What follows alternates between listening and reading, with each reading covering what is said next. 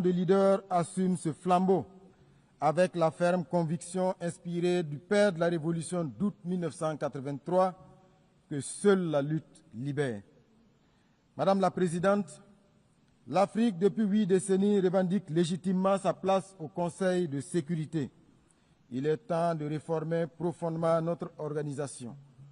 Plus concrètement, il s'agit de mettre en œuvre une réforme courageuse du Conseil de sécurité, en accordant à l'Afrique une représentation permanente, d'améliorer la gestion des ressources pour rendre l'ONU plus efficace et plus proche des peuples qu'elle prétend servir, de s'attaquer avec fermeté aux causes structurelles de l'injustice internationale, qu'il s'agisse du terrorisme instrumentalisé, du blocus de Cuba, des sanctions contre le Venezuela, la Russie, l'Iran, le Nicaragua ou de l'impasse du conflit israélo-palestinien.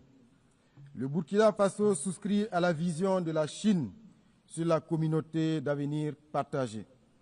Dans le cas particulier de la République bolivarienne du Venezuela, nous réaffirmons notre soutien indéfectible à ce peuple qui subit depuis des décennies des campagnes d'isolement, des sanctions illégales et des provocations incessantes. Face à cette ingérence flagrante dans les affaires souveraines d'une nation et cette agression économique aux conséquences humanitaires désastreuses, nous exprimons notre solidarité avec ce pays qui résiste avec dignité pour préserver son droit de choisir son propre destin sans ultimatum ni dictat étranger. Nous appelons donc à la raison et à la diplomatie pour que cesse toute action hostile contre le Venezuela. Monsieur le secrétaire général, je voudrais à présent m'adresser à vous. Il est vraiment temps pour notre organisation de changer de paradigme, car l'ONU se retrouve aujourd'hui dans la même situation que la défunte Société des Nations.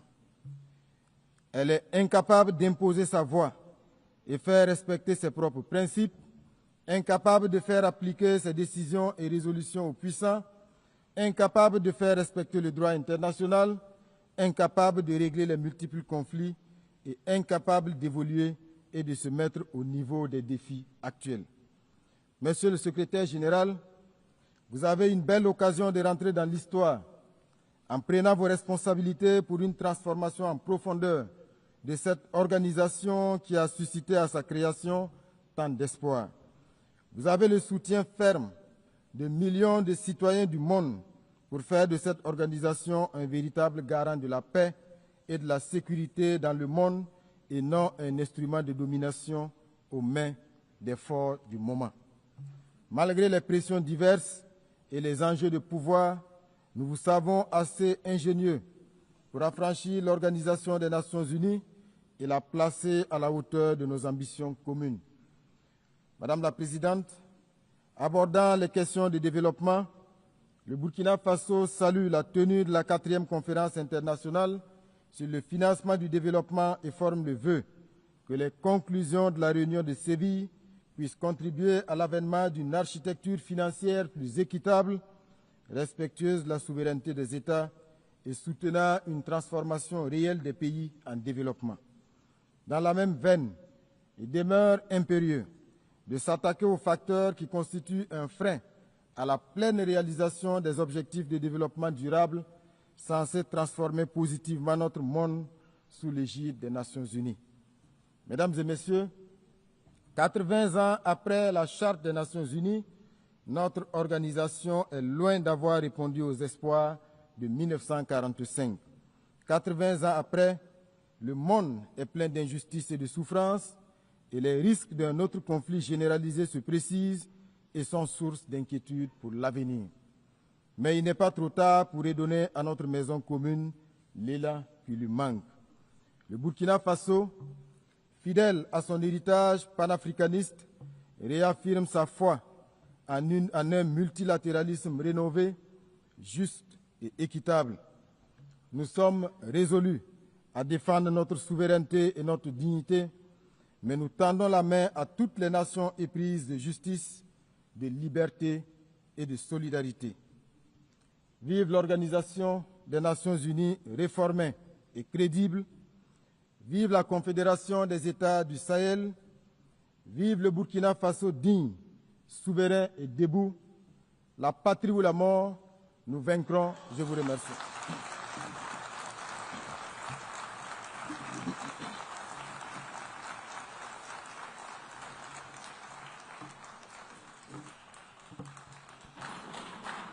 On behalf of the Assembly, I wish to thank the Prime Minister and Head of Government of Burkina Faso.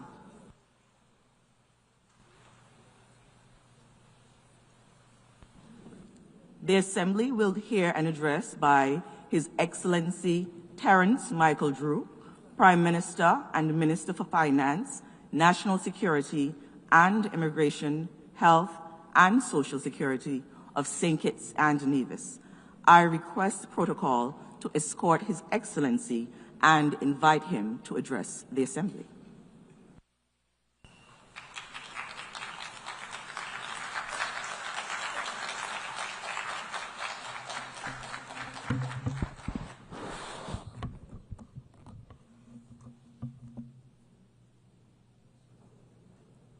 Madam President, Secretary General Antonio Guterres, Excellencies, distinguished delegates, friends of conscience and colleagues in the cause of civilization, and to my fellow Kittitians and Nevisians at home and across the seas, I bring you greetings from our twin island federation, and I bring you a plea that must no longer be deferred. Madam President, for 80 years, this Assembly has been a harbor for hope. From these benches, ideas were born that banished hunger, cured children of diseases, and stitched torn treaties back together. We have reason to honor what has been achieved. Rights extended, ladders out of poverty raised, medicines and measures moved across borders. Yet alongside these triumphs are truths we must not hide. Partial pledges, procrastination, and the persistent practice of putting profit before people.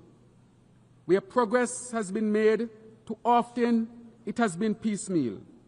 Where promises have been given, too often they have been broken. We meet now at a moment of moral measure. The map of human destiny is not drawn merely by the large or the loud, but by the just and the judicious. Diplomacy that is polite but passive is not enough. Language must be matched by labor. Pledges must be partnered by payments, and rhetoric must be redeemed by results. St. Kitts and Nevis stands ready to work, to partner, and to perform. But we ask for the great actors in this global drama a simple thing, and that is to transform your capacity into compassion, change the calculus of comfort for the calculus of climate justice. Madam President, we are people who measure time not by years alone, but by storms. Imagine, for example, an elder fisherman, hands like weathered rope, watching the reef that used to cradle his nets die away until there is nothing left to catch but mere memories. Imagine classrooms without roofs and homes without running water. These are not metaphors for us. These are our fears at the turn of every hurricane season. The climate science is stern and the signs are severe. Heat that hangs like a heavy blanket smothers harvests and hardens the soil. Seas that swell, swallow beaches where families once played cricket in the sand. Storms that arrive more often, that intensify in hours from Category 1 to Category 5, arrive with total fury and leave devastation in their wake. When a single hurricane can steal away years of a nation's GDP in a single night, the ledger of gross national income becomes a misleading measure of our well-being. This is the anatomy of an injustice. The emissions that warm the planet are poured by the many into an atmosphere owned by no one, and paid for most dearly by the few, by our large ocean states. What was forged by centuries of industrial development now returns as tempest and trial to those least responsible. That is not merely an accident of geography. It is a failure of stewardship, a moral failing that we must name, and a responsibility we must repair. We therefore welcome the ICJ's landmark ruling on the responsibility of states for climate change, and which makes clear that under international law, states have a binding duty to protect our planet from the escalating climate crisis. We must do better.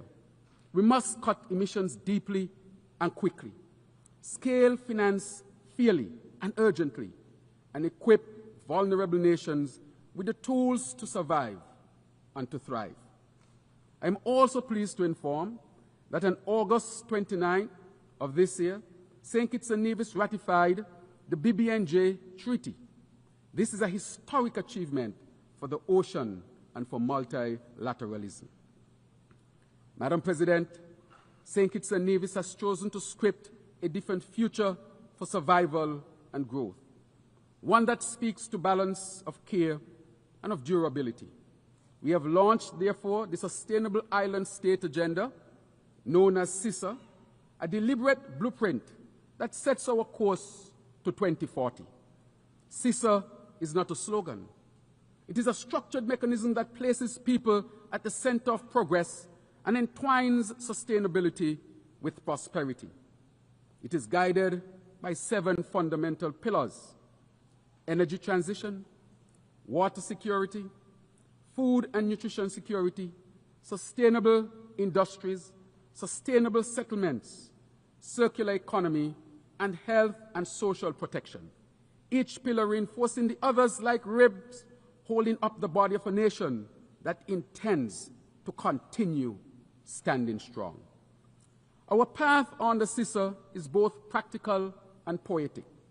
We are reimagining energy so that the power that lights our homes does not darken another nation's future.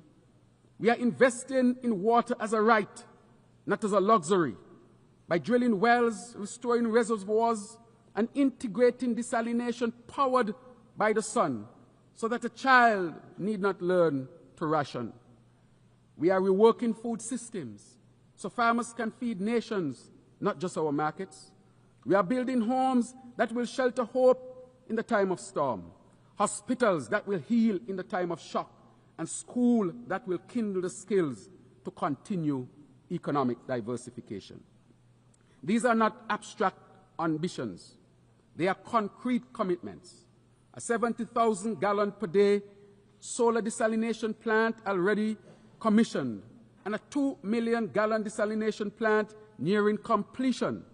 Geothermal drilling in our sister island of Nevis, supported by multilateral finance to power both our islands and beyond.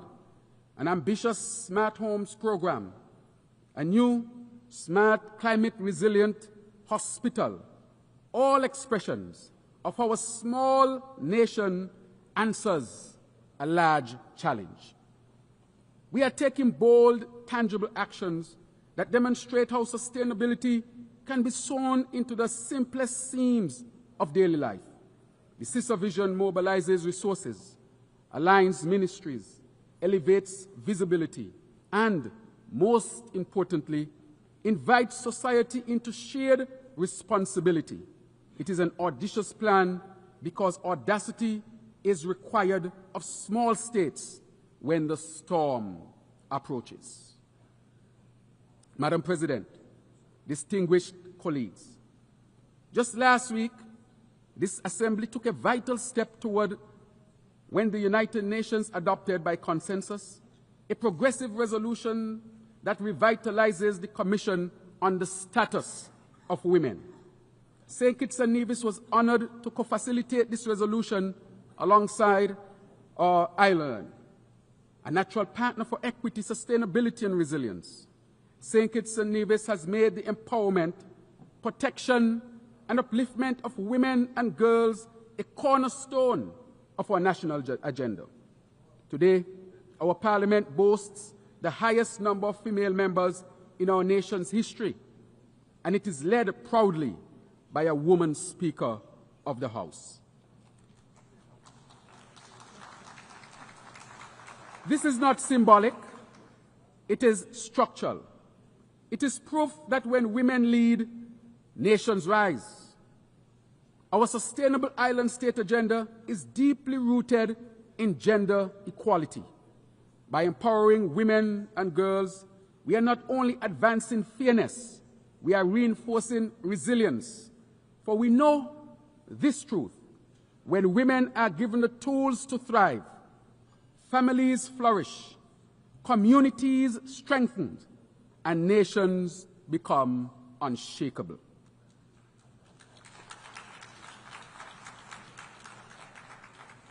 Madam President, the adoption of the Multidimensional Vulnerability Index is a pivotal turning point.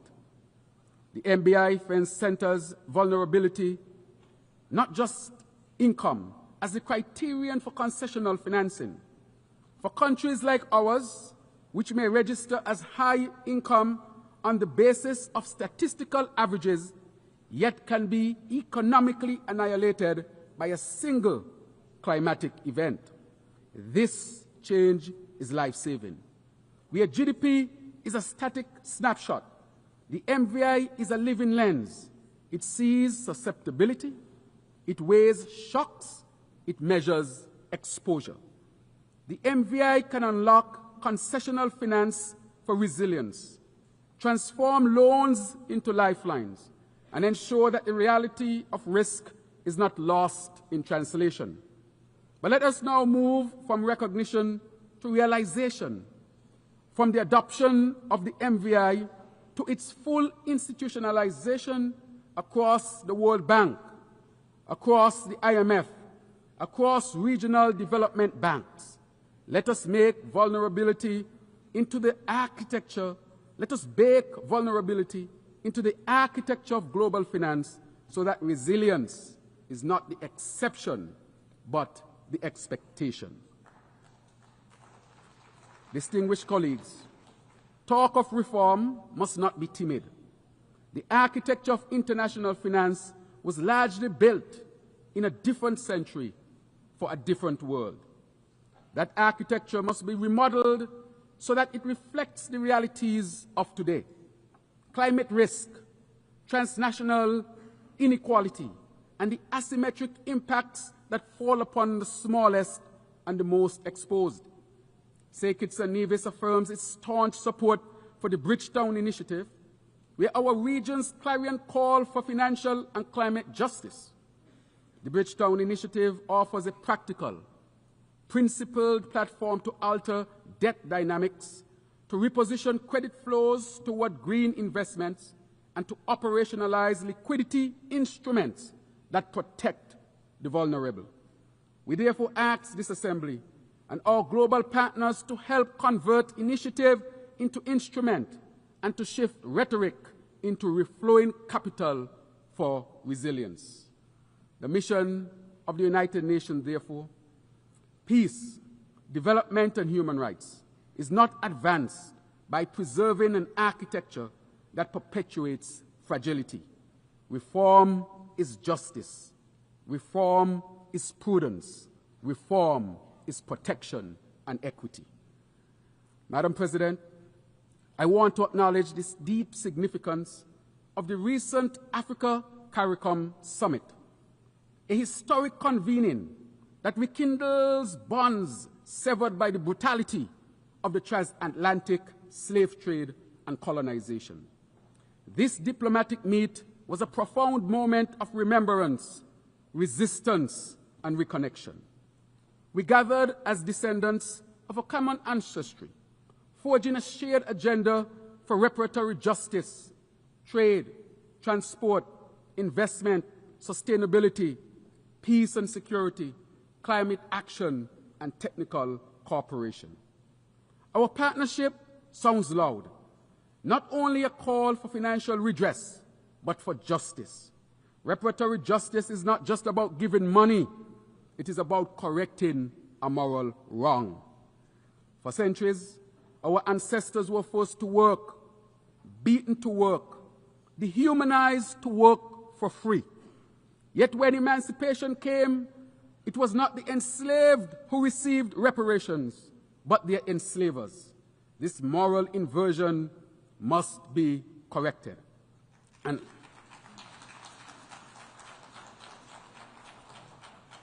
as part of this broader historical reckoning, I also amplify the call for full exoneration of His Honorable, Most Honorable, Marcus Mosiah Garvey, a global icon, Pan-Africanist, and prophet of liberation. And while we welcome the posthumous pardon granted to him, we continue to petition for his full exoneration. Let us correct this error in the record of justice. So today, we stand not in anger, but in resolve.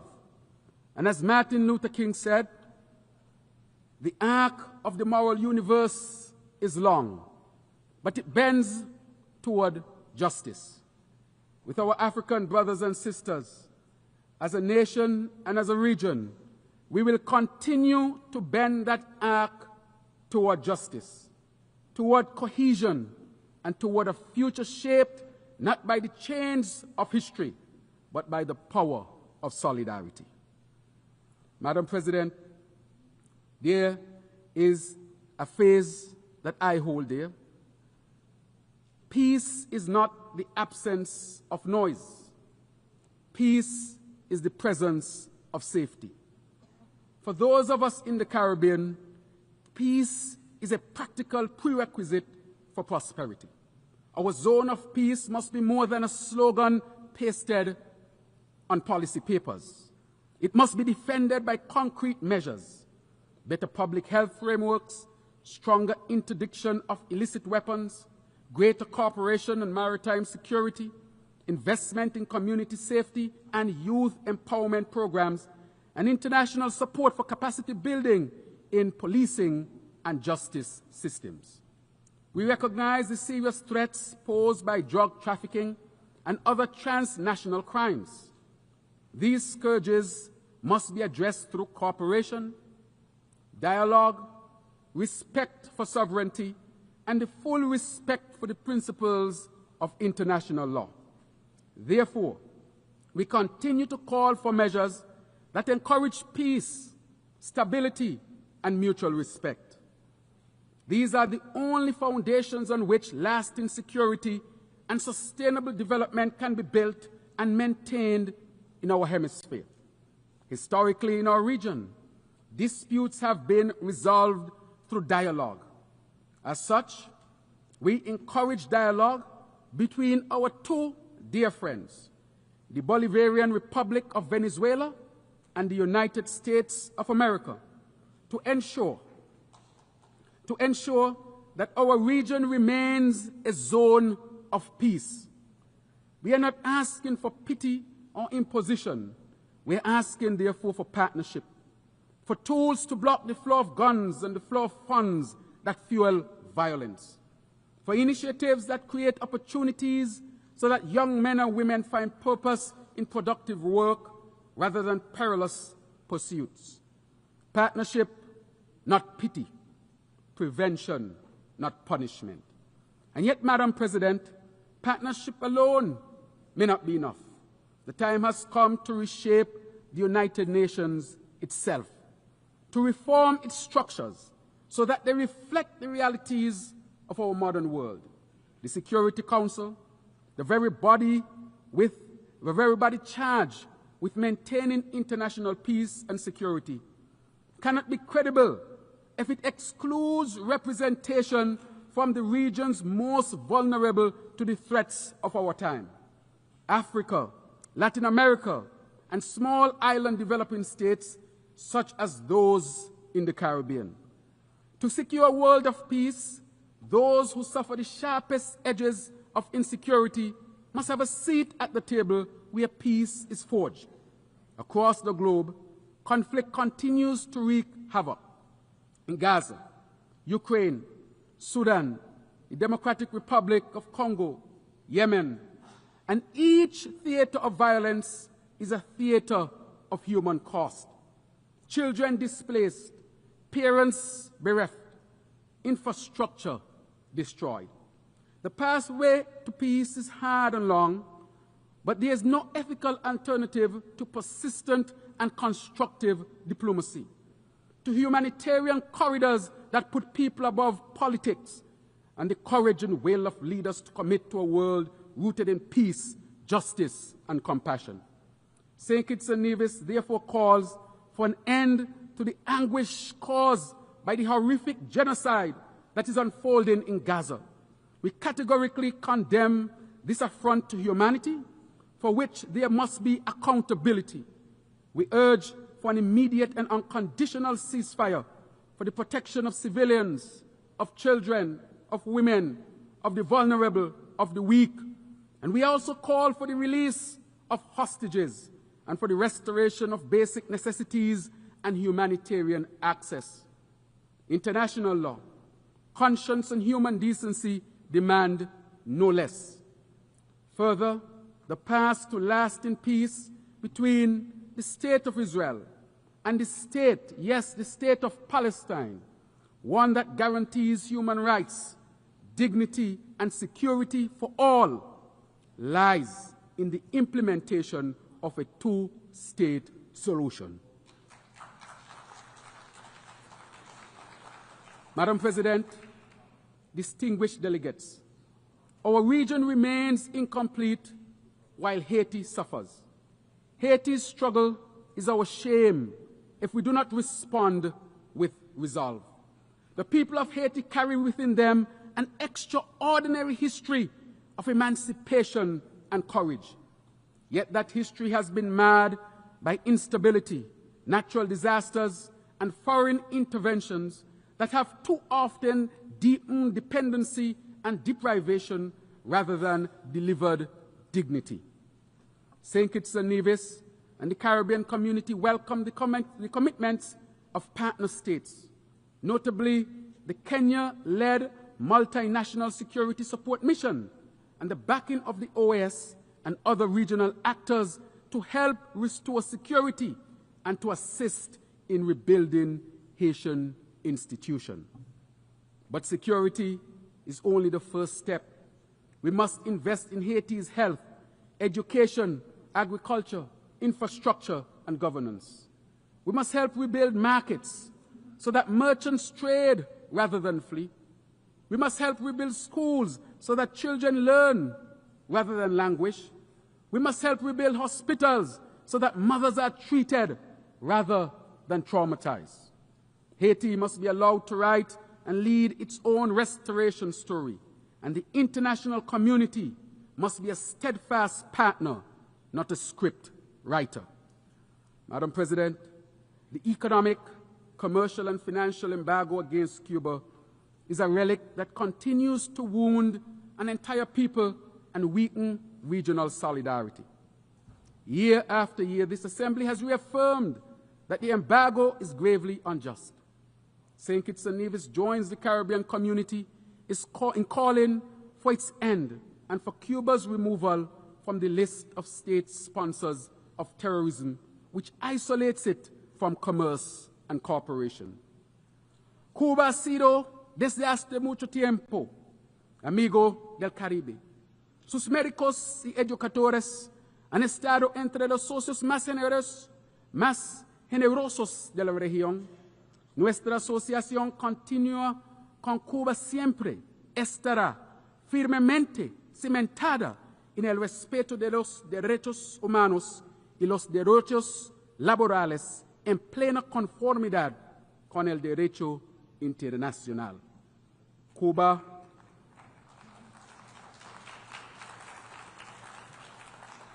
una Cuba más fuerte y sostenible no solo mejora el bienestar de sus propios ciudadanos, sino también la seguridad y sostenibilidad del todo Caribe.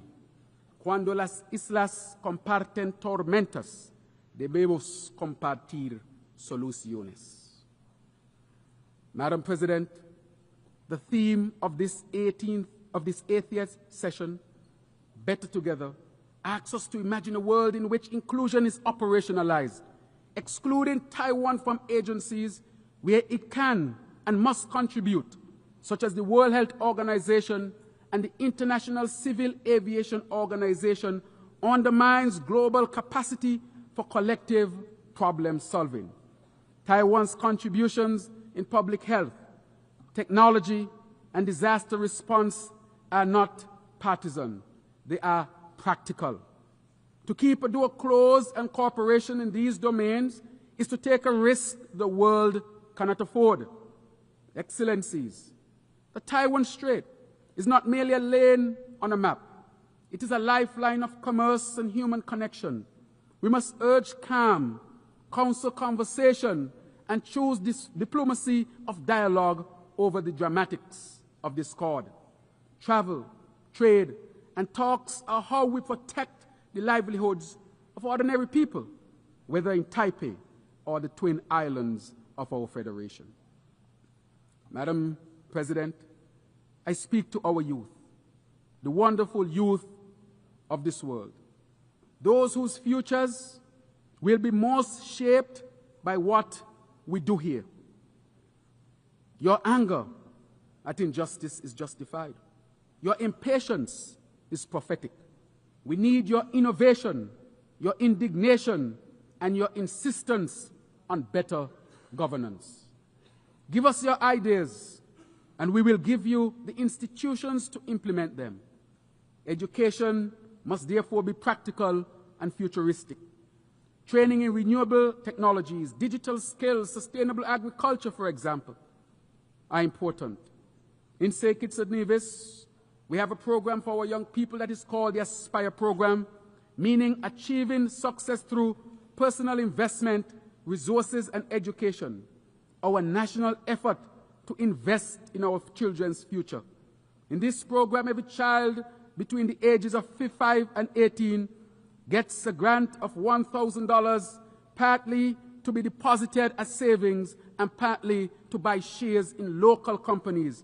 So from very young, they are building their financial future, a gateway, a pathway to end poverty in our country. This is an example of how we seed hope at the roots. In conclusion, Madam President, distinguished colleagues, when we accept the verse that says, "We shall overcome," we must pair it with the refrain, "We shall act." The triumph of the 20th century was not inevitable.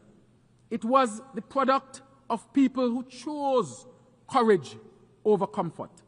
The triumph of this century will be no less possible if we choose it. This assembly has the capacity to imbue policy with compassion, to turn knowledge into kindness, to render solidarity not as sentiment, but as system. Let us be architects of a world where smallness is not a sentence, but a strength, where islands like ours are recognized as laboratories of resilience rather than limit cases of neglect, where being better together means binding ourselves in common cause, common finance, and common care. May we be brave enough to act, willing enough to partner, and wise enough to ensure that when future generations ask, what did we do at this turning point, their answer will not be they hesitated, but the answer must be they not only acted, but they acted together as a human family. Thank you.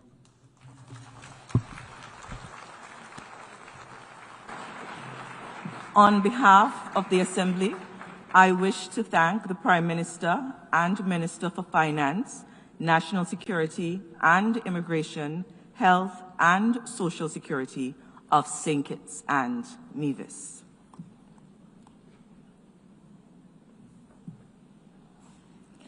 The Assembly will hear an address by His Excellency Lamin Zain Ali Mahaman, Prime Minister of the Transition Government and Minister of Economy and Finance of the Republic of Niger.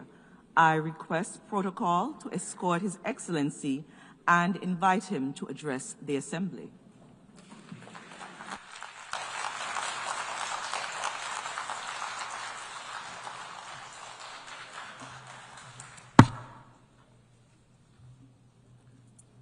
Bismillahir Rahmanir Rahim. Wa sallallahu ala nabiyil karim. Excellences, Mesdames et Messieurs les chefs d'État et de gouvernement, Mesdames et Messieurs les chefs de délégation, Madame la Présidente, Mesdames et Messieurs, j'ai l'insigne honneur de vous délivrer au nom du peuple nigérien souverain les salutations et le message de son Excellence le général d'armée Abdrahman Chani, président de la République du Niger, chef de l'État. Permettez-moi tout d'abord de vous adresser, Madame la Présidente, mes sincères félicitations pour votre élection à la présidence de cette 80e session de l'Assemblée générale des Nations unies. Le Niger vous assure de son plein soutien dans l'accomplissement de votre mission. Je tiens également à saluer l'engagement et le leadership de votre prédécesseur dans la conduite de la 79e session. Madame la Présidente, Messieurs, avant de rentrer dans le vif du sujet, je voudrais dire que le Niger soutient le discours prononcé au nom de la Confédération des États du Sahel à cette même tribune par mon frère et ami, son Excellence Abdoulaye Maïga, Premier ministre du Mali, hier le 26 septembre 2025.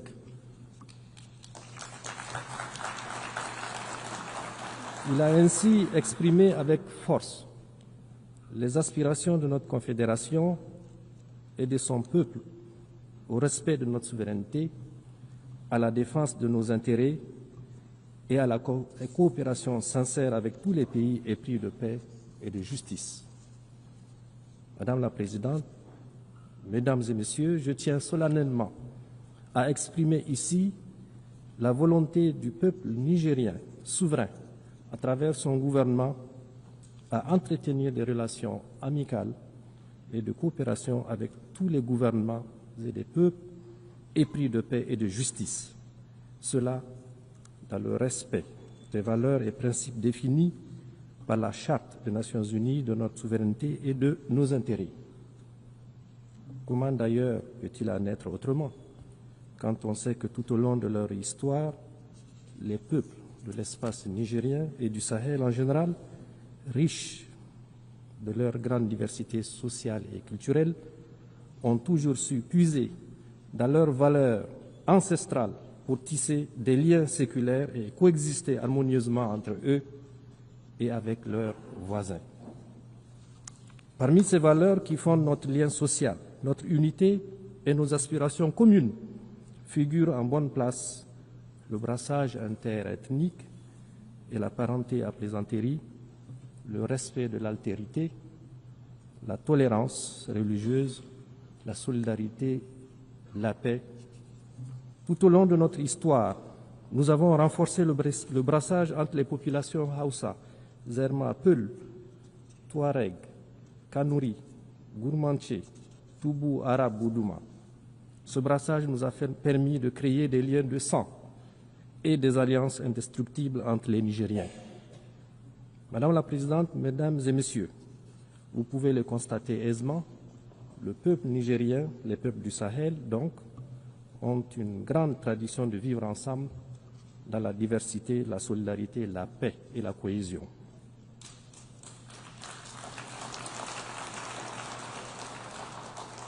Dans les vastes étendues du Sahel, au climat souvent aride, nos peuples ont très vite compris la nécessité de s'organiser, de créer des liens, de coopérer les uns avec les autres pour vivre en paix et en sécurité dans leur espace partagé.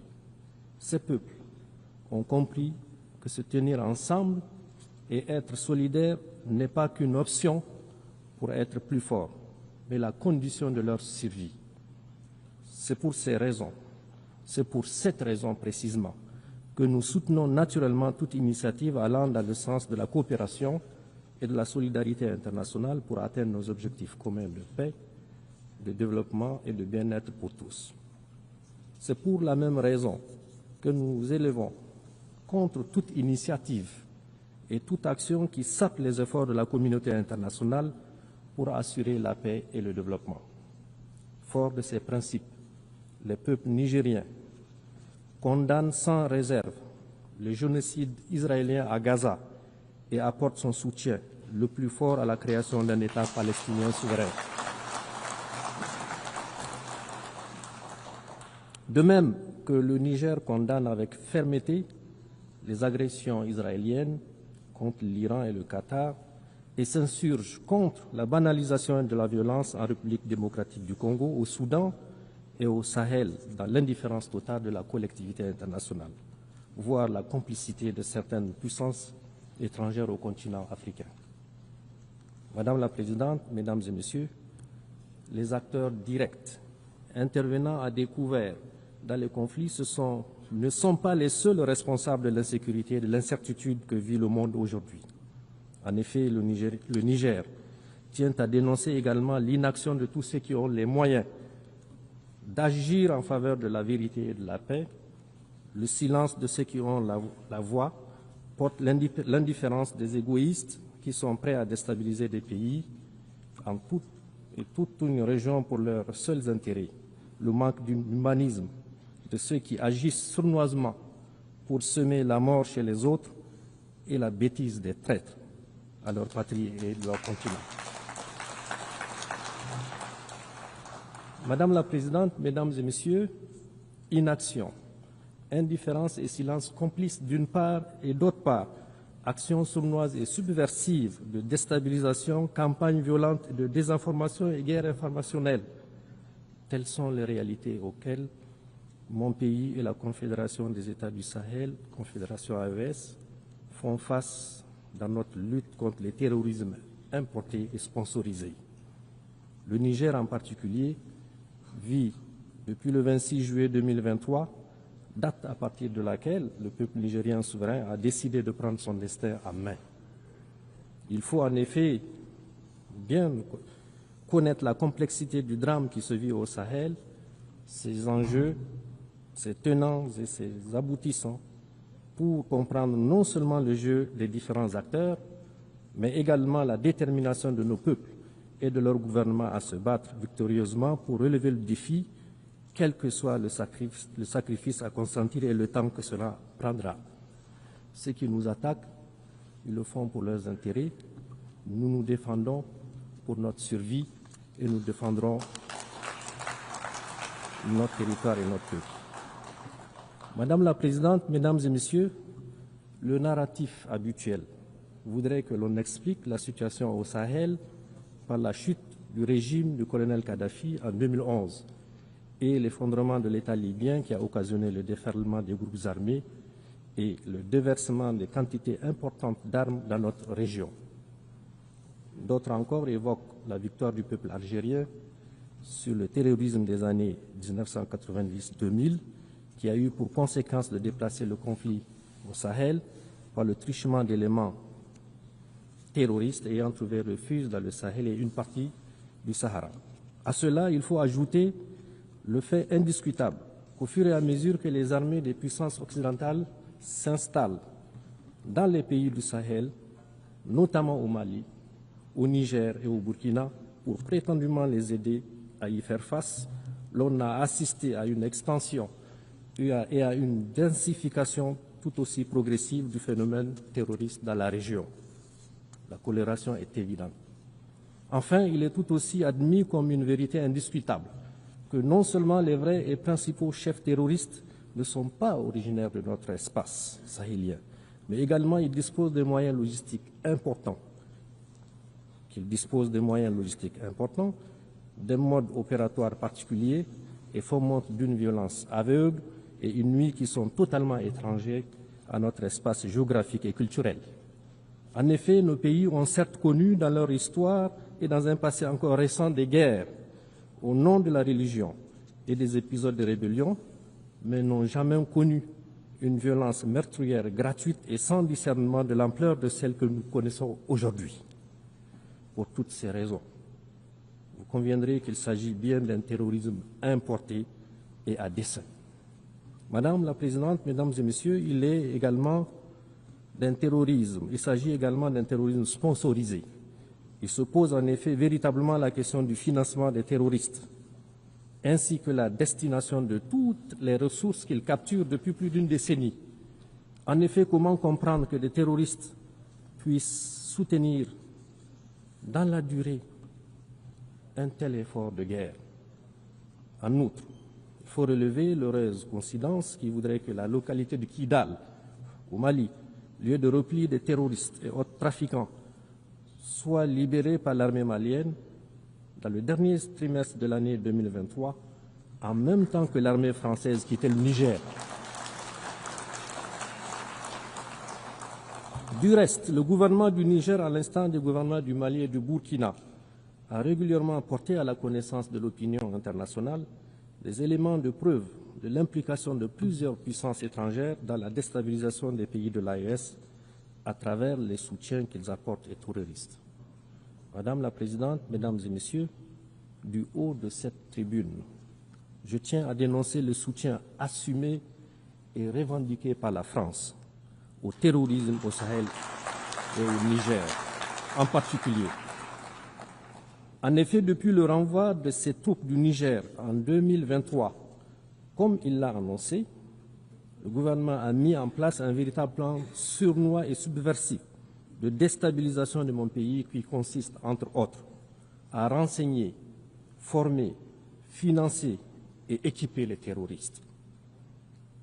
À des tentatives malheureuses pour créer les conditions d'un conflit interethnique au Niger et au Sahel, en une campagne de désinformation et intoxication pour discréditer mon pays, ses institutions, ses responsables politiques et son armée, en entretenant et en alimentant une tension politique permanente entre mon pays et certains de ses voisins.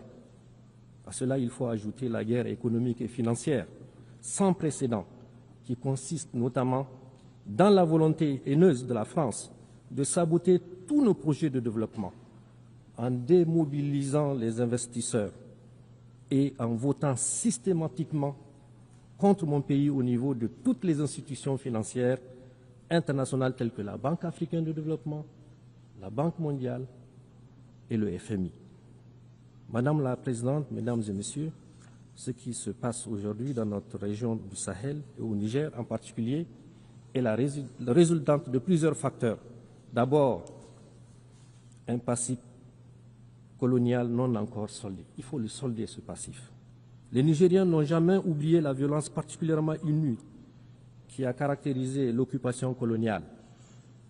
La tristement célèbre mission Voulet et Chanoine et d'autres expéditions militaires encore se sont distinguées par la mort et la torture à grande échelle qu'elles ont semées à Terra, il y a quelques années seulement, à Djoundjou, Douchi, Koni, Tessawa et à Zender, où un sultan même a été exécuté.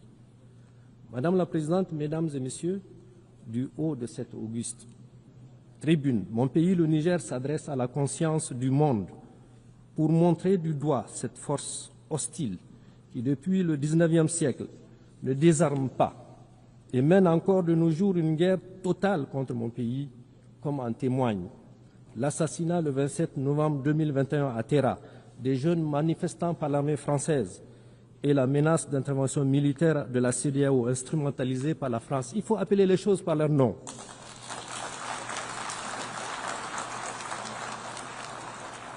Le terrorisme abject commandité par ce pays qui commet des crimes odieux dans l'espace AES, notamment celui de Fambita, où le 21 mars 2025, 44 fidèles musulmans ont été froidement exécutés en pleine prière de vendredi. Cette tribune m'offre aussi l'occasion de rendre un hommage et d'avoir une pensée pieuse pour tous nos soldats tombés et les civils assassinés par les balles de nos ennemis. Ces crimes nous rappellent d'ailleurs ceux commis par la France au Niger depuis 1899 et qui saignent encore dans notre mémoire collective. Au nom du droit de l'homme, je parle des victimes innocentes de la mission Afrique centrale, je parle des villes et des villages pillés et incendiés, je parle des carnages de Junju et de Lougou, je parle des villes martyrs de Kouram-Kalgo où la population a été entièrement exterminée, de Birnukoni où plus de 7000 morts ont été jetés dans des fosses communes. Je parle au nom des femmes enceintes, éventrées et des fœtus jetés en pâture aux charognards. Je parle au nom des femmes violées et des fillettes pendues. Je parle au nom des hommes fusillés et des résistants décapités.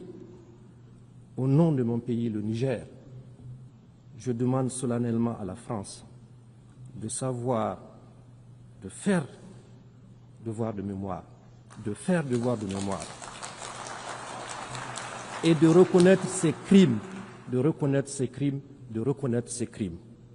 À ce sujet d'ailleurs, le général Tchani a mis en place une commission d'experts, d'universitaires et de scientifiques pour étudier cette période sombre de notre histoire et écrire l'histoire véritable de notre pays afin de rétablir les faits, de rétablir la vérité, nous réapproprier notre histoire et de donner à notre grand peuple toute sa dignité.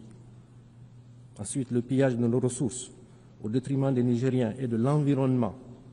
En effet, un demi-siècle d'exploitation, l'uranium n'a apporté aux Nigériens que misère, pollution, rébellion, corruption, désolation et aux Français, prospérité et puissance. Vous allez à Arlit aujourd'hui, toutes les nappes phréatiques sont contaminées. C'est inacceptable. Aussi, depuis l'avènement du Conseil national pour la sauvegarde de la patrie et la décision du gouvernement du Niger d'exercer sa souveraineté sur ses ressources, ce gouvernement, en désarroi, cherche à nous entraîner dans des procès interminables pour arrêter l'exploitation et la vente de notre minerai.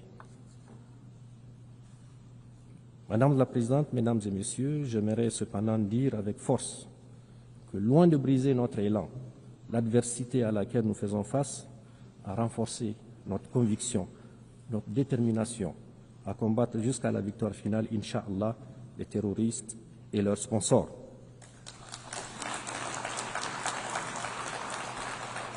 Nous pouvons d'ores et déjà nous réjouir de certains résultats structurants réalisés. Ce que le peuple nigérien a réussi depuis le 26 juillet 2023 avec la prise de pouvoir par le CNSP, c'est d'inscrire notre pays dans une nouvelle trajectoire qui, cette fois-ci, est porteuse d'espoir. Ce que nous avons réussi, c'est de renvoyer de notre pays, sans haine, ni violence, ni rancune, les forces qui entravaient notre souveraineté et empêchent nos forces de défense et de sécurité de monter en puissance pour accomplir efficacement notre mission. La doctrine des soldats nigériens, des militaires nigériens, on ne devrait recevoir aucun soldat sur notre territoire. C'est une mission qui nous revient à nous. Ce que nous avons réussi, c'est de dénoncer tous les contrats, textes législatifs, traités et conventions injustes qui ne vont pas dans le sens de l'intérêt de notre peuple et de notre pays. C'est un signal fort pour tous ceux qui ont l'habitude et l'intention de piller le Niger que désormais notre pays défendra ses intérêts sans complaisance et avec tous les moyens à notre disposition. Ce que nous avons réussi, c'est l'affirmation de notre souveraineté sur nos ressources naturelles longtemps spoliées et pillées par des puissances étrangères, avec la complicité, malheureusement, de certains de nos compatriotes. Ce que nous avons réussi, c'est l'unité de notre peuple sur des questions d'intérêt national. Désormais, tous les Nigériens regardent dans le même sens, dans la même direction, celle qui préserve l'intérêt supérieur de notre pays. Les Nigériens ont compris que la bataille qui se mène est une question collective, d'où l'émergence spontanée de nouvelles devises populaires, la Boussanino en germain, zancen ƙasa ne en Hausa, Hali Lady non en Fulfulde, ce qui signifie qu'il s'agit là d'un enjeu véritablement national. Ce que nous avons réussi, c'est de réveiller le patriotisme et le bâtisseur de nations qui dort en chacun d'entre nous. Les Nigériens, longtemps foulés aux pieds par des individus au service des intérêts personnels, se disent aujourd'hui qu'ils sont des partisans de cette souveraineté qu'il faut absolument défendre. Ce que nous avons réussi, c'est le soutien sincère de la population au gouvernement, qui font désormais corps pour engager le pays sur la voie du progrès. Ce que nous avons réussi, c'est de prouver que le Niger peut tenir debout, faire face courageusement et avec succès au terrorisme, assurer ses dépenses de souveraineté, faire des dépenses d'investissement, bref, vivre sans la prétendue assistance étrangère, souvent utilisée pour menacer ou humilier notre peuple. Ce que nous avons réussi, c'est que pour la première fois dans l'histoire de notre pays, les décisions qui engagent notre pays, notre peuple, sont prises au Niger, par des Nigériens, et dans l'intérêt du Niger et nulle part ailleurs. C'est d'ailleurs ce qui a permis, en toute responsabilité, et malgré le contexte difficile que nous connaissons, de prendre des mesures sociales, à la fois symboliques et fortes, qui sont, entre autres, la baisse des prix à la pompe de l'essence et du gasoil, la diminution des coûts de certains actes médicaux et chirurgicaux, la baisse des frais de scolarité et le soutien au prix de certains denrées de première nécessité. Madame la Présidente, Mesdames et Messieurs, comme vous pouvez le constater, notre pays, le Niger, s'est engagé dans une nouvelle dynamique de gouvernance. Cette approche a été consolidée par les assises nationales tenues à Niamey du 15 au 20 février 2025 et a rassemblé l'ensemble des forces vives de la nation. Ces assises ont abouti à l'adoption d'importantes recommandations et à l'élaboration d'une charte de refondation. Elles ont également permis, conformément à la charte, de mettre progressivement en place nos institutions, le Conseil consultatif de refondation, la Cour d'État, la Cour des comptes, la Commission de lutte contre la délinquance économique, financière et fiscale, l'Observatoire national de la communication, l'Autorité de régulation de la commande publique. Ensuite, sur le plan diplomatique, le Niger a non seulement élargi sa carte diplomatique avec l'ouverture de plusieurs représentations diplomatiques et postes consulaires, mais également a redéfini le cadre de sa coopération avec ses partenaires. Ce cadre est désormais fondé sur le respect absolu de notre souveraineté, de nos choix stratégiques et des aspirations légitimes du peuple nigérien. Le Niger n'est donc pas isolé. De même, le Niger s'est également engagé dans un vaste programme de production agricole visant à assurer l'autosuffisance alimentaire de ses laborieuses populations dans la mise en œuvre de milliers d'hectares de terres arables à travers la grande irrigation que le chef de l'État a demandé qu'elle soit une réalité. Les résultats auxquels nous sommes parvenus sont encourageants en un an de mise en œuvre. En effet, pour la première fois de notre histoire récente, le pays ne connaît pas de période de soudure. Cette période au cours de laquelle, généralement, l'aide alimentaire est sollicitée auprès de la communauté internationale. Notre ambition est que le Niger conquiert sa souveraineté alimentaire, Inch'Allah. Nous ne demanderons plus d'aide alimentaire pour nourrir nos populations.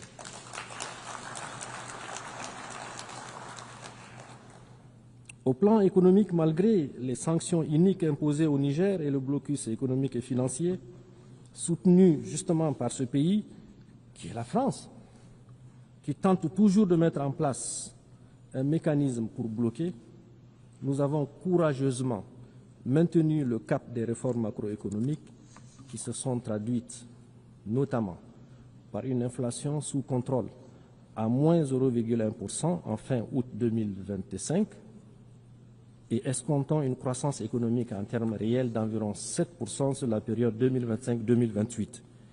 En outre, notre déficit budgétaire, qui était de 5,4% du PIB en 2023, sera, Inch'Allah, contenu à 3%. Déjà, on a les résultats à la fin de l'année 2025. Enfin, des efforts considérables sont déployés pour améliorer notre profil d'endettement. Madame la Présidente, Mesdames et Messieurs, relativement à la question des droits de l'homme. Le Niger réaffirme son attachement aux instruments juridiques internationaux auxquels il est partie. Toutefois, il dénonce avec force l'approche différenciée et sélective observée dans l'application des principes des droits de l'homme par certains pays dont le seul but est de nuire à l'image de nos États. Aussi, je tiens à annoncer de vive voix que le Niger et l'ensemble des pays de la Confédération AES, profondément attachés au respect de la dignité humaine et à l'épanouissement de leur population, n'acceptent d'aucune façon en la matière de la part de quelques entités que ce soit, qu'on nous impose quoi que ce soit.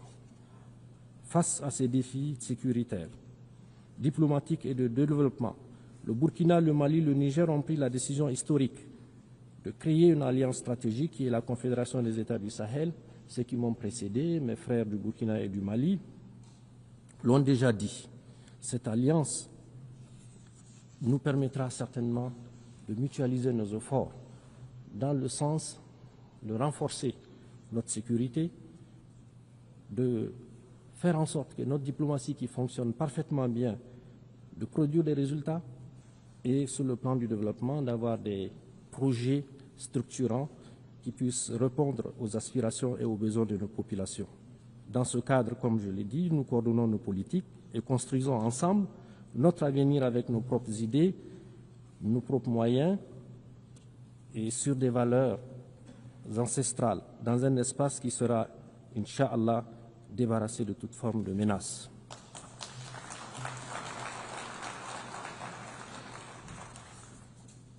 Pour conclure mon propos, je dirais que le Niger, terre millénaire aux confins du Sahara, fait face, de par son histoire et de sa géographie, à des adversités multiples.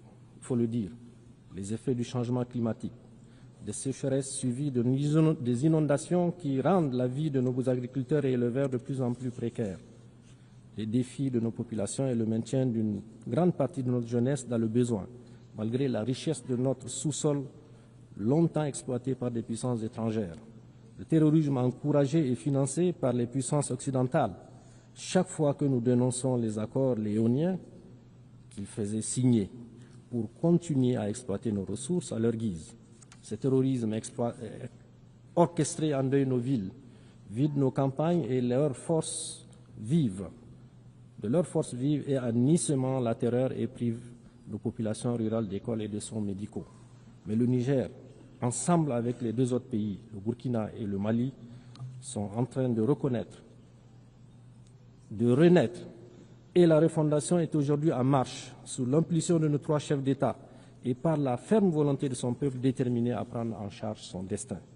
La refondation en cours au Niger n'est pas une rupture avec la communauté internationale, mais l'affirmation solennelle de notre souveraineté, de notre dignité et de notre droit inaliénable à choisir nos partenaires pour le bien-être de nos enfants. Notre priorité absolue demeure donc la sécurité, la lutte contre le terrorisme que nous avons engagé.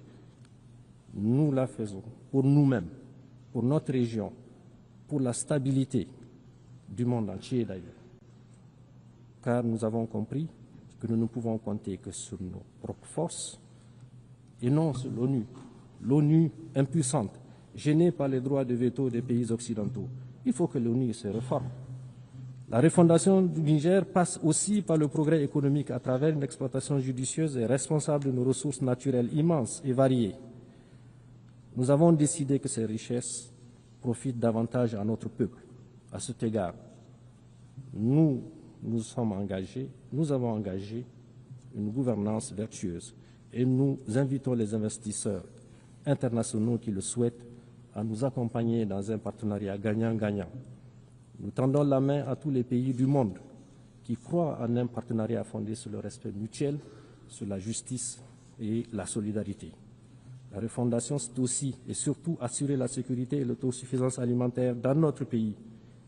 À cet égard, notre gouvernement mise sur l'agroécologie et la grande irrigation. Je le disais plus haut, compter sur nos propres moyens reste le credo du chef de l'État, le général Tchani. Madame la Présidente, nous croyons encore au multilatéralisme comme voie pour relever les défis globaux. Cependant, cette valeur doit être réformée pour être plus exclusive, inclusive et plus juste. L'Afrique doit avoir sa place, la place qui lui revient dans les instances de décision internationales, y compris au Conseil de sécurité. La voix de l'AES doit être entendue lorsqu'on discute de la paix dans le monde. Nous avons notre partition à jouer. Travaillons ensemble à bâtir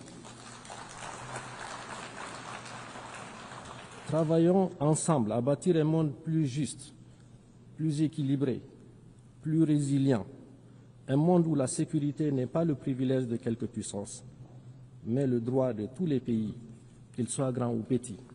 Un monde où la vie de chaque nation compte sans aucune discrimination et où les cris des peuples sont entendus. Mesdames et Messieurs, je vous remercie au nom de mon pays, le Niger et de l'AES.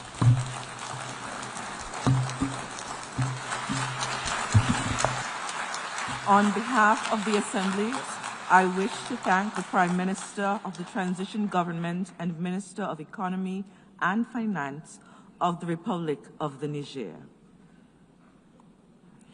The Assembly will hear an address by His Excellency Sonexay Sifandon, Prime Minister of the Lao People's Democratic Republic. I request protocol to escort His Excellency and invite him to address the Assembly.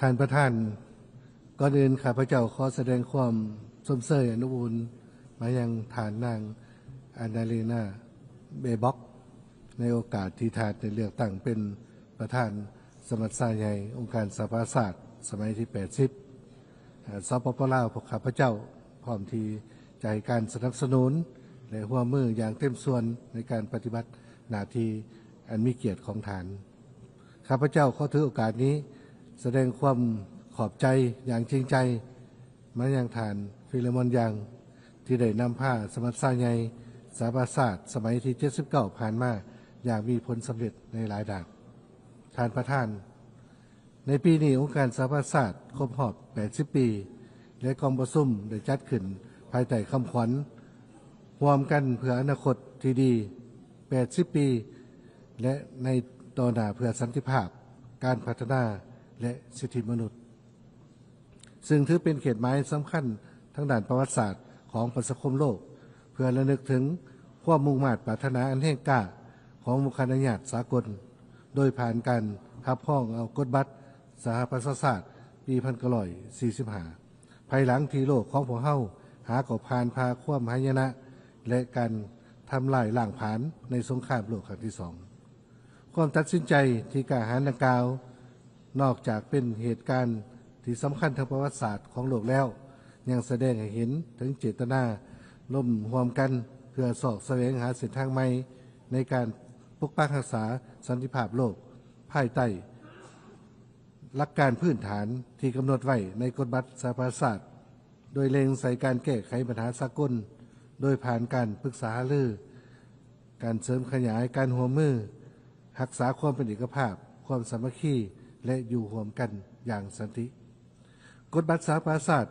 ได้กำหนดหลักการพื้นฐานที่สำคัญให้แก่บรรดาประชาชาติเพื่อพร้อมกันจะตั้งปฏิบัติและส่งเสริมการร่วมมือหลายฝ่ายตลอดระยะ8 ทศวรรษที่ผ่านมาถึงแม้ว่าในระยะผ่านมาโลกของพวกเฮาได้เผชิญกับสิ่งท้าทายที่มีความเสี่ยงหลายครั้งที่อาจนำไปสู่ขอบเหวแห่งสงครามทำลายล้างผลาญแต่ย้อนการเสริฐสู้กลไกการพัวพันร่วมมือแบบหลายฝ่ายเพื่อสร้างสภาพแวดล้อมที่เอื้ออำนวยให้แก่การพัฒนาที่ยืนยงจึงเฮ็ดให้วงคณะญาติสากลพวกเฮาสามารถผ่านพ้นอุปสรรคและสิ่งท้าทายนานาประการโดยผ่านการร่วมกันแก้ไขปัญหาด้วยสันติวิธีเฮ็ดให้มวลมนุษย์ได้ดำรงชีวิตในสันติภาพเสถียรภาพและการพัฒนาเป็นก้าวๆมาสิ่งดังกล่าวได้แสดงให้เห็น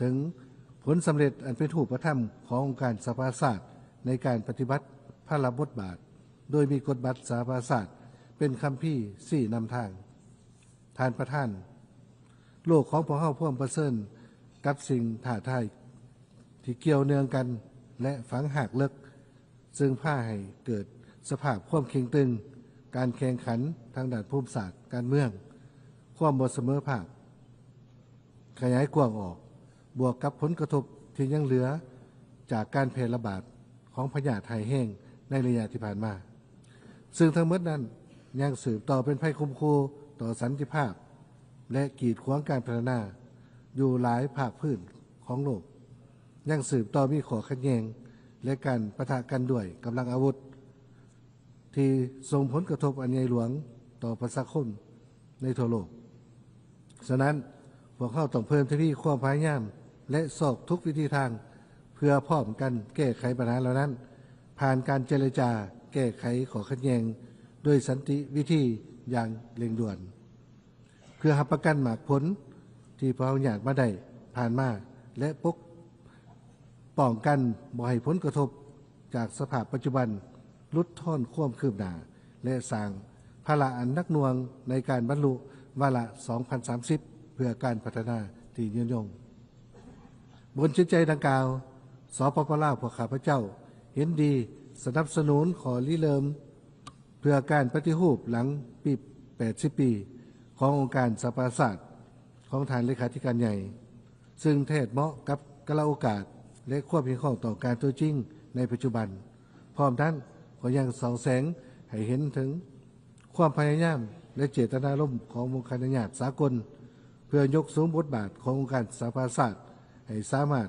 รับมือกับสภาพแวดล้อมตัวจริงของสากลในระยะใหม่ข้าพเจ้าเห็นว่าความพยายามในการปฏิรูปองค์การสหประชาชาติควรให้บริมิสิทธิ์สูงสุดให้แก่การปกปักรักษาสันติภาพซึ่งเป็นปัจจัยพื้นฐานเพื่อสุขอยู่การพัฒนารับประกันความยุติธรรมและเกียรติศักดิ์ศรีของมวลมนุษย์โลกพร้อมเดียวกันนั้นพวกเขาจะต้องสืบต่อสร้างความเข้มแข็งปรับปรุงแบบแผนวิธีเวียกของบรรดากลไกอยู่ภายใต้องค์การสหประชาชาติให้มีประสิทธิผลเกินกว่าเก่าโดยผ่านการปฏิรูปอย่างหอบด้านท่านประธานสปป.ลาวเวลาใดก็ให้ความสำคัญแก่การร่วมมือกับองค์การสหประชาชาติในฐานะเป็นประเทศสมาชิกการประกอบส่วนด้านต่างๆตลอดระยะผ่านมาก็แมนเพื่อแสดงให้เห็นถึงความหมายมั่นอันเสมอต้นเสมอปลาย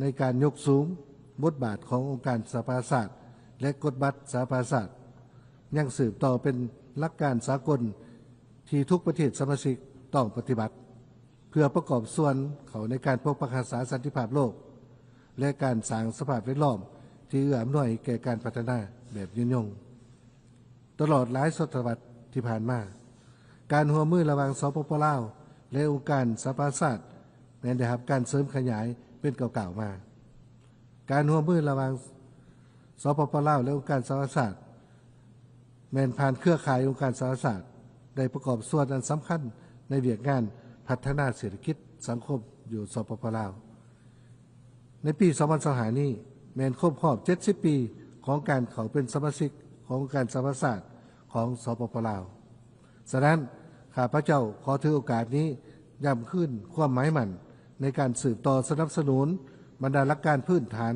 และเป้าหมายขององค์การสหประชาชาติในฐานะเป็นประเทศสมาชิกที่หักหอมและส่งเสริมสันติภาพท่านประธานพวกข้าพเจ้ามีความยินดีต่อผลสำเร็จของกองประชุมระดับสูงว่าด้วยการแก้ไขปัญหาปาเลสไตน์โดยสันติวิธีและการแก้ไขแบบสองรัฐจัดขึ้นในระหว่างวันที่ 28-30 กรกฎาคม 2025 ผ่านมาการนำพ้องเอาแถลงการนิวยอร์กแมนขีดหมายสำคัญขององค์การญาติสากลเพื่อสืบต่อความหมายมั่นในการสร้างสันติภาพความยุติธรรมและความรับผิดชอบร่วมกันสปป.ลาวสืบต่อสนับสนุนการแก้ไขปัญหาสองรัฐโดยที่สองประเทศปาเลสไตน์และอิสราเอลอยู่ร่วมกันอย่างสันติและมั่นคงโดยสอดคล้องกับบัญญัติที่เกี่ยวข้องของการสหประชาชาติสปป.ลาวหวังอย่างยิ่งว่า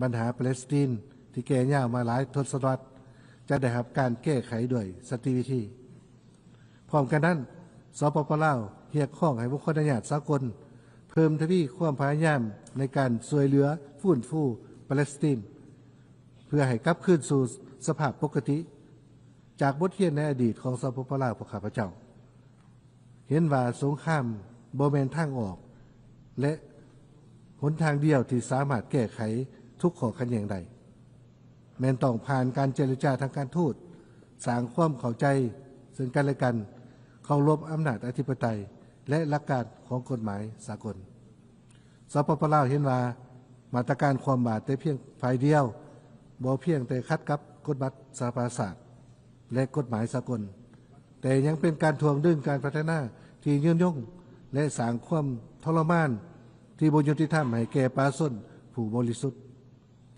อีกเทื่อหนึ่งสปปลาวขอร่วมกับองค์การบัญญัติสากลเรียกร้องให้ยกเลิกการคว่ำบาตรทางด้านเศรษฐกิจและการเงินต่อสาธารณรัฐกิวบาพร้อมทั้งลบรายชื่อประเทศกิวบาออกจากบัญชีประเทศที่สนับสนุนการก่อการร้ายและยกระดับและยกเลิกบรรดามาตรการบีบบังคับฝ่ายเดียวทั้งหมดต่อบรรดาประเทศเอกราชท่านประธานจากการทบทวนระยะกลางสมัยของการปฏิบัติวาระแห่งชาติวาระ 2030 เห็นว่าพวกเขายังพบกับสิ่งท้าทายหลายอย่างสปปลาวยืนยันคำมั่นหมายอันแห่งกล้าของตนเพื่อจะตั้งปฏิบัติเป้าหมายการพัฒนาแบบยืนยงและแสดงความยินดีต่อการรับรองแถลงการว่าด้วยอนาคตที่เป็นข้อตกลงสากลฉบับใหม่เพื่อปรับปรุงและสร้างความเข้มแข็งให้ขอบการร่วมมือหลายฝ่ายร่วมทั้งการจัดตั้งปฏิบัติเป้าหมายหลักขององค์การสหประชาชาติสำหรับสปปลาวเป้าหมายการพัฒนาแบบยืนยงได้ถูกจัดตั้งพันขยายเข้าในวาระแห่งชาติพวกข้าพเจ้าจะสืบต่อสมใส่จัดตั้งปฏิบัติเป้าหมายพัฒนาแบบยืนยงโดยผ่านการปฏิบัติแผนพัฒนาเศรษฐกิจสังคมแห่งชาติที่กวมร่วมแน่ใส่เพื่อสร้างความเข้มแข็งและสามารถรับมือกับสภาพการใหม่ร่วมทั้งการเปลี่ยนแปลงดินฟ้าอากาศโดยหมุนใส่เทคโนโลยีClimate Smart พร้อมกันนั้นข้าพเจ้าเห็นว่าการร่วมมือสากลที่แน่นแฟ้นรวมทั้งการเข้าถึงเทคโนโลยีนวัตกรรมใหม่และการเข้าถึงแรงขึ้นแม่นความจำเป็นอย่างยิ่งสำหรับบรรดาประเทศอยู่ในสถานภาพพิเศษและมีความอ่อนไหวโดยอิงใส่สภาพจุดพิเศษด้านการพัฒนาสปปลาวได้รับพ้องเอาเป้าหมายการพัฒนาแบบยืนยงเป็นเป้าหมายที่ 18 คือเพื่อชีวิตที่ปลอดภัยจากระเบิดบ่ทันแตกซึ่งยังสืบต่อเป็นภัยคุ้มคูต่อชีวิตการเป็นอยู่ของประชาชนลาวในทั่วประเทศพร้อมทั้งเป็นอุปสรรคกีดขวางการพัฒนาประเทศฉะนั้นข้าพเจ้าจึงถือโอกาสนี้ขอเรียกร้องมายังองค์การบัญญัติสากลให้เพิ่มทวีการช่วยเหลือและสนับสนุนสปปลาวในการแก้ไขปัญหาระเบิดบ่ทันแตกที่ยังตกค้างโดยอิงตามสนธิสัญญาสากลว่าด้วยระเบิดลูกวานซึ่งสปปลาวได้รับหน้าที่เป็นประธานกองประชุมทบทวนขึ้นครั้งที่ 3ของสนธิสัญญาดังกล่าวพวกข้าพเจ้ามีความภูมิใจที่สปปลาวสืบต่อบรรลุเงื่อนไขในการลดพ้นจากสถานภาพด้อยพัฒนาเพื่อรับประกันให้การข้ามผ่านมีความลงเรียนและยืนยงพวกข้าพเจ้าพ่วงสมใส่การจัดตั้งปฏิบัติยุทธศาสตร์ว่าด้วยการข้ามผ่านอย่างลงเรียนโดยผ่านการปรึกษารือและการร่วมมือระหว่างบรรดาแขนงการภาครัฐและครูร่วมพัฒนาเพื่อรับประกันให้สืบต่อมีทงทาดีภายหลังการลดพ้นออกจากสถานภาพประเทศด้อยพัฒนาในอนาคตถึงแม้ว่าจะมีสิ่งท้าทายหลายประการแต่สปปลาวยังสืบต่อมีความหมายมั่นที่จะเด็ดเดียวที่จะสร้างความสามารถในการพึ่งตนเองสร้างความเข้มแข็งในทุกด้านเป็นต้นเหมือนการกะเกี่ยมความพร้อมด้านพื้นฐานโครงสร้างทั้งด้านเศรษฐกิจของประเทศการสร้างทรัพยากรมนุษย์ที่มีคุณภาพการยกสูงขีดความสามารถและสมรรถภาพการผลิตอยู่ภายในประเทศตามทิศสร้างเศรษฐกิจเอกราชเป็นเจ้าตนเองเพื่อสร้างความเกี่ยมพร้อมในการนำพาประเทศชาติออกจากสถานภาพด้อยพัฒนาภายใต้ แผนพัฒนาเศรษฐกิจสังคมแห่งชาติ5 ปีครั้งที่10 2026-2030 ข้าพเจ้าขอแสดงความสมเสยต่อผลสำเร็จกองประชุมสหประชาชาติว่าด้วยประเทศกำลังพัฒนาที่บ่มีสายแดนติดกับทะเลครั้งที่3โดยเฉพาะเหมือนการทำข้อกับแผนปฏิบัติงานอัศวาและจะสืบต่อเสื่อมสารแผนดำเนินการสากลดังกล่าวเข้าในแผนพัฒนาเศรษฐกิจแห่งสังคมแห่งชาติฉบับใหม่เพื่อบรรลุเป้าหมายบรมสิทธิ์แห่งชาติคือหันเปลี่ยนจากประเทศบ่มีชายแดนติดกับทะเลเป็นประเทศเชื่อมจอดเชื่อมโยงกับภาคพื้นและสากลสำหรับสปป.ลาวการก่อสร้างพื้นฐานโครงสร้างเพื่อเชื่อมจอดแม่นบรมสิทธิ์แห่งชาติที่สำคัญแม่นความคืบหน้าที่ผลเด่นแม่นการสำเร็จก่อสร้างเส้นทางรถไฟลาวจีนท่าเรือสากลลาวเวียดนามอยู่วงอ่างการวางแผนสร้างทางรถไฟในขบวนสปป.ลาวถึงท่าเรือวงอ่างสสเวียดนามและการขยายท่าบกศูนย์บริการขนส่งครบวงจรซึ่งทั้งหมดนั้นได้ช่วยลดต้นทุนในการขนส่งและเปิดเส้นทางใหม่สำหรับการหันเปลี่ยนทางด้านเศรษฐกิจและการค้าอยู่ภาคพื้นท่านประธานการเปลี่ยนแปลงดินฟ้าอากาศและภัยธรรมชาติที่เกิดขึ้นหลายขึ้นได้ส่งผลกระทบอันใหญ่หลวงต่อบรรดาประเทศร่วมทั้งสปป.ลาวฉะนั้นวงคณะญาติสากลต้องร่วมมือกันเพื่อสืบต่อจัดตั้งปฏิบัติสัญญาปารีสสร้างความพร้อมเพื่อรับมือปรับตัวและแก้ไขผลกระทบจากภัยพิบัติเพื่อนำใส่ทรัพยากรธรรมชาติตามทิศยงสปป.ลาวได้รับข้ออนุยุทธศาสตร์ว่าด้วยการเปลี่ยนแปลงดินฟ้าอากาศแห่งชาติและสืบต่อคำบั่นหมายในการจัดตั้งปฏิบัติพันธะการประกอบส่วนในระดับประเทศถึงอย่างไรก็ตามการสนองด้านการเงินที่เพียงพอการถ่ายทอดเทคโนโลยีและการสร้างความสามารถยังคงบทบาทสำคัญในการดำเนินงานของคำมั่นหมายเหล่านี้ให้ปรากฏผลเป็นจริงเพราะข้าพเจ้าเรียกร้องให้การปฏิบัติคำมั่นสัญญาของสากลโดยเฉพาะเป้าหมายการสนองทุนจำนวน$100 ในแต่ละปีในเวียกงานการเปลี่ยนแปลงดินฟ้าอากาศให้ปรากฏผลเป็นจริงเพื่อสนับสนุนบรรดาประเทศที่ยังอ่อนไหวท้ายแห่งมุมซ่อนอีกด้านหนึ่งแม้นการปฏิรูปนวัตกรรมดิจิทัลวิทยาศาสตร์เทคโนโลยีเพื่อความก้าวหน้าของการปฏิบัติเป้าหมายพัฒนาแบบยืนยงสปป.ลาวสนับสนุนการจัดตั้งปฏิบัติขอตกลงสากลว่าด้วยการร่วมมือด้านดิจิทัลและให้ความสำคัญแก่การเข้าถึงและการคุ้มครองดิจิทัลที่เสมอภาคซึ่งจะเป็นการสร้างความเชื่อมั่นการมีส่วนร่วมและได้รับผลประโยชน์ร่วมกันในระดับภาคพื้นอาเซียนแต่ให้ความสำคัญแก่การหันเป็นดิจิทัลส่งเสริมการทำใช้เทคโนโลยีที่ทันสมัยเพื่อเพิ่มประสิทธิภาพยกระดับชีวิตกันยกระดับขีดความสามารถในการปรับตัวต่อการเปลี่ยนแปลงใหม่เพื่อเพิ่มประสิทธิภาพและยกขีดความสามารถในการปรับตัวต่อการเปลี่ยนแปลงปัจจุบันอาเซียนก็พร้อมเล็งเจรจาสัญญาว่าโดยขอบเวียกเศรษฐกิจดิจิทัลให้สำเร็จโดยไวเพื่อเป็นการส่งเสริมให้อาเซียนเป็นเขตเศรษฐกิจดิจิทัลที่น้ำหนาสร้างให้มีการเชื่อมจอดกันภายในและเชื่อมจอดกับทั่วโลกที่มีความเข้มแข็งเพื่อรับมือกับสิ่งท้าทายต่างๆจากเศรษฐกิจของโลกที่ทันสมัยท่านประธานท้ายสุดนี้ข้าพเจ้าขอยืนยันขึ้นความหมายมั่นที่จะสืบต่อหัวมือและสนับสนุนภารกิจของการสหประชาชาติอย่างต่างหน้าโดยเฉพาะเป็นการจัดตั้งปฏิบัติบรรดาหลักการที่ได้กำหนดไว้ในกฎบัตรของสหประชาชาติข้าพเจ้าเชื่อมั่นว่าองค์การสหประชาชาติที่มีความเข้มแข็งและมีประสิทธิภาพบ่เพียงแต่จะสามารถช่วยปกปักรักษาสันติภาพและความมั่นคงโลกเท่านั้นแต่ยังจะช่วยยู่แห่งการปฏิบัติเป้าหมายพัฒนาแบบยืนยงพร้อมทั้งรับประกันว่าบรรดาประเทศสมาชิกทั้งหมดจะได้รับผลประโยชน์ที่เท่าเทียมกัน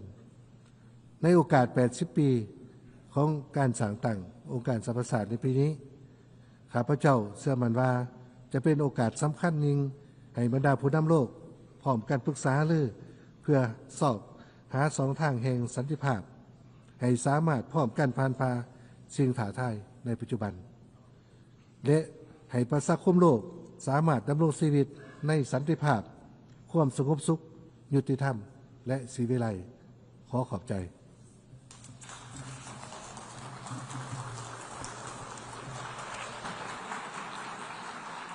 On behalf of the Assembly, I wish to thank the Prime Minister of the Lao People's Democratic Republic,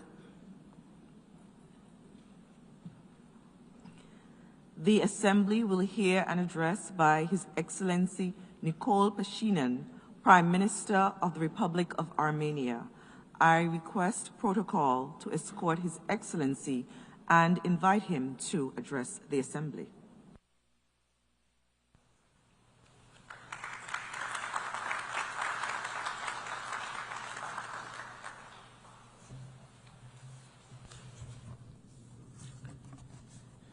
Հարգելի նախագահող, ձեր գերազանցություններ, հարգելի գործընկերներ, տիկնայք եւ պարոնայք։ Հայաստանի Հանրապետության բոլոր ղեկավարների այս ամբիոնից ունեցած ելույթների հիմնական բովանդակությունը նվիրված է եղել Հայաստանի Հանրապետության եւ Ադրբեջանի Հանրապետության կոնֆլիկտին։ Այդպիսին էին նաեւ իմ ելույթները 2018-ից 2023 թվականներին։ Նախորդ տարի ելույթ ունենալով Գլխավոր ասամբլեայի 79-րդ նստաշրջանում առաջին անգամ փորձեցի խոսել ոչ թե Հայաստանի եւ Ադրբեջանի միջև կոնֆլիկտի, այլ խաղաղության մասին։ Իմ այդ խոսույթը շատ զգույշ էր, շատ անորոշ, չնայած որ այդ պահին արդեն Հայաստան-Ադրբեջան միջպետական սահմանի ավելի քան 12 կիլոմետրը առաջին անգամ սահմանազատված էր, իսկ երկու երկրների սահմանազատման հարցերով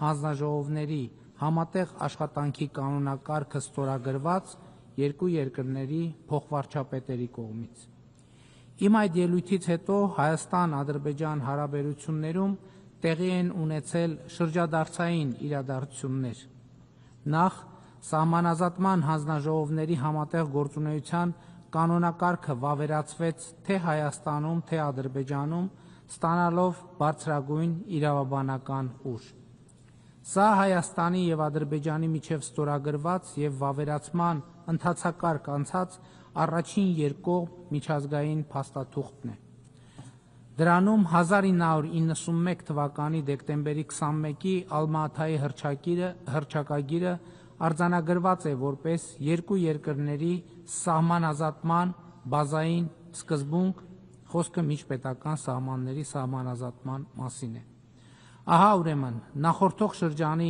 լավատեսական գործընթացները անցած 1 տարվա ընթացքում շարունակվեցին։ Այս տարվա մարտին Հայաստանն ու Ադրբեջանը կարողացան համաձայնեցնել միմյանց միջև խաղաղության եւ միջպետական հարաբերություններ հաստատելու մասին համաձայնագրի նախագիծը եւ նման դրական ելքով ավարտել բանակցությունները նախագծի շուրջ։ Այդ փաստաթղթում նույնպես կողմերը հղում անելով Ալմա-Աթայի հռչակագրին հաստատում են իրենց ըմբռնումը, որ նախկին ԽՍՀՄ խորհրդային սոցիալիստական հանրապետությունների միջև սահմանները դարձել են համապատասխան անկախ պետությունների միջազգային սահմաններ եւ այս հենքի վրա ճանաչում եւ հարգում են միմյանց ինքնիշխանությունը, տարածքային ամբողջականությունը, միջազգային սահմանների անխախտելիությունը եւ քաղաքական անկախությունը։ Ինչպես արդեն տեսակ, Ալմա-Աթայի հռչակագրին հղումը նշանակում է, որ երկու երկրները ճանաչում են, որ Հայաստանի Հանրապետության տարածքը նույնական է Հայկական խորհրդային սոցիալիստական հանրապետության տարածքի հետ, իսկ Ադրբեջանի Հանրապետության տարածքը նույնական է Ադրբեջանական խորհրդային սոցիալիստական հանրապետության տարածքի հետ եւ այդ տարածքները ներառող սահմանները անխախտելի են։ Հայաստանի եւ Ադրբեջանի միջև խաղաղության եւ միջպետական հարաբերությունների հաստատման մասին նշված համաձայնագիրը ահա այս տարվա օգոստոսի 8-ին ԱՄՆ մայրաքաղաք Վաշինգտոնում Սպիտակ տանը երկու երկրների արտաքին գործերի նախարարների կողմից նախաստորագրվեց Միացյալ Նահանգների նախագահի, Ադրբեջանի նախագահի եւ իմ ներկայությամբ։ Օգոստոսի 8-ին Սպիտակ տանը տեղի ունեցած հանդիպման կուլմինացիան դարձավ այն հռչակագիրը, որ Ադրբեջանի նախագահի հետ ընդունեցինք հանդիպման արդյունքներով եւ որը որպես վկա ստորագրեց նաեւ Միացյալ Նահանգների նախագահ Դոնալդ Թրամփը։ Այդ հռչակագիրը արձանագրեց, որ Հայաստանն ու Ադրբեջանը ընդունում են անցյալի հակամարտությամբ չկանխորոշված Միավորված ազգերի կազմակերպության կանոնադրությանը ու 1991 թվականի Ալմա-Աթայի հռչակագրին համապատասխան պայծառ ապագայի ուղի նախանշելու անհրաժեշտությունը եւ որ մարդկային անասելի տառապանքներ պատճառած հակամարտությունից հետո մեր ժողովուրդների համար ստեղծվել են վերջապես բարիդրացիական հարաբերություններ սկսելու պայմաններ, հիմնված միջազգային սահմանների անկախտելիության եւ տարածքներ ձեռք բերելու նպատակով ուժի կիրառման անթույլատրելիության սկզբունքների վրա։ Այս իրողությունը, որը ենթակա չէ եւ երբեք չպետք է ենթակա լինի վերանայման, ճանապարհ է հարթում մեր երկու ժողովուրդների միջև թշնամանքի էջը փակելու համար։ Մենք վճռականորեն մերժում եւ բացառում ենք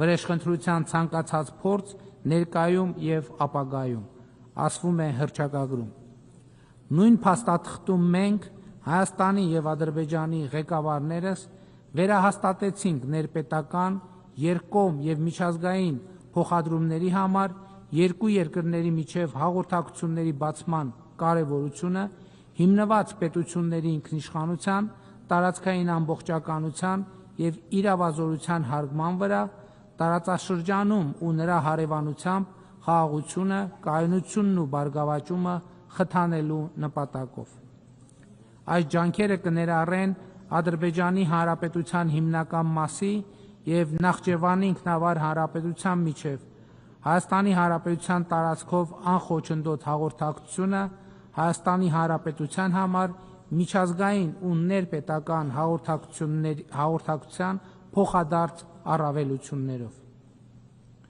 Արձանագրվեց նաեւ, որ Հայաստանի Հանրապետությունը աշխատելու է Ամերիկայի Միացյալ Նահանգների եւ փոխադարձաբար համաձայնեցված երրորդ կողմերի հետ Հայաստանի Հանրապետության տարածքում Թրամփի ուղի հանուն միջազգային խաղաղության եւ բարգավաճման կամ TRIP ուղի հաղորդակցության ծրագրի իրականացման շրջանակը սահմանելու նպատակով։ Մենք հաստատեցինք մեր վճռականությունը բարեխղճորեն ձեռնարկելու բոլոր միջոցները սույն նպատակին հնարավորինս արագ կերպով հասնելու համար։ Հարգելի նախագահող, հարգելի ներկաներ, ինչ է այս ամենը նշանակում։ Այս ամենը նշանակում է, եւ ես ուրախ եմ միջազգային ողջ հանրությանը զեկուցել, որ Հայաստանի Հանրապետության եւ Ադրբեջանի Հանրապետության միջև խաղաղություն է հաստատված, տիկնայք եւ պարոնայք։ Այս խաղաղության գործում վճռական է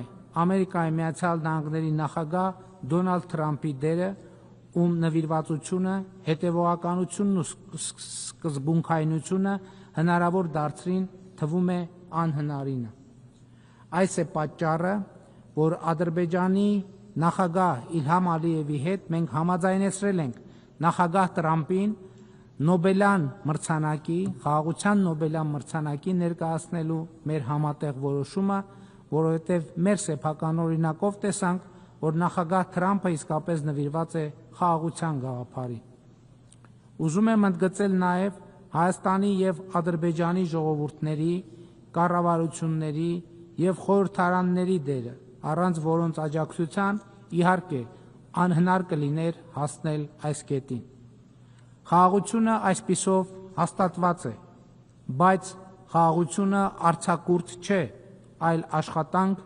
ամենօրյա աշխատանք։ Խաղաղությունը ամենօրյա խնամք է պահանջում նորածին մանուկի նման իրեն պաշտպանելու վարակից, ցրտից ու շոքից, անտարբերությունից ու հոռետեսությունից։ Կոնֆլիկտը իսկապես շատ ավելի քիչ հարցեր է դնում մեր առաջ եւ պատասխանի տարբերակներն էլ կոնֆլիկտի պարագայում շատ չեն։ Իսկ խաղաղությունն իր հետ բերում է հարցեր, նոր հարցեր, էլի հարցեր, շարունակաբար հարցեր եւ այդ հարցերին խնամքով եւ ոչ թե կամահարանքով պատասխանելն է խաղաղ կյանքը։ Այդ հարցերի շուրջ շրջահայացորեն մտածելը ու պատասխանները բարեխղճորեն ձևակերպելն է խաղաղության ինստիտուցիոնալացումը, որը շարունակական անհրաժեշտություն է եւ որով պետք է զբաղվենք ամեն օր։ Այս համատեքստում չափազանց կարևոր է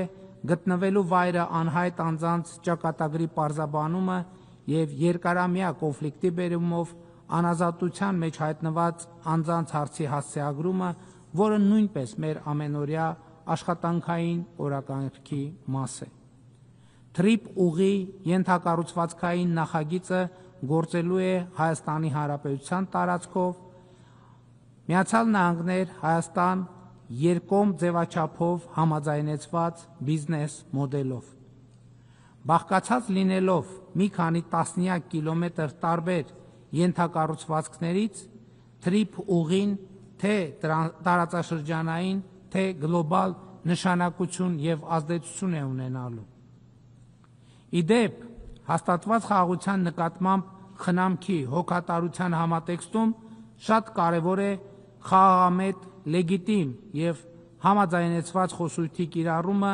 նաեւ այս նախագծի մասին։ Ադրբեջանի նախագահը, ում հետ ընդունել ենք Վաշինգտոնի հռչակագիրը, դրանից հետո մի քանի անգամ, այդ թվում այս ամբիոնից, օգտագործել է այսպես կոչված Զանգեզուրի միջանցք արտահայտությունը։ Նման արտահայտություն Վաշինգտոնում համաձայնեցրած փաստաթղթերում չկա։ Հայաստան-Ադրբեջան բանակցություններում կամ փաստաթղթերում երբեք չի եղել։ Կարծում եմ իմաստ ունի, որ ադրբեջանցի գործընկերս պարզաբանի, թե ինչ նկատի ունի այդ արտահայտությունը օգտագործելով, որովհետև հայաստանյան իրականության մեջ դա ընկալվում է որպես տարածքային պահանջ Հայաստանից եւ կոնֆլիկտային խոսույթի հետ է ասոցացվում։ Օգոստոսի 8-ի փաստաթղթերում մենք հստակ բովանդակություն եւ խոսույթ ենք համաձայնեցրել եւ այդ համաձայնություններին հավատարմությունը որևէ կերպ կասկածի տակ դնելը իմ նշած եւ կամ այս ամբիոնին հնչեցված այլ խոսույթներով հասկանալի չէ։ Այդ խոսույթները խաղաղության նկատմամբ մարդկանց հավատը չեն մեծացնում։ Խաղաղության մթնոլորտից եւ բարձրագույն մակարդակով ձեռք բերված պայմանավորվածություններից չեն բխում։ Ադրբեջանի նախագահը տարբեր ամբիոններից խոսում է Հայաստանի իբր կապիտուլյացիայի մասին։ Ճիշտն ասած չեմ հասկանում, որն է ահռելի պոզիտիվ բովանդակության արկայության պայմաններում, որը ձեռք է բերվել համատեղ դժվարին ջանքերով, օբյեկտիվ իրականության հետ կապ չունեցող ագրեսիվ ենթատեքստերի հոլովումը։ Միթե խաղաղությունը բավարար բերկրանք եւ բավարարվածություն չի պատճառում։ Ինձ, օրինակ, պատճառում է։ Ինձ բավարար բերկրանք է պատճառում նաեւ այն, որ Հայաստանի Հանրապետությունը տպավորիչ տեմպերով զարգացող, անկախ, ինքնիշխան, սեփական ապագան այսօր կառուցող ժողովրդավարական պետություն է եւ ատելություն չի տածում ու չի տարածում հարևանների եւ որևէ մեկի նկատմամբ։ Միջազգային հանրության ուշադրությունն եմ հրավիրում այն փաստին, որ այսպես կոչված Զանգեզուրի միջանցքի եւ այդօրինակ խոսույթները ձեռք բերված պայմանավորվածություններից չեն բխում, կապ չունեն համաձայնությունների հետ, ունեն գրգռող եւ նեգատիվ ազդեցություն եւ ընկալվում են որպես ինքնիշխան երկրի նկատմամբ տարածքային պահանջ, ի հեճուկս ձեռք բերված եւ հռչակված պայմանավորվածությունների։ Բայց սա իհարկե մեզ ոչ մի միլիմետր չի շեղի ձեռք բերված խաղաղության նշանավորման եւ հռչակված պայմանավորվածությունների իրականացման գործելակերպից։ Իմ այսօրվա ելույթում իդեպ չեք գտնի վերաբերելի որևէ գոնե մեկ դրույթ կամ արտահայտություն, որի հիմնավորումը չեմ կարող մատնացույց անել տարբեր ձևաչափերով Հայաստանի եւ Ադրբեջանի միջև ձեռք բերված գրավոր պայմանավորվածություններում կամ օգոստոսի 8-ին Վաշինգտոնում ստորագրված եւ հրապարակված փաստաթղթերում։ Ադրբեջանցի գործընկերոջս առաջարկում եմ կենտրոնանալ ձեռքբերված պայմանավորվածությունները շուտափույթ եւ ճշգրիտ կյանքի կոչելու վրա, ինչի համար էական է լեգիտիմ խոսույթների կիրառումը։ Եվ ուրեմն օգոստոսի 8-ին Վաշինգտոնում հռչակված թրիփ ուղի նախագծով Հայաստանի տարածքով անցնելու են երկաթուղի, ավտոճանապարհ, խողովակաշարեր, էլեկտրահաղորդման գծեր, որոնք արևելքը կապելու են արևմուտքին։ Այս համաձայնության արդյունքում նաև հյուսիսն է կապվելու հարավին։ Հենց աշխարհագրական թվարկումը բավարար է արձանագրելու համար, որ սա ճշգրիտ արտացոլումն է խաղաղության խաչմերուկ նախագծի, որը այս ամբիոնից ներկայացնելու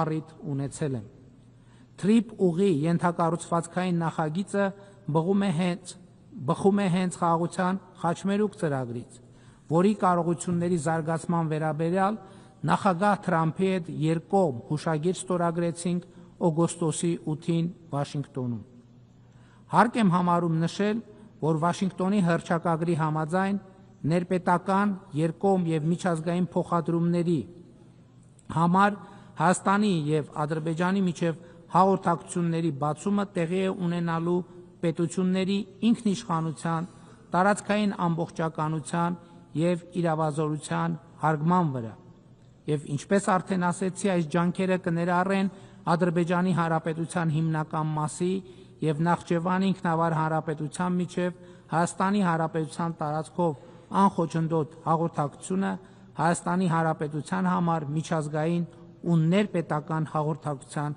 փոխադարձ առավելություններով։ Այս պայմանավորվածությունները Հայաստանի Հանրապետության համար լավ առիթ են ոչ միայն թրիփ ուղու, այլև մյուս սահմանային անցակետերում սահմանային, մաքսային եւ այլ հսկողությունների նորագույն տեխնոլոգիաներ ներդնելու դիտանկյունից, որոնք համապատասխան կլինեն ժամանակակից ամենաառաջավոր ստանդարտներին։ Թրիփ ուղի ենթակառուցվածքային նախագծի համար կարևոր է Հայաստանի եւ Թուրքիայի միջև սահմանի, այսպիսով գոյություն ունեցող երկաթուղու, ավտոճանապարհների բացումը, խողովակաշարերի, էլեկտրահաղորդման գծերի, մալուխների զարգացման հեռանկարով։ Ուրախ եմ արձանագրել, որ վերջին տարիներին Հայաստանի եւ Թուրքիայի միջև հաստատված է աննախադեպ դրական երկխոսություն։ Նախագահ Էրդողանի հետ իմ հանդիպումները կրում են պարբերական բնույթ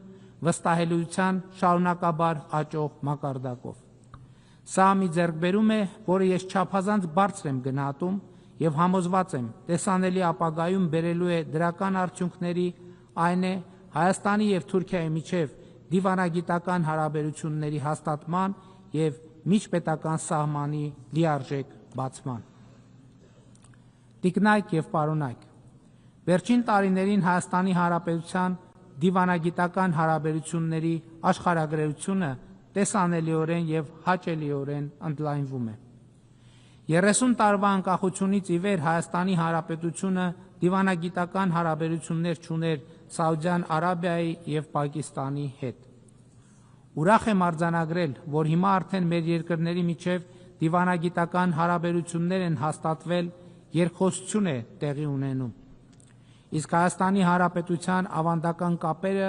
նկատելիորեն զարգանում են։ Իրանի Իսլամական Հանրապետության եւ Վրաստանի հետ մեր երկխոսությունն ու եղբայրությունը ավելի տեսանելի է դառնում։ Այս հարաբերությունները Թուրքիայի եւ Ադրբեջանի հետ մեր հարաբերություններին զուգահեռ չափազանց կարևոր են Հարավկովկասյան տարածաշրջանը խաղաղ, կայուն եւ զարգացող միջավայր տեսնելու համար։ Այս իմաստով կարևորում եմ նաեւ 3 գումարած 3 ձևաչափը, որը մեզ համար կարևոր հարթակ է մեր տարածաշրջանի երկրների հետ երկխոսելու եւ Ռուսաստանի Դաշնության հետ մեր ավանդական երկխոսությունը զարգացնելու համար։ Չնայած մենք Ռուսաստանի հետ մշտական ակտիվ շփումներ ունենք երկկողմ ձևաչափով։ Վերջերս մենք ռազմավարական գործընկերություն հաստատեցինք Չինաստանի հետ։ Ակտիվ քաղաքական եւ առևտրատնտեսական հարաբերություններ ունենք Հնդկաստանի հետ։ Հավասարակշռված եւ հավասարակշռման արտաքին քաղաքականությունը նոր հորիզոններ է բացում մեր առաջ։ Մենք ակտիվացնում ենք մեր հարաբերությունները Ճապոնիայի, Մոնղոլիայի, Մերձավոր Արևելքի, Կենտրոնական Ասիայի երկրների հետ։ Տիկնայք եւ պարոնայք, հարգելի ներկաներ, այս տարի մարտին Հայաստանի Հանրապետության ազգային ժողովը ընդունեց Եվրոպական միությանը Հայաստանի անդամակցության գործընթաց սկսելու մասին օրենքը, որը շատ մեծ նշանակություն ունի մեր օրակարգի համար։ Այս օրենքը ոչ միայն Եվրոպական միության հետ մեր աննախադեպ բարձր մակարդակի հարաբերությունների արտահայտություն է, այլև ուղիղ վկայություն ժողովրդավարական արժեքներին մեր նվիրվածության։ Շատերը հարցնում են, թե երբ Հայաստանը կդառնա Եվրամիության անդամ եւ որքանով է դա իրատեսական։ Նախ մեր 4 հարևաններից երկուսը Եվրամիության անդամության թեկնածու երկիր են։ Եվ հետո Եվրամիության անդամ դառնալու գործընթաց սկսելու մասին օրենքը մեզ համար նախ եւ առաջ ժողովրդավարական բարեփոխումները հետևողականորեն շարունակելու խթան է։ Մենք ուզում ենք ինստիտուցիոնալ եւ բովանդակային առումով համապատասխան լինել Եվրամիության ստանդարտներին։ Առանց այդ ստանդարտներին համապատասխանության հնարավոր չէ Եվրամիության անդամ դառնալ։ Եվ հետևաբար, երբ Հայաստանը օբյեկտիվորեն համապատասխանի Եվրամիության ստանդարտներին, այս կետից ունենք երկու ճանապարհ։ Մեզ կամ կընդունեն Եվրամիության անդամ, կամ չեն ընդունի։ Եթե կընդունեն, լավ է, եթե չեն ընդունի, մենք լուծած կլինենք մեր առաջ դրված մի կարևորագույն խնդիր։ Հայաստանը կլինի ժամանակակից առաջավոր ստանդարտներին համապատասխանող երկիր։ Եվրամիության ստանդարտներին համապատասխանելու մեր ձգտումը ոչ թե աշխարհաքաղաքական, այլ ժողովրդավարական ընտրության հարց է, որովհետև 2018 թվականին Հայաստանում տեղի ունեցած ժողովրդական ոչ բռնի Թավշյա հեղափոխությունից ի վեր ժողովրդավարությունը, օրենքի գերակայությունը, մարդու իրավունքները, անկախ դատական համակարգը մեր կողմից որդեգրված են որպես ռազմավարություն։ Ժողովրդավարության ոլորտում մեր ունեցած ձեռքբերումները առավել ինստիտուցիոնալ եւ ժողովրդամետ դարձնելու համար առաջիկայում մենք մտադիր ենք անել հաջորդ քայլը 2026 թվականի խորհրդարանական ընտրություններում ժողովրդի մանդատը եւս մեկ անգամ ստանալուց հետո կնախաձեռնենք համաժողովրդական հանրաքվե նոր սահմանադրություն ընդունելու համար, որի արդյունքում իշխանության բոլոր ճյուղերը եւ երկրում հաստատված իրավակարգը օրգանական կապով կկապվեն սահմանադիրի, այսինքն ժողովրդի հետ, Հայաստանի պետականությունը դարձնելով հարատև ու ժողովրդակենտրոն։ Տիկնայք եւ պարոնայք, հարգելի ներկաներ, 2026 թվականը աննախադեպ է լինելու Հայաստանի Հանրապետության միջազգային ներգրավվածության տեսակետից։ Մայիսին Հայաստանի Հանրապետությունը հյուրընկալելու է Եվրոպական քաղաքական համայնքի 8-րդ գագաթաժողովը եւ ես համայնքի բոլոր երկրների եւ կառավարությունների ղեկավարներին սիրով հրավիրում եմ մասնակցելու այդ կարևորագույն միջոցառմանը։ Այս գագաթաժողովը եվրոպական քաղաքական երկխոսության կարևոր հարթակ է, որի ձևաչափը բոլորիս հնարավորություն է տալիս հանդես գալ որպես մի մեծ համատեղ պատասխանատվությամբ կապված թիմ, որը պատասխանատու է Եվրոպայի եւ գլոբալ ներդաշնակության համար։ Իդեպ 2022 թվականի հոկտեմբերի 6-ին Պրահայում տեղի ունեցած Եվրոպական քաղաքական համայնքի առաջին գագաթաժողովում էր, երբ Հայաստանն ու Ադրբեջանը Ֆրանսիայի եւ Եվրոպական միության կազմակերպած հանդիպման արդյունքներով առաջին անգամ պայմանավորվեցին Ալմաթայի հռչակագրի հիման վրա ճանաչել միմյանց տարածքային ամբողջականությունը ու ինքնիշխանությունը։ Իմ տեքստից դուք տեսաք, թե այս պայմանավորվածությունը ինչպիսի վճռական դերակատարություն ունեցավ եւ չափազանց կարևոր է այդ համաձայնությունը եւ Պրահայի այս համաձայնությունների ձեռքբերման հարցում ուզում եմ հատուկ ընդգծել հատկապես Ֆրանսիայի նախագահ Էմանուել Մակրոնի առանձնահատուկ դերը եւ անհատական ջանքը։ Հարգելի նախագահող, ձերդ գերազանցություններ, հարգելի գործընկերներ, տիկնակ եւ պարոնայք։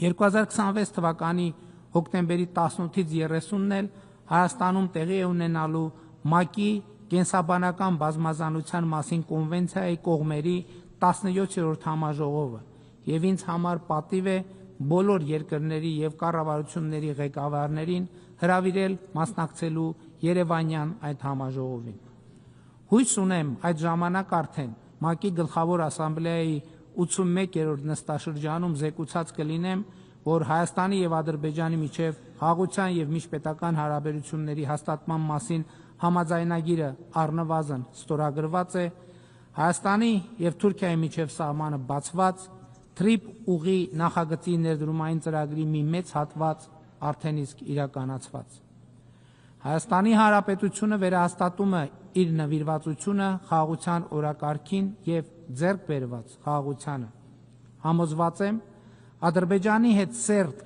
երկխոսությամբ, տարածաշրջանային երկրների եւ միջազգային հանրության աջակցությամբ մենք այլևս երբեք չենք շեղվի խաղաղության ուղեգծից։ Կեցցե երկխոսությունը, կեցցե դիվանագիտությունը, կեցցե խաղաղությունը։ Շնորհակալ եմ։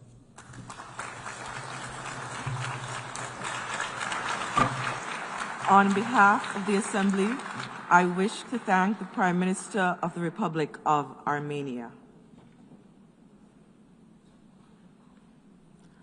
I now give the floor to His Excellency Sokan Prak, Deputy Prime Minister, Minister for Foreign Affairs and International Cooperation of Cambodia.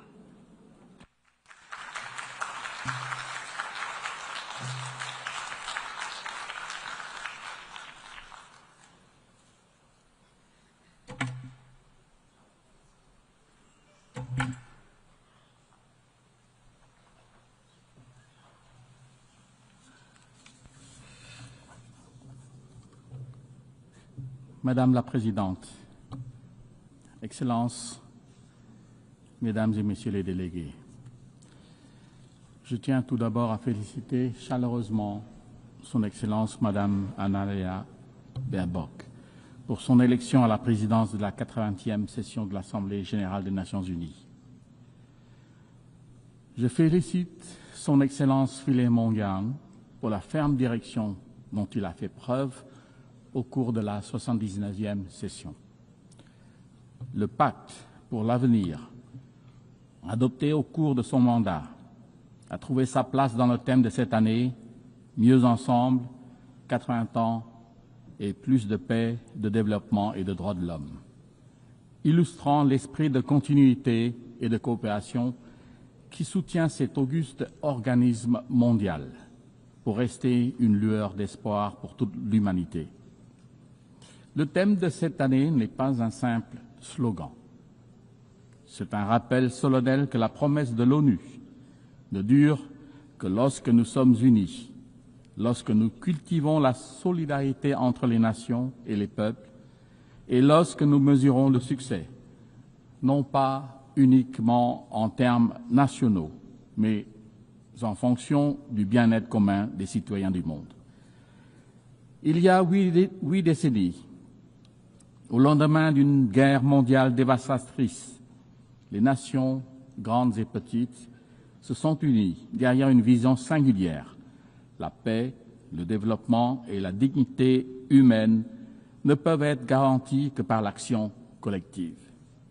Pourtant, alors que nous nous réunissons pour célébrer cette étape importante, les idéaux du multilatéralisme sont mis à l'épreuve.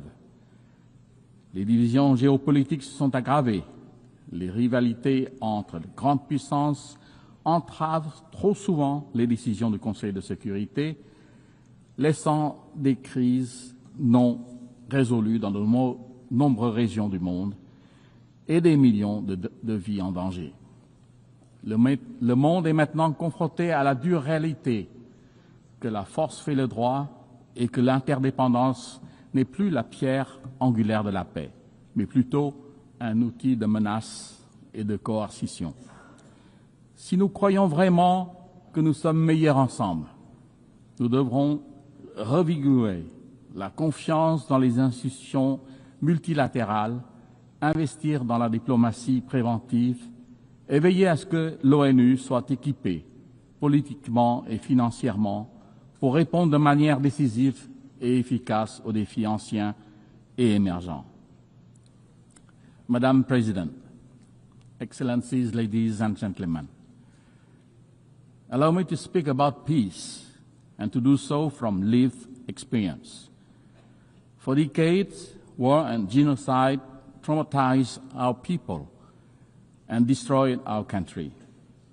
Dialogue and not war between two true statesmen, our late King Father, His Majesty Samdech Preh Norodom Sihanouk, and our former Prime Minister, Samdech Techo Hun Sen, both blessed with wisdom, willpower, and genuine patriotism, had engendered the peace process and national reconciliation. It is now well known that peace was finally achieved through the win-win policy of Samdech Techo Hun Sen that ended 30 years of conflict without a single bullet being fired. We remain forever grateful to the many countries and to the UN peacekeeping operation that have extended support to Cambodia throughout the peace process. Across our towns and villages, the word "we thank peace" are not mere decoration. They are a daily affirmation that peace in our nation's is our nation's most precious treasure. This peace allows us to rebuild from complete ruin. Before the pandemic, our economy achieved an average annual growth of around 7%, positioning Cambodia to graduate from least developed country status by 2029. Through this development, millions have been lifted out of poverty in the past decades. We are grateful for our partners who are supporting Cambodia towards smooth graduation through, among others, open and inclusive trade. Guided by our Pentagonal strategy, Cambodia aligns its development agenda with the Sustainable Development Goals. We officially launched last year the roadmap to achieve the universal health coverage in Cambodia by 2035, and expanding access to quality education, ensuring that our youth are equipped for a changing world. Our women now hold leadership positions in government and private enterprises at unprecedented level, strengthening the fabric of our society. We are firmly committed to protecting and expanding the civic space and strengthening democratic governance, knowing that development and human rights are inseparable pillars of lasting peace. On climate action, one of humanity's greatest collective tests, Cambodia has submitted its third nationally determined contribution to the UN FCCC. Last June, we signed the agreement on biodiversity beyond national jurisdiction and already deposited our ratification instrument earlier this month. These steps reflect our belief that environmental stewardship is a global duty and a moral imperative. With complete peace at home, Cambodia has been able to offer our humble contribution to peace building and peacekeeping around the world. From a country once hosting UN peacekeeping mission, Cambodia has become a steadfast contributor to global security. Since 2006, we have deployed over 10,000 peacekeepers, more than 800 of them women, to 10 UN missions across the globe. We have protected civilians, clear landmines, and support rebuilding war-torn communities. We are currently an active member of the UN Peace Building Commission, helping nations emerging from conflict to build institutions and foster reconciliation. Madam President, Excellencies, ladies and gentlemen, Cambodia's transformation embodies the UNGA 80 theme, namely, countries once in need can now become providers of peace and stability for others. It is therefore deeply painful to inform this august assembly that the hard-won peace that we so profoundly cherish and wholeheartedly share around the world is today threatened in our own home, not by internal division like in the past, but border conflict with a neighbor. We are grateful that a ceasefire brokered by U.S. President Donald Trump effectively halted armed clashes that has caused death, injury, and destruction, and the displacement of hundreds of thousands innocent civilians. Like Armenia and Azerbaijan, Cambodia has nominated President Donald Trump for the Nobel Peace Prize for his crucial role in this important step to peace. However, the ceasefire remains very fragile, despite expressed commitment from both countries on the sincerity to strictly comply with the ceasefire terms, to rebuild trust and restore normalcy, and the positive outcome of following meetings hosted and coordinated by Malaysia, the ASEAN chair. But sincerity is only credible and trust can only flourish when respect with both the letter and the spirit of the agreement matches with real action on the ground. Sadly, continued unilateral move to impose territorial sovereignty from our neighbor, using forces instead of agreed mechanism, unilateral maps instead of internationally recognized ones that were produced in accordance with treaties that bind the two countries, and countless other actions undermine this trust-building and peace effort. Of great concern is the forced eviction of Cambodian civilians and threat to use national law against them, and to evict hundreds more from the lands they have lived in for decades. Such way of territorial control on the segment of the border yet to be demarcated demonstrate a clear disregard, not only for the terms of the ceasefire, but also the mutual agreements on the settlement of border issues. In the process, Cambodia's sovereignty and territorial integrity are violated, and the rights and dignity of many Cambodians infringed.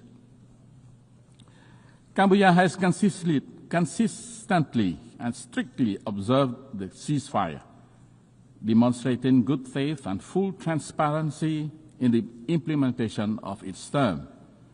We have exercised the utmost restraint, even in the face of repeated incident and provocation. As recently as this morning, there was an unprovoked attack near a sensitive site, following an allegation that our force has opened fire first. We firmly reject such accusation. Our troops have not fired first, nor have they returned fire in retaliation to the provocation, underscoring our commitment to peace. Guided by the same spirit that ended our internal conflict near 3 decades ago, Cambodia reaffirms its call for dialogue and the peaceful settlement of all outstanding issues. We urge strict and sincere adherence to the agreed terms of the ceasefire, full respect for bilateral agreements, and observance of international law, including the Charter of both the United Nations and ASEAN. We earnestly seek the continued support and good offices of the ASEAN Chair and Member States, the Secretary General of the United Nations and relevant UN bodies, as well as leaders around the world, to help de-escalate tension, encourage a peaceful resolution, and prevent any further tragedy. Cambodia is a small nation focused on rebuilding our economy and improving the well-being of our people. We pose no threat to the sovereignty of any country. While we will always safeguard our independence, sovereignty, and territorial integrity, the use of force will only remain a last resort. Cambodia will continue every effort to restore trust and normalcy, to promote harmonious coexistence and good neighborly relations, and to transform border areas into zones of peace, friendship, cooperation, and shared prosperity.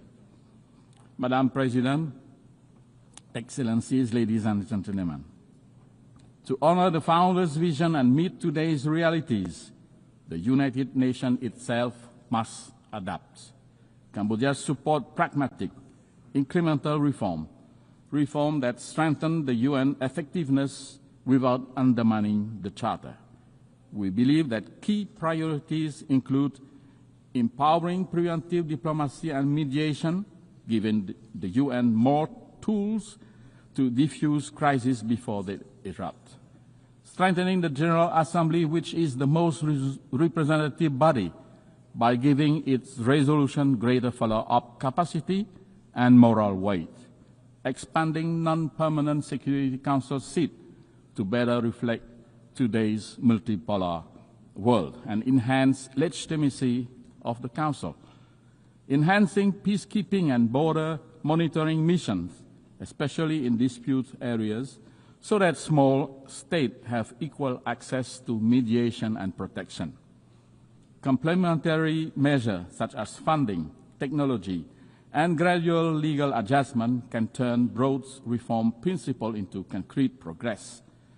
For countries like Cambodia, the UN's greatest strength is not cohesive force, but its moral authority, legitimacy, and convening power, quality that can shield small nations and sustain peace.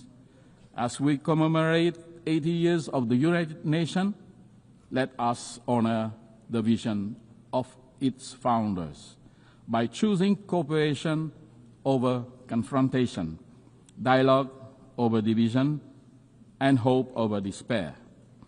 Cambodia stands ready to work to be better together with all member states, the UN system, and our partners worldwide to ensure that the decades ahead are defined by peace, sustainable development, and the unshakable dignity of every human being. I thank you.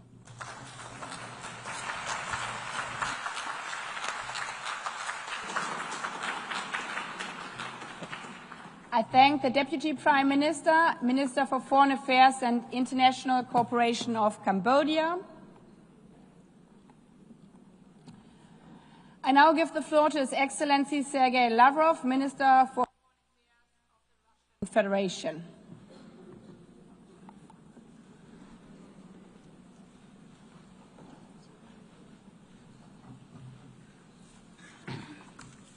Госпожа председатель, дамы и господа, 80 лет назад окончилась самая страшная война в истории человечества. Более 70 миллионов человек стали жертвами военных действий, голода и болезней. В 1945 году навсегда изменился ход всемирной истории. Триумф над германским нацизмом, под чьи знамена встала большая часть Европы, и японским милитаризмом открыл путь к миру, восстановлению и процветанию. В этом году в Москве и Пекине прошли торжества, приуроченные к праздничным дням 9 мая и 3 сентября в честь победы в Великой Отечественной и Второй мировой войнах. Мир увидел грандиозные военные парады, вознаменование решающего вклада народов Советского Союза в сокрушение нацистской Германии и особой роли народа Китая в разгроме милитаристской Японии. Мы свято чтим память о боевом братстве, со всеми союзниками, кто тогда был на стороне правды в борьбе с силами зла. Одним из неприходящих итогов той войны стало создание Объединенных Наций. Согласованные отцами-основателями нашей организации принципы ее устава по сей день служат ярким маяком международного сотрудничества. Они воплощают многовековой опыт сосуществования государств и полностью сохраняют свое значение в эпоху многополярности. Дело лишь за тем, чтобы все, без исключения государства-члены, соблюдали эти принципы во всей их полноте, совокупности и взаимосвязи. На практике, однако, все выглядит иначе. Повсеместные грубые нарушения принципа суверенного равенства государств подрывают саму веру в справедливость, ведут к кризисам и конфликтам. Корень проблем – непрекращающиеся попытки разделить мир на своих и чужих, на демократии и автократии, на цветущий сад и джунгли, на тех, кто за столом, и тех, кто в меню, на избранных, которым дозволено все, и остальных, кто почему-то обязан обслуживать интересы золотого миллиарда. Мы выступаем за беспрекословное исследование принципу равенства. В нем залог того, что все страны смогут занять свое достойное место в мироустройстве, независимо от их военной мощи, количества населения, размера территории и экономики. Принцип неприменения силы и угрозы силой также многократно попирался Западом. Трагедиями обернулись натовские бомбардировки Югославии, вторжение ведомой США коалиции в Ирак, военная операция НАТО по смене режима в Ливии, сегодня незаконное применение силы Израилем в отношении палестинцев, агрессивные действия против Ирана, Катара, Йемена, Ливана, Сирии, Ирака грозят взорвать весь Ближний Восток. Россия жестко осудила нападение боевиков Хамас на мирных израильтян 7 октября 2023 года. Однако жестоким убийством гражданского населения Палестины, как и терактом, нет никакого оправдания. Нет никакого оправдания коллективному наказанию палестинцев в секторе Газа, где под бомбардировками от голода гибнут палестинские дети, разрушаются больницы и школы, сотни тысяч людей лишаются крова. Нет оправдания планам по аннексии западного берега реки Иордан. Фактически мы имеем дело с попыткой своего рода государственного переворота с целью похоронить решение ООН о создании палестинского государства. На днях ряд западных правительств объявили о признании государства Палестина. Причем свое намерение сделать это они анонсировали еще несколько месяцев назад. Возникает вопрос, почему ждали так долго? Видимо, надеялись, что скоро, к моменту созыва сессии Генеральной Ассамблеи, и признавать будет нечего и некого. Ситуация требует срочных действий по недопущению такого сценария, в пользу чего твердо высказались участники международной конференции высокого уровня по вопросу о Палестине.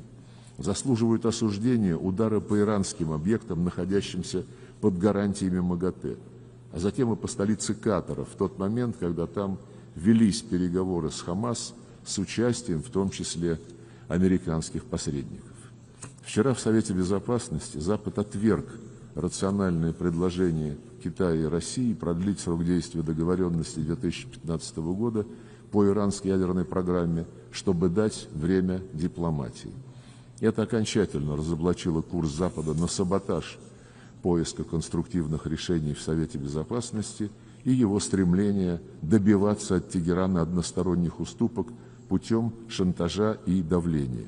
Считаем такую политику неприемлемой, а все манипуляции для восстановления антииранских санкций ООН, как и сами эти санкции, незаконными. Запад не привык соблюдать и принцип невмешательства во внутренние дела. Печальным феноменом нашего времени стали цветные революции, а незаконные односторонние санкции уже давно превратились в главный инструмент западной дипломатии. Причем, какими бы предлогами их не оправдывали, суть санкций одна – подавить и запугать конкурентов в мировой экономике и политике. Россия вместе с абсолютным большинством членов ООН выступает за незамедлительную отмену без предварительных условий, сохраняющейся более 60 лет торговой блокады Кубы и за ее исключение из пресловутого списка стран-спонсоров терроризма. Выражаем солидарность с народом Венесуэлы в условиях внешнего санкционного давления и прямых угроз. Выступаем за сохранение Латинской Америки и Карибского бассейна в качестве зоны мира и сотрудничества. Вопиющий пример подрыва суверенитета и грубого вмешательства во внутренние дела – действия Запада на Балканах, где попирается и такой уставной принцип, как необходимость для всех членов ООН выполнять решения Совета Безопасности. Одностороннее признание независимости Косово вразрез с резолюцией 1244 по сути стало покушением на государственное устройство Сербии. Сейчас Запад взял курс на развал государственности Боснии и Герцеговины, саботируя Дейтонское мирное соглашение. И в Косово, и в Боснии развернута атака на жизненные интересы сербского народа, включая исконные права сербского православия.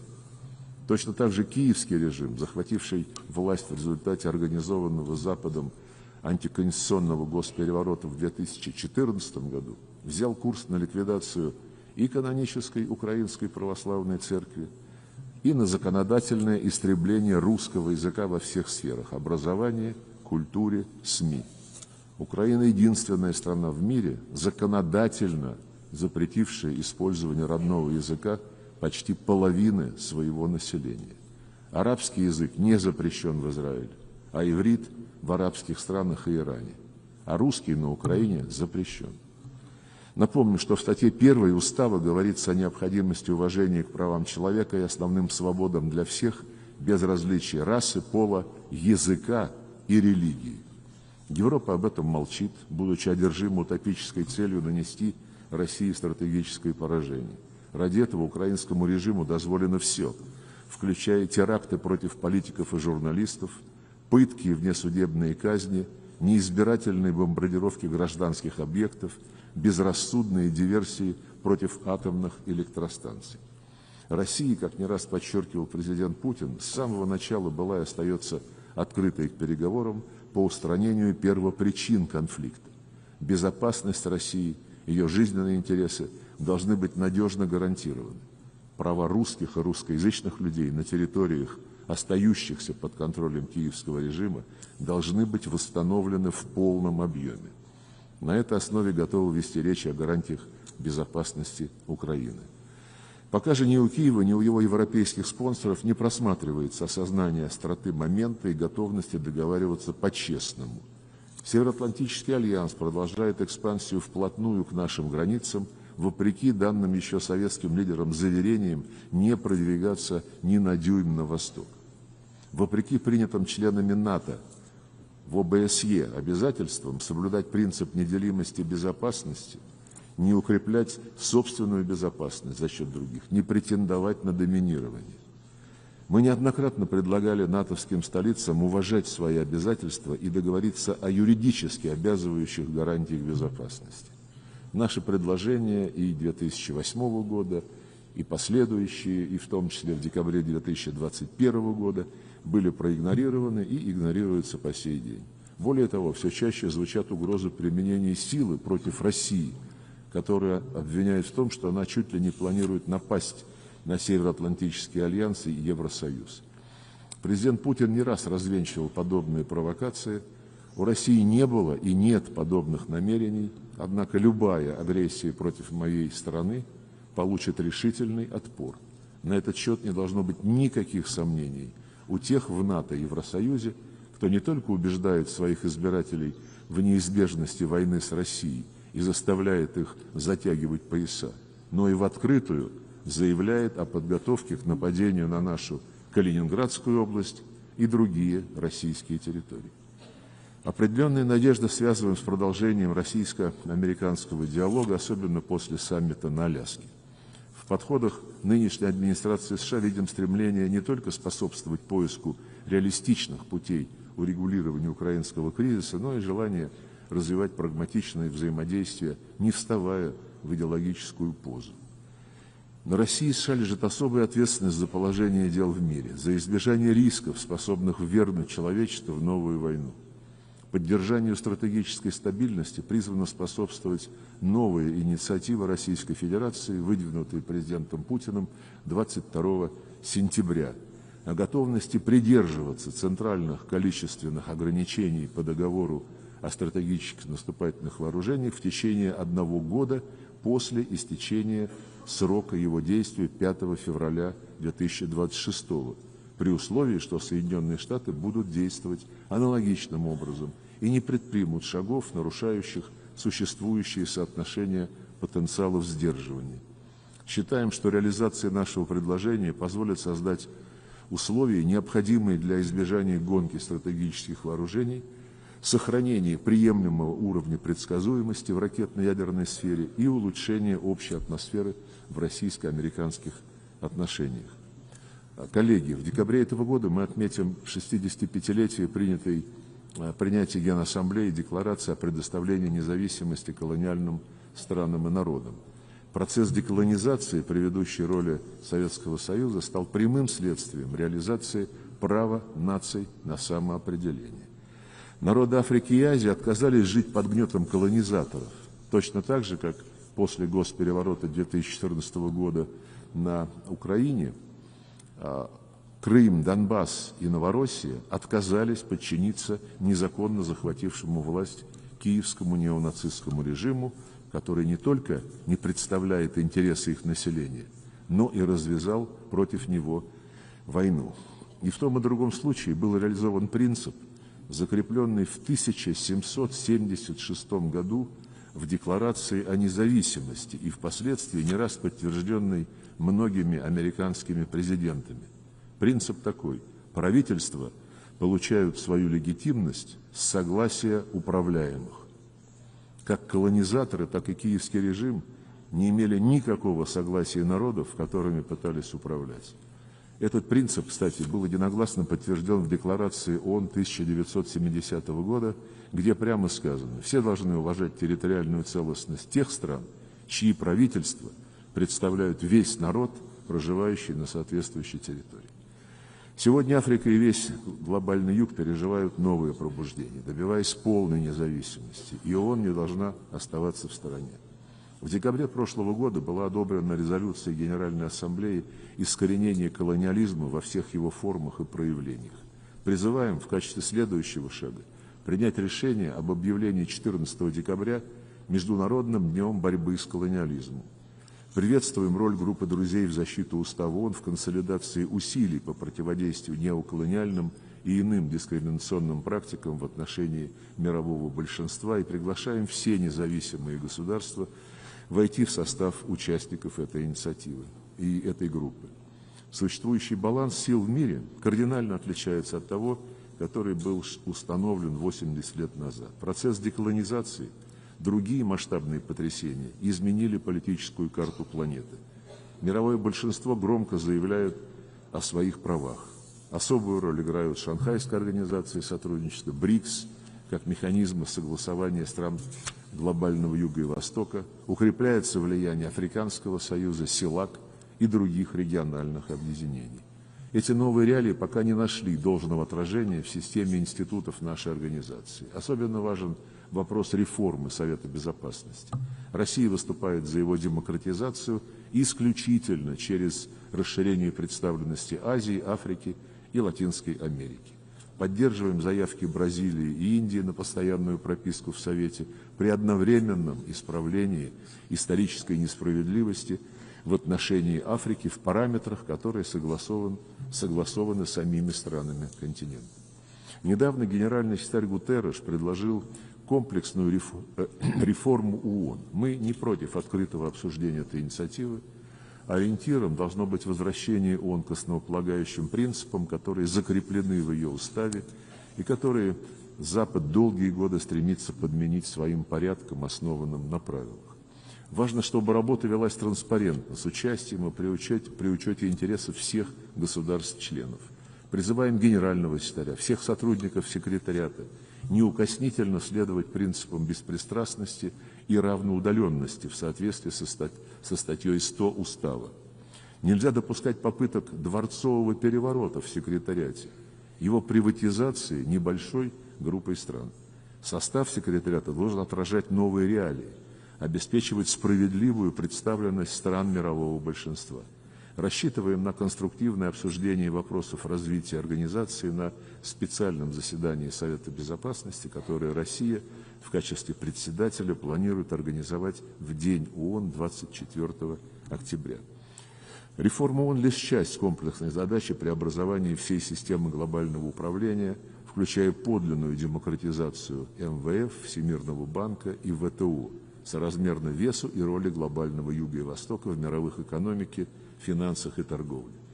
В дискуссиях о глобальных реформах нельзя игнорировать тот факт, что сегодня в сфере международной безопасности ситуация ухудшается. О причинах я уже говорил, и главное из них, повторю, стремление сохранить гегемонию с опорой на военную силу. В конфронтационные схемы вовлекаются все больше стран и регионов. НАТО уже тесно в Европе, и она проникает на Тихий океан, в Южно-Китайское море, Тайваньский пролив, подрывая универсальные механизмы АСЕАН и создавая угрозы не только Китаю и России, но и другим странам, расположенным в регионе. Этот новый этап экспансии руководство НАТО оправдывает неделимостью безопасности Евроатлантики и Индо-Тихоокеанского региона и пытается под этим лозунгом взять военное кольцо уже всю Евразию.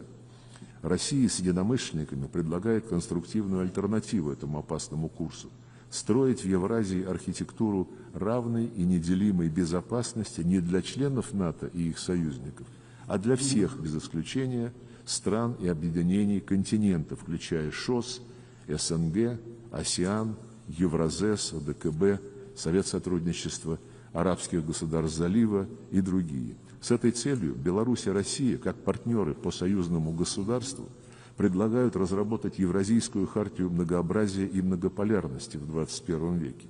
Подлинно общеконтинентальный процесс неизбежен после того, как поведение Запада обесмыслило евроатлантическую модель обеспечения безопасности с опорой на НАТО, Евросоюз и ОБСЕ. Не видим перспектив у идей реставрации этой модели в Европе в ее прежнем виде, о чем вдруг стали размышлять в некоторых европейских столицах. Говоря о будущем, нельзя забывать об уроках прошлого, особенно в ситуации, когда в Европе вновь поднимает голову нацизм, набирает обороты милитаризация под теми же антироссийскими лозунгами.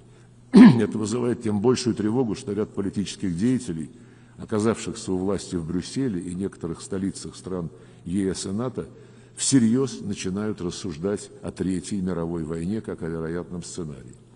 Эти деятели подрывают любые усилия по поиску честного баланса и интересов всех членов международного сообщества, пытаясь навязать свои односторонние подходы остальным и грубо нарушая ключевое уставное требование, которое я уже не раз упоминал, уважение суверенного равенства государств. Именно это равенство – фундамент объективно формирующейся многополярности. Россия не агитирует за революцию против кого бы то ни было. Наша страна натерпелась от революции больше других. Мы просто призываем государства-члены и руководство секретариата неукоснительно следовать всем, без исключения, принципам устава, без двойных стандартов. Тогда наследие отцов-основателей ООН не будет растрачено попусту. Благодарю за внимание.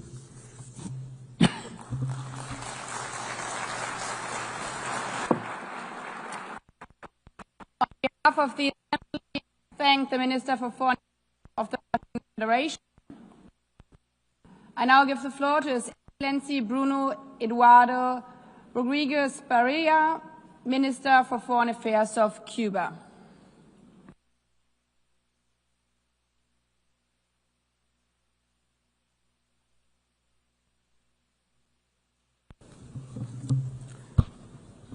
Señora Presidenta de la Asamblea General, señor Secretario General, mientras aquí deliberamos, 2.2 millones de seres humanos en Gaza están condenados al hambre por las acciones de genocidio, exterminio y limpieza étnica del régimen sionista, que cuenta con los suministros militares y financieros y la impunidad que le garantiza el gobierno de los Estados Unidos.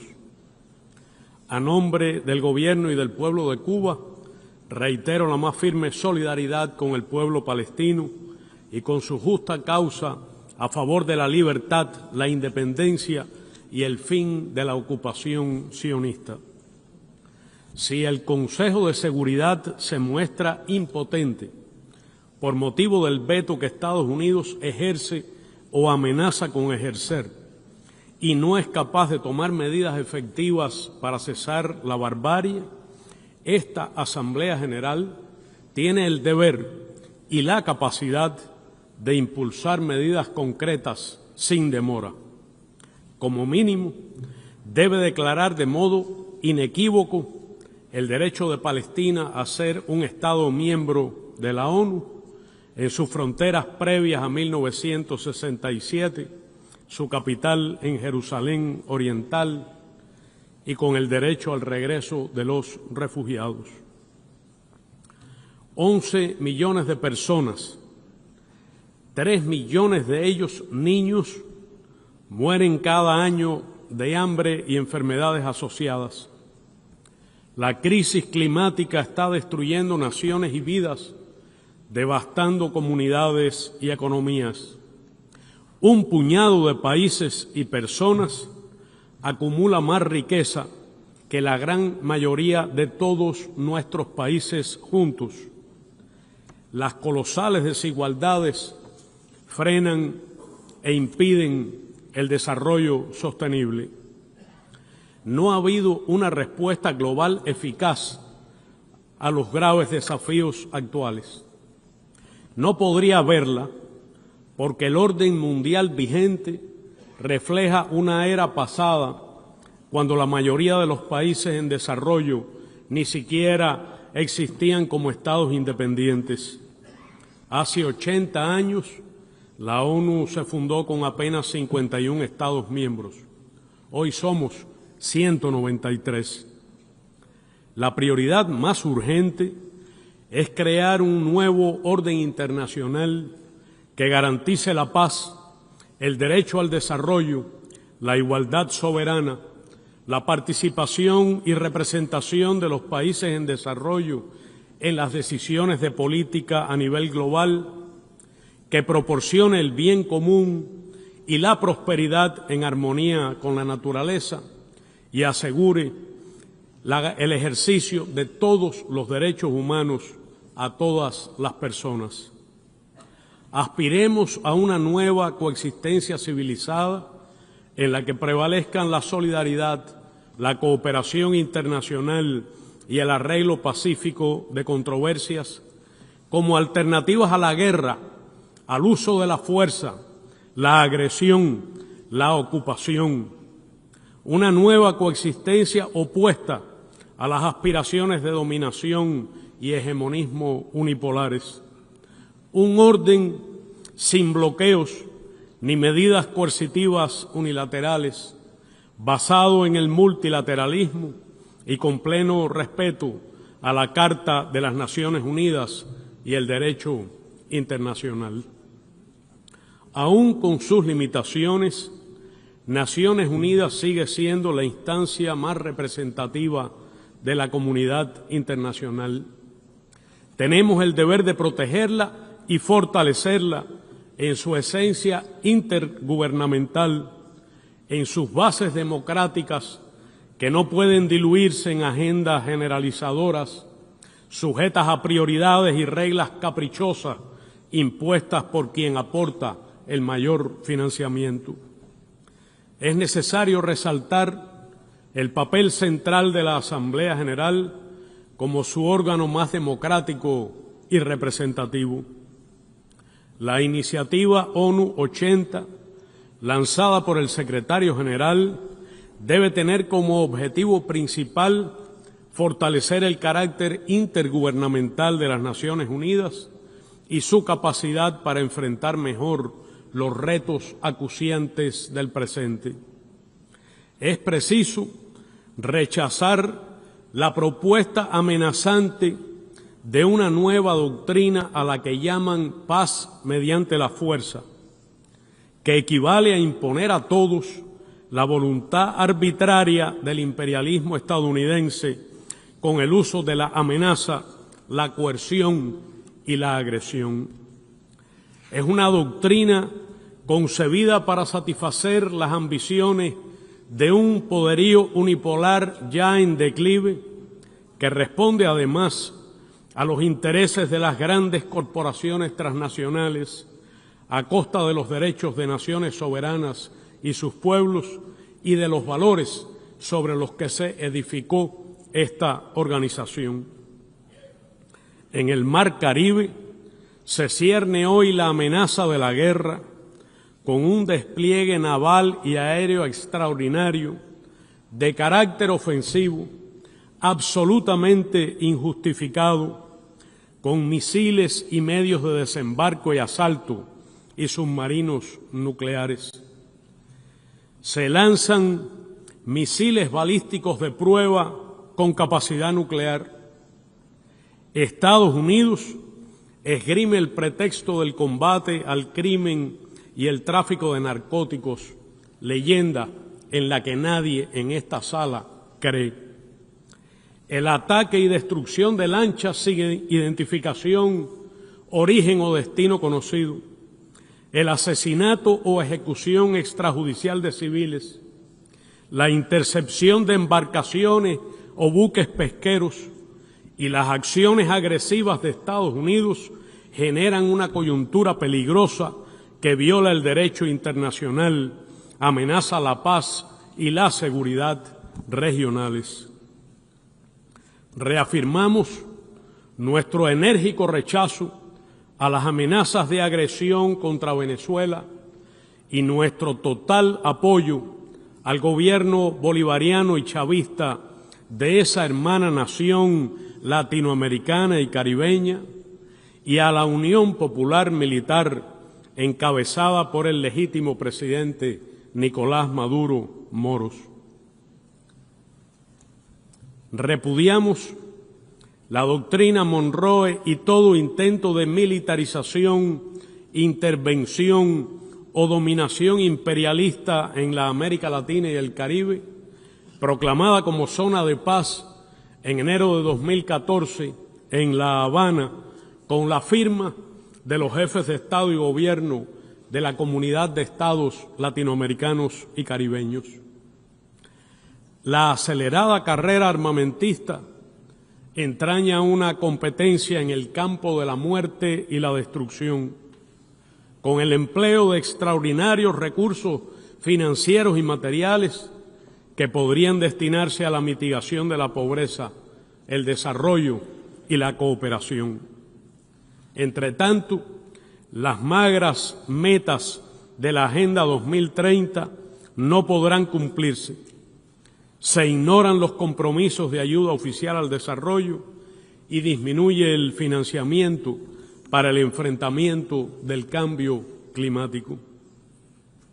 En 1960, ante esta propia Asamblea, el líder histórico de la Revolución cubana, Fidel Castro Ruz, señaló, y cito, «Desaparezca la filosofía del despojo y habrá desaparecido la filosofía de la guerra». Señora Presidenta, el cambio climático avanza inexorable y rápidamente. Los primeros 6 meses de este año han sido los más cálidos que se hayan registrado. El pasado año había sido ya el de más altas temperaturas. Desde esta propia tribuna, hoy incluso se cuestiona a la ciencia y a décadas de trabajo colectivo para proteger el planeta. Si no se cambian de raíz los patrones de producción y consumo insostenibles del capitalismo, sobrepasaremos antes de 2030 el fatídico umbral de 1,5 grados centígrados. La deuda externa de los países en desarrollo, pagada ya varias veces, crece y acumula cifras astronómicas de intereses como nueva forma de colonización. Se precisa implementar los compromisos asumidos en la 4ª Conferencia Internacional sobre Financiación para el Desarrollo, con recursos adicionales y un mecanismo multilateral específico para la negociación de la deuda. sufrimos las consecuencias de la poderosa dominación cultural en una era en que la tecnología digital impacta nuestras vidas de forma cada vez más acelerada e integral. Unas pocas transnacionales, casi todas estadounidenses, imponen sus sistemas operativos y controlan los contenidos que se ven, se leen, se escuchan y manipulan la conducta humana. Sufrimos la dictadura del algoritmo. Necesitamos establecer en la ONU cuanto antes normas comunes para liberar el potencial transformador de las nuevas tecnologías, especialmente de la inteligencia artificial, en beneficio de todos, atenuando al mismo tiempo los riesgos. Además de los retos que Cuba enfrenta, derivados de su condición de pequeño estado insular en desarrollo, nuestro país sufre el impacto devastador y acumulado de la política de hostilidad y asfixia económica impuesta por los Estados Unidos desde hace más de 6 décadas. El bloqueo contra Cuba persiste y se endurece en extremo. Se trata de una verdadera guerra económica abarcadora y prolongada, dirigida a privar a los cubanos de sus medios de vida y sostenibilidad, de su existencia como pueblo solidario, culto y alegre. Miente deliberadamente quien se atreva a afirmar lo contrario. Los propios promotores de esa guerra se ufanan de su efecto destructivo y de su capacidad para golpear desde cualquier rincón del planeta el nivel de vida de todo un pueblo. La agresión ha escalado a niveles sin precedentes en los últimos 8 años, incluidas acciones de persecución y presión económica sobre terceros, los estados que ustedes representan, y que son cada vez más elaboradas, quirúrgicas y extraterritoriales. Provocan impedimentos múltiples y extraordinarios a la actividad productiva, comercial, financiera y para los servicios y políticas que garantizan la justicia social y la vida misma. Cuba encara hoy un grave escenario de cortes prolongados y diarios del servicio eléctrico, dificultades para costear los alimentos, insuficiente disponibilidad de medicamentos, depresión del transporte público, limitaciones en los servicios comunales e inflación pronunciada que deprime los ingresos reales. En 1960, el subsecretario de Estado Lester Mallory formuló el infame memorándum de coerción y bloqueo contra Cuba que ha guiado durante todos estos años y guía ahora la conducta del gobierno estadounidense. Decía textualmente, y cito, «Hay que emplear rápidamente todos los medios posibles para debilitar la vida económica de Cuba. Una línea de acción que logre los mayores avances en la privación a Cuba de dinero y suministros para reducirle sus recursos financieros y los salarios reales, provocar hambre, desesperación y el derrocamiento del gobierno». Fin de la cita.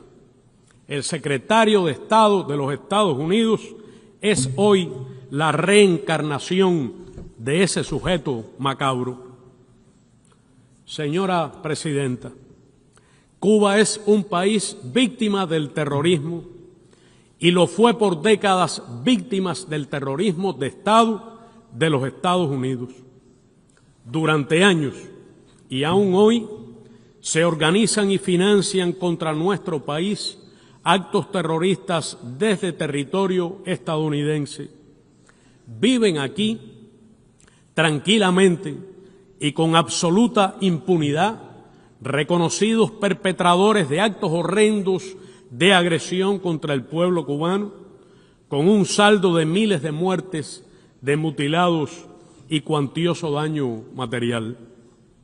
En cumplimiento de sus responsabilidades contra el terrorismo y con los esfuerzos de la ONU contra este flagelo, el gobierno cubano ha compartido oficialmente con el gobierno de Estados Unidos en años recientes los nombres y datos de 62 personas y 20 organizaciones que radican en este país, que han sido responsables de actos violentos y terroristas y que desde este territorio aún participan en actos de esa naturaleza contra Cuba. No se ha recibido respuesta y se desconoce que las autoridades de los Estados Unidos hayan tomado acción alguna contra ninguno de ellos. Resulta cínico que el gobierno de Estados Unidos, con fines de coerción política y económica, califique a Cuba como Estado patrocinador del terrorismo, calumnia que no comparte esta organización ni ningún otro de sus Estados miembros. Muchas de las instituciones nacionales, tanto bancarias y financieras como comerciales, de casi todos los países aquí representados, son objeto de intimidación por esa calificación falaz del gobierno de Estados Unidos. Con motivo de ella, muchas veces sus bancos eluden relacionarse con entidades cubanas, ofrecernos créditos, respaldar nuestra actividad comercial o canalizar nuestras transferencias bancarias. Se suma a ello la intimidación contra ciudadanos de más de 40 países a los que el gobierno estadounidense amenaza con represalias si en virtud de sus derechos deciden visitar Cuba. Estados Unidos ha desatado una virulenta campaña de descrédito y persecución contra la cooperación médica cubana. Es una estrategia dirigida directamente desde el Departamento de Estado. Pretende denigrar esa cooperación que ha salvado millones de vidas y en no pocos casos ha sido la única opción de acceso a servicios de salud para grandes grupos poblacionales. Esta cooperación altruista y solidaria descansa en acuerdos bilaterales absolutamente legítimos y se corresponde plenamente con los estándares internacionales en materia de cooperación de esta y otras organizaciones internacionales. Confirmo, una vez más, que Cuba mantendrá sus compromisos con todos los países con los cuales tiene acuerdos y programas bilaterales de cooperación médica y conservará la voluntad incluso de ampliarla con los gobiernos dispuestos a desarrollarla, respetando el derecho internacional, su legislación nacional en aras del bienestar de sus pueblos.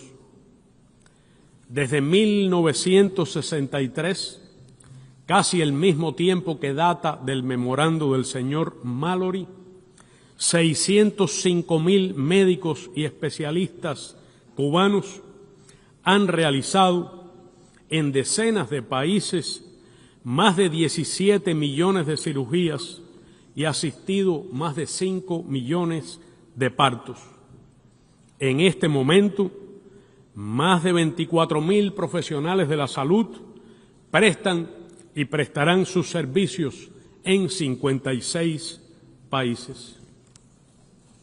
La agresión contra Cuba se refuerza con una potente maquinaria de desestabilización que desde territorio estadounidense y con financiamiento del presupuesto federal de este país impone una ofensiva dirigida a alterar la tranquilidad ciudadana, promover actos de violencia, desorientar a la población y desacreditar a nuestro país.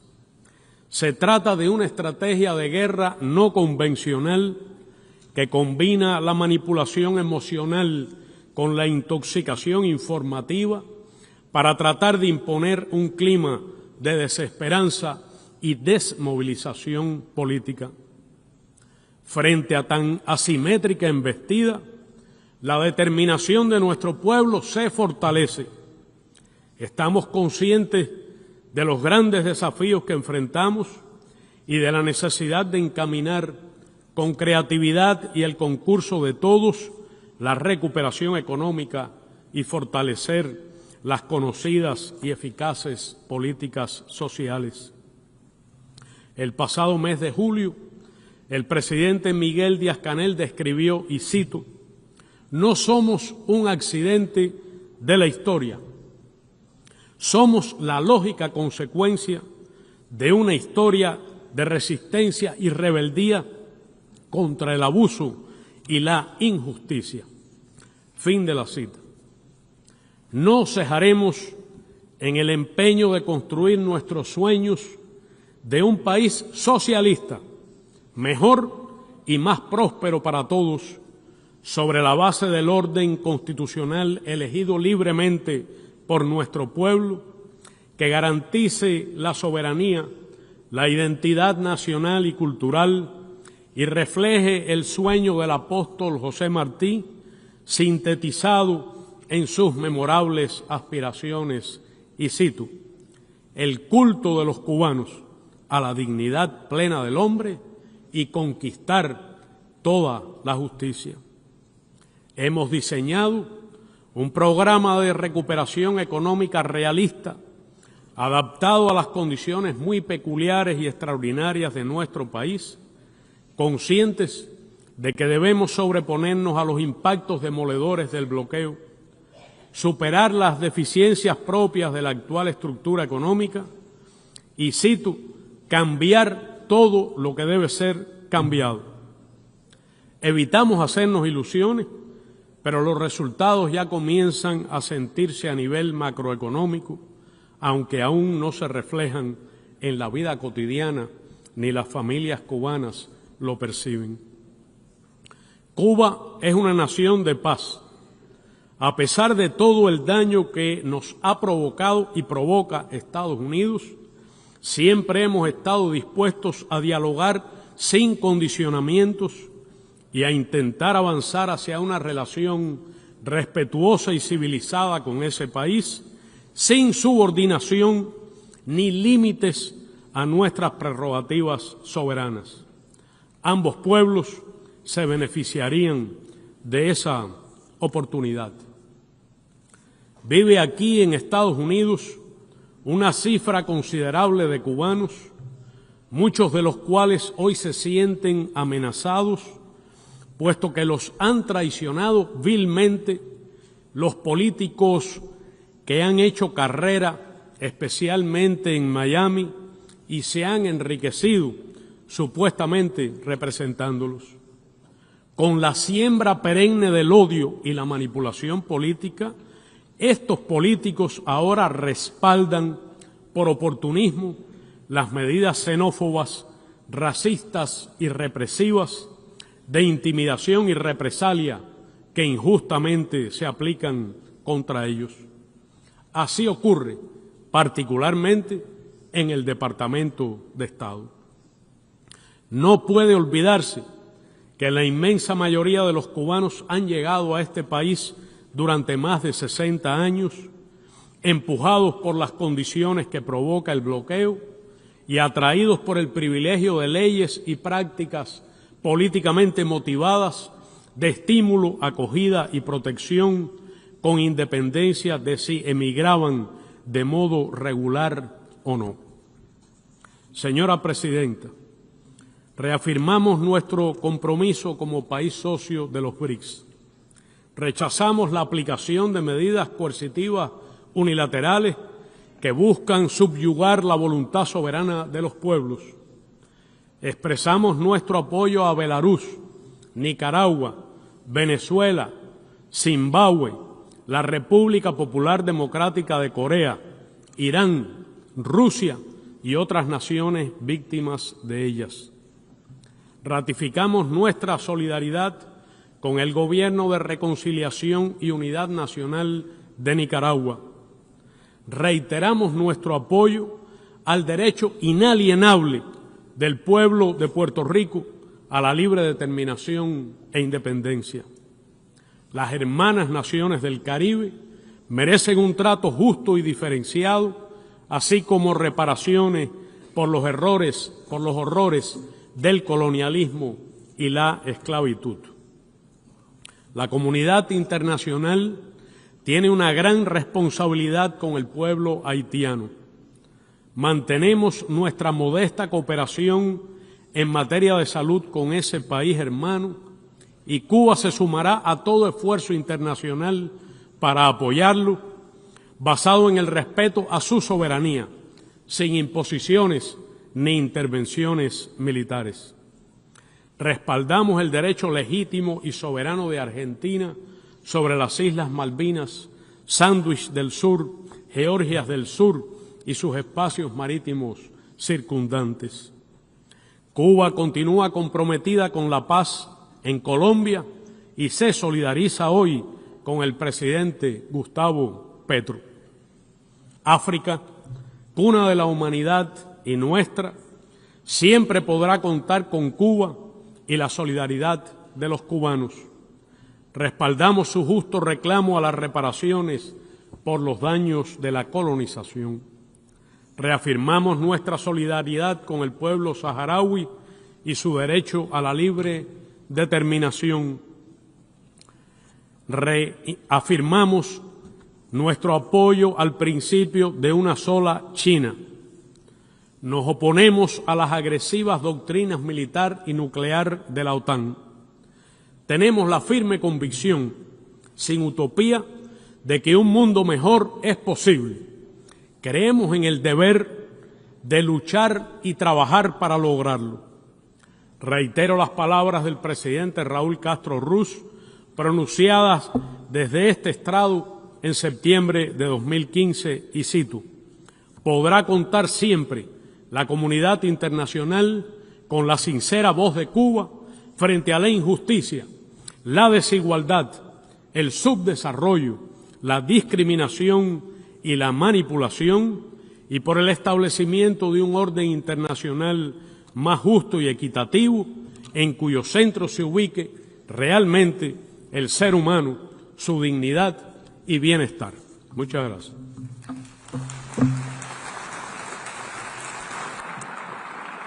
Muchas gracias. I thank the Minister for Foreign Affairs of Cuba.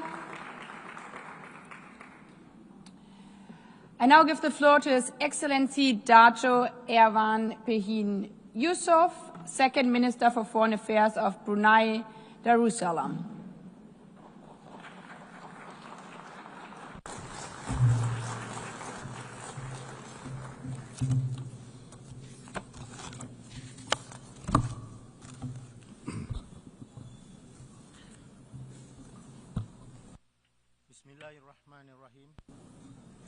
Madam President, Mr. Secretary General, Excellencies, ladies and gentlemen. Assalamu alaikum wa rahmatullahi wa barakatuh. Peace be upon you all. At the outset, I bring the warm greetings of His Majesty Sultan Haji Hassanal Bolkiah, Muizzaddin Wad Daulah, Sultan and Yang di-Pertuan of Brunei Darussalam, to this esteemed assembly. Allow me also to extend heartfelt congratulations to you, Excellency Annalena Baerbock, on assuming the presidency of this historic 80th session of the General Assembly. We wish you a successful tenure. I also express appreciation to His Excellency Philemon Yang for his leadership of the 79th session, and I commend Secretary General Antonio Guterres for his tireless service in guiding our organization through turbulence and uncertainty. Madam President, the 80th anniversary of the United Nations is more than a commemoration. It is a solemn opportunity for reflection and renewal. Before 1945, our world was fractured by war and colonial rule. From that devastation, the UN was born. Its charter is not just a legal text, but a moral covenant, a collective vow to save succeeding generations from the scourge of war and to stand against dehumanization of people. For small states like Brunei Darussalam, which regained full independence in 1984, membership in the UN affirmed not only sovereignty, but dignity, equality, and belonging within the family of nations. This is why our commitment to this organization remains unwavering. It is the only forum where every nation, large or small, developed or developing, can stand and speak as equals. Over the course of 8 decades, the UN has delivered remarkable progress. It helped prevent the escalation of conflicts, supervised elections, and restored stability to many parts of the world. It has eradicated smallpox, contained Ebola outbreaks, and delivered hope during the COVID-19 pandemics. It feeds the hungry, educates the children, and protects cultural heritage. The UN has led global climate action, forged development first through the Millennium Development Goals and later the Sustainable Development Goals. It has also helped to shape international law, from the Universal Declaration of Human Rights to the 1982 United Nations Convention on the Law of the Sea, which remains to be the constitution of the oceans. These achievements have inspired Brunei's own journey. We remain committed to nurturing peace and harmony, advancing sustainable development, and pursuing environmental conservation and climate action. Regionally, we work through ASEAN to promote peace, prosperity, and integration. We also engage beyond the region through our participation, among others, in APEC, FIALAC, the Belt and Road Initiatives, and the CPTPP to strengthen cooperation and enhance our development. Hosting the ASEAN Center for Climate Change reflects our determination and commitment to turn our climate ambitions into actions. Guided by the principles of the United Nations, even a small country like Brunei Darussalam has found a place in the world, contributing to peace through humanitarian aid and peacekeeping. In the past, we supported relief and reconstruction efforts in Aceh following the 2004 Indian Ocean tsunami, and participated in peace monitoring in Mindanao. Today, we continue this role through the observer teams led by Malaysia, which were deployed to monitor the ceasefire between Cambodia and Thailand. Additionally, we maintain our long-standing participation in the UN interim forces in Lebanon, where Bruneian women and men serve with dedication. Madam President, what the UN has achieved so far is not a minor feat. They are the very essence of our shared humanity. Yet, we would be dishonest to speak only of successes. The Security Council, the guardian of peace, has too often been paralyzed, restricted by veto, divided by interests, and mute in the face of grave injustice. Nowhere is this failure more glaring, more tragic than in Palestine. The inaction undermines not only the Council's credibility, but the very foundation of the United Nations. It reminds us why reform is not an option, but an urgent necessity. Brunei supports efforts to make the Security Council more representative, transparent, and accountable in its action, and to limit the use of veto towards its eventual elimination. Madam President, 80 years ago, after the horrors of the Second World War, humanity made a vow: never again. Never again to genocide. Never again to killing with impunity. Never again to silence in the face of atrocity. Yet today in Gaza, we see actions that betray that vow. Indiscriminate bombings, forced displacements, collective punishments, and weaponization of food and medicine. Entire neighborhoods in Gaza has been reduced to rubble under the guise of security. Children are born under blockade. Water is undrinkable. Electricity is a luxury. Freedom is a dream. We are told that this is about defense. But when bombs fall on schools, on hospitals, on houses of worships, when humanitarian aid workers, journalists, and medics are killed with impunity, what are they really defending? The suffering inflicted upon the Palestinian people bears chilling resemblance to the last century's darkest chapters, chapters marked by the Holocaust, by ethnic cleansing, and by the mass uprooting of entire populations during the Second World War. Today, to ignore such patterns of suffering is not neutrality, it's complicity. It is humanity abandoning its conscience. It is profoundly troubling that the very phrase, "never again," born from the ashes of the Holocaust, finds itself contradicted by the actions of the occupying regime. Its relentless pursuit of expansionism through annexation, illegal settlements, and the systematic erasure of Palestine echoes the ideologies of the past, such as the Greater Germanic Reich, which once sought domination at the expense of justice and humanity. Both of these ideologies contradict international law and the collective vow of never again. Never again does not belong to one people alone.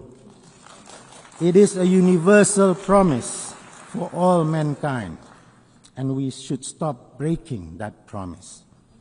Recognizing the state of Palestine and supporting its full membership in the UN is not a reward. It is an inherent right of the Palestinian people. It is a matter of principle, justice, and humanity. Brunei stands in unwavering solidarity with the Palestinian people, and in this regard, we fully support the New York Declaration endorsed at the high-level conference on the question of Palestine, which was co-chaired by the Kingdom of Saudi Arabia and the French Republic.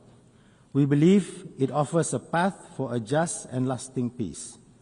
We say all this not out of hatred, but out of hope for a future where both Palestinians and Israelis live in peace, not with domination, but with dignity, not with revenge, but with reconciliation. Madam President, the theme of this year's General Assembly, Better Together, is more than a slogan. It is a responsibility. It means renewing our faith in multilateralism. It means strengthening the United Nations' three pillars: peace and security, human rights, and development. And it means embracing inclusivity, transparency, and respect. For small states, multilateralism is not an option. It is our lifeline. As we confront climate change, pandemics, inequality, and conflict, no nation can stand alone. Only together can we secure a peaceful, just, and sustainable world for generations that are yet to come. The United Nations at 80 is not only about history, it is about a promise to be better together, a promise to ensure no voice is silenced and no nation, regardless of its size, is left behind. And so, I end the speech by quoting the words of His Majesty, the Sultan and Yang di-Pertuan of Brunei Darussalam, spoken in this very hall last year during the Summit of the Future. I quote, "Let us reaffirm our commitment to upholding the UN Charter and international law without prejudice or discrimination, to unite our nations strongly." End quote. So let us reaffirm multilateralism, because the world is watching us, because the future is listening, and because together, only together, we will endure and keep the promise of never again. Thank you very much.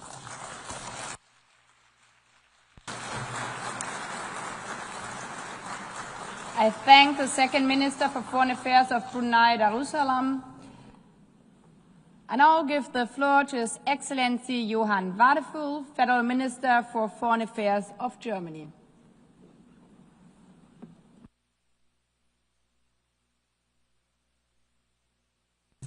Madam President, it's a pleasure to see you and a pleasure to see you in this role. Excellencies, on December 10th, 1932, a friend picked up Albert Einstein and his wife at their house near Berlin. Together they traveled to the German port city of Bremen. Albert and Elsa Einstein boarded a ship to North America. He planned to accept a 3-month position as visiting professor at the California Institute of Technology. Albert Einstein, one of the greatest physicists of all time, would never return to Germany.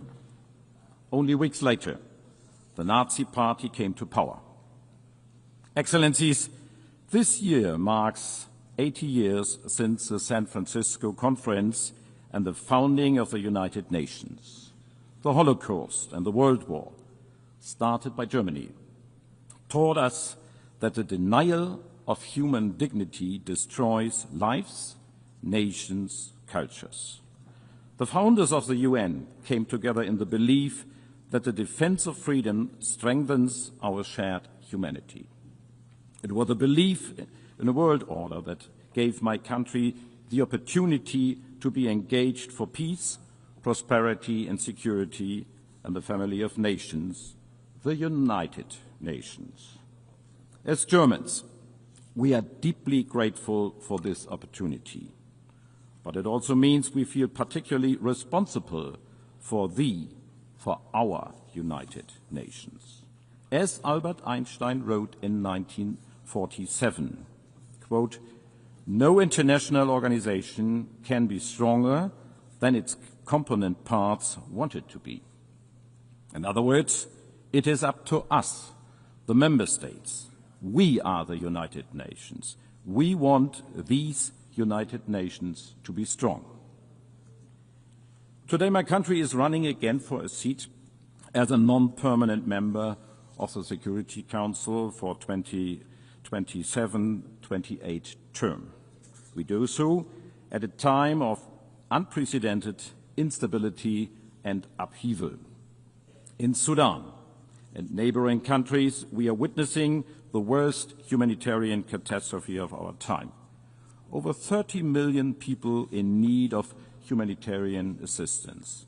Over 12 million forced to flee their homes. We all need to do more to end this tragedy. The security of the entire region is on the line. The terrible war in Gaza is raging on. Hell on earth. A humanitarian nightmare as we speak. This war must end. The hostages must be released. The existence and the security of Israel will always be part of our raison d'etre. There must be a future in peace and in dignity for all in the Middle East. As we have reaffirmed in this hall this week, 2 states for 2 peoples, the only solution. I commend all those who continue to work tirelessly to find a path to peace, notably the United States of America. Excellencies, Iran has created and armed a network of malign proxy forces destabilizing the region. In addition, it has for many years been engaged in a nuclear program which goes far beyond any plausible civilian use. For us, it is imperative. Iran must never acquire a nuclear weapon. Since Iran clearly does not comply with its obligations under the Joint Comprehensive Plan of Action agreed to in 2015, we had no choice but to trigger the snapback of sanctions. Following a clear vote by the Security Council yesterday, sanctions will be effective later today. But let me emphasize, we remain open to negotiations on a new agreement. Diplomacy can and should continue. And on my own continent in Europe, Russia is waging a war of aggression against its sovereign neighbor, Ukraine. A war that Ukraine did nothing to provoke. A war that demonstrates the disregard for the most fundamental of all rules of the UN Charter, that all member states shall refrain from use of force against territorial integrity of other states. A rule that permanent members of Security Council bear a particular responsibility to uphold. And while our minds are focused on current security and humanitarian crisis, we are aware that they are aggravated by the planetary crisis of pollution, climate change, and biodiversity loss, all of which threaten to bring more instability, more conflicts over resources, more lost lives and livelihoods. At 80 years, our cherished organization is challenged by a budgetary crisis, by a crisis of multilateralism, and by lack of respect for international law. At this time of crisis, we have set ourselves 3 key objectives. These have been at the heart of Germany's work at the United Nations for decades and summarize our Security Council bid today: justice, peace, respect. Since joining the United Nations, we have been adamant justice means development. Where hunger persists, there can be no lasting peace, German Chancellor Willy Brandt said in his first address to the United Nations in 1973.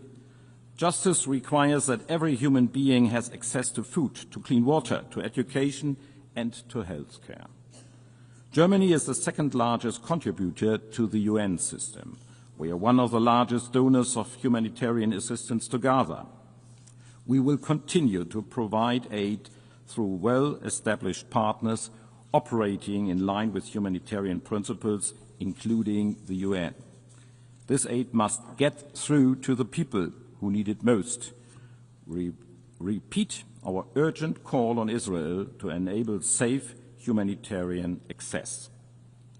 We support UNHCR's work in refugee camps in Sudan and neighboring countries. Through UNHCR, we have supported countries in providing shelter, food and medical services for refugees.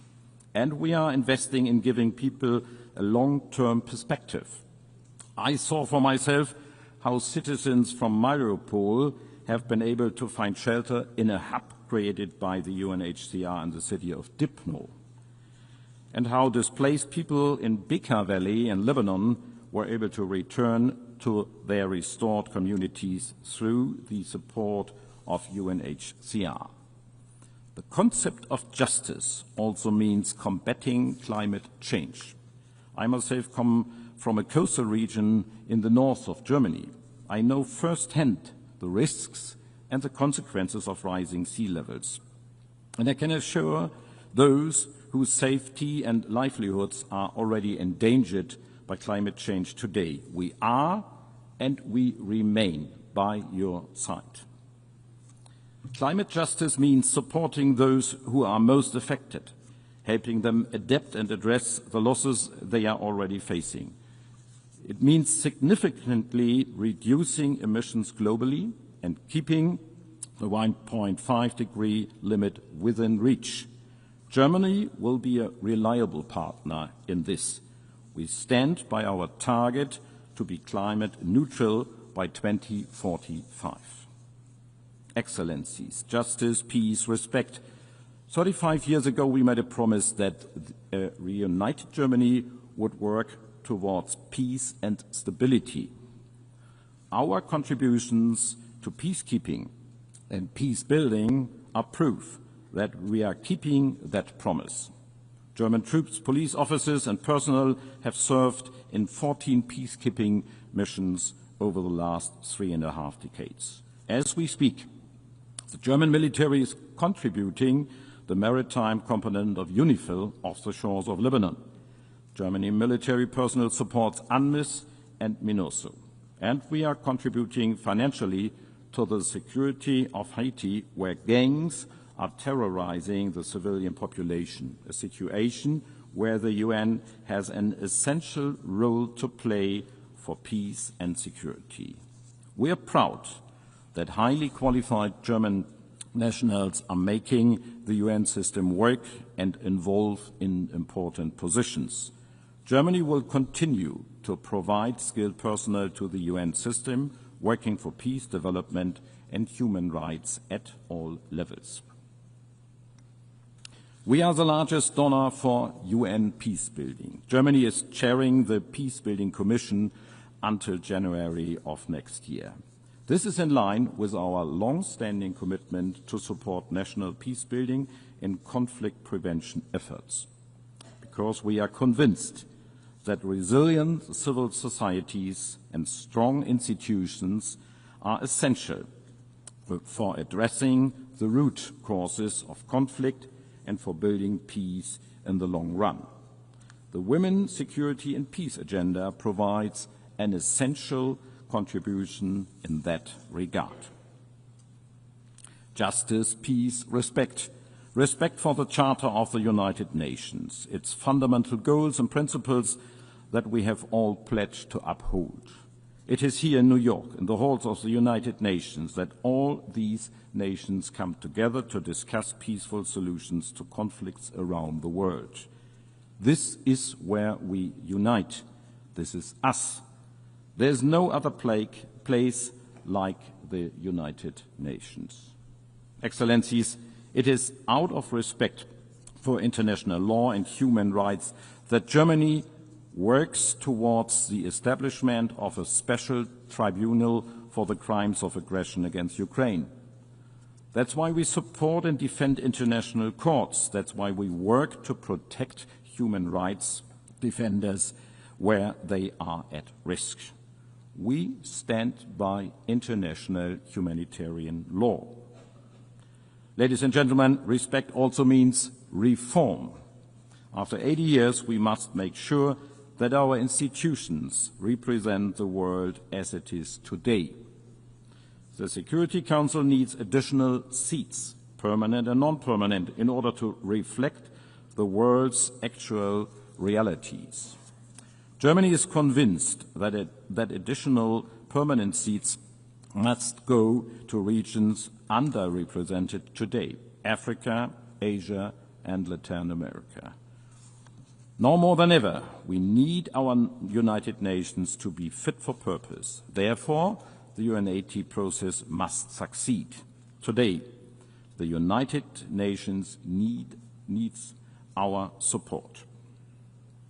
Excellencies, we all would only stand to lose in a world where might makes right, where international rules are obsolete, in a world where treaties are only binding for the weak, and where war is a continuation of diplomacy by other means. Such a world would ultimately be governed by force. Justice, peace, respect, that is Germany's offer to each and every nation represented here in this great hall. It is an offer to listen, to cooperate, to find solutions. It is an offer rooted in our willingness to listen carefully to your concerns. And it is an offer which we are ready to back up. It is an offer you can always count on, now and in the future. Thank you.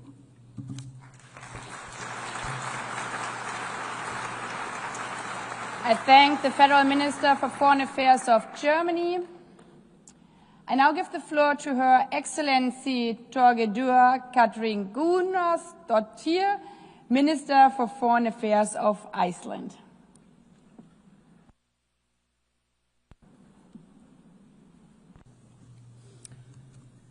Madam President, Excellencies, at the heart of the UN Charter lies a simple but powerful principle, the dignity and worth of the human person.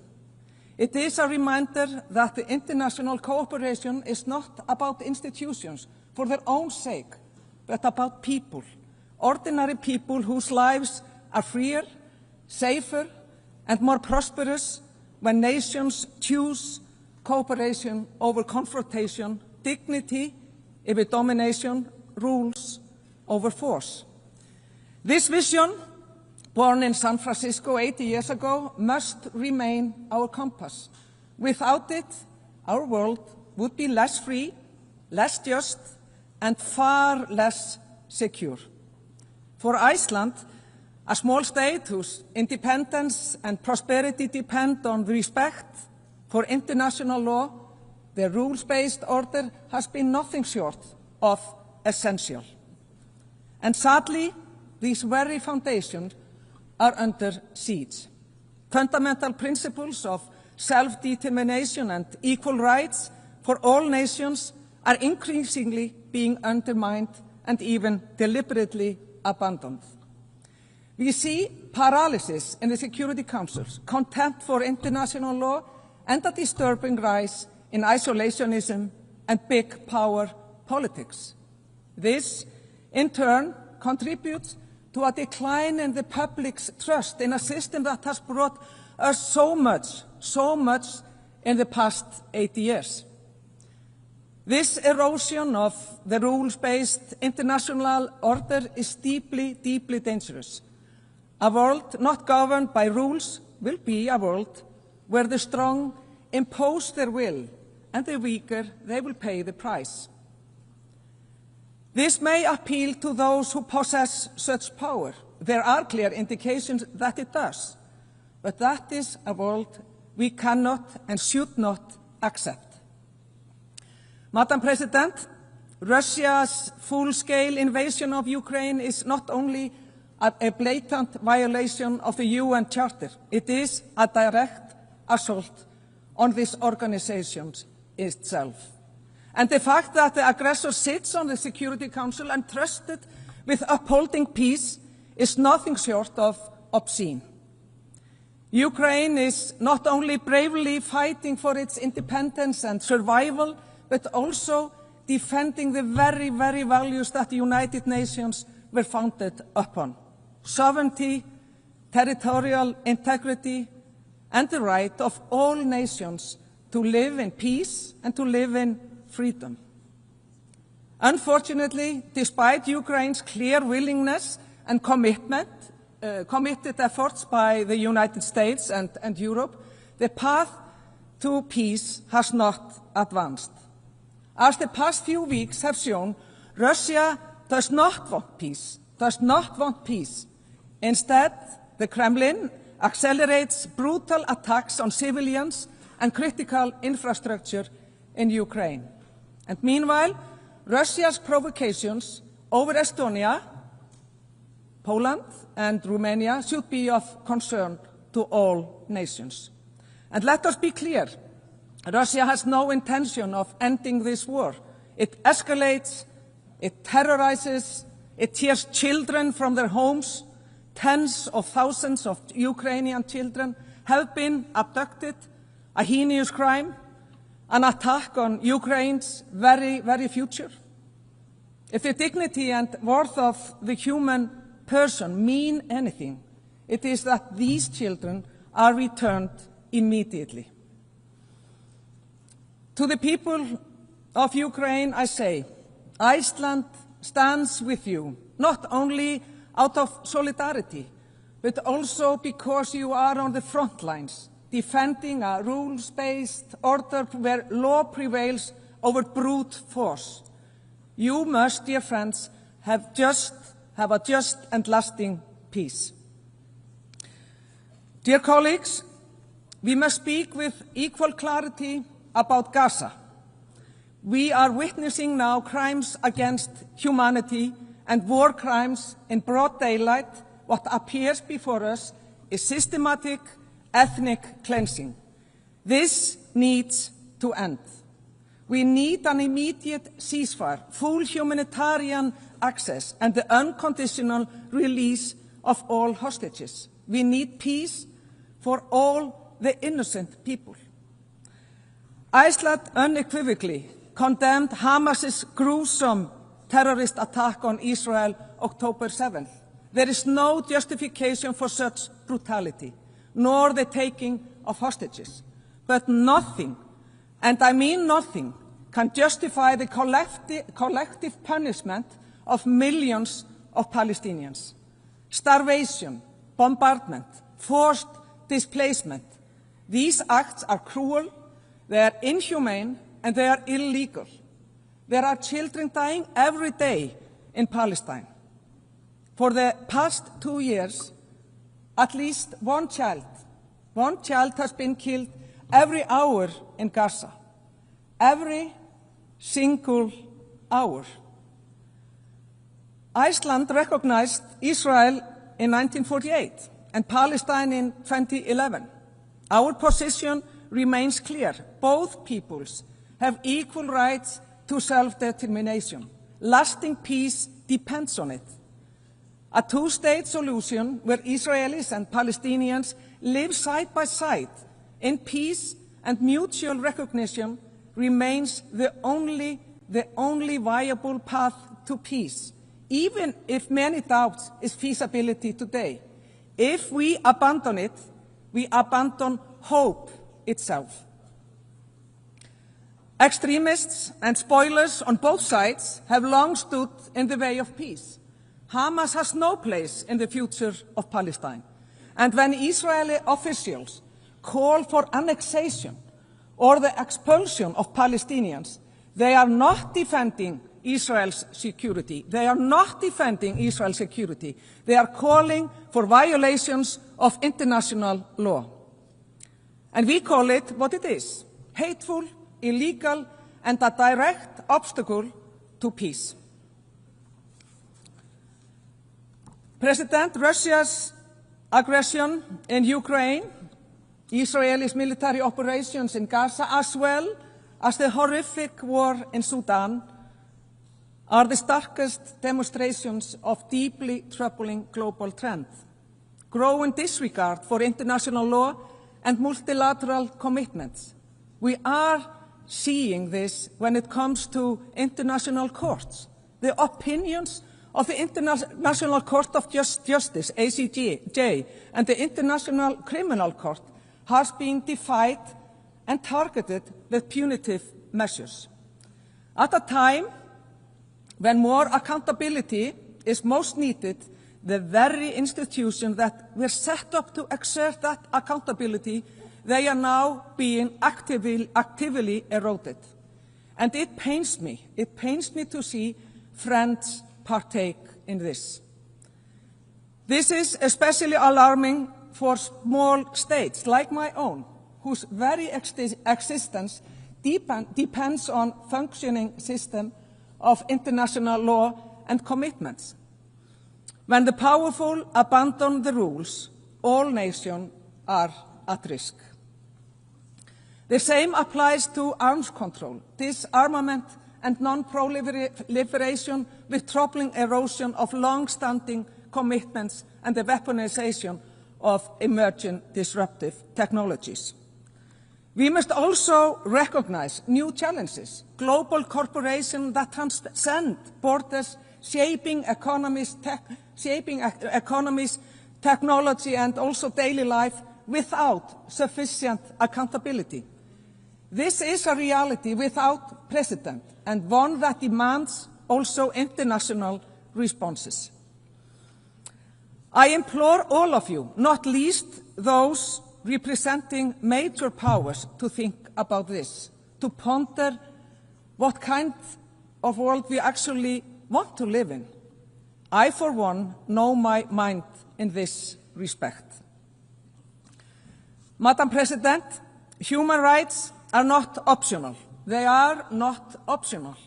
They are universal, indivisible, and fundamental to peace and prosperity. It is a matter of pride for us that Iceland is seen as a global trailblazer in terms of gender equality. 50 years ago, next month, the women of Iceland set out to strike against the systematic inequality in the so-called women's strike. This set us on a path. But no country is perfect, however, and none has achieved full equality. My government, which is led by 3 women for the first time, is committed to pushing this progress further. And on that topic, Iceland expects nothing less than to see the United Nations finally led by a woman when the next Secretary General takes office.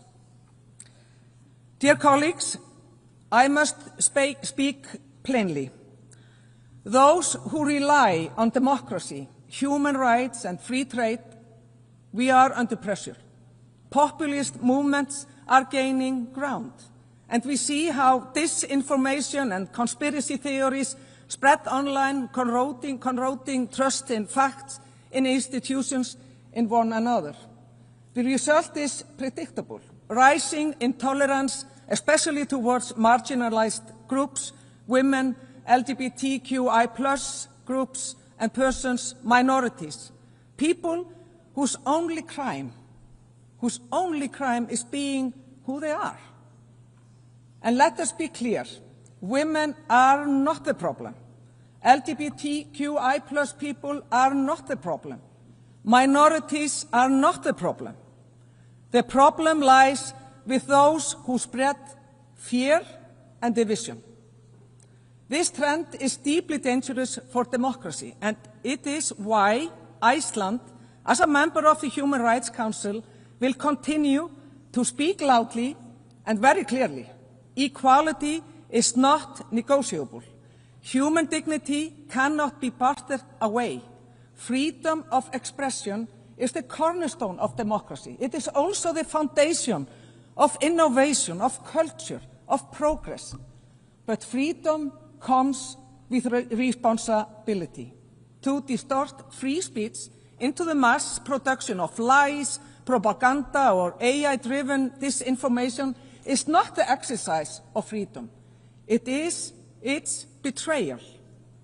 Twisting facts into fake news, science into lies, and upending reality is an attack on truth itself.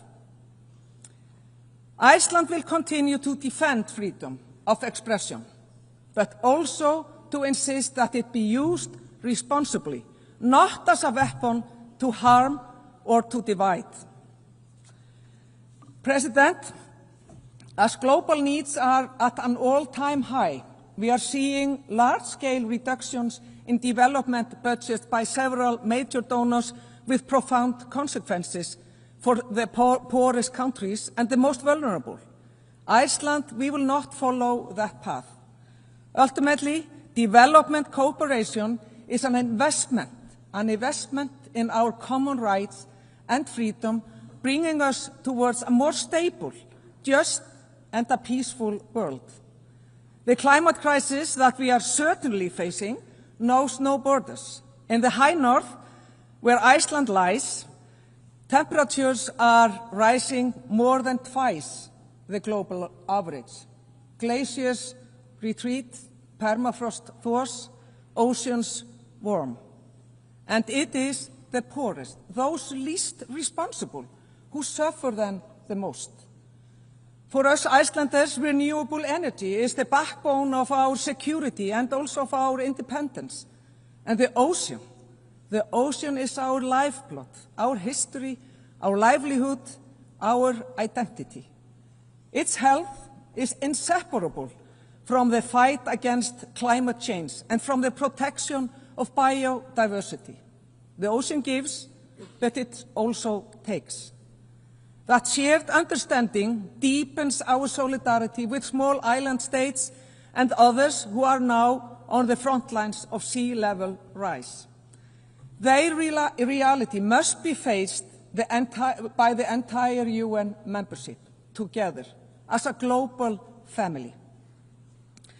Colleagues, the United Nations is not only about states and structures, it is about people, the people who work tirelessly for these organizations, often under immense pressure and even risking their own lives to uphold its ideals. To them, Iceland extends its deepest gratitude. Your dedication reminds us that the United Nations, imperfect as it is, we know that, still has a beating heart. But it is also about us here, the leaders gathered here. These are serious times that demand serious leaders as well. We cannot afford cynicism, short-termism, or the comfort of slogans. We must act with love for our people, with respect for our neighbors, and with wisdom for future generations. This is not naive. This is not naive. It is the essence of responsible leadership, and it is what the world needs from us. President, undermining the very institutions that have advanced peace, prosperity, and human rights over the past 80 years will only deepen the challenges we face. At this critical moment, it is crucial we reverse course so that we can pass on to the future generations that we may have at times taken for granted. The world needs the United Nations, and we have to be strong as we can be. And yes, we face daunting challenges, but our story as a global community is not only of crisis, not at all. It is also one of progress. Apartheid was abolished. Extreme poverty was cut in half. Treaties were created to protect our skies and to protect our seas. These achievements remind us of what is possible when we act together. For Iceland, the choice is very clear. We will always stand for equality, for respect for international law, and for peace, even when the tide turns against us, even when others wish these values silenced. We will not be silenced. We will keep these values alive because they are the essence of the United Nations, and they are grounded in the dignity and worth of human person. And let us revive the ideals that inspired the founders in San Francisco 80 years ago and draw on that same spirit today, not for their sake, but for our children's sake. They deserve a world where peace, where justice, dignity, and freedom are not just words on paper, but lived realities. And that is the legacy we must leave them. Thank you so much.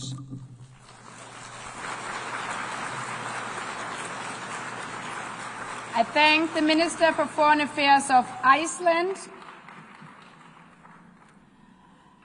I now give the floor to His Excellency Subramaniam Jaishankar, Minister for External Affairs of India.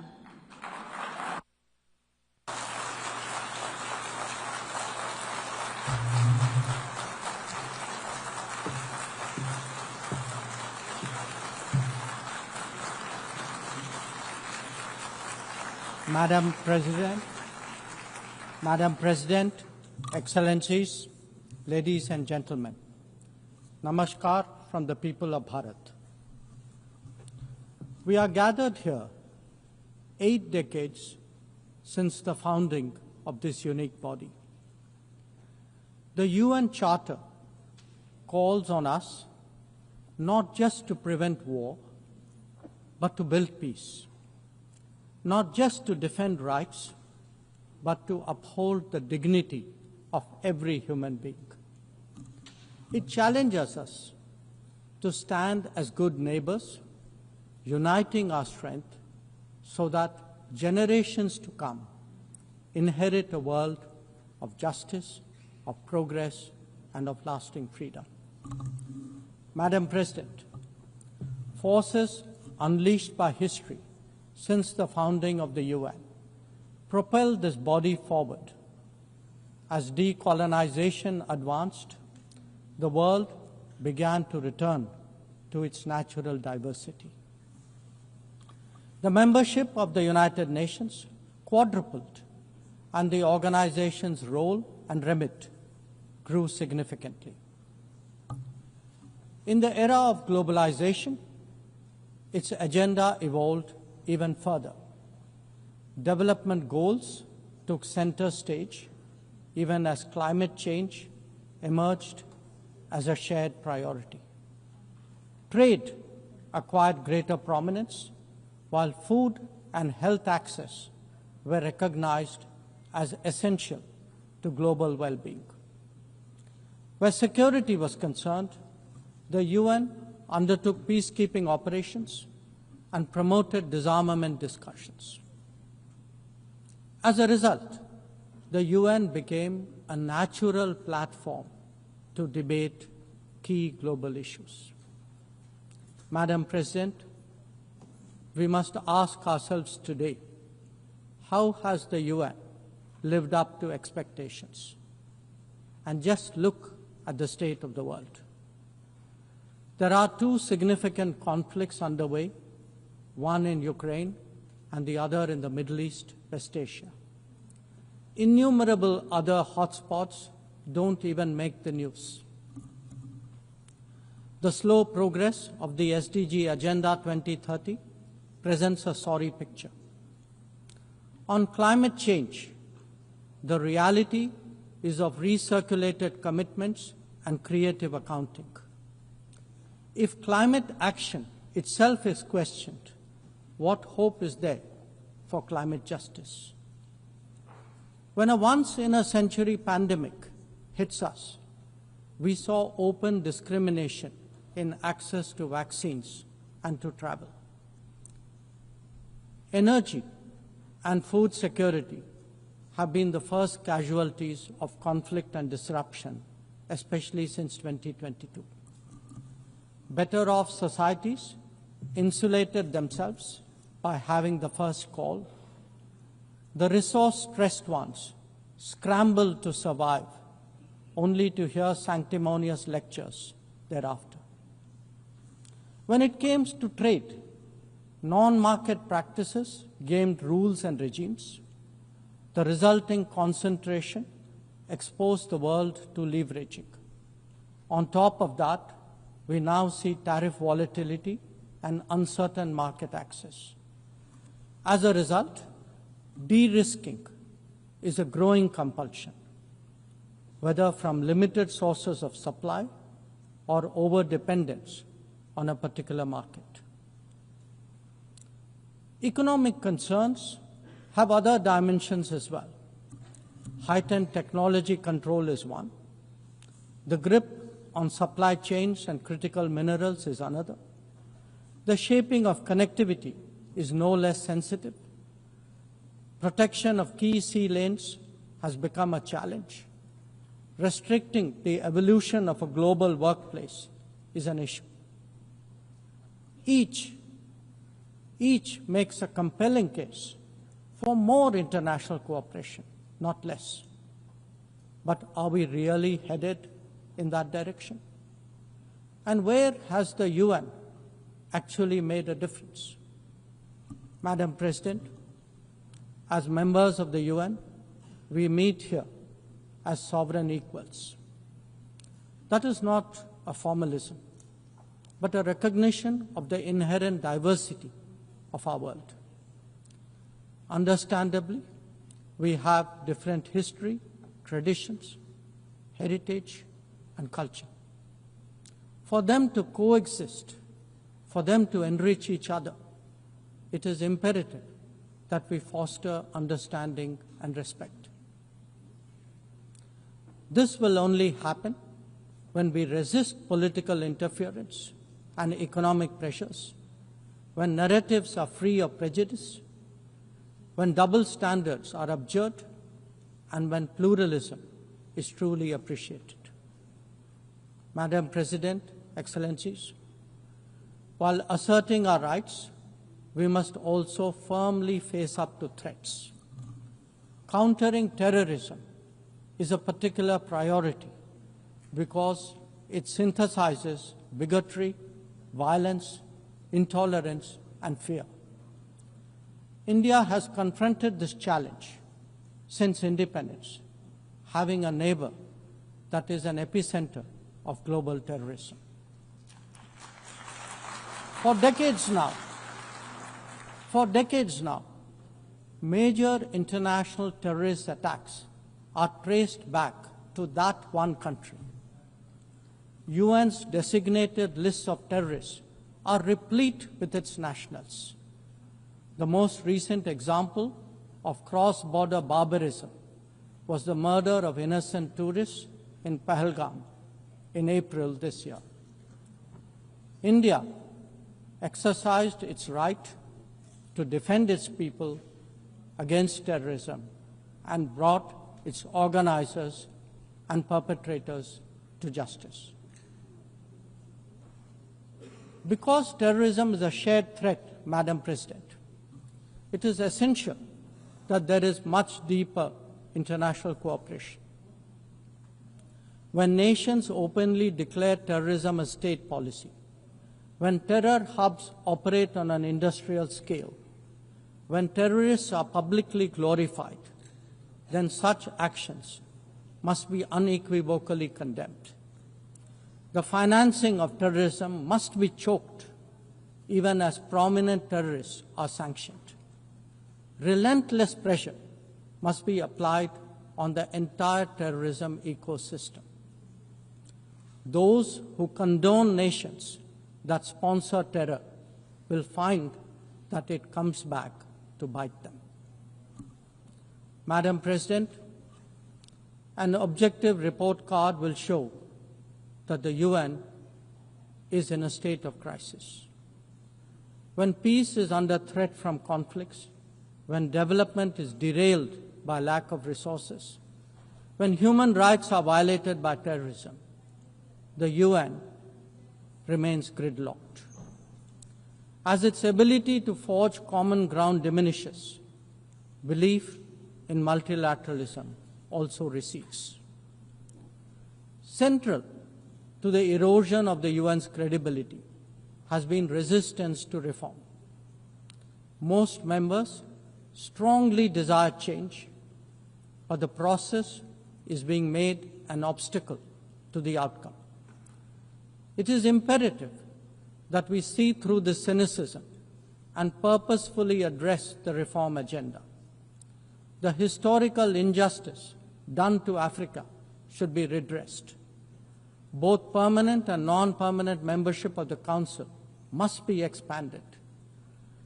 A reformed Council must be truly representative, and India stands ready to assume greater responsibilities. Madam President, today the predicament of the Global South is especially acute. Bharat, under the leadership of Prime Minister Narendra Modi, believes that it has both a duty to contribute and an obligation to motivate. That is why we have undertaken more than 600 major development projects in 78 countries, as well as innumerable community-based initiatives. They range from large infrastructure to small livelihoods, from capacity building to people's welfare, from concrete assets to education and training. Turbulent times require that we step forward during moments of crisis. India has been forthcoming in that regard, especially in its immediate vicinity. whether it is finance, food, fertilizer, or fuel, we have responded to the urgent requirements of our neighbors. Madam President, climate events and conflicts have created a demand for HADR assistance. Reflecting our growing capabilities, Bharat has endeavored to be a first responder. Be it essential medicines or relief supplies, the operations of a field hospital or limb fitment camps, these efforts covered 19 nations last year. The people of Afghanistan and those of Myanmar saw India extend its hand during recent earthquakes. Our efforts at ensuring safe commerce, combating piracy, and preventing attacks on shipping in the Northern Arabian Sea also bear mention. And the Indian tradition of UN peacekeeping operations continues in the Democratic Republic of Congo, in Western Sahara, Central African Republic, Golan Heights, Cyprus, Lebanon, Abyei, South Sudan, and Somalia. To put it clearly, our soldiers ensure peacekeeping, our sailors protect maritime shipping, our security counters terrorism, our doctors and teachers facilitate human development the world over, our industry produces affordable products, our techies promote digitization, and our training facilities are open to the world. These remain the core of our foreign policy. Madam President, each one of us has the opportunity of contributing to peace and prosperity. In the case of conflicts, especially Ukraine and Gaza, even those not directly involved have felt its impact. Nations who can engage all sides must step up in the search for solutions. India calls for an end to hostilities and will support any initiative that will help restore peace. The last decade in Bharat has also seen transformative changes due to the vision of Prime Minister Modi. Our digital public infrastructure has redefined governance and enabled delivery of public services on an unprecedented scale. Our startup ecosystem, innovation culture, and microfinance are changing the face of society. Our rapidly growing infrastructure facilitates both ease of doing business and ease of living for citizens. India remains committed to sharing its experiences and tools with others on their journey of development.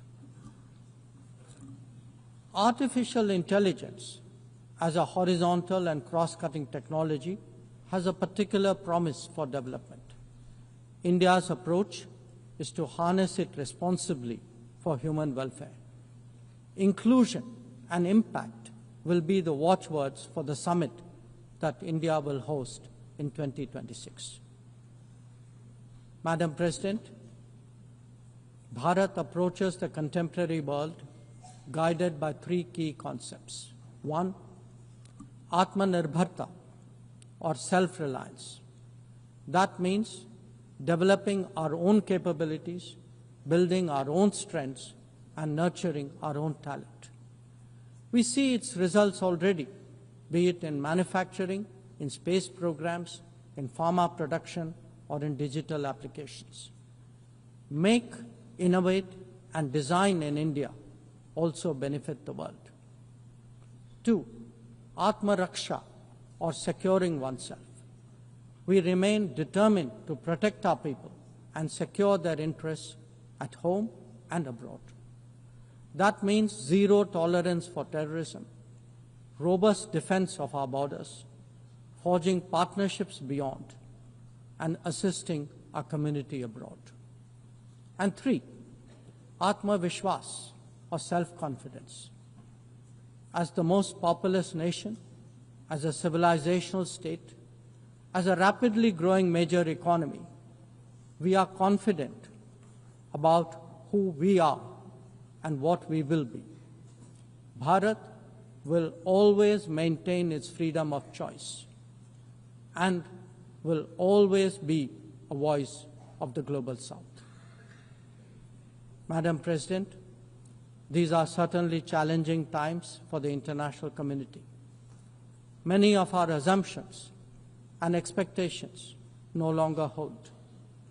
In such circumstances, it is imperative to stay strong, to hold firm, and to deepen friendships. International cooperation must prevail because islands of prosperity cannot flourish in an ocean of turbulence. A world order requires common purpose, as it does empathy for others. That is where we look to the United Nations. Madam President, every member who can make this world a better place must have the opportunity to do their utmost. And for that to happen, reformed multilateralism is the obvious way. The 9th decade of the UN must be one of leadership and hope. Bharat will do its fair share and more. I thank you.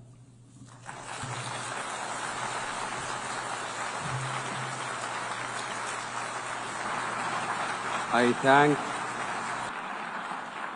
thank the Minister for External Affairs of India.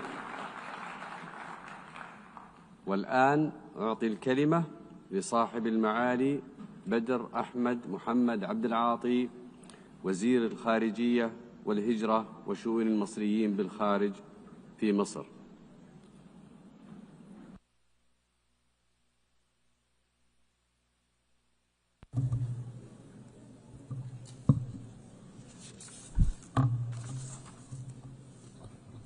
بسم الله الرحمن الرحيم. السيدة أنالينا بيربوك رئيس الجمعية العامة، السيد أنطونيو غوتيريش سكرتير عام الأمم المتحدة، كان مفترضا أن يكون احتفالنا اليوم بمرور 80 عاما على تأسيس الأمم المتحدة مناسبة للتأمل في مسيرة منظمة والتفكير في كيفية تعزيز ما أنجزته لحفظ السلم والأمن الدوليين وتحقيق الرفاهية والتنمية للجميع وبناء نظام دولي يتأسس على قواعد القانون الدولي التي تطبق على الجميع ويخضع لها الجميع لحماية كرامة وحقوق البشر كل البشر. غير أن واقع المنظومة الدولية اليوم وبعد 8 عقود على تأسيسها لا يمت للأسف الشديد بصلة لهذه الأهداف النبيلة. فالنظام الدولي متعدد الأطراف في حالة سيولة غير مسبوقة، وآلياته تتداعى وتتآكل مصداقيته بفعل الجرائم التي ترتكب تحت مرأى ومسمع المجتمع الدولي الذي يكتفي بدور المتفرج إذا ما يحدث من انتهاكات ممنهجة للقانون الدولي قوضت شرعية المنظومة الدولية في ظل ما نشهده من ازدواجية المعايير والكيل بأكثر من مكيال، خاصة في منطقتنا في الشرق الأوسط. ويقف الشرق الأوسط على شفير الانفجار، إذ تغيب كل مقومات السلم والأمن والاستقرار، ولا يوجد احترام يذكر للشرعية الدولية.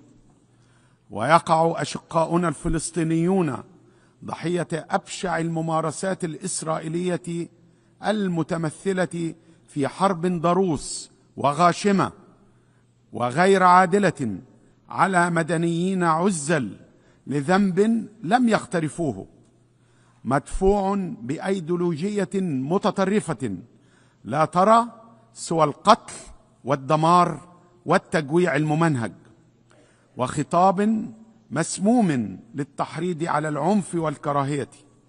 وامتدت أيادي العدوان في سكرة من القوة وانعدام المساءلة على دول المنطقة الواحدة تلو الأخرى، وآخر حلقاته العدوان الغادر على قطر الشقيقة. وتنظر مصر أول من أرسى دعائم السلام في الشرق الأوسط بالزيارة التاريخية للرئيس السادات للقدس عام 77، تنظر للواقع الأليم السائد بالمنطقة بعين القلق والمسؤولية في آن واحد. فبعد عامين من العدوان الغاشم على غزة والانتهاكات المتكررة اليومية في الضفة الغربية، أضحت أسس السلام الذي استغرق نسجه أكثر من 45 عاما في مهب الريح. وإذاء هذه الظروف العسيرة تطرح مصر رؤيتها للتعامل مع الوضع في الشرق الأوسط والمنظومة الدولية على النحو التالي: أولا، الإعراب عن الامتنان والتقدير لما أعلنه الرئيس الأمريكي دونالد ترامب من التزام كامل واستعداد للعمل مع قادة المنطقة لإنهاء هذه الحرب الظالمة على قطاع غزة وفقا لرؤية متكاملة تحقن الدماء وتضمن الأمن للجميع وتستعيد أسس بناء الثقة المفقودة. وتبدي مصر كل الاستعداد وكامل الالتزام للبناء على رؤية الرئيس ترامب لاستعادة الاستقرار وإنهاء الحرب وفتح أفق سياسي يقود نحو تجسيد الدولة الفلسطينية، وفضلا عن إطلاق سراح الرهائن والأسرى وتضميد كل الجراح، جراح اليتامى والأسرى والجرحى والجوعى في قطاع غزة، ووضع حد لغطرسة القوة ووضعها جانبا ورفع رايات الاستقرار والعمران والأمل في الغد. ولقد كرست مصر منذ اندلاع الأزمة كافة جهودها للتوصل إلى وقف لإطلاق النار ويكون مستداما في قطاع غزة بالاشتراك مع قطر الشقيقة والولايات المتحدة، واستئناف إدخال المساعدات دون عوائق لمواجهة الحالة المجاعة الحالية التي هي من صنع إسرائيل، وهو ما يجب أن يمثل مع الإنعاش المبكر لمقومات الحياة في غزة أولوية قصوى للمجتمع الدولي. وعلينا جميعا وسويا التضامن والتكافل لضمان توفير ونفاذ المساعدات الإنسانية بأسرع وقت ممكن وبالكميات اللازمة والكافية وحماية المدنيين. ونعيد هنا التأكيد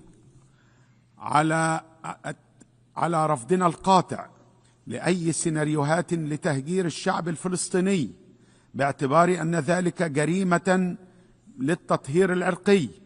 ونقولها بوضوح شديد: مصر لم ولن تكون بوابة لتصفية القضية الفلسطينية، وسنستمر في دعم صمود الشعب الفلسطيني الأبي المتشبث بترابه الوطني، ولن نكون أبدا شركاء في نكبة جديدة وما تعنيه من جرائم ومآس إنسانية مضاعفة.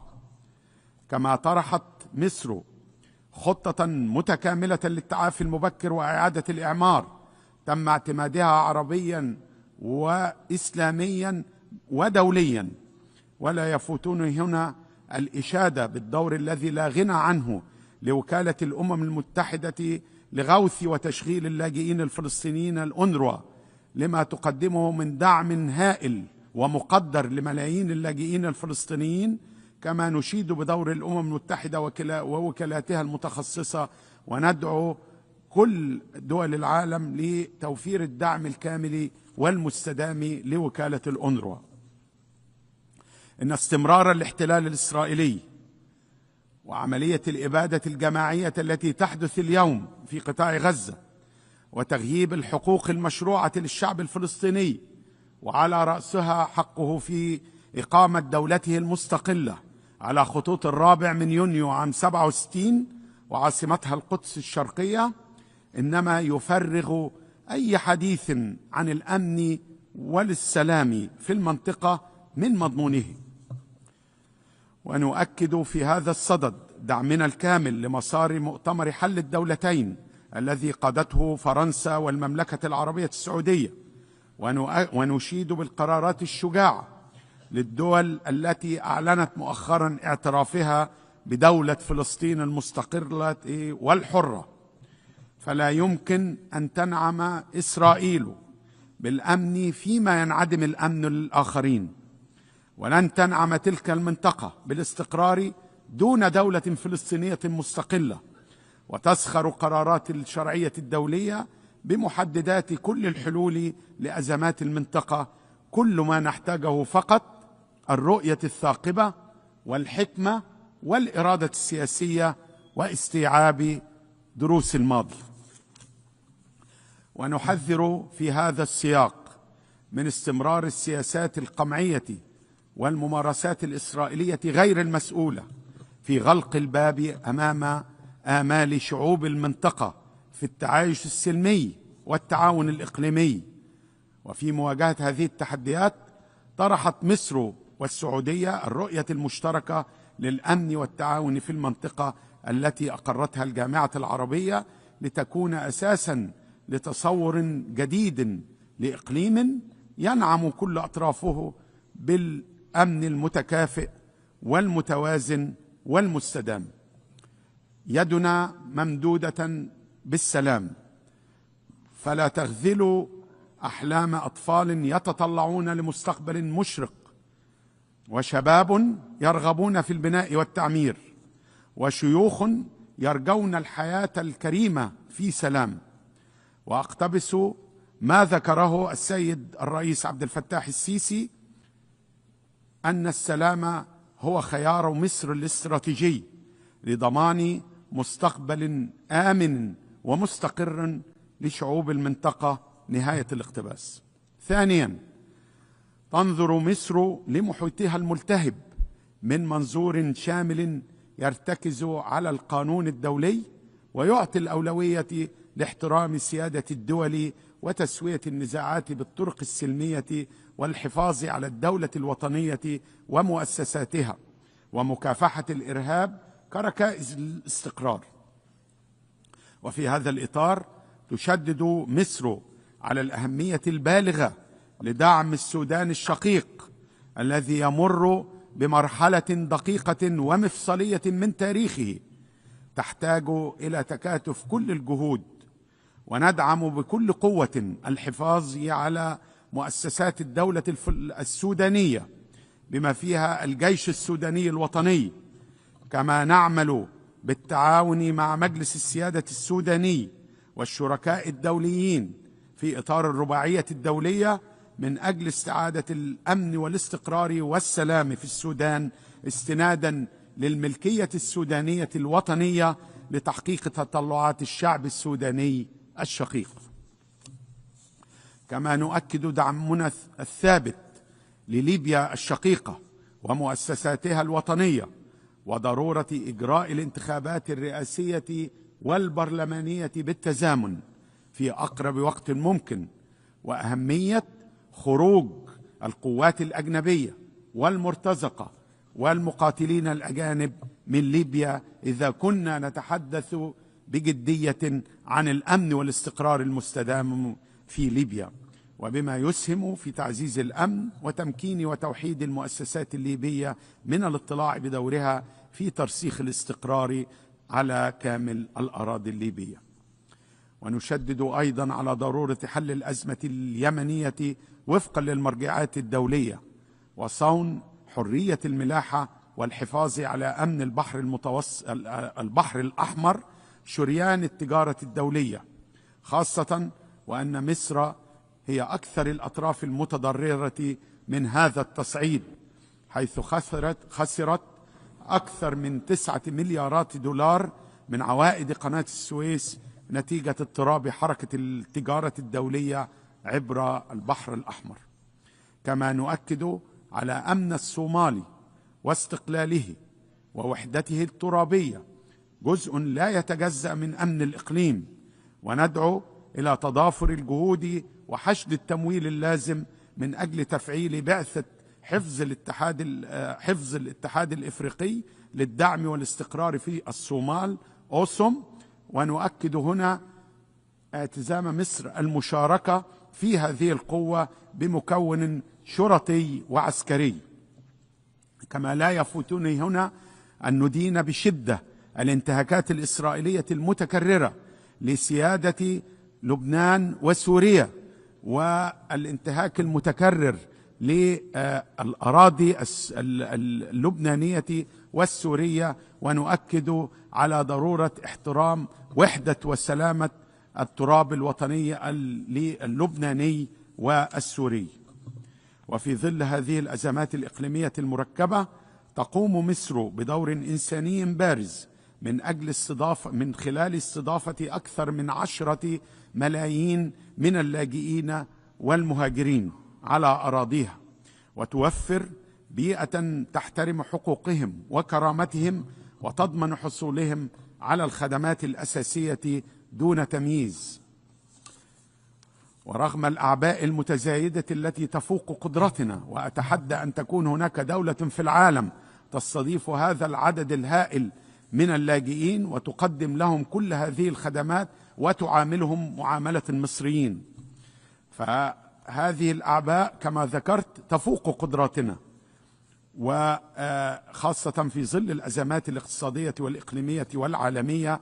ومع ذلك تواصل مصر التزامها الأخلاقي والإنساني، ونؤكد على ضرورة تفعيل مبدأ تقاسم الأعباء والمسؤوليات المنصوص عليه في العهد الدولي للاجئين.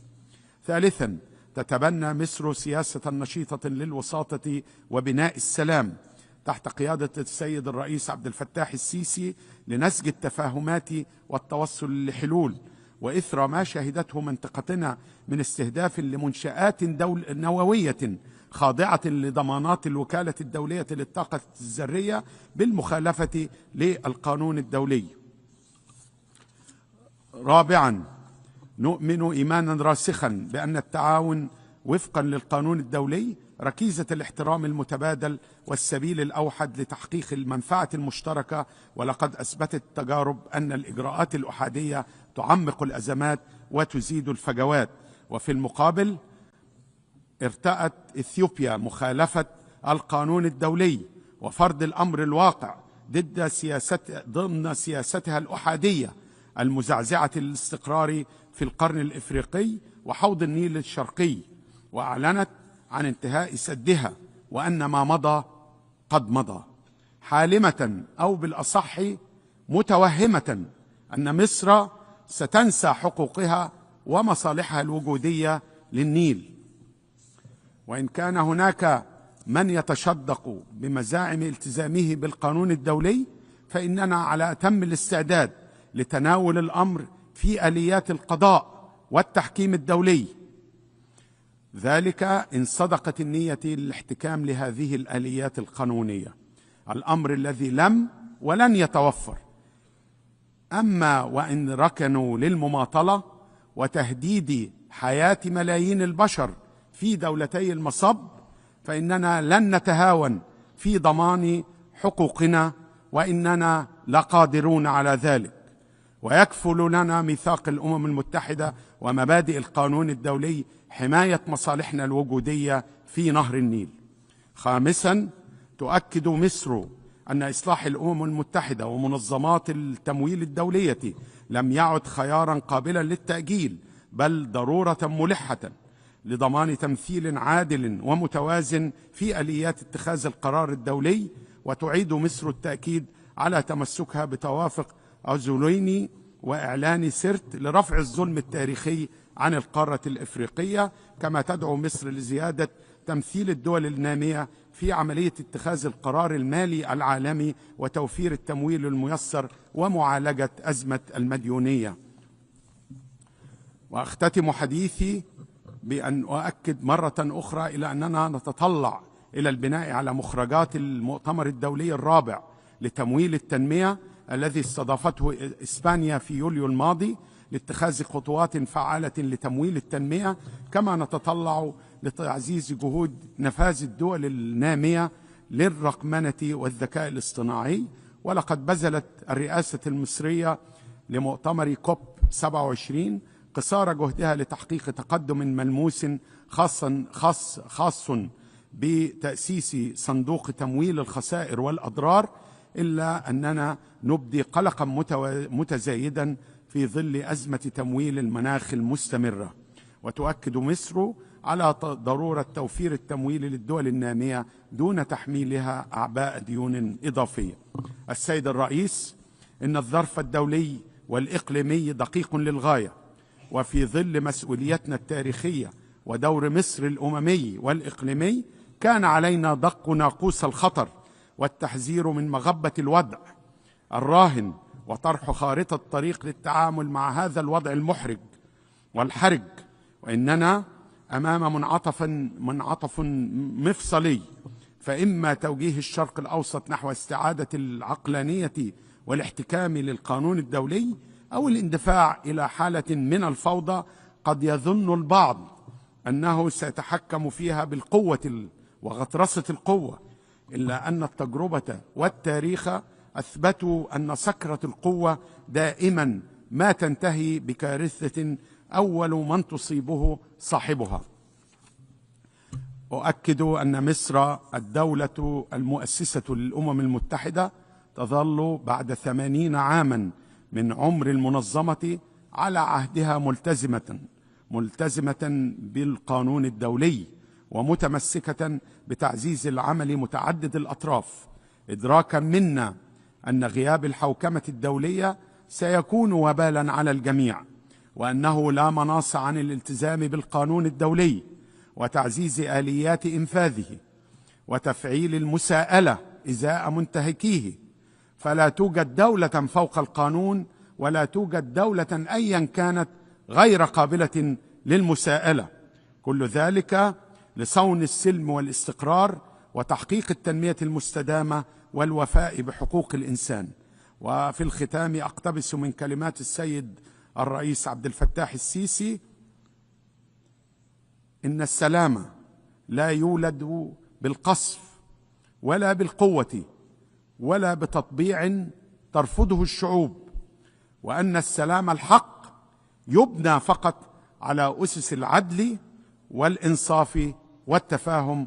وشكرا جزيلا.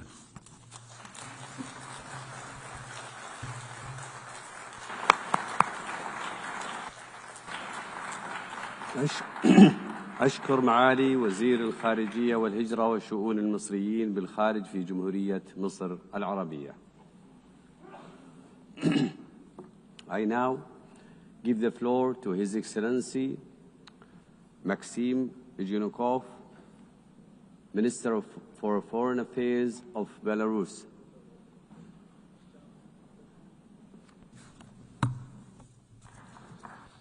Уважаемый господин председатель, уважаемые дамы и господа, тема общеполитической дискуссии этого года «Вместе лучше. 80 лет во имя мира, развития и прав человека». Отличная тема. Ключевое слово здесь «вместе». Вот давайте вместе вспомним все и поразмышляем. Уверен, найдем истинные первопричины тех вызовов и угроз, с которыми планета сталкивается сегодня.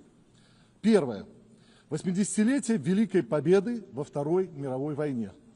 80 лет назад закончилась кровавая беспощадная война, которая стала огромной трагедией для всего человечества.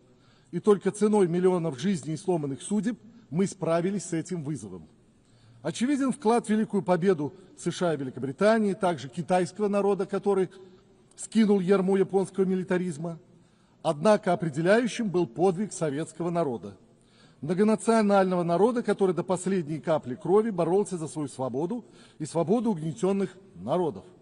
Заметьте, не выносил завоевателям ключи от своих городов, не прятался за пронацистские режимы коллаборационистов, не снабжал нацистский режим техникой и солдатами. Тогда, 80 лет назад, это было очевидно. В столицах Европы освободителей встречали цветами и радостью, им ставили памятники, мемориалы, называли их именами проспекты и города. Прошло всего 80 лет сытой, спокойной жизни в Европе, и как все поменялось. Что мы видим? На Западе появилась своя собственная правда о событиях тех лет. Стирается память, сносятся памятники, переписываются учебники истории. Вновь на улицах отдельных городов Европы то и дело слышим нацистские лозунги и призывы. Так воспитывается поколение 21 века, которое не видело ужасов той войны, даже не слышало о них от своих родителей. Поэтому подпитывается фальшивым героизмом своих предков, когда-то вступивших в гитлеровскую коалицию наций, которые мечтали о мировом господстве. Далее. Раз переписывается история, значит, переписываются ее итоги. Значит, ставится под сомнение и правильность установления поствоенного миропорядка, основанного на универсальных принципах ООН. Это очевидно. Как представляется, вынужденного для Запада на определенный период времени. Вынужден был коллективный Запад тогда разделить бремя ответственности за мировую судьбу с так называемым советским блоком.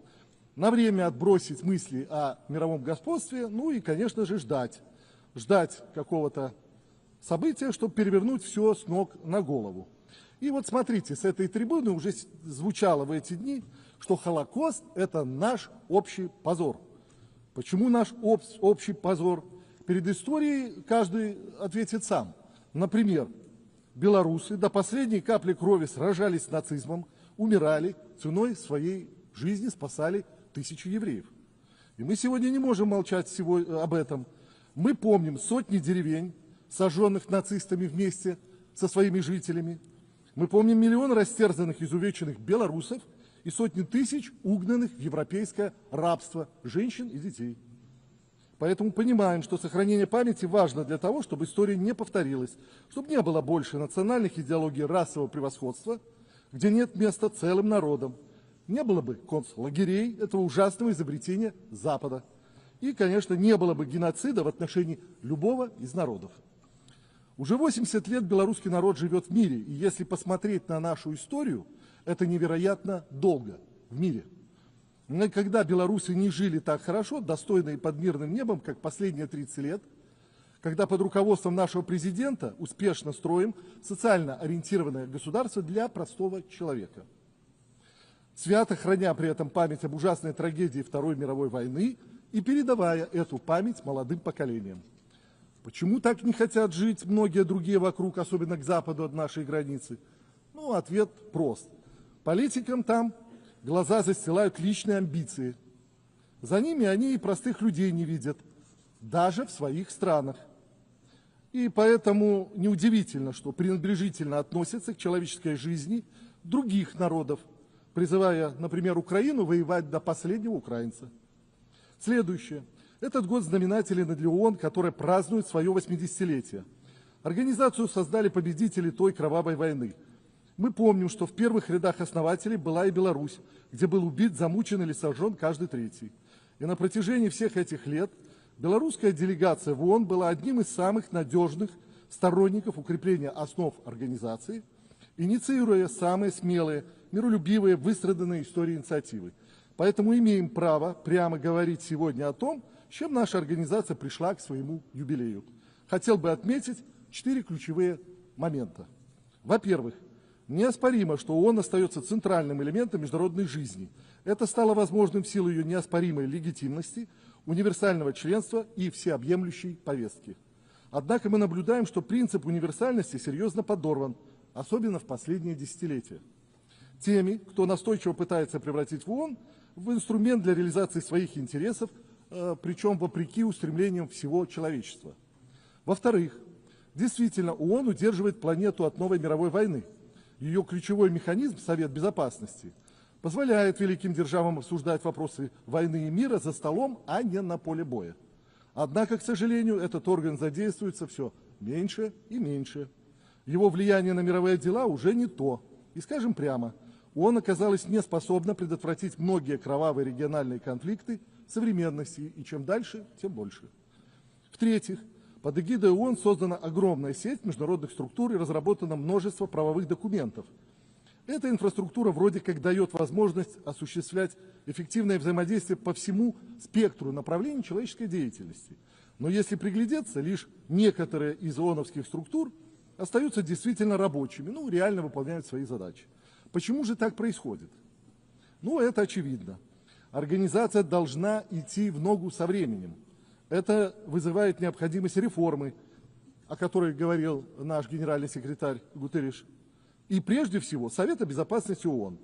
Я говорю в том числе о расширении категории постоянных членов за счет развивающихся стран Африки, Латинской Америки и Азии. За 8 десятилетий членский состав организации увеличился в разы, и многие государства, которых при образовании ООН даже не было на карте мира, хотят, чтобы их мнение и голос учитывались, и они имеют на это право, так как сегодня являются важными политическими и экономическими субъектами.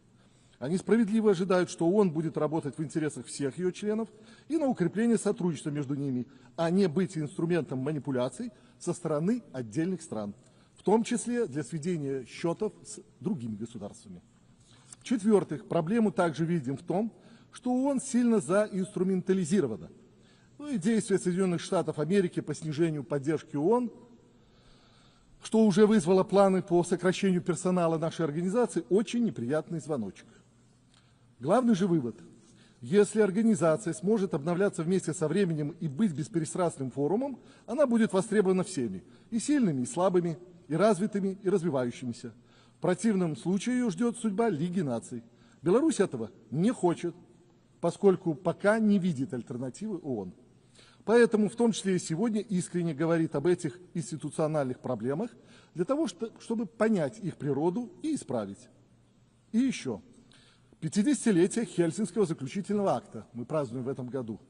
Этот документ, инициированный, кстати, руководством Советского Союза, закрепил сложившиеся после Второй мировой войны реалии в Европе.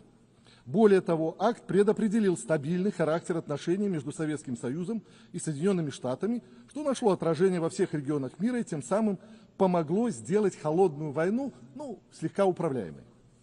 Важнейшее наследие акта еще и в том, что он ввел в практику принцип неделимости безопасности, следование которому не позволило холодной войне перерасти в горячую. Хельсинские договоренности предоставляли возможность построить единую, неделимую, процветающую Европу в период и после холодной войны. Однако история пошла иным путем. Так называемые победители в холодной войне сегодня полностью забыли этот принцип, взяли на вооружение логику превосходства и конфронтации. Кстати, именно такая логика стояла за процессом расширения НАТО на восток. Как результат, был подорван баланс сил в Европе, возникли угрозы безопасности для многих государств, югославский кризис, кровопролитие в ряде постсоветских республик, да и конфликт в Украине представляет собой наиболее яркие примеры таких последствий. Сегодня очевидно, что путь к прекращению кровопролития в Украине лежит через возвращение всех сторон в Европе к пониманию важности соблюдения принципа неделимости безопасности. И важно, что один из основных глобальных центров силы США начинает осознавать важность данного тезиса. К сожалению, такого понимания нет в странах ЕС, которые продолжают разжигать региональный конфликт украинскими дровами. Такая ситуация особенно требует общих усилий для повышения уровня доверия между странами, хотя сегодня нет готовых рецептов. Необходимо действовать, и мы в Беларуси, которая находится в центре Европы, это понимаем лучше всех. Ведь это через нас раз в полстолетия прокатываются все самые трагичные войны нового времени, стирая на своем пути все, кроме нашей памяти. Поэтому мы говорим, медлить нельзя. Но вы посмотрите, что делают наши европейские соседи на границе ЕС с Беларусью и Россией. Закладывают мины, возводят стены, рвы, оборонительные линии, колючую проволоку. Пытаются создать у своего населения ощущение надвигающейся угрозы от варваров с Востока. И первые, кстати, жертвы уже есть. Правда, со стороны солдат НАТО, которые то топятся в болотах, то подрываются на своих же минах. Кстати, тут я видел на северной лужайке около здания ООН установлен в качестве трофея прав человека кусочек Берлинской стены. Так и написано. 155 километров, на которых погибло 200 человек. Около этого. Так вот, сегодня воздвигается гораздо более огромная стена протяженностью в 1000 километров на границе ЕС с Россией и Беларусью от Финляндии и до Польши. И жертв вдоль этой стены с начала строительства уже сотни. Сотни ни в чем не повинных мигрантов из стран Юга, которые в поисках лучшей жизни стремятся в ЕС, который до этого разрушил привычный уклад в их государствах. Так вот, если мы тут все вместе в ООН не можем предотвратить строительство этой стены, давайте хотя бы там на лужайке зарезервируем место, где потом поставим кусочек этой стены, когда наконец-то соответствующие страны одумаются и скажут, что такая стена больше не нужна. Ну, повесим, сколько она по протяженности была и сколько же там погибло людей. Да, и скажем, что это трофей свободе передвижения. Беларусь говорит во весь голос и предлагает конкретное решение. В частности, президент Республики Беларусь выступил с инициативой разработки Евразийской хартии многополярности и многообразия в 21 веке, которая призвана запустить новую парадигму евразийской архитектуры равной неделимой безопасности. Много говорить об этом не буду, об этом очень хорошо сказал министр иностранных дел Российской Федерации. Так вот, мы призываем все евразийские государства подключиться к процессу и проявить такую же ответственность, какую продемонстрировали наши предшественники полвека назад. Альтернативы такому диалогу нет. Нам надо избавиться от предубеждений и сесть за стол переговоров. Наш призыв, безусловно, обращен и к странам Европейского Союза, которые традиционно скептически воспринимают любые инициативы, которые исходят из Востока. Но хотел бы напомнить им, этот Восток далеко уже не тот, который был десятилетия назад. Это, по сути, глобальный юг или даже, по-другому, глобальное большинство, с которым им придется считаться и приходится считаться. Пора бы действительно уже понять о том, что времена диктата коллективного Запада ушли в прошлое. Поэтому хотели бы посоветовать странам Европейского Союза задуматься в свете всего этого о своем месте в мире, в свете происходящих преобразований, которые, конечно, как мы, как соседи, видим, не идут им на пользу. Падение экономической конкурентоспособности ведет к подрыву традиционной европейской модели государства всеобщего благосостояния, падению жизненного уровня и росту неравенства, что мы видим. Сумасшедшая милитаризация региона загоняет Европу, а особенно новые страны ЕС и НАТО, в глубокую финансовую пропасть.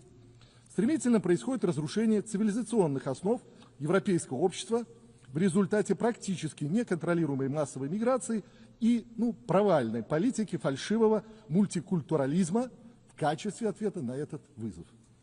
И все это на фоне новых заборов, которые спешно воздвигаются на восточном направлении. И заборов уже не бетонных, а политических, идеологических, межчеловеческих, а по сути цивилизационных. А что, задумаемся, от них находится за этим забором, сюда, к востоку? Ну там же не только Беларусь и Россия уже сегодня. Там до самого Тихоокеанского горизонта и до Индийского океана, как говорят наши китайские друзья, формируется сообщество единой судьбы, единой ответственности за будущее человечества. С ослаблением таможенных и физических границ, усилением взаимодействия по всему спектру актуальных проблем, развитием межчеловеческих контактов, многопланового уважения. Такое сообщество, где, несмотря на многочисленные культурные, национальные различия, уважают, тем не менее, друг друга, не навязывают идеологические догмы и правила поведения, а миллиарды людей, миллионы километров территорий, мощная быстрорастущая экономика и самые передовые технологии и уже собственные. Все там есть. И, кстати, свои современные механизмы взаимодействия. БРИКС, ШОС, АСЕАН, Африканский союз, Лига арабских государств. Поэтому, по сути, вся эта политика-милитаристская возня ЕС на восточной границе и вот эти экономические санкции в отношении нас, это меры вообще жесткой самоизоляции, которые загоняют страны ЕС еще глубже во внутренний экономический и политический кризис. Повторю особо, самоизоляция. И если европейские элиты намерены продолжать в том же духе, станет еще хуже для народов Европы. Однако все эти проблемы решаемы, если вместо самоизоляции Европа примет на вооружение концепцию евразийского сотрудничества и безопасности на нашем громадном континенте. И еще. В этом году мы отмечаем четверть века, прошедшее с момента, когда с трибуны Генеральной Ассамблеи прозвучали одни из величайших надежд и обещаний в истории ООН. Уже целые 25 лет отделяют нас от памятного саммита тысячелетия, на котором были приняты цели развития тысячелетия. Тогда казалось, что с началом нового тысячелетия мы входим и в новую эру благой глобализации и всеобщего процветания. И где же мы находимся сегодня, четверть века спустя? С одной стороны, мы стали еще более взаимозавязанными и взаимозависимыми. Это заслуга технологического развития, которое постоянно изменяет понятие времени и пространства. Но с другой стороны, появились множественные новые линии разлома, которые перечеркивают напрочь весь позитив. Задумайтесь над следующими цифрами. В 2000 году в мире было порядка 50 миллионов вынужденных переселенцев. Сегодня их уже более 120 миллионов. Более миллиарда жителей планеты, которые все еще живут в условиях многомерной бедности сегодня на планете. Конфликты в Украине, Палестине, Сирии, поствоенный синдром в Афганистане, Ираке, Ливии и ряде других стран, который не дает выйти народам этих государств прочно на путь восстановления. Масштабные силовые акции в отношении суверенных стран вне всякого правового поля. Триллионы долларов на бездумную милитаризацию. Вот к чему мы пришли за эти 25 лет вместо надежд. Чего стоит только 6,5 десятилетий экономической блокады Кубы, которую совершенно безосновательно еще объявили спонсором терроризма. Из этого же ряда история про некую наркоугрозу со стороны Венесуэлы, что абсолютно необоснованно, неприемлемо. Это что, вот тот результат, к которому ООН стремилась все эти 25 лет? Так почему же ожидания, надежды начала тысячелетия не оправдались? В этом отношении пророческими оказались слова нашего президента, произнесенные на том памятном саммите тысячелетия. В течение многих веков небольшая группа государств вершила судьбы мира, рассматривая остальные нации и народы как бесправную массу. Прошедшие четверть века показали, что многие на Западе так и не смогли отказаться от этого своего многовекового менталитета. Поэтому Запад так и не стал лидером в процессе перемен, а более даже источником угроз и потерь. У определенных западных элит, привыкших жить столетиями за счет других, продолжает присутствовать хоть и модернизированная, но все же колониальная инерция мышления. Неудивительно, что и сегодня они продолжают проявлять высокомерие и силу в отношении развивающихся стран, которая была характерна для колониальных времен. Но про колониальные времена хорошо говорят наши африканские друзья, которые через одного призывают к репарациям за то время со стороны стран Запада. Поэтому в прошедшие четверть века мы увидели со стороны Запада не общую работу по решению проблем развития, а насаждение демократии, вепонизацию экономики. Эта политика породила многочисленные войны, хаос, миллионы беженцев, создала барьеры в международной торговле, подорвала глобальную продовольственную безопасность, укоренила бедность, голод и неравенство. А международные организации, прежде всего ООН и Всемирная торговая организация, были так отодвинуты в сторону. Вот поэтому, как реакция на эти негативные тенденции, становится популярна идея регионализации. Происходит рост и укрепление механизмов сотрудничества, не связанных со странами Запада, таких, как вот, я уже называл, БРИКС, ШОС, АСЕАН, СНГ, ЕАЭС, ЛАК, Африканский союз. Эти структуры отражают интересы стран глобального большинства, функционируют на принципах взаимного уважения, равенства, консенсуса, а не доминирования и грабежа. Они, по сути, формируют справедливую многополярную экономическую архитектуру развития. И абсолютно закономерно появилась весьма своевременная инициатива председателя КНР Си Цзиньпиня о глобальном управлении, которое Беларусь всемирно поддерживает. Господин председатель, для сегодняшнего дня как никогда актуальны слова великого итальянского мыслителя прошлого века Антонио Грамши, который писал из фашистских застенков. «Старый мир умирает, а новый борется за свое рождение». Действительно парадоксально, что и сегодня новый мир рождается в муках, поскольку старый мир не хочет спокойно уходить со сцены. И не мы разрушаем старый мир. В этом хорошо преуспевает сам Запад.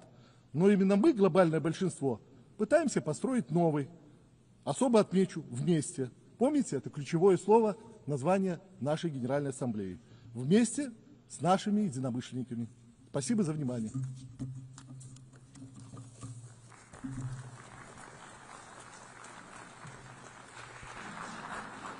I thank the Minister for Foreign Affairs of Belarus.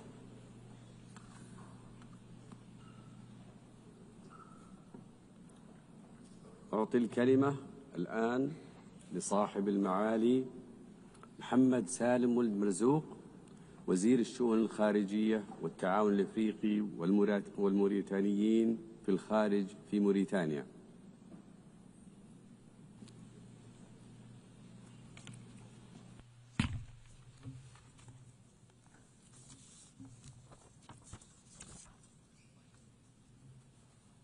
بسم الله الرحمن الرحيم والصلاة والسلام على أشرف الأنبياء والمرسلين سيدة الرئيسة، أصحاب الجلالة والفخامة والسمو، صاحب المعالي أنطونيو غوتيريس الأمين العام للأمم المتحدة، أصحاب المعالي والسعادة، سيدات والسادة، السلام عليكم ورحمة الله تعالى وبركاته.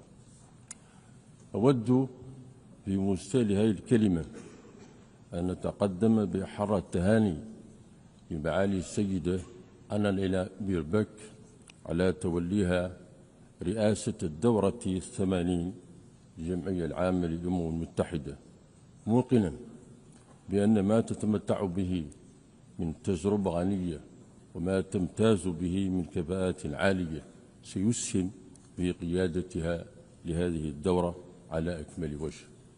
كما أود أن أتقدم بجزيل الشكر إلى معالي فيلومين يانغ على الكفاءة العالية التي قاد بها أعمال الدورة 79،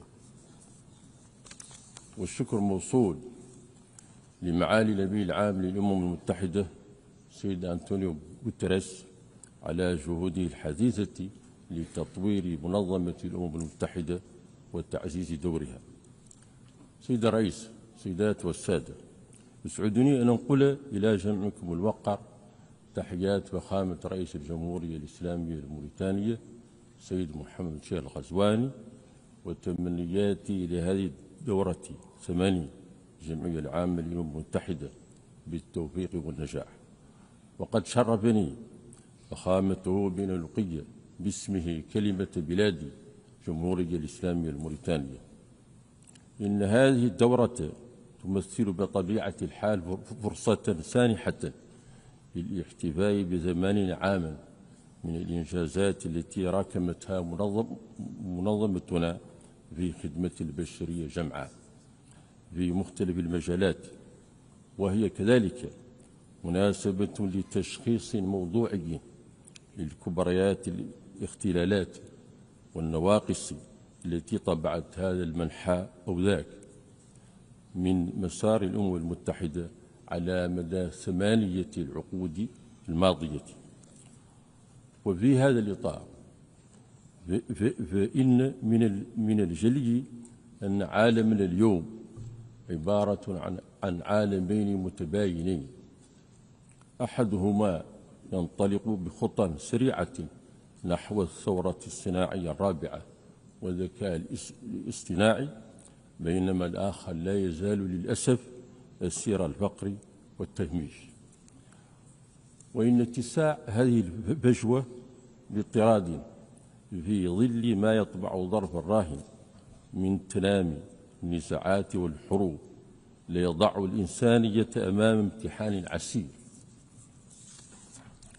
يفرض علينا توحيد الجهود لإبداع حلول كفيلة بتقليص هذه الفجوة عبر تحقيق تنمية عادلة وشاملة محورها الإنسان وحقه في حياة كريمة. وإن الشعار الذي ينعقد تحته هذا المحفل الدولي الكبير اليوم ليعكس هذه الغاية النبيلة ويلخصها بدقة. معا نحقق الأفضل 80 عاما وأكثر من أجل السلام والتنمية وحقوق الإنسان. سيد الرئيس، السيدات والسادة، إن الظرف العالمي الذي تنعقد فيه هذه الدورة بالغ التعقيد ومثقل بالتحديات، ففيه تتوالى توترات والحروب وبؤر النزاع في مناطق مختلفة، وتتفاقم التهديدات الإرهابية والكوارث الطبيعية الناجمة عن التغير المناخي، فتزداد معاناة البشر وتتضاعف الأعباء الإنسانية على شعوب بأكملها، مما يعرض الاستقرار والسلم الدوليين لمخاطر متزايدة ويعزز الحاجة إلى دور أكثر فعالية لمنظمتنا الأممية. وفي هذا الخضم تضع حرب الإبادة الجماعية التي يتعرض لها أهلنا في غزة الضمير الإنساني ومصداقية منظمتنا الدولية عموما أمام اختيار مصيري. ونحن في الجمهورية الإسلامية الموريتانية إذ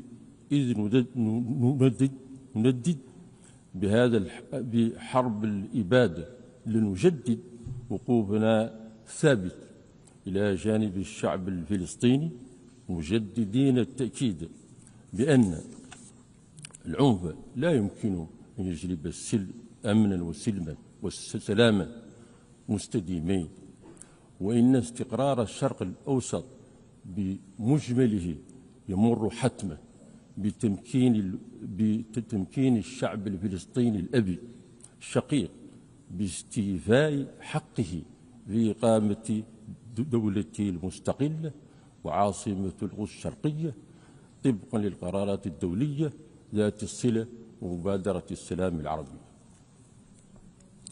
وفي هذا الإطار نعبر عن ارتياحنا لما نلمسه من ديناميكية في العمل على الاعتراف بالدولة الفلسطينية، يجسدها بقوة التصويت الواسع بالجمعية العامة للأمم المتحدة لصالح إلى نيويورك بشأن تنفيذ حل الدولتين الذي تمخض عنه المؤتمر الدولي رفيع المستوى المنعقد بيوليو الماضي على المستوى الوزاري بمبادرة من المملكة العربية السعودية والجمهورية الفرنسية.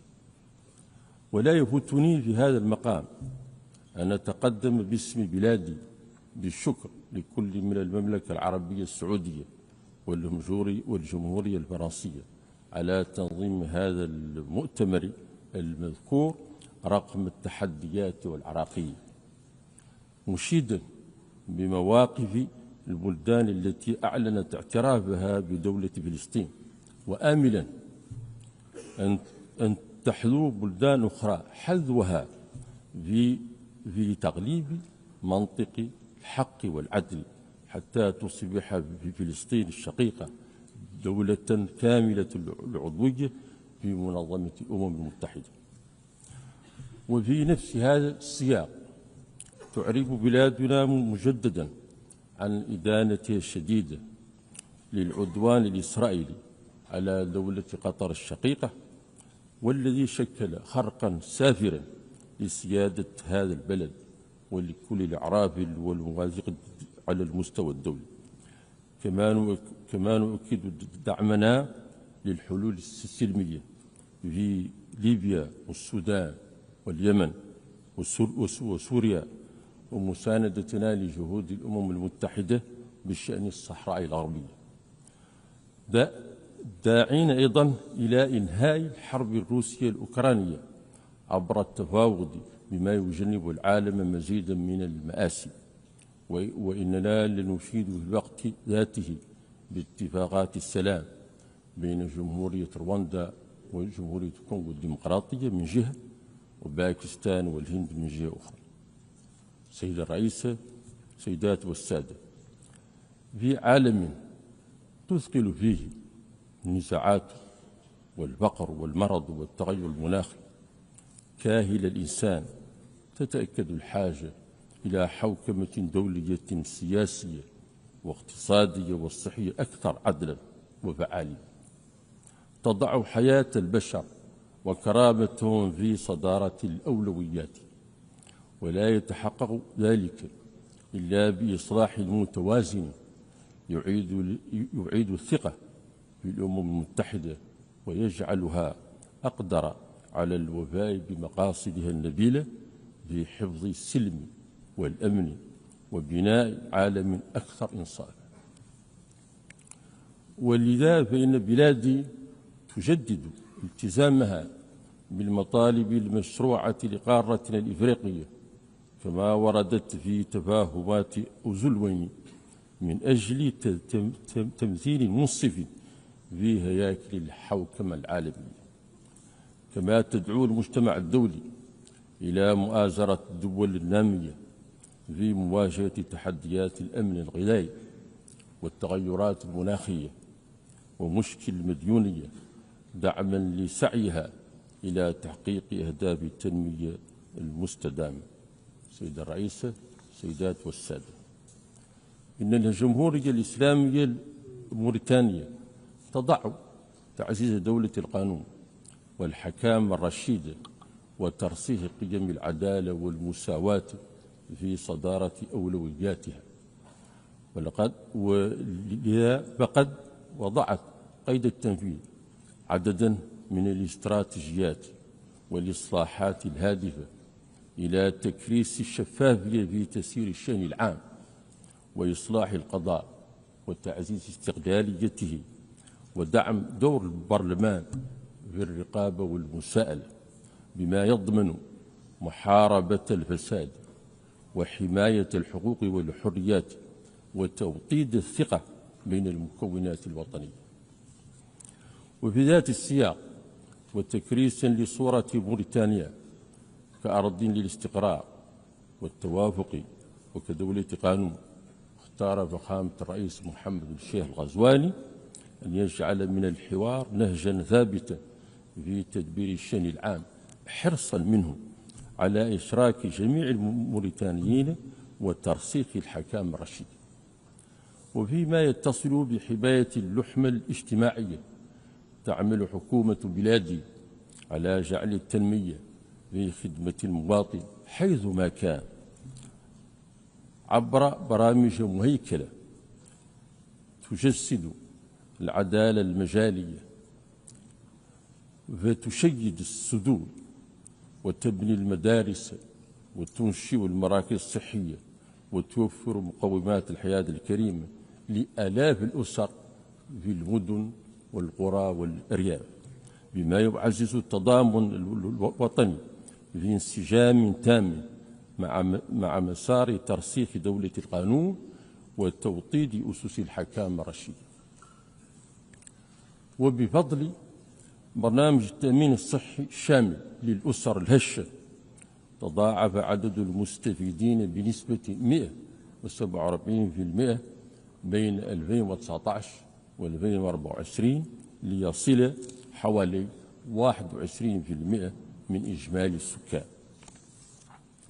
وعلى صعيد حقوق الإنسان، عززت بلادي منظومتها الحقوقية من خلال مكافحة آثار الاسترقاق بكافة أشكاله والتصدي لظاهرة الاتجار بالبشر عبر آليات قانونية ومؤسسية راسخة.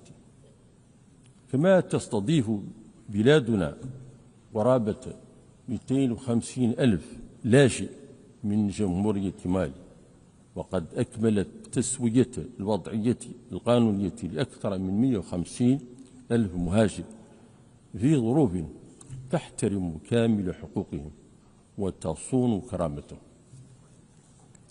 وفي إطار أولوية بناء الإنسان، أطلقت بلادنا عملية إصلاح تربوي شامل بمشاركة الفاعلين التربويين، تهدف إلى تطوير البرامج التعليمية وطرق التدريس وتعزيز قيم المواطنة، إلى جانب برامج للتكوين المهني تهدف إلى تأهيل الشباب لسوق العمل. كما تم تعزيز دور المرأة في الحياة العامة والسياسية وتحسين فرص الوصول إلى الخدمات الصحية. وفي مجال مكافحة الإرهاب والتطرف، تتبنى بلادي استراتيجية متكاملة تجمع بين التدابير الأمنية والمناهج الفكرية والتربوية مع تعزيز قيم العدالة وطنيا وفي إطار التعاون الإقليمي الدولي من جهة.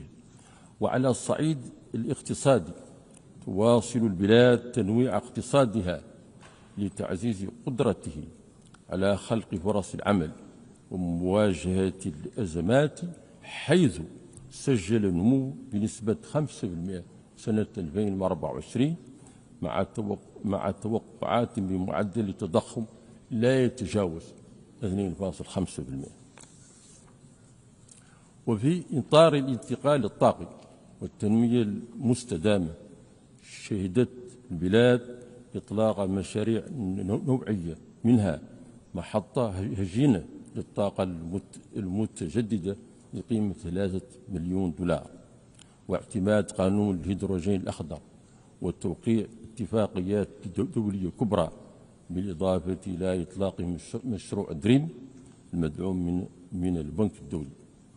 كما تتواصل الجهود لمكافحة التصحر والحفاظ على التنوع البيئي، وتتطلع بلادنا إلى المشاركة الفاعلة في قمة المناخ كوب 30 في البرازيل لدفع الوفاء بالالتزامات على المستوى الدولي للحد من الانبعاثات وتمويل التكيف مع تغير المناخ.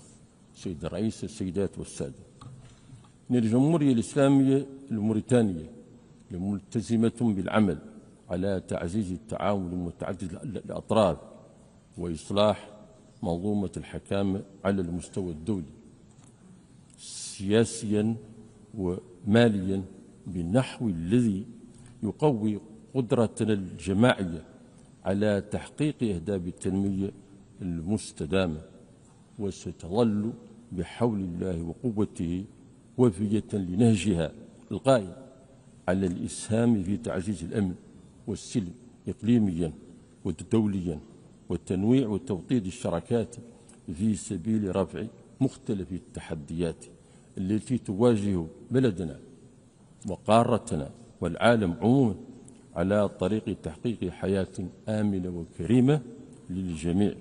أشكركم والسلام عليكم ورحمة الله وبركاته.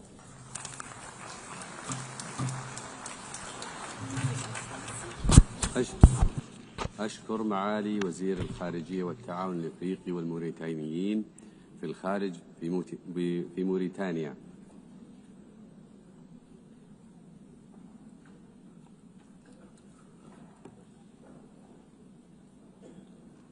I now give the floor to Her Excellency Auna Silvia Tusoyo, Minister for Foreign Affairs of Romania.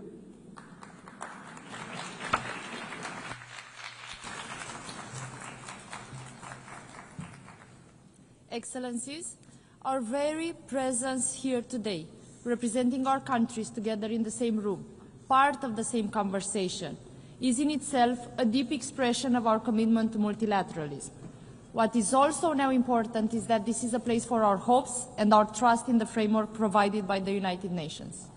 Romania stands firmly by the United Nations as we mark 80 years since its creation and 70 years since we joined. And yes, we do celebrate, and we are proud of both our membership and the history, the mission, and the work of this organization. But we also have a duty to see what works, to see also what does not work, and to act accordingly. We are living in troubled times, without precedent in history. People say that we want to prevent war, but war is very near to us.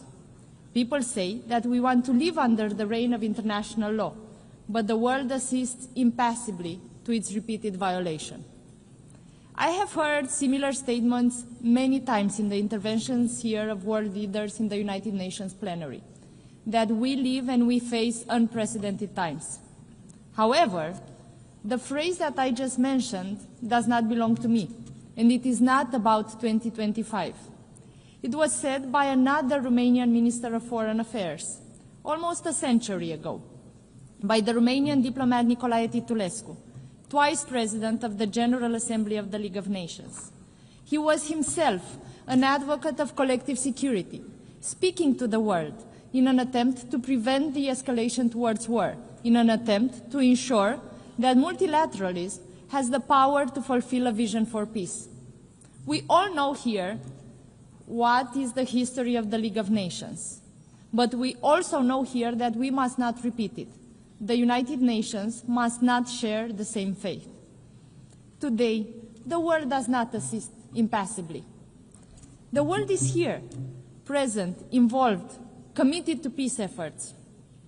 We are here to ensure that aggressors can no longer replace the rule of law with the rule of the mighty. Romania remains a staunch supporter of international law. We lead in promoting the universal jurisdiction of the International Court of Justice. This is particularly so after the International Court of Justice rendered its advisory opinion on the obligation of states in respect of climate change this July. We call on the states here today to join the declaration of promoting the universal jurisdiction of the ICJ launched by Romania. Looking at the international peace and security, our aspirations remain the same as those of Titulescu, remain the same as those that were 80 years ago, 70 years ago. For almost 4 years, we have been witnessing a fully fledged war of aggression against Ukraine, started by Russia, uninvited and unprovoked. A war that has unleashed the greatest security crisis in Europe in recent history and challenged the rule-based international order. We must respond to that challenge.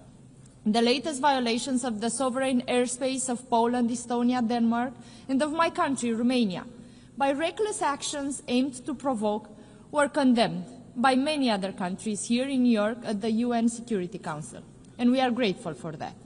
We once again proved together that provocations meant to destabilize our alliances and to put pressure on our unity have achieved the exact opposite. Any common challenge unites us more. We know and reaffirm that we are stronger together, that the prosperity of any of us is based on the security of all of us. The war in Ukraine, which is carried out both conventionally and hybrid by Russia and its allies, potentially might affect the maritime security in the Black Sea area, and it challenges already the resilience of the neighboring states. We, the United Nations, must act with the conviction that a just and lasting peace in Ukraine is in everybody's interest. We welcome the ongoing US and European leaders' efforts in that respect, and we urge for an immediate, complete and unconditional ceasefire. We also consider that the recent statements of President Donald Trump and that of European leaders are also an acceleration needed towards peace. In the meantime, Ukraine continues to need our support and our solidarity. In full accordance with the UN Charter, Ukraine has the right to protect its sovereignty, its independence and territorial integrity, and has the support of its people to do so.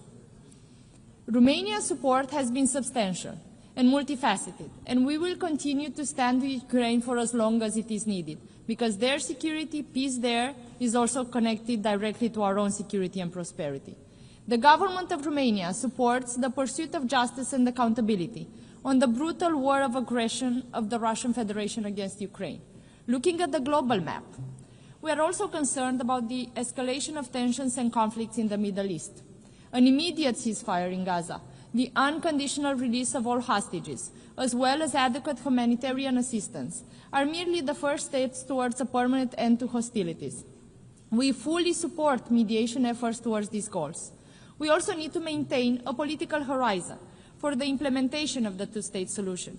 Romania supports this approach for over 3 decades as the only viable basis towards a just, comprehensive and lasting peace in the Middle East.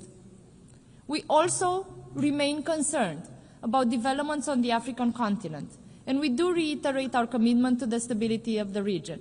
A continent with such a large young population needs to give them the right to hope, to plan and build their future in peace.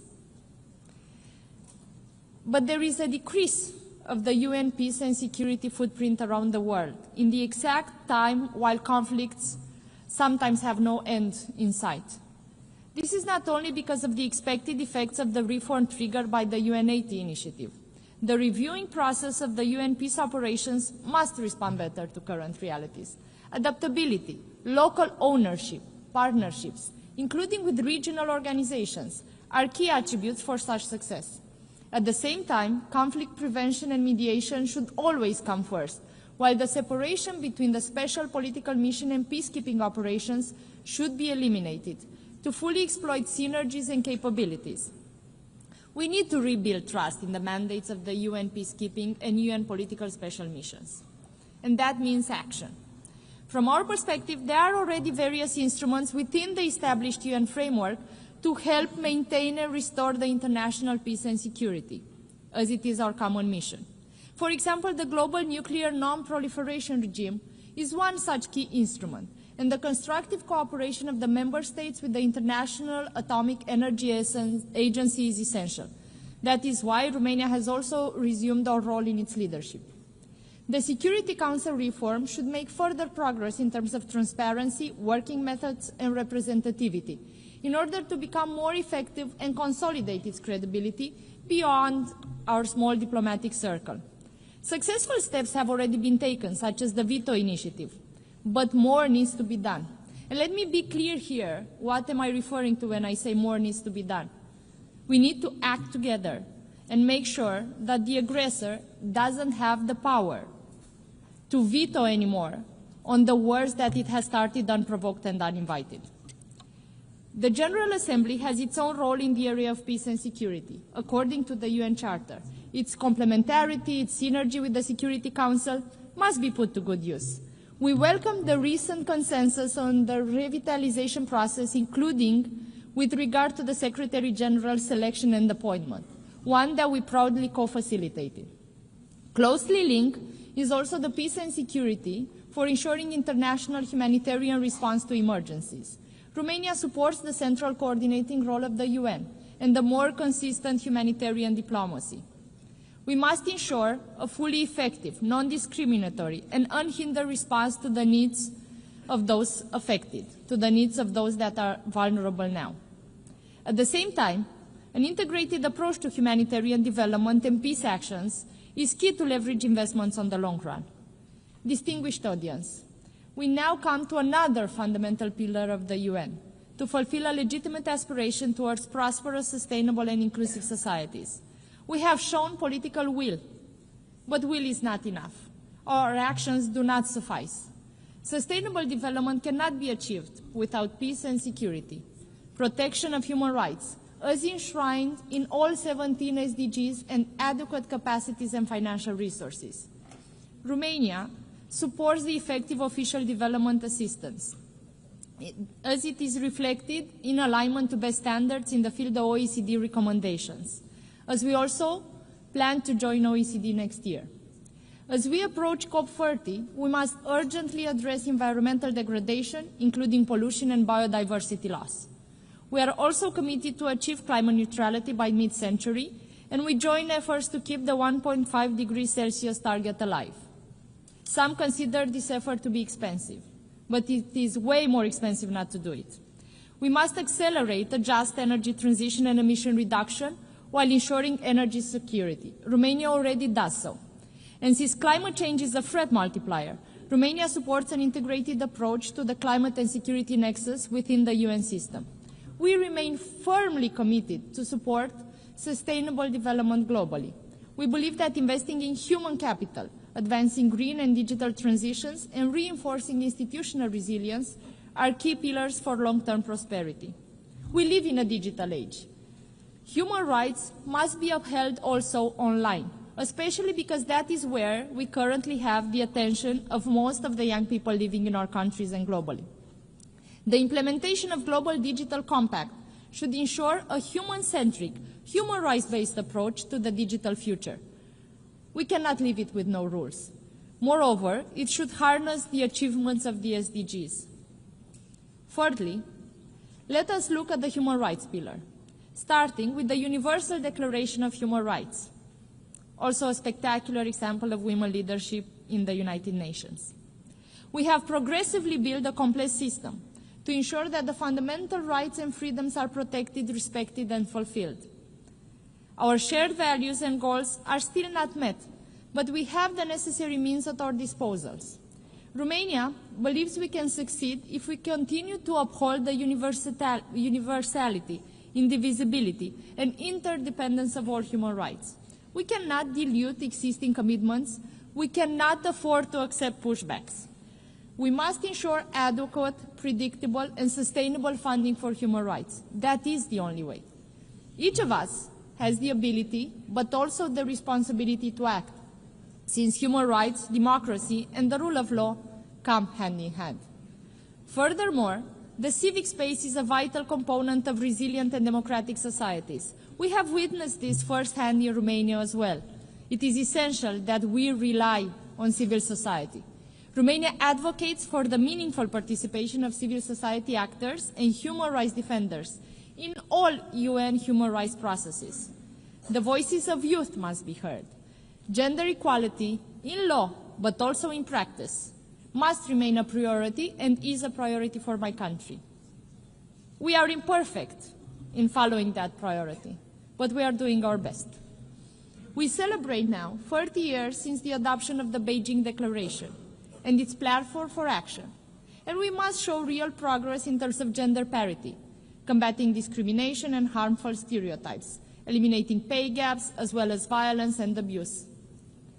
We look forward for the upcoming session of the Commission of the Status of Women to deliver results on the implementation of the Beijing Agenda further. Romania welcomes the adoption of UN Convention Against Cybercrime, which will contribute to preventing and combating the misuse of technology, besides safeguarding fundamental rights and freedoms.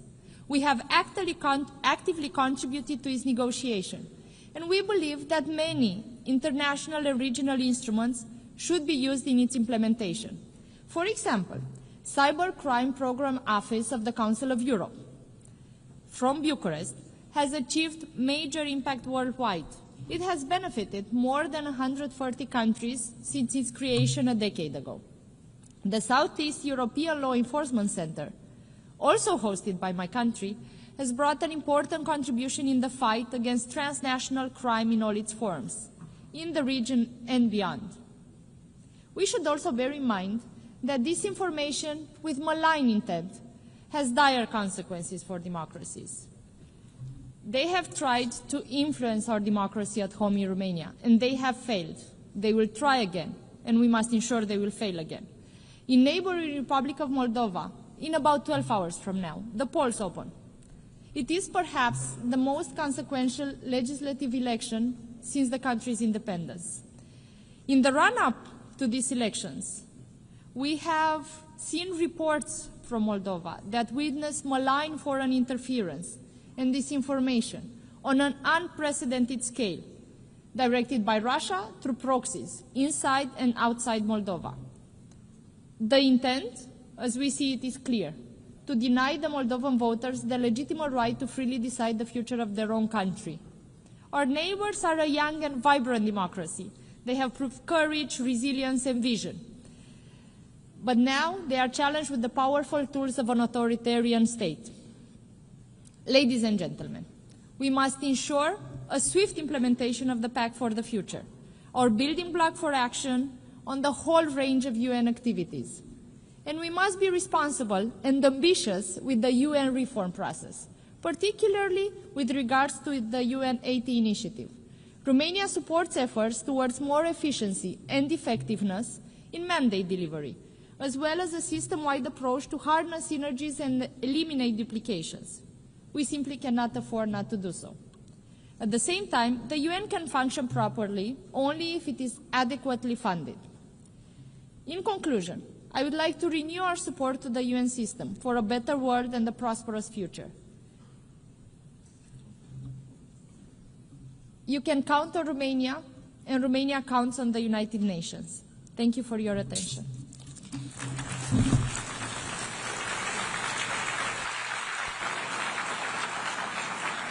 أشكر وزيرة خارجية رومانيا.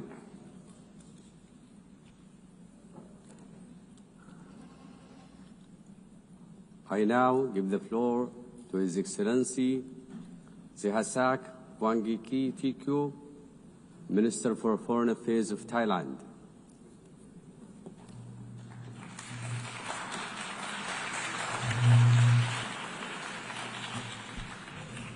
Mr. President, Excellencies, distinguished delegates, at the outset, I would like to congratulate you, Mr. President, Madam President, on your assumption to the presidency of the 80th session of the General Assembly. Though I assumed office only a few days ago, my government made it a priority for me to be here today because we believe this moment matters. This 80th anniversary of the United Nations comes at a time when the UN is at a crossroad, facing critical challenges. Let me begin by reaffirming Thailand's steadfast commitment to multilateralism. There is no doubt that the world still needs the UN and the UN needs all of us. For the UN to fulfill its purpose, it must evolve with the changing times. Thailand, too, stands at an important crossroads, facing pressing challenges at home with no time to lose.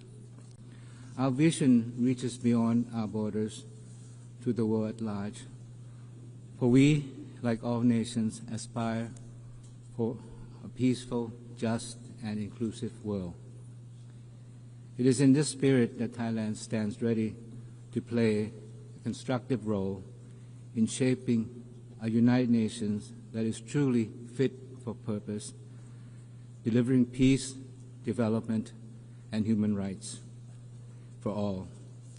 Madam President, this year's general debate theme, Better Together, reminds us that the United Nations is strongest when we act together as one.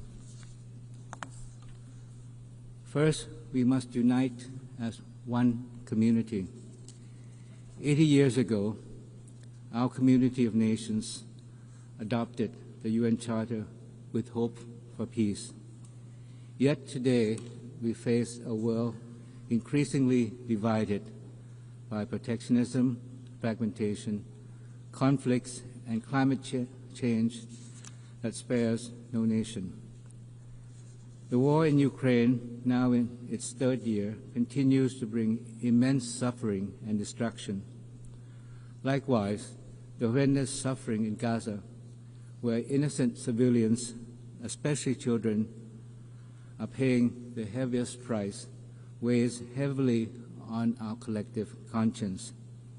It is a stark reminder that when peace is broken, the human cause is borne not only by nations, but by ordinary people whose lives are torn apart. As one community, every nation shares the responsibility to promote global peace and security. And this responsibility must be inclusive. Multilateralism is more effective when women participate fully, whether in peacekeeping, conflict prevention, or humanitarian response. Their voices, leadership, strengthen our community and make peace more durable.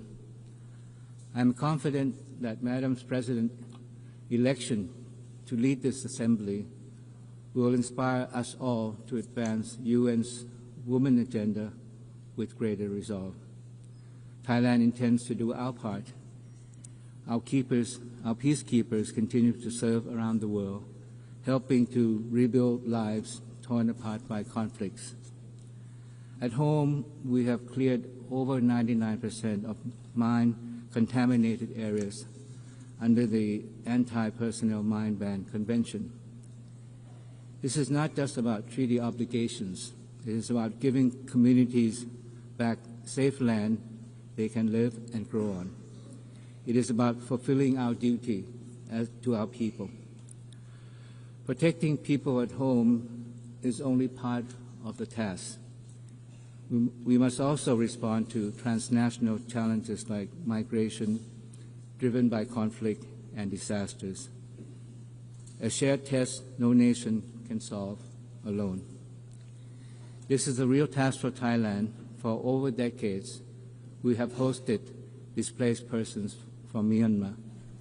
Today, we are giving them greater opportunity to work outside of their temporary shelters so they can live with dignity and contribute to society, to mark our commitment to humanitarian assistance and practical solutions.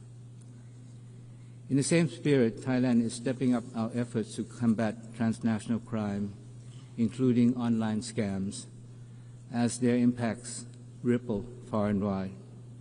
Crimes Without Borders demands cooperation without borders. The vision of one community must begin close to home. Regions are the building blocks of the global community. In our region, peace and stability also lies at the heart of ASEAN's community building efforts. Yet, challenges exist even in our own neighborhood. The situation in Myanmar remains a grave concern. Thailand has provided humanitarian aid along our borders, and we continue to urge all parties towards dialogue and a viable peace process. This is the foundation for lasting peace in Myanmar. And even among closest neighbors, disputes can arise. Admittedly, the current situation with Cambodia is neither desirable or in the interest of either side. Our peace, stability, prosperity are closely intertwined. We cannot move away from one another.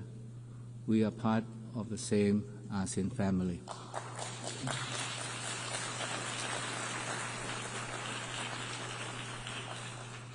This morning, I intended to say something different and positive, reflecting hope for the future.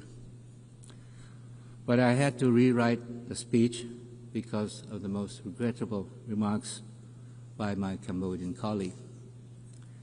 To my dismay, Cambodia continues to present itself as the victim. Time and time again, it has portrayed its own versions of the facts, which does not hold up to scrutiny because it is simply a distortion of the truth. We know that who are the real victims. They are Thai soldiers who have lost their legs from landmines, children whose schools were shelled, and innocent civilians who were shopping that day at the grocery store that came under attack from Cambodian rocket fire. Yesterday, I met my Cambodian colleague in the very hall of the United Nations. We talked about peace, dialogue, mutual trust, and confidence. This was emphasized later at the informal four-party consultations organized by the United States. We appreciate President Trump's dedication to peace. But unfortunately, what was said today by the Cambodian side was completely opposite to what was said yesterday at the meeting. It reveals the true intention of Cambodia. These allegations were so far-fetched that they make a mockery of the truth. From the beginning, Cambodia initiated the conflict with the intention to expand a border dispute into a national conflict and to further internationalize it, as was the case again this morning. The villages referred to by my Cambodian colleague earlier are in Thai terror, full stop. In fact, they exist because Thailand made the humanitarian decision to open up our borders in the late 1970s for hundreds of thousands of Cambodians fleeing the civil war in their country to seek shelter in Thailand. We made this decision out of compassion and humanitarian principle. And as a young diplomat, I witnessed the scene myself. Although the civil war has ended and the shelters were closed, the Cambodian villages have expanded over the decades.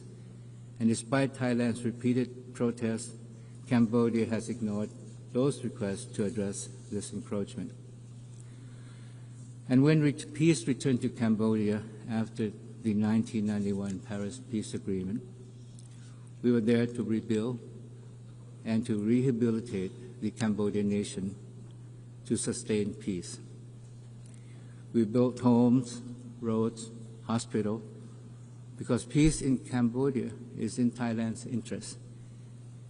This is what neighbors should do for one another.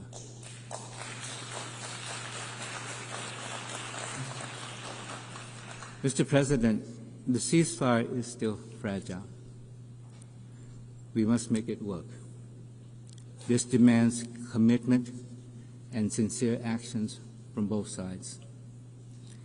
Regrettably, Cambodia's continued provocation, including mobilization of civilians into Thai territory, and recent firings toward outside, undermine peace and stability along the border. I am referring to a series of incidents since 23rd of September of Cambodia's troop firing at Thai troops stationed along the border. The most recent incident happened just today. Thai troops have also continued to detect surveillance drones intruding into Thai territory on a daily basis across the border areas. These actions constitute a violation of Thai sovereignty and territorial integrity, and the ceasefire agreement reached at the special meeting in Putrajaya, Malaysia, and reaffirmed at the bilateral border committee meeting. Now, let there be no doubt that Thailand has always and will always stand for peace, and we will do everything we can to find a peaceful solution to the current problem with Cambodia. At the same time, Thailand will always stand firm and resolute in the defense of our sovereignty and territorial integrity. We urge Cambodia to work with us in resolving the differences through peaceful dialogue and existing mechanisms. Today, our two countries face a defining choice. As a close neighbor and as a friend, we must ask Cambodia which path they wish to take, the path of continued confrontation or the path of peace and cooperation. Thailand chooses the path of peace because we believe that the people of both countries deserve no less. But we really question whether it is the intention of Cambodia to join us in this pursuit for peace. For Thailand, dialogue, trust, and good faith are not just words, they are the way forward. We will continue to uphold these principles in our engagement with partners in ASEAN and beyond, including major powers, in pursuit of sustainable peace and shared prosperity. To speak of one community, Mr. President, is to reaffirm that we are bound by shared principles that everyone is born free and equal in dignity and rights. As a member of the Human Rights Council for 2025-2027 and chair of the Third Committee of the General Assembly, Thailand is committed to promote and protect human rights for all. For us, it is not just about holding a seat at the table. It is about making a real difference in people's lives, the lives of those caught in conflict, those living with disabilities, and those who are often left behind. Advancing the rights of women and girls is also central to this effort. Equal participation and freedom from violence and discrimination are not just human rights, they are the foundation of just and resilient societies.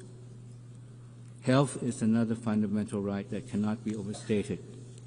Ensuring access to care is not only about saving lives, it is about giving every person the chance to live with dignity and security. This is why Thailand champions the right to health at home and globally.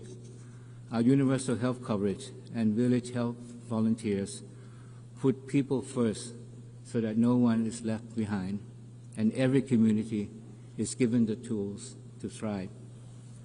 Thailand is also contributing to global efforts on non-communicable diseases and pandemic preparedness, including through the WHO pandemic agreement.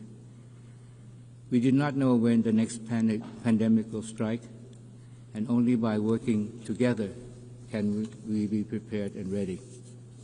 Mr. President, peace and human rights cannot stand without sustainable development.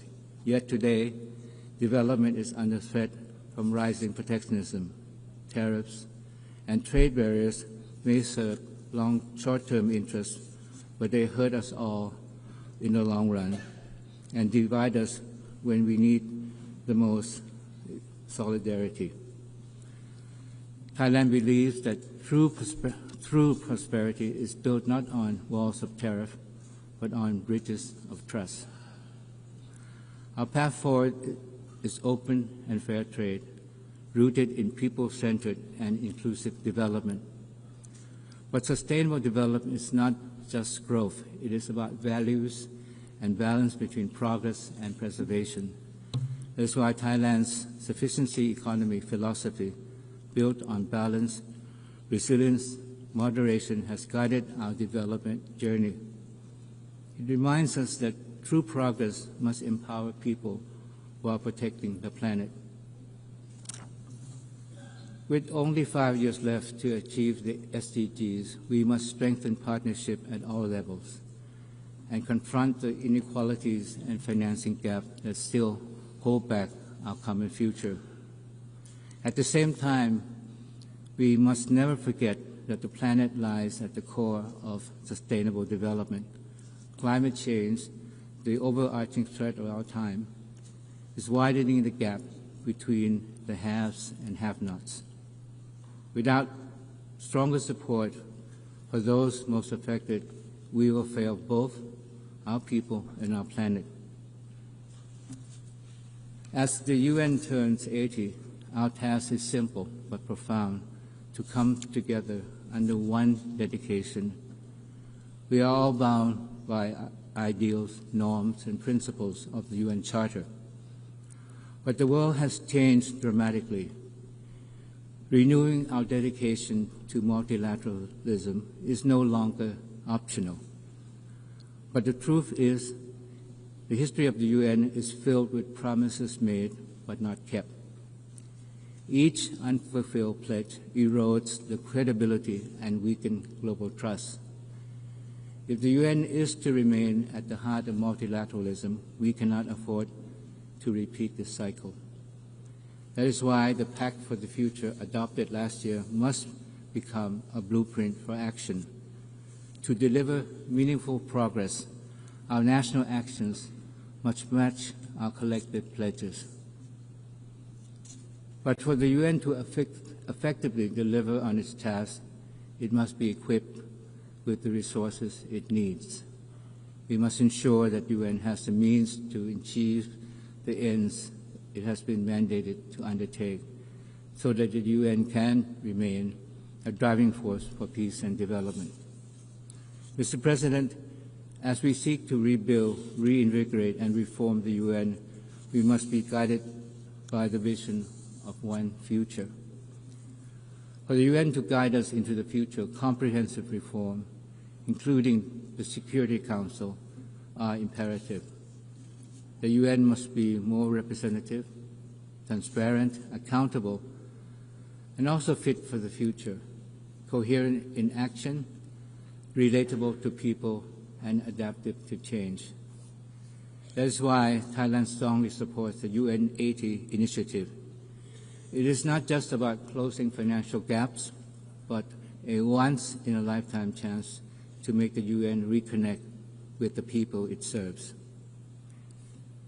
But as we strengthen the UN, we must recognize its limit.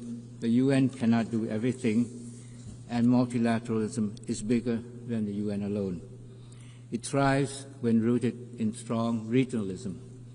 Regional institutions are the first responder to crisis, builders of trust among neighbors, and the bridge between global commitments and local realities.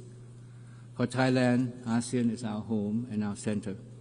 The upcoming 15th ASEAN UN Summit will show how shared principles become practical cooperation.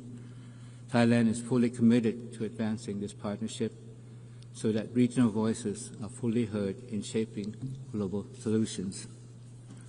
Building a strong global community goes beyond our generation. That is why we must embrace the power of youth. Marking the 30th anniversary of the World Programme for Action for Youth, Thailand reaffirms its commitment to invest and empower young people and give them real opportunities to drive change. With this in mind, Thailand is proud to have youth delegates joining our national delegation to the UNGA. so they can actively participate in shaping the future they envision. For in the end, the future belongs to them. It should therefore be built by them.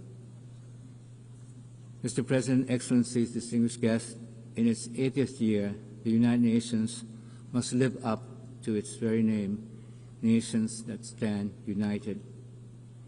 We gather here not only in celebration of what has been achieved, but to look ahead to what more we can accomplish together. The lessons of 80 years is clear. We are strongest when we stand as one community, bound by one dedication and united in shaping one future for all. This is the true meaning of better together as one. Thailand pledges to do our part, and more than that, we challenge ourselves and all our friends here today to turn words into deed. That is how we will make the next 80 years better than the last. Thank you very much.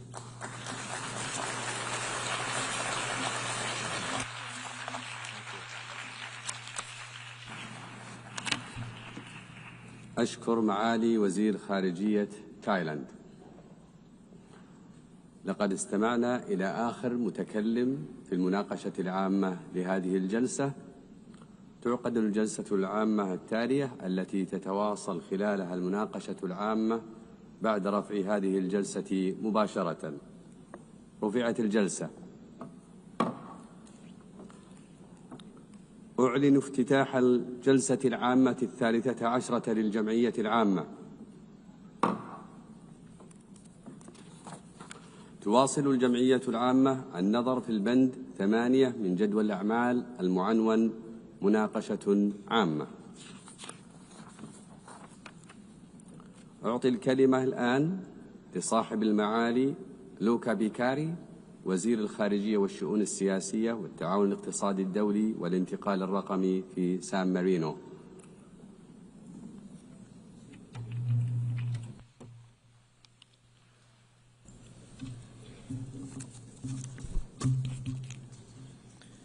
Madam President, Mr. Secretary General, Excellencies, ladies and gentlemen, on behalf of the government of the Republic of San Marino, I would like to congratulate Excellencies Annalena Baerbock on her election as a President of the 80th section of the United General Assembly and to wish her a fruitful work.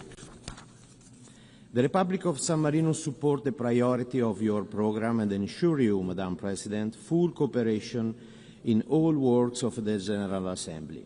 I would also like to extend my special thanks to Secretary General Antonio Gutierrez for his energy and determination in leading the United Nations in these difficult and challenging times. Madam President, we are meeting at a moment of profound global transformation.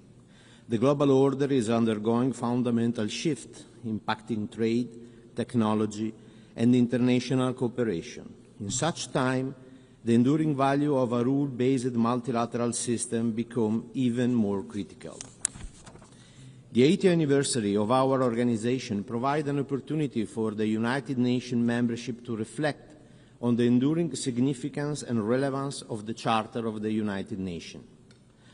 As geopolitical dynamics change and new global challenges emerge, this year's general debate must strain our collective reaffirmation of the spirit of San Francisco and the founding principle of the United Nations enshrined in the Charter. Our meeting in the General Assembly not only honors the legacy of the United Nations, but also regenerate the continued cooperation in the pursuit of a more peaceful, just, and sustainable world. Madam President, unfortunately, the search of a peace remains as urgent today as it was in 1945, emphasizing the need for renewed commitment, collective action, and stronger multilateral effort. Conflict continues to rise in different parts of the world, inflicting immense human suffering and devastation. If we want that the United Nations remain a light of hope for those who are experiencing the despair of the war, we must advance our strategy for prevention, mediation, and resolution conflict. We acknowledge the essential role of the UN in delivering life-saving assistance and protection to millions of people in countries and areas that are enduring conflict, such as the Horn of Africa, the occupied Palestinian territory, including East Jerusalem, the Sudan, Ukraine, Yemen, and beyond. But it is not enough. We, Member States, must do more in advancing international peace and security, guided by the Charter and the mandate of the General Assembly and the Security Council. The war of aggression against Ukraine brought dramatic consequences for the civilian population, including civilian death, destruction of vital infrastructure, and massive displacement. San Marino condemned the Russian aggression against Ukraine and support Ukraine's independence, sovereign, and territorial integrity within its international recognized border. We remain committed to ensure that Russia is held fully accountable for its war of aggression against Ukraine. At the same time, San Marino welcomes all international effort for a comprehensive, just, and lasting peace in Ukraine, in line with the UN Charter, the resolution of the General Assembly, and international law. Madam President, the humanitarian catastrophe unfolding in Gaza and the West Bank is unbelievable and remains one of the most painful and long-standing tragedies of our time. San Marino condemned unequivocally the horrific terror attack perpetrated by Hamas on 7 October and call once again for the immediate and unconditional release of all hostages. At the same time, we reiterate our call for an immediate and permanent ceasefire and for full, safe, and unhindered humanitarian access to the affected civilian population. Nothing can justify the collective punishment of the Palestinian people through indiscriminate bombing, starvation, and displacement. The continued expansion of settlement, including highly sensitive projects such as E1, together with the devastation in Gaza, threaten the rise of a concrete possibility of peace. Unless we act with unity and determination, the vision of two people living side by side in dignity and security will be lost. It is in this dark hour that responsibility becomes urgent. On 15 May, our Parliament, with unanimity, mandated government to recognize the state of Palestine within this year. Today, before this Assembly, we announce the fulfillment of that mandate. San Marino officially recognized the state of Palestine as a sovereign and independent state within secure international recognized border in line with the resolution of the United Nations. Having a state is the right of the Palestinian people. It is not and can never be a reward for Hamas. This decision is consistent with the message delivered last July at the high-level conference co-chaired by France and Saudi Arabia, and with the New York Declaration, which call on states to take concrete and reversible steps. By joining today the group of countries that move from word to action, San Marino intends to send a strong political and diplomatic signal. Recognition of Palestine is essential to reaffirm that peace must be built on justice and equality. San Marino will also continue to support Palestine's admission as a full member of the United Nations. Madam President, civilians continue to bear the brunt of armed conflict worldwide. The death toll of civilians, including children and women trapped in conflict, has reached a shocking number. We cannot remain silent in front of such tragedy. They have been targeted, killed, injured, kidnapped, and tortured. The number of civilians that have been displaced has reached new records. Civilians have been deprived of water, food, and humanitarian assistance.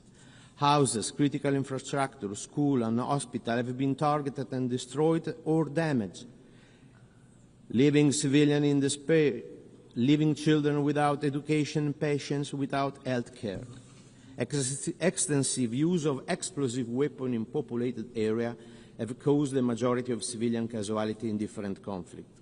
San Marino condemns such attack and call on all states to support and implement the political declaration on explosive weapons in populated areas. San Marino is deeply concerned about violence against children, particularly children in situations of conflict.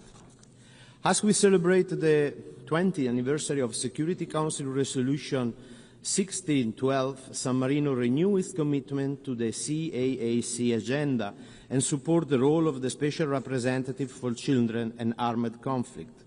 We are particularly worried about the high number of grave violations against children that have been reported, the denial of humanitarian access, killing and maiming of children, and the recruitment and use of children, abduction, rape, and other forms of sexual violence.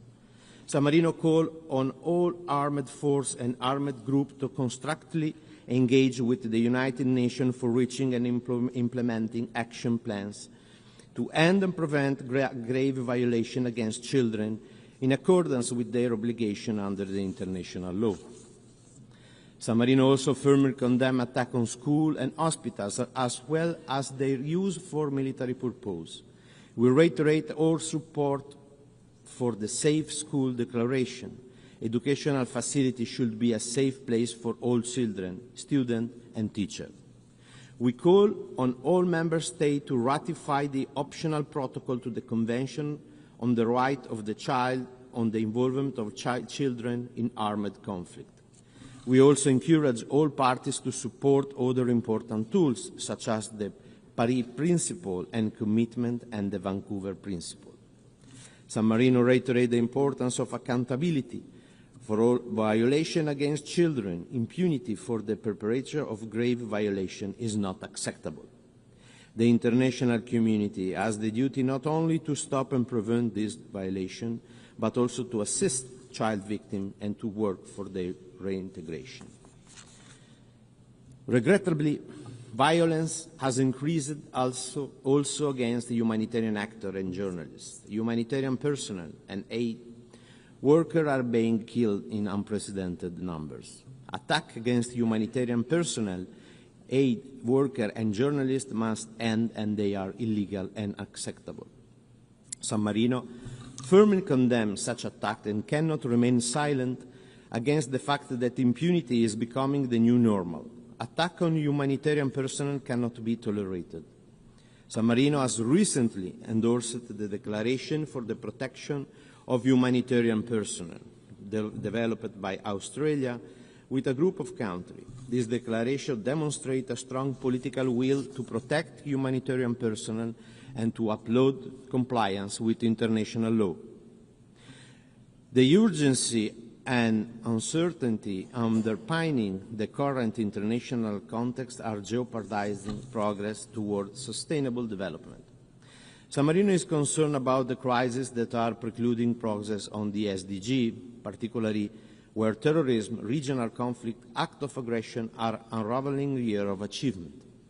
Sustainable development must remain high on our agenda. The Pact for the Future, adopted last year, is a crucial opportunity to reinvigorate multilateralism and turbocharge the SDG and the 2030 Agenda.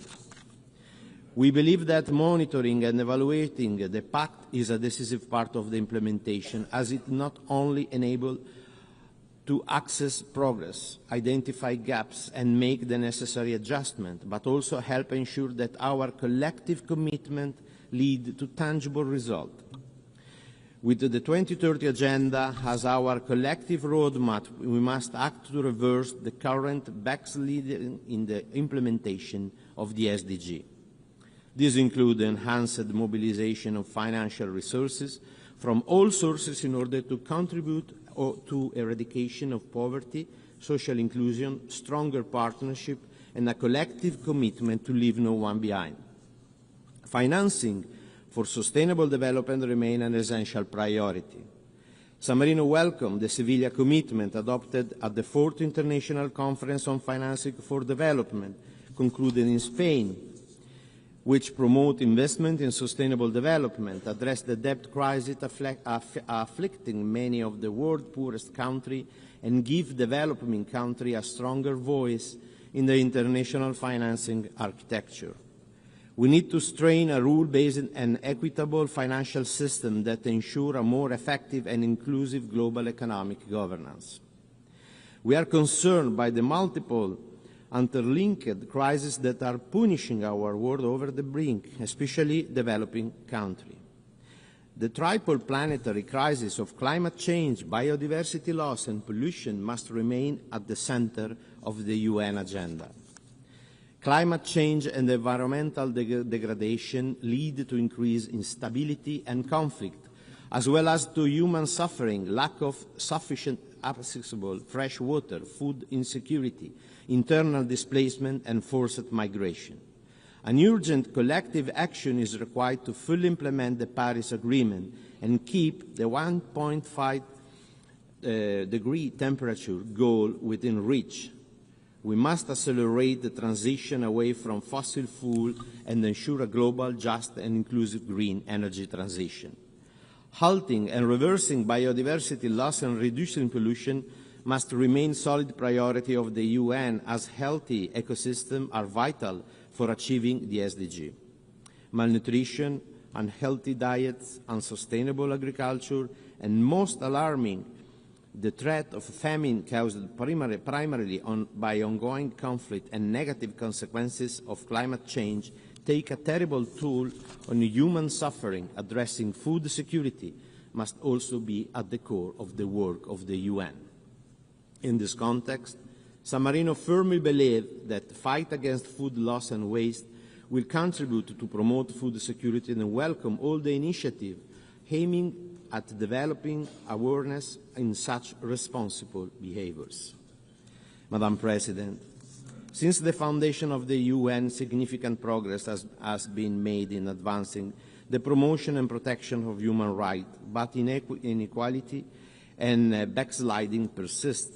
The world continues to witness persistent violation of human rights.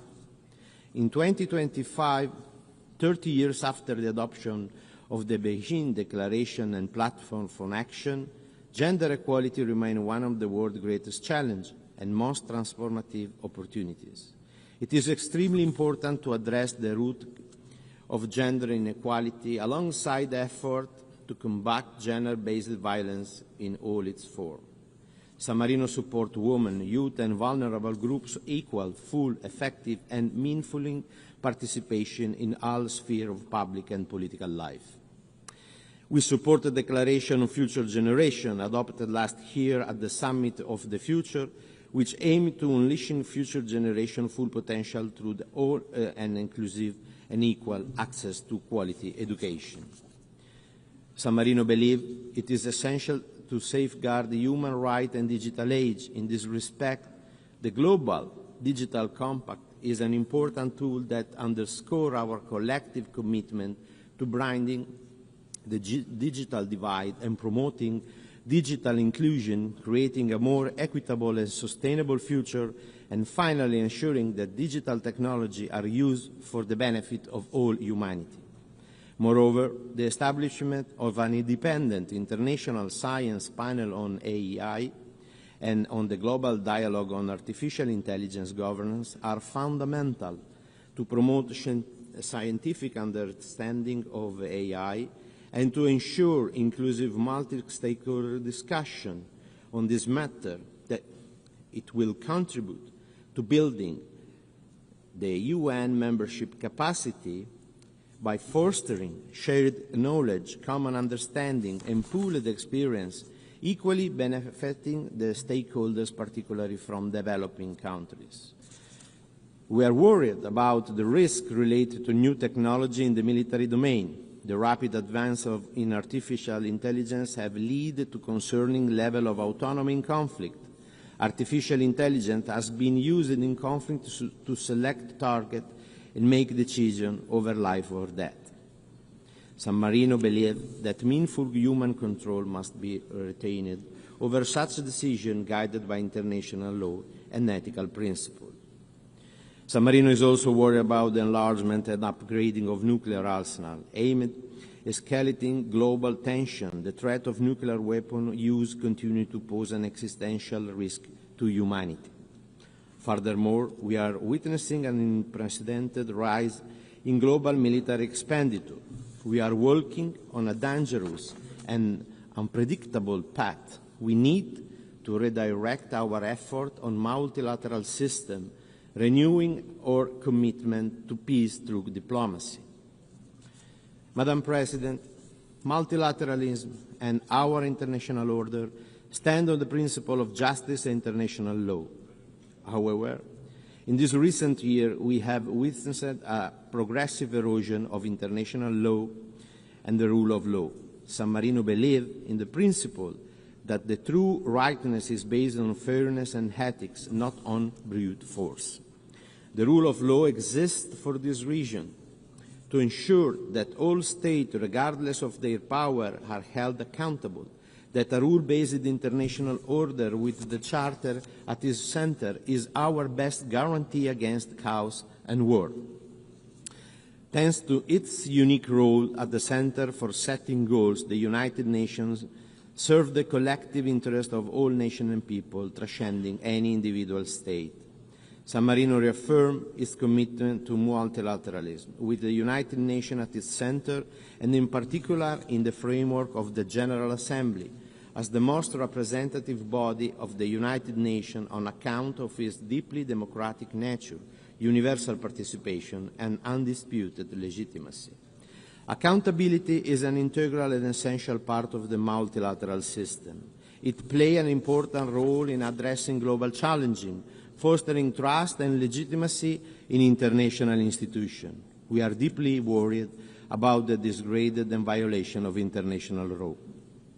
The Republic of San Marino reaffirmed its full commitment to the obligation under the human and humanitarian law, such as the Convention on the Prevention and Punishment of the Crime of Genocide, the Rome Statute, and the Geneva Convention.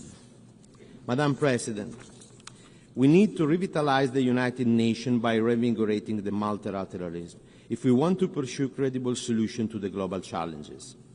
The SDG, the 2030 Agenda, the Pact for the Future, and the Seville Commitment are recent testimonial to our joint commitment and to what multilateralism can deliver.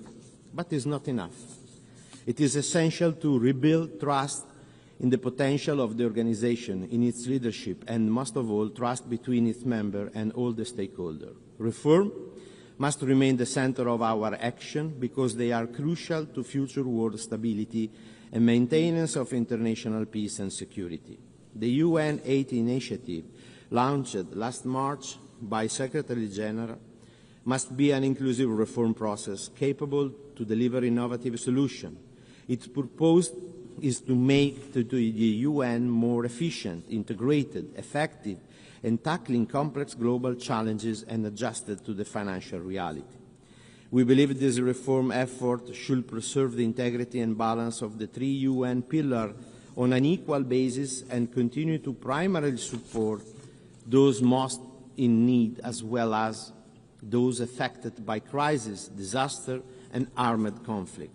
In conclusion, Member States must assume their responsibility, including that of making our organization able to fulfill its mandate, which is to protect the citizens of the world.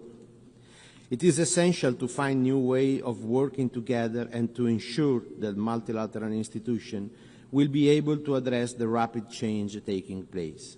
I would like to reiterate the strong support of the Republic of San Marino to all initiatives aimed at implementing the principle enshrined in the Charter of the United Nations. Thank you.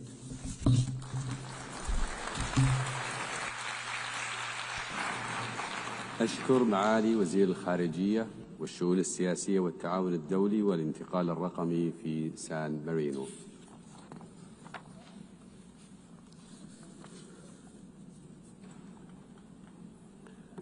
والآن يشرفني أن أعطي الكلمة لصاحب السمو الأمير فيصل بن فرحان آل سعود وزير خارجية المملكة العربية السعودية.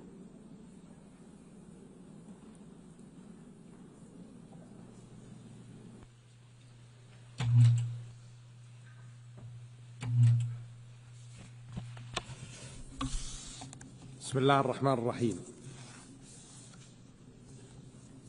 معالي رئيس الجمعية العامة للأمم المتحدة، معالي الأمين العام للأمم المتحدة، الحضور الكرام، السلام عليكم ورحمة الله وبركاته. نود في البداية أن نهنئ معالي السيدة أنالينا بيربوك لانتخابها رئيسة للدورة 80 للجمعية العامة للأمم المتحدة، ونشكر معالي السيد فيلمونت يانغ على جهوده المبذولة خلال رئاسته للدورة السابقة. كما نعرب في هذه المناسبة عن بالغ الشكر والتقدير لمعالي الأمين العام للأمم المتحدة السيد أنطونيو غوتيريش على جهوده الدؤوبة في تحقيق مبادئ ميثاق الأمم المتحدة وأهدافها. سيد الرئيس، تفتخر المملكة العربية السعودية بكونها عضوا مؤسسا لهذه المنظمة، وهي تبذل كل ما في وسعها لترجمة مبادئ الميثاق إلى واقع ملموس عبر ترسيخ احترام القانون الدولي وتعزيز الأمن والسلم الدوليين ودعم التعاون متعدد الأطراف، انطلاقا من إيمانها العميق بأهمية دور المنظمة في عالمنا اليوم. وتحرص المملكة على تحقيق مقاصد ميثاق الأمم المتحدة بالإسهام في الاستجابة للنداءات الإنسانية، ولم تأل جهدا في مد يد العون والعطاء حتى تجاوز ما قدمته من مساعدات وإعانات 141 مليار دولار أمريكي، واستفاد منها 174 دولة. سيد الرئيس، مع وصول المنظمة إلى عامها 80 نؤكد الحاجة الملحة لأن تصبح أكثر قدرة وكفاءة على مواكبة التطورات وإيجاد المقاربات اللازمة لحل الأزمات ووضع حد للصراعات، وألا تحيد عن الأهداف التي أنشئت من أجلها، خاصة فيما يتعلق بحفظ السلم والأمن ودون ازدواجية أو انتقائية. إن المعاناة التي يشهدها الشعب الفلسطيني والأزمة الإنسانية غير المسبوقة في قطاع غزة، والتي صنفت رسميا حالة مجاعة وفق تقرير التصنيف المرحلي المتكامل للأمن الغذائي IPC، تتنافى مع مبادئ الميثاق والقانون الدولي والقانون الإنساني الدولي في ظل الممارسات الوحشية التي تقوم بها سلطات الاحتلال دون رادع من تجويع وتهجير قسري وقتل ممنهج، في تجاهل تام لحقوق الشعب الفلسطيني التاريخية والقانونية في أرضه، وسعيا لطمس حقوقه المشروعة، مما يحتم علينا جميعا التحرك الجاد لوقف العدوان وضمان الوصول المستدام للمساعدات الإنسانية. سيد الرئيس، لقد آن الأوان لإيجاد حل عادل ودائم للقضية الفلسطينية، فالتصعيد العسكري لن يحقق الأمن والسلام، واستمرار التعامل مع القضية الفلسطينية خارج أطر القوانين والشرعية الدولية هو ما أدى إلى استمرار العنف وتفاقم المعاناة. ومن هنا نؤكد أهمية تحمل المجتمع الدولي مسؤولياته لوقف هذه المأساة وإيجاد سلام مستدام من خلال حل الدولتين، باعتباره السبيل الوحيد الذي يضمن أمن الجميع في المنطقة. إن تقاعس المجتمع الدولي عن اتخاذ إجراءات حاسمة لوقف الاعتداءات والانتهاكات الإسرائيلية لن يسهم إلا في زعزعة الأمن والاستقرار إقليميا وعالميا، وفتح المجال أمام تداعيات خطيرة وتصاعد جرائم الحرب وأعمال الإبادة الجماعية. ومن هذا المنطلق بادرت المملكة بالتعاون مع مملكة النرويج والاتحاد الأوروبي بإطلاق التحالف الدولي لتنفيذ حل الدولتين، كما ترأست مع الجمهورية الفرنسية المؤتمر الدولي لرفيع المستوى بشأن التسوية السلمية للقضية الفلسطينية وتنفيذ حل الدولتين، بما يشكل مسارا تنفيذيا واضحا لحل الدولتين يفضي إلى إنهاء الاحتلال والصراع. وستكمل المملكة جهودها الحثيثة للوصول إلى تجسيد الدولة الفلسطينية المستقلة على حدود عام 1967 وعاصمتها القدس الشرقية، وفقا للقرارات الشرعية الدولية ومبادرة السلام العربية وحل الدولتين. وفي هذا الإطار تشيد المملكة بالدعم الدولي الذي شهد المؤتمر الدولي رفيع المستوى بشأن التسوية السلمية للقضية الفلسطينية وتنفيذ حل الدولتين. كما تشيد المملكة باعتماد الجمعية العامة للأمم المتحدة إعلان نيويورك بشأن التسوية السلمية للقضية الفلسطينية وتنفيذ حل الدولتين وإقامة دولة فلسطينية مستقلة، الذي حشد أغلبية كبرى. كما ترحب بالعدد المتزايد من الدول التي أعلنت الاعتراف بالدولة الفلسطينية، بما فيها فرنسا وبريطانيا وكندا واستراليا والبرتغال ومالطا وبلجيكا ولوكسمبورغ وموناكو وأندورا وسان مارينو، باعتبار ذلك خطوة مهمة نحو تكريس حل الدولتين وتعزيز مسار السلام العادل والدائم. وتدعو جميع الدول إلى الاعتراف بدولة فلسطين واستمرار دعم مسار تنفيذ حل الدولتين التزاما بالقانون الدولي وترسيخا للأمن والسلام في المنطقة والعالم. ولا يفوتنا الإشادة بتوجه السلطة الوطنية الفلسطينية لإجراء إصلاحات مهمة، وهو ما يستحق المزيد من الدعم والتمكين من قبل المجتمع الدولي. سيد الرئيس، نؤكد حرصنا على العمل المشترك القائم على الاحترام المتبادل وترسيخ قواعد القانون الدولي بما يعزز الثقة المتبادلة ويوفر أساسا راسخا للأمن والاستقرار والتنمية المستدامة. وتؤكد المملكة في هذا السياق استمرار سعيها نحو تعزيز علاقات حسن الجوار واحترام سيادة الدول والإسهام في جهود خفض التصعيد والتهدئة تعزيزا للأمن والاستقرار في المنطقة والعالم. ومن هذا المنطلق أكدت المملكة إدانتها الاعتداء الإيراني على دولة قطر الشقيقة الذي جاء مناقضا لما نسعى إلى ترسيخه من منعقدات حسن الجوار، كما تدين المملكة بشدة الاعتداءات الإسرائيلية المتواصلة في المنطقة، وآخرها العدوان السافر على دولة قطر الشقيقة، والذي يتطلب تحركا دوليا لمواجهة هذه الاعتداءات واتخاذ إجراءات دولية لإيقاف إسرائيل وردعها عن ممارسة أعمالها الإجرامية في زعزعة أمن المنطقة واستقرارها. وانطلاقا من اقتناعنا الثابت بأهمية الأمن والاستقرار الإقليمي ومنع سباق التسلح النووي في منطقتنا، تشدد المملكة على ضرورة الالتزام بمنظومة منع الانتشار وصولا إلى منطقة خالية من أسلحة الدمار الشامل في الشرق الأوسط، مع احترام حق الدول في الاستخدام السلمي للطاقة النووية وفق الضوابط الدولية. وتؤكد المملكة أن المسار الدبلوماسي هو السبيل لمعالجة مسألة البرنامج النووي الإيراني، وتدعو الانخراط بإيجابية في المفاوضات والتعاون مع وكالة الدولية للطاقة الذرية. وتؤكد المملكة أهمية حماية أمن وحرية الملاحة في البحر الأحمر وخليج عدن والمضايق، لما تمثله من أهمية بالغة للاقتصاد العالمي والأمن الإقليمي والدولي. كما تدعو المملكة إلى تعزيز التعاون الدولي لمكافحة الإرهاب عبر تبادل المعلومات وتجفيف مصادر تمويله والحد من حملاته الدعائية التي تهدد أمن المجتمعات واستقرارها. كما تنبه المملكة إلى مخاطر الاستخدامات العسكرية لتطبيقات الذكاء الاصطناعي والأسلحة ذاتية التحكم، وضرورة سن القوانين الدولية التي تنظمها. وتشيد المملكة بالخطوات الإيجابية التي تقوم بها الجمهورية العربية السورية لترسيخ الأمن والاستقرار، وترحب برفع العقوبات عنها الذي يسهم في دعم جهود الحكومة السورية في إعادة الإعمار وتعزيز خطوات التعافي واندماج سوريا إقليميا ودوليا، وفتح آفاق جديدة للتعاون الاقتصادي بين سوريا والعالم، بما ينعكس إيجابا على تحقيق الاستقرار والازدهار والنماء للشعب السوري الشقيق. وتشدد المملكة على ضرورة وقف الاعتداءات الإسرائيلية المتكررة على الأراضي السورية ودعمها لكل ما يسهم في ترسيخ أمن سوريا واستقرارها واحترام سيادتها ووحدة أراضيها وعدم التدخل في شؤونها الداخلية. وتجدد المملكة حرصها على استعادة أمن الجمهورية اليمنية واستقرارها، وتؤكد أهمية التوصل إلى حل سياسي شامل ودعمها للجهود الأممية والقرارات الدولية ذات الصلة. كما تواصل المملكة مساعيها لدعم الاقتصاد اليمني وتخفيف المعاناة الإنسانية، وهي تعد أكبر المانحين للجمهورية اليمنية، حيث تجاوز حجم مساعدتها الإغاثية والتنموية 27 مليار دولار أمريكي. وقدمت المملكة مؤخرا دعما اقتصاديا للبنك المركزي اليمني بقيمة نصف مليار دولار أمريكي لمعالجة عجز الميزانية. كما قدمت المملكة في 20 من الشهر الجاري دعما اقتصاديا تنمويا جديدا للجمهورية اليمنية بمبلغ 368 مليون دولار أمريكي. تؤكد المملكة أهمية استقرار السودان ووحدة الأراضي وسلامة مؤسساته الوطنية، وتدعو إلى تكثيف الجهود لتخفيف المعاناة الإنسانية ووقف الحرب والحد من التدخلات الخارجية التي تغذي الصراع وتطيل أمده. وتشدد المملكة على أهمية استمرار الحوار عبر منبر جدة وصولا لوقف إطلاق نار وتسهيل وصول المساعدات الإنسانية، مع رفضها لأي خطوات خارج إطار مؤسسات الدولة قد تمس بوحدة السودان ولا تعبر عن إرادة شعبه الشقيق. وتقف المملكة إلى جانب لبنان وتدعم كل ما يعزز أمنه واستقراره، وتثمن جهود الدولة اللبنانية لتطبيق اتفاق الطائف وبسط سيادة الدولة وحصر السلاح بيد الدولة اللبنانية ومؤسساتها الشرعية، مع ضرورة انسحاب الاحتلال الإسرائيلي من جميع الأراضي اللبنانية تطبيقا للقرارات الدولية ذات الصلة. كما تدعم المملكة حل الليبي وتدعو إلى الالتزام بتنفيذ وقف إطلاق النار بما يفضي إلى ترسيخ وحدة ليبيا ومؤسساتها الوطنية ويدعم جهود مكافحة الإرهاب.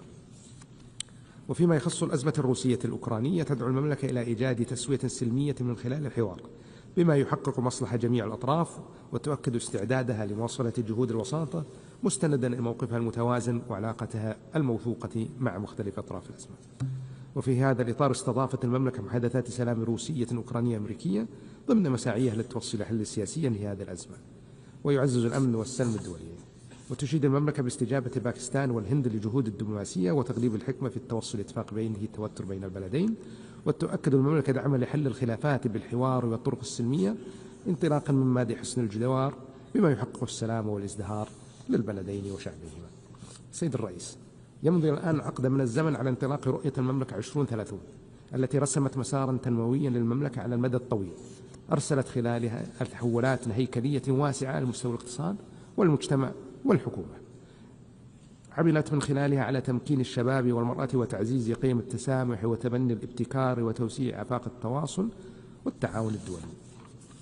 وبنهاية عام 2024 حققت 93% من مؤشرات أداء الرؤية على مستوى برامجها واستراتيجيها مستهدفاتها المرحلية أو تجاوزتها، حيث انخفض معدل البطالة بين السعوديين ليصل اليوم إلى 6.3% مقارنة ب 12% عام 2016.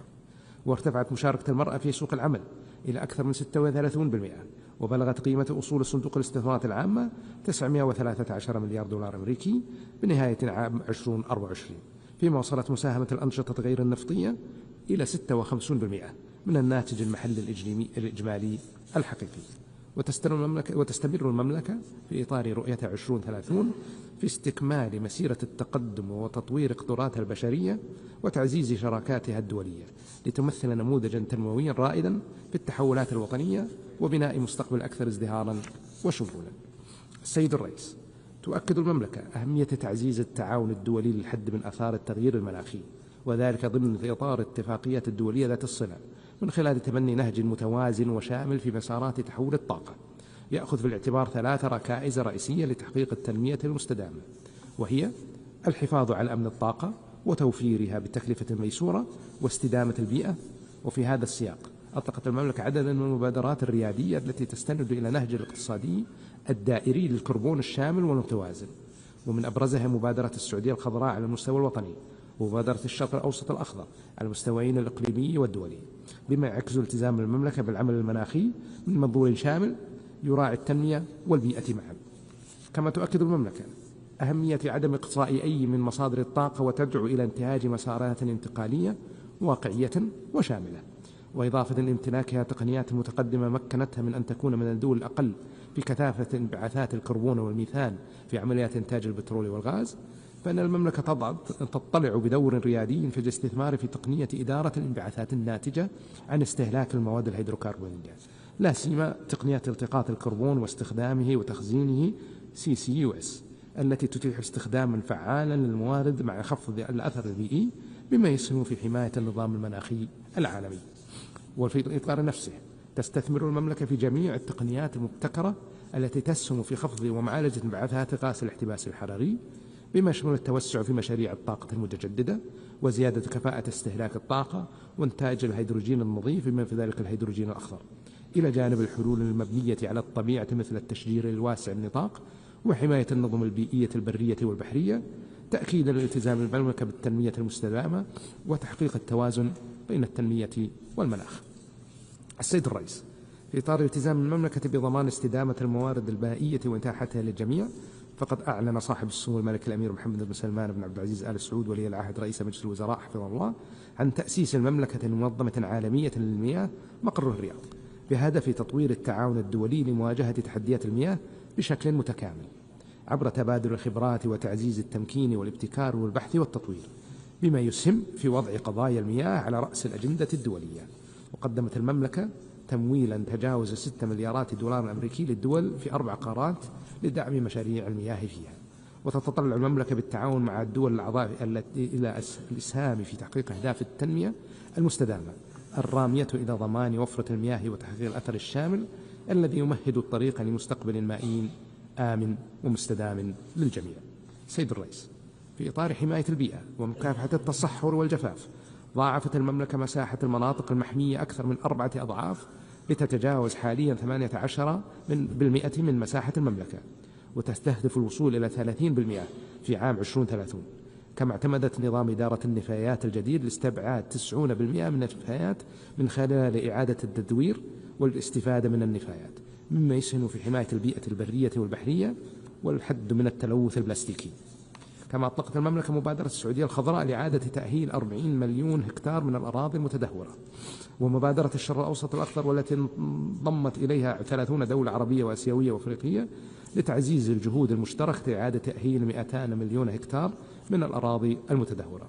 واستضافت المملكة مؤتمر الأطراف السادس عشر لاتفاقية الأمم المتحدة لمكافحة التصحر كوب 16 بمشاركة أكثر من 170 دولة وحوالي 90,000 مشارك ممثل المنظمات الدولية والمؤسسات العلمية وجمعيات المجتمع المدني والقطاع الخاص. وشهد المؤتمر انطلاق العشرات من المبادرات من أهمها مبادرة الإنذار المبكر من العواصف الغبارية، ومبادرة قطاع الأعمال من أجل الأرض لتعزيز دور القطاع الخاص في صون الأراضي، ومبادرة شراكة الرياض العالمية لتعزيز الاستعداد للجفاف في 74 دولة حول العالم، وهي المبادرة العالمية الأولى من نوعها التي تعنى بالاستعداد للاستباق للجفاف قبل حدوثه. وقد أعلن أثناء المؤتمر عن تخصيص مبلغ 12.5 مليار دولار أمريكي من المؤسسات المالية الإقليمية للحد من تدهور الأراضي وآثار الجفاف. وفي ختام سيد الرئيس، تؤمن المملكة أن لا خيار أمامنا إلا العمل الجاد والمسؤول مع شركائنا في المجتمع الدولي لترسيخ مبادئ الاحترام المتبادل وتعزيز قواعد القانون الدولي بما يسهم في بناء الثقة بين الدول ويجنب الأجيال القادمة ويلات النزاعات. إننا نؤمن بأن الطريق إلى عالم أكثر استقرارا وازدهارا يمر عبر التعاون الصادق والحوار البناء والعمل المشترك من أجل الأمن والسلام المستدام للجميع. والسلام عليكم ورحمة الله وبركاته.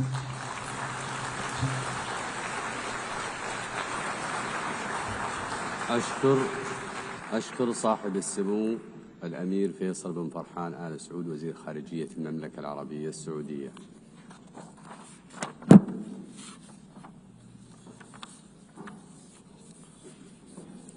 أعطي الكلمة الآن لصاحب المعالي فيفيان بالاكريشينان وزير خارجية سنغافورة.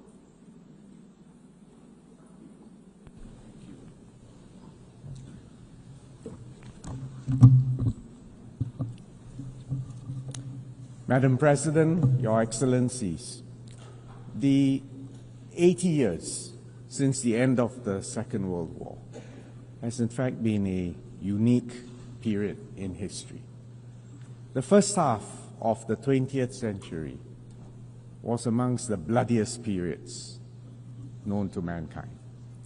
However, the victors of World War II were most unusual.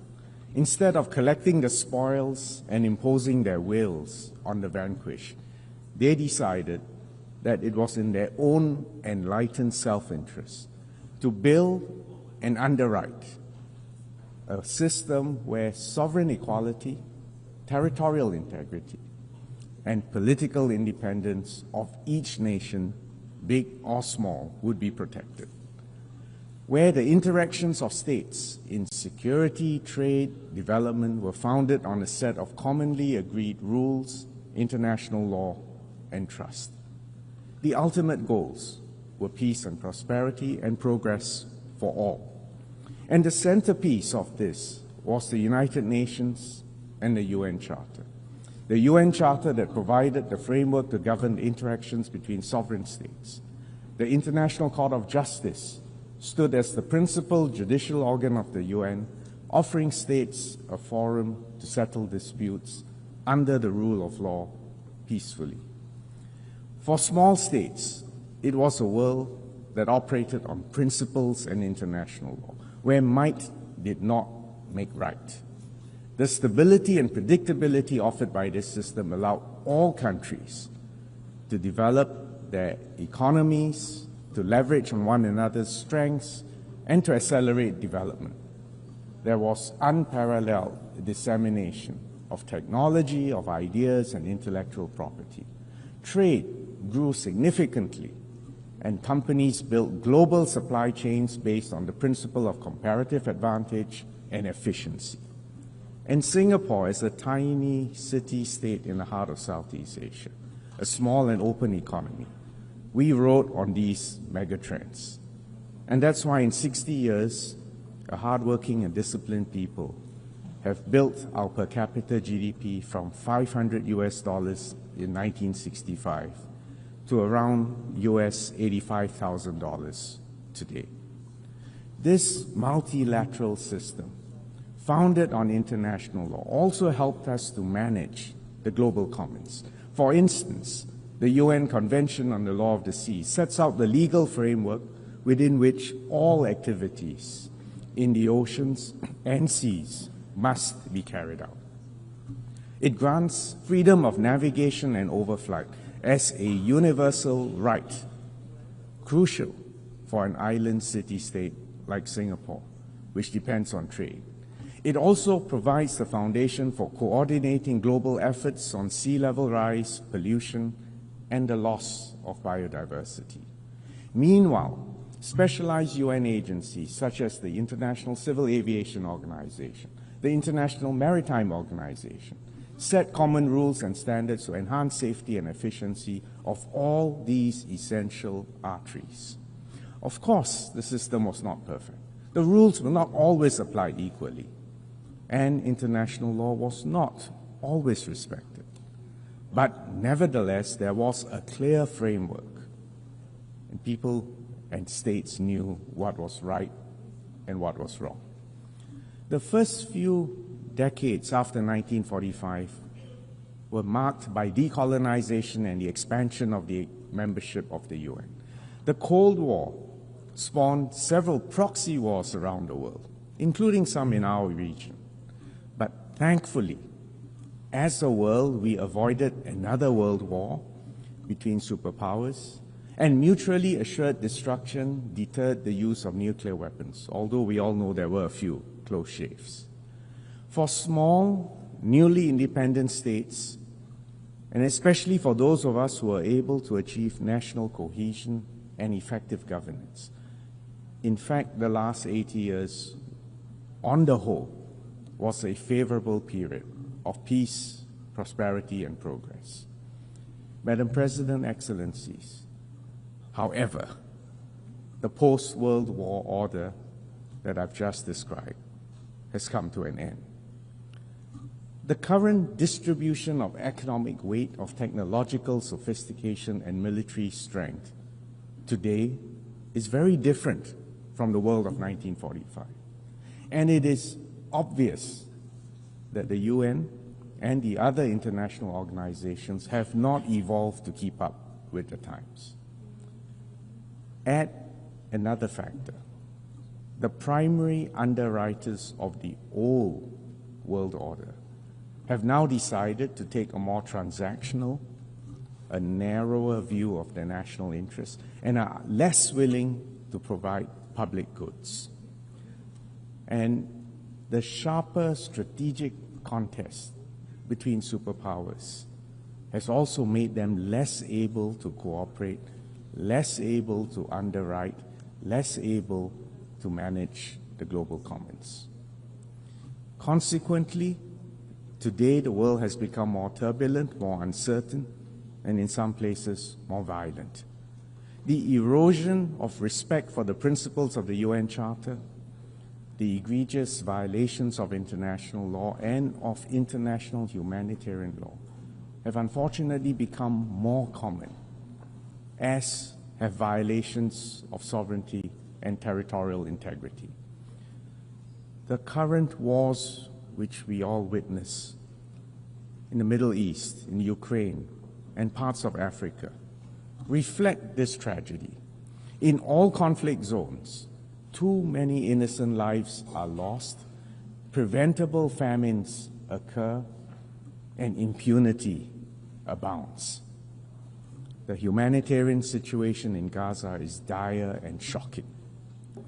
Singapore hopes there will be an immediate ceasefire, an immediate and unconditional release of all hostages, and for immediate access to humanitarian aid, food, and medical care for the civilians in Gaza.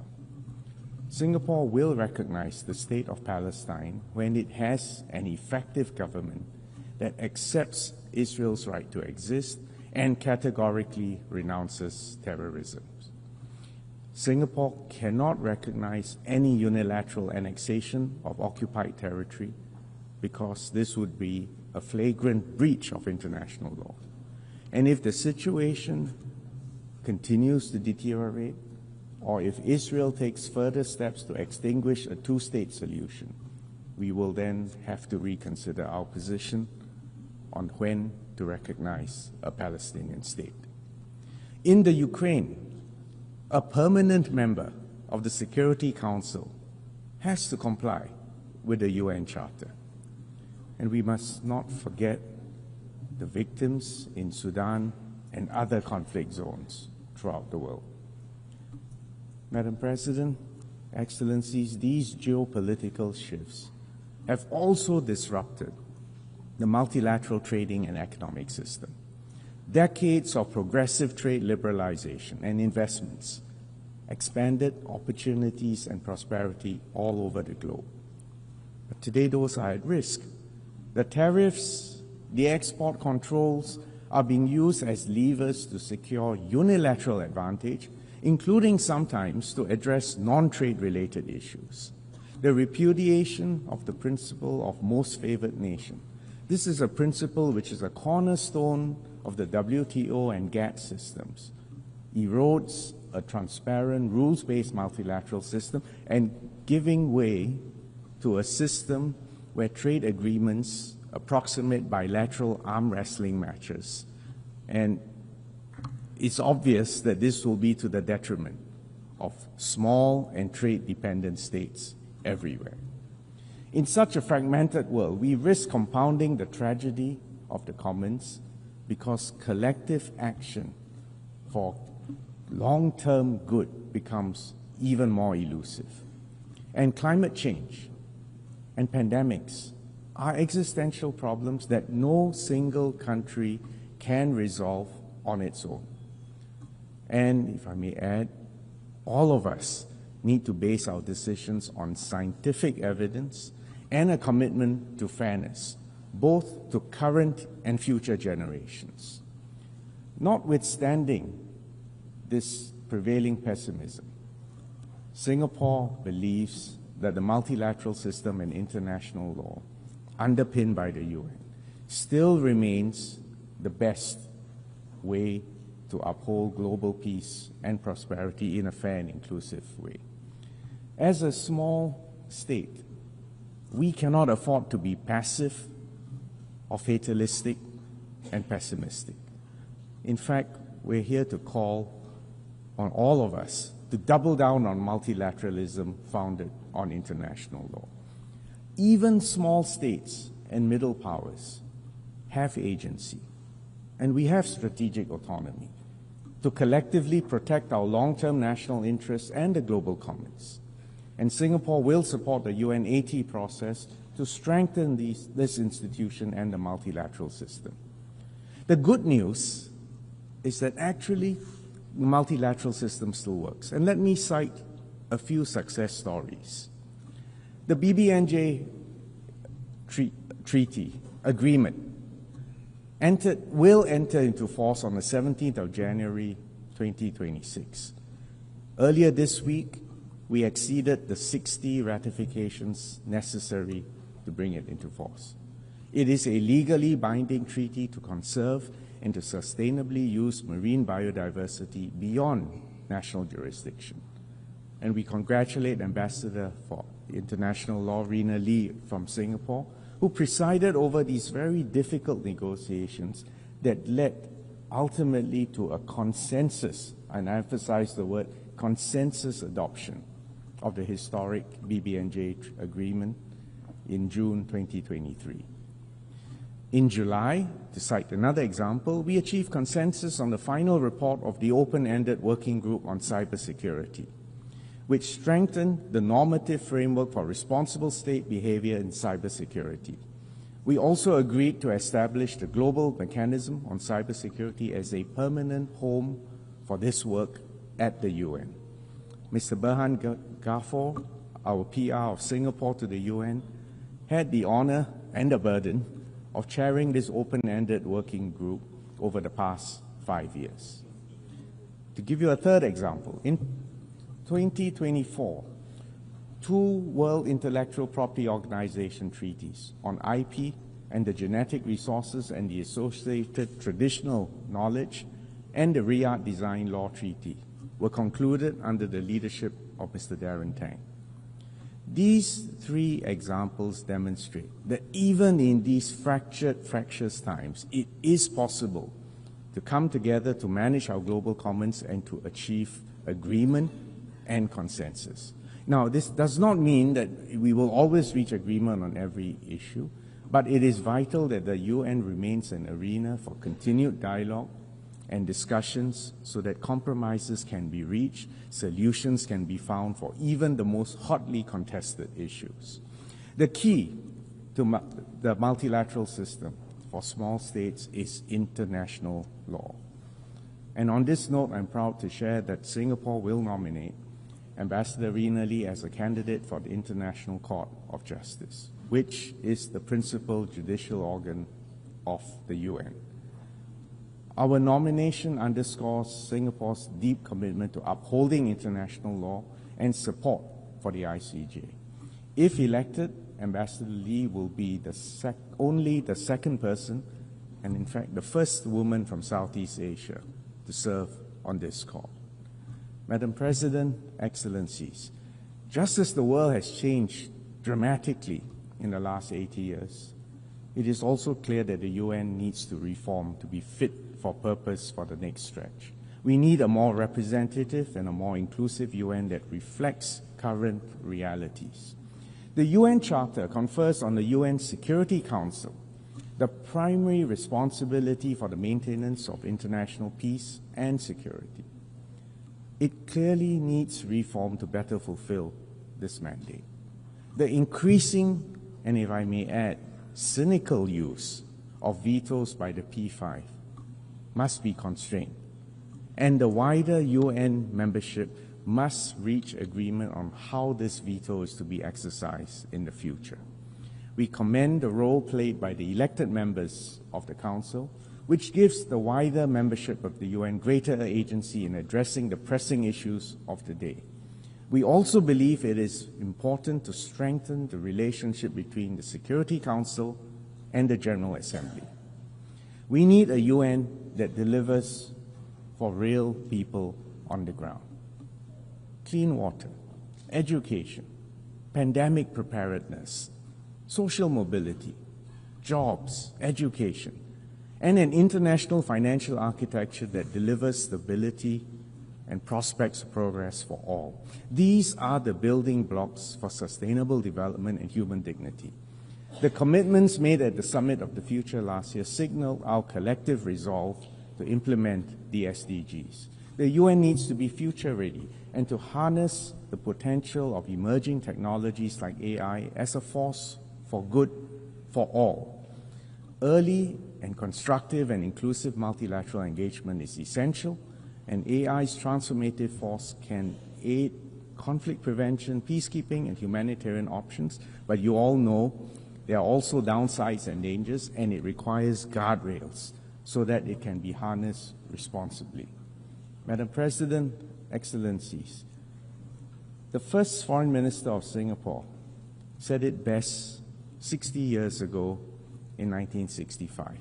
Quote, "Despite cynics who focus attention on its many shortcomings, Singapore has faith in the future of the United Nations simply because without it, there is no worthwhile future for humanity." Unquote. These words still ring true today. So together, let's ensure that this institution continues to serve as humanity's best hope for peace and prosperity for all of us. Thank you, Excellencies.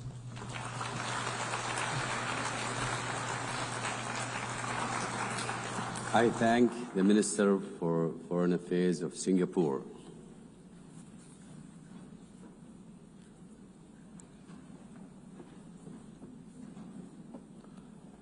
أعطي الكلمة الآن لمعالي السيد بدر بن حمد بن حمود البوسعيدي وزير خارجية عمان.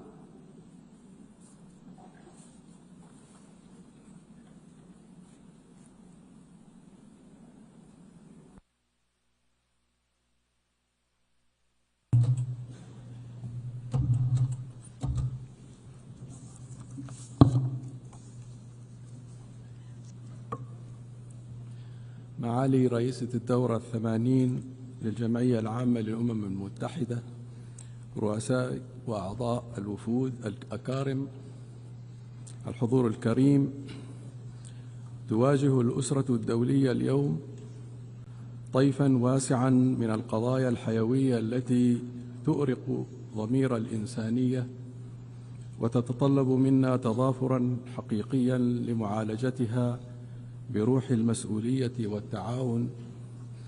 وقد عبرت سلطنة عمان في مناسبات متعددة عن رؤيتها ومواقفها الواضحة حيال هذه القضايا، وفي مقدمتها أزمة المناخ والتحول إلى مصادر الطاقة النظيفة، فضلا عن الدعوة لاستثمار الفرص الجديدة في مجال التجارة والتنمية المستدامة. غير أن هناك قضية إنسانية وسياسية عميقة الجراح ما تزال تقف في صدارة الأولويات الملحة، ويجب أن تتقدم على سواها في مداولاتنا وقراراتنا، ألا وهي القضية الفلسطينية. لقد طال الأمد وتفاقمت المعاناة وبلغ السيل الزبا، وآن أوان إنهاء الاحتلال ورفع الظلم وإعادة الاعتبار للحقوق المشروعة للشعب الفلسطيني من خلال تنفيذ حل الدولتين باعتباره السبيل العادل والوحيد نحو سلام دائم وشامل ينهي عقودا من الصراع والحرمان. إن سلطنة عمان تؤمن بأن السلام العادل يعد ركيزة أساسية لاستدامة الأمن والاستقرار والتنمية. ومن هذا المنظور فإن قيام الدولة الفلسطينية المستقلة بعاصمتها القدس الشرقية يجب أن تكون في مقدمة الأولويات الاستراتيجية لبلوغ السلام العادل والدائم في الشرق الأوسط. ولذلك فإن الاعتراف بدولة فلسطين هو الخطوة الأهم في هذه المرحلة الحرجة من تاريخ هذه القضية. وإن سلطنة عمان تعبر عن تقديرها العميق للحكومات التي اتخذت هذه الخطوة التي ترسخ احترام القانون الدولي وتتماشى مع ميثاق الأمم المتحدة والإعلان العالمي لحقوق الإنسان، كما أن الاعتراف بفلسطين يجسد التزام المجتمع الدولي بحل الدولتين حسب ما نصت عليه قرارات الأمم المتحدة ومخرجات مؤتمر حل الدولتين وإعلان نيويورك برعاية الأمم المتحدة. رؤساء وأعضاء الوفود الكرام، حضرات المندوبين المحترمين، إن سلطنة عمان ملتزمة بسياستها الثابتة بتحقيق الأمن والسلام العادل في المنطقة، ولها مبادرات ومنجزات مشهودة في هذا المضمار، وهي ما زالت تواصل جهودها وتعاونها البناء مع كافة الأطراف والشركاء لبلوغ هذه الغاية النبيلة لمصلحة الجميع. واليوم نحتفل بمرور 80 عاما على تأسيس منظمة الأمم المتحدة، هذا الكيان الدولي الذي يجسد التزامنا الجماعي بالعمل المشترك من أجل السلام وتسوية النزاعات عبر الحوار والوسائل السلمية والقانونية.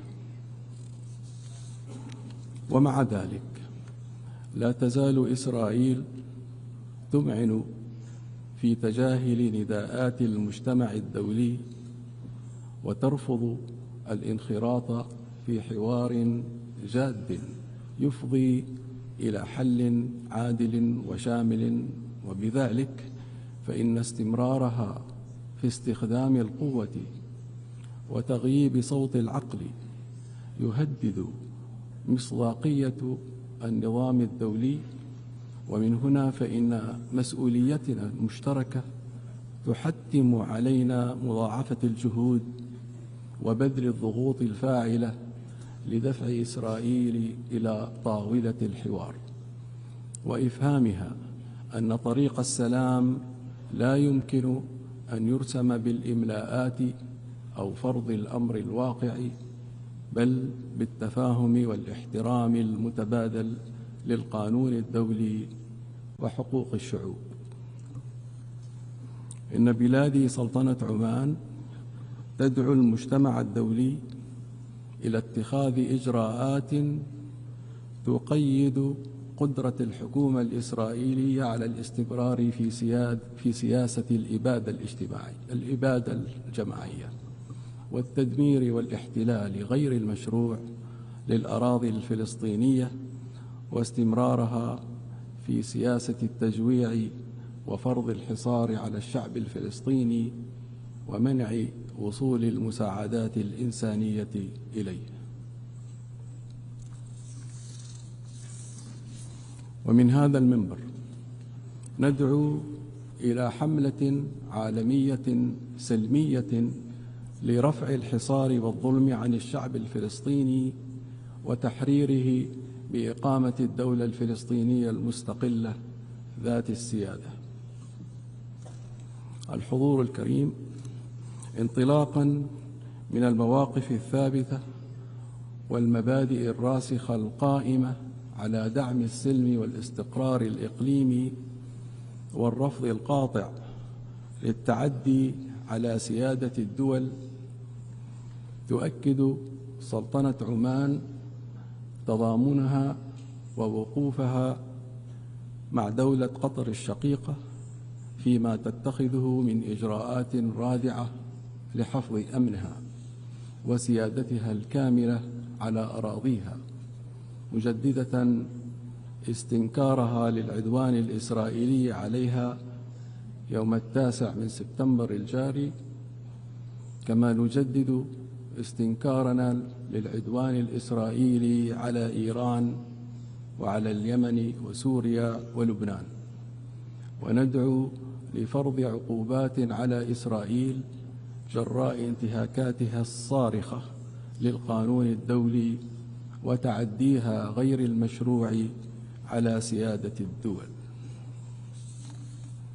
حضرات المندوبين المحترمين، إن على الأسرة الدولية وفي مقدمتها الدول دائمة العضوية بمجلس الأمن تمكين الأمين العام بالقيام بدوره في الوفاء بمقاصد ميثاق الأمم المتحدة في مجال الأمن والسلم الدوليين، فضلا عن مده بالتعاون اللازم لبلوغ أهداف التنمية المستدامة، وخاصة فيما يتعلق بتحفيز النمو الاقتصادي الشامل للأمم وتوفير فرص العمل وتشجيع الابتكار بما يسهم في تنشيط الشراكة العالمية من أجل التنمية ومكافحة الفقر والمرض وتحقيق الأمن الغذائي والأمن الصحي وأمن الطاقة. إن سلطنة عمان تولي التعليم والصحة أولوية خاصة لكونهما حقين أساسيين للجميع وركيزتين رئيسيتين للتنمية، كما نولي اهتماما عاليا بالتحول الرقمي إلى جانب تطبيقات الذكاء الاصطناعي والابتكار والتصنيع وترسيخ منظومة الحماية والعدالة الاجتماعية والأمان الوظيفي.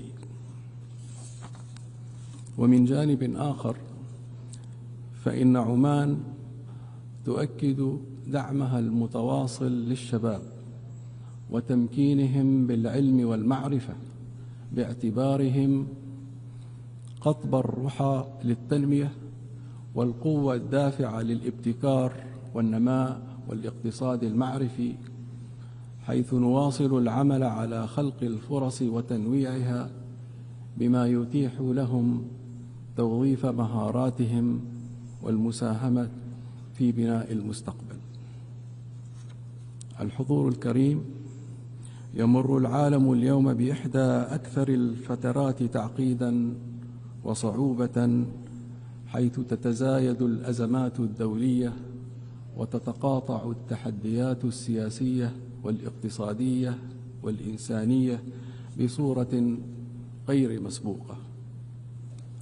وفي خضم هذه الظروف الدقيقة نشهد عجزاً واضحاً لدى المجتمع الدولي عن اتخاذ قرارات حاسمة وفعالة تسهم في نزع فتيل النزاعات أو التخفيف من معاناة الشعوب المتضررة ومعالجة الأزمات بمنظور شامل وعادل. ولكن رغم هذه التحديات فإن ما نعيشه اليوم يمثل فرصة حقيقية أمامنا لإعادة تصحيح المسار وتجديد أسس العمل الدولي المشترك نحو مستقبل يسوده العدل والإنصاف. فلنجدد في هذه الجمعية العامة تمسكنا الصادق والجماعي بالقانون الدولي والقانون الدولي الإنساني وبالمبادئ الراسخة لميثاق الأمم المتحدة، مع الدعوة إلى تعزيز دور هذه المنظمة الأممية ومؤسساتها المتفرعة كافة لتطلع بدور أكبر في ترسيخ الأمن والسلم الدوليين ونشر مظلة التنمية المستدامة وترسيخ ثقافة العدالة والتسامح والاحترام المتبادل. فهذا هو السبيل لتحقيق تطلعات الشعوب في الحرية وبلوغ الرخاء وصناعة مستقبل مزدهر يسوده الإنصاف والاستقرار. شكرا على اهتمامكم وحسن إصغائكم، والسلام عليكم ورحمة الله وبركاته.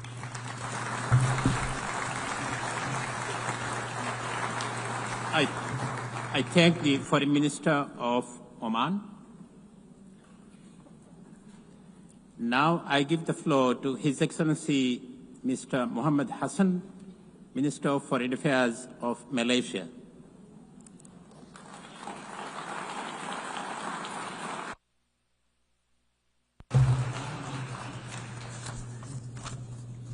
Bismillahirrahmanirrahim. Madam President, Your Excellencies, may I begin by congratulating President Annalena Baerbock on being elected as the President of the 80th session of the General Assembly. I also wish to thank His Excellency Philemon Yang for his leadership throughout the 79th session of the General Assembly.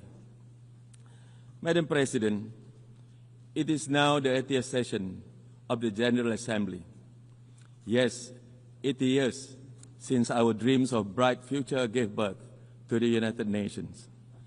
Humanity has imagined the future in many ways.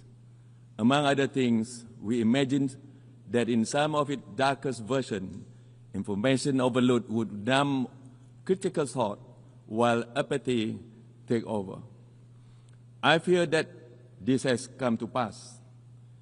80 years after the end of the Second World War, we are watching in high definition as genocide unfolds around the world. 80 years, after all, after the fall of the empires, colonialism is still alive, armed, funded, and justified by some of the supposedly most liberal powers in the world. They have defended and supported the only party who has any real power in a conflict as it makes a fuss out of international law. As we approach the 80th anniversary of the United Nations, Madam President, I suppose I should say congratulations. But today, that word rings hollow. Should we congratulate ourselves on our inability to bring an end to the occupation of Palestine? Or should we congratulate ourselves for allowing a rogue state to undermine our charter and our efforts? In Gaza, the clock is ticking, the bombs are falling, and the light is fading. We have failed at least 70,000 people. Israel can no longer hide behind its pretense of victimhood. From London to Dhaka, from Paris to Sydney, from Montreal to Kuala Lumpur, populations have spoken out in grief and outrage. More and more people are standing up for the truth that Israel is committing genocide in Gaza. Remember, the eyes of the world are upon us. We must take action now, Madam President, now. Sanction Israel. The metastasis of Israel's brutality in the Middle East cannot go on. Their latest assault on Doha was not merely an attack on a few representatives of Hamas. It was an attack conducted on another state's soil and an insult to the efforts of all who have attempted to mediate. And it is a signal that Israel violence will continue to destabilize the region. The effect of this will spill over to the rest of the world. The atrocities may have begun with Palestine, but they certainly will not end with Palestine. As the Middle East grows ever more dangerous for its residents, we will feel the reverberations all over the world. And this is why simply advocating for a two-state solution is not enough, Madam President. Malaysia will agree to any measures of the support for the Palestinian people, including the New York Declaration. But let us be clear. Let us be clear, there are only three real answers to this conflict. Number one, to take concrete action against the occupying force. Two, to lend our long-term support to the development of a self-governing Palestinian state. And number three, to reform the United Nations and ensure that such a travesty of justice never happen again. Madam President, repeated failures of the Security Council to fulfill the will of General Assembly must be met with strong resistance. We must continue to demand accountability from the permanent members of the United Nations Security Council through Resolution 76/272, or popularly known as the Veto Initiative. And we must pursue results through Resolution 377A, that is Uniting for Peace. No more shall we quietly accept the dismissal of our collective voice. We must question and challenge the veto. We must free the Security Council from this humiliating paralysis.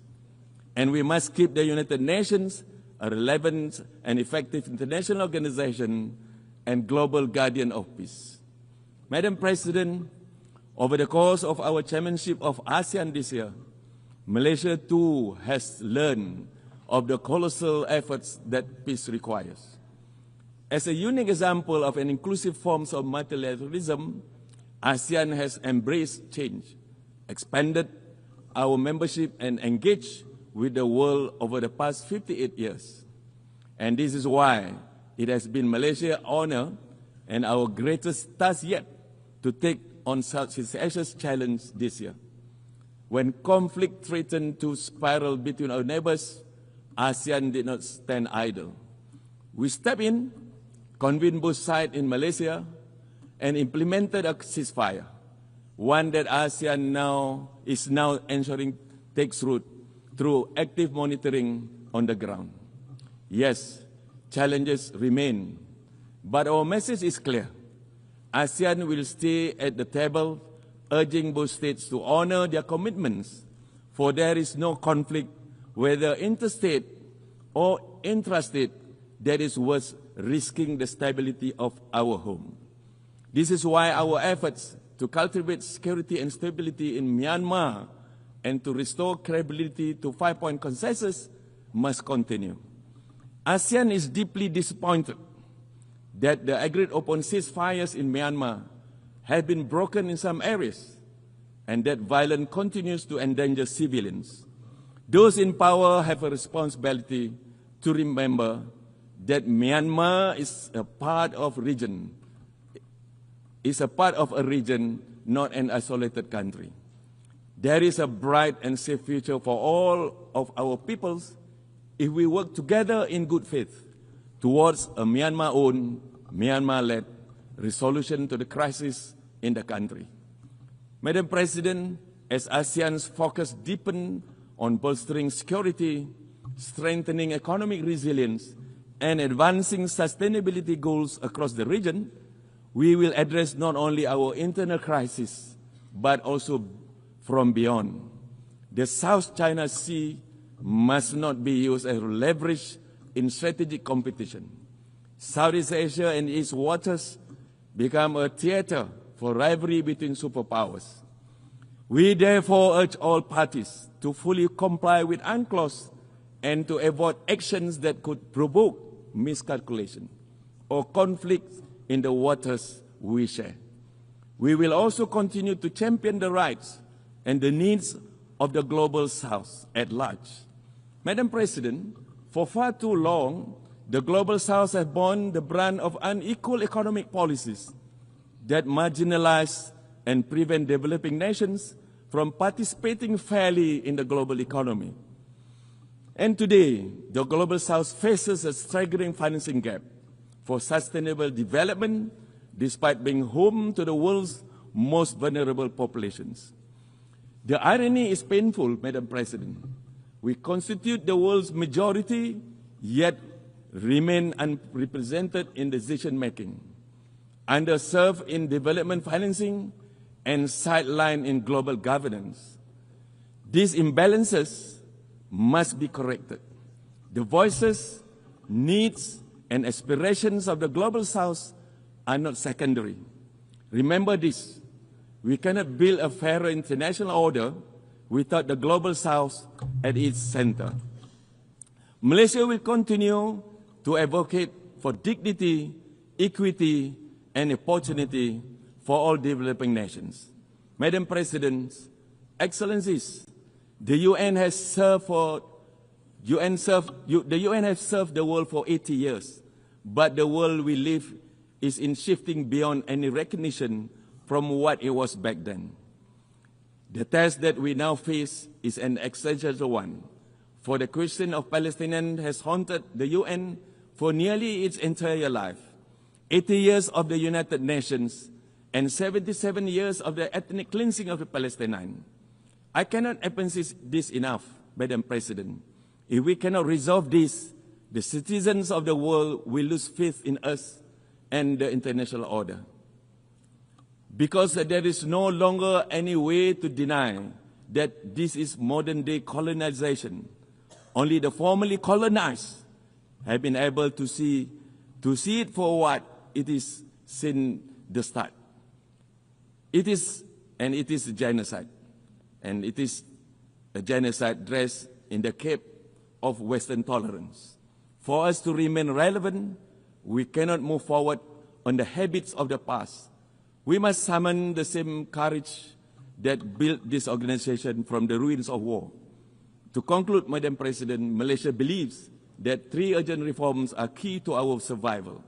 First, we must limit, if not abolish, the veto. We must challenge it each and every time that is wielded, particularly in cases of crimes against humanity. Second, authority must flow back to the General Assembly, and the most inclusive body, as the most inclusive body of this House, it should be allowed to serve as the conscience and voice of the world unimpeded. And third, we must redesign global financing mechanisms to ensure transparency and fairness for the global South. Reform is no longer a choice, it is our imperative. Madam President, to be better together, we must change together. Billions of lives depend on whether we succeed. Madam President, I thank you.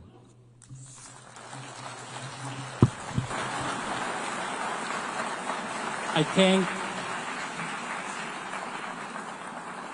thank the Minister of Foreign Affairs of Malaysia. Now I give the floor to His Excellency Muhammad Ali Nafti, Minister of Foreign Affairs, Migration and Tunisians Abroad of Tunisia.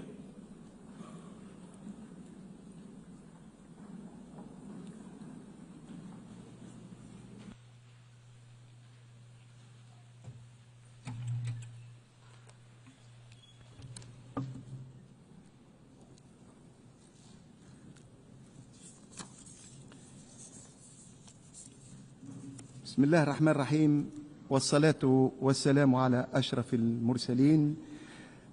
السيد الرئيس، أصحاب المعالي، سيدات والسادة، أود في البداية أن أنقل خالص تحيات رئيس الجمهورية التونسية السيد قيس سعيد، وبالغ تقديره إلى السيد أنطونيو غوتيريش الأمين العام لمنظمة الأمم المتحدة على جهوده الخيرة من أجل نصرة قضايا الحق والعدل وإعادة الثقة في العمل متعدد الأطراف.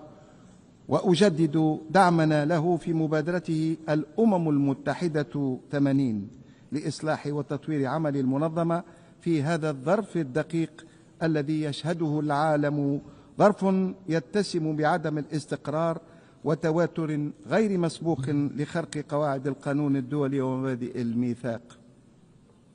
كما أتقدم إلى سعادة السيدة أنالينا باربوك بأحر التهاني على توليها رئاسة الجمعية العامة في دورتها 80، متمنيا لها التوفيق في إدارة أعمالها. وأعرب لسعادة السيد فيلمون يونغ عن الشكر والتقدير على رئاسته الموفقة للدورة 79. السيد الرئيس، نحيي في هذه الدورة بكل فخر واعتزاز الذكرى 80 لتأسيس منظمة الأمم المتحدة، ونستحضر بهذه المناسبة جملة المبادئ التي انبنت عليها والمقاصد النبيلة التي أنشئت من أجلها، لا سيما التضامن الإنساني ووحدة المصير التي ألهمت من سبقونا في النضال والصمود الدبلوماسي.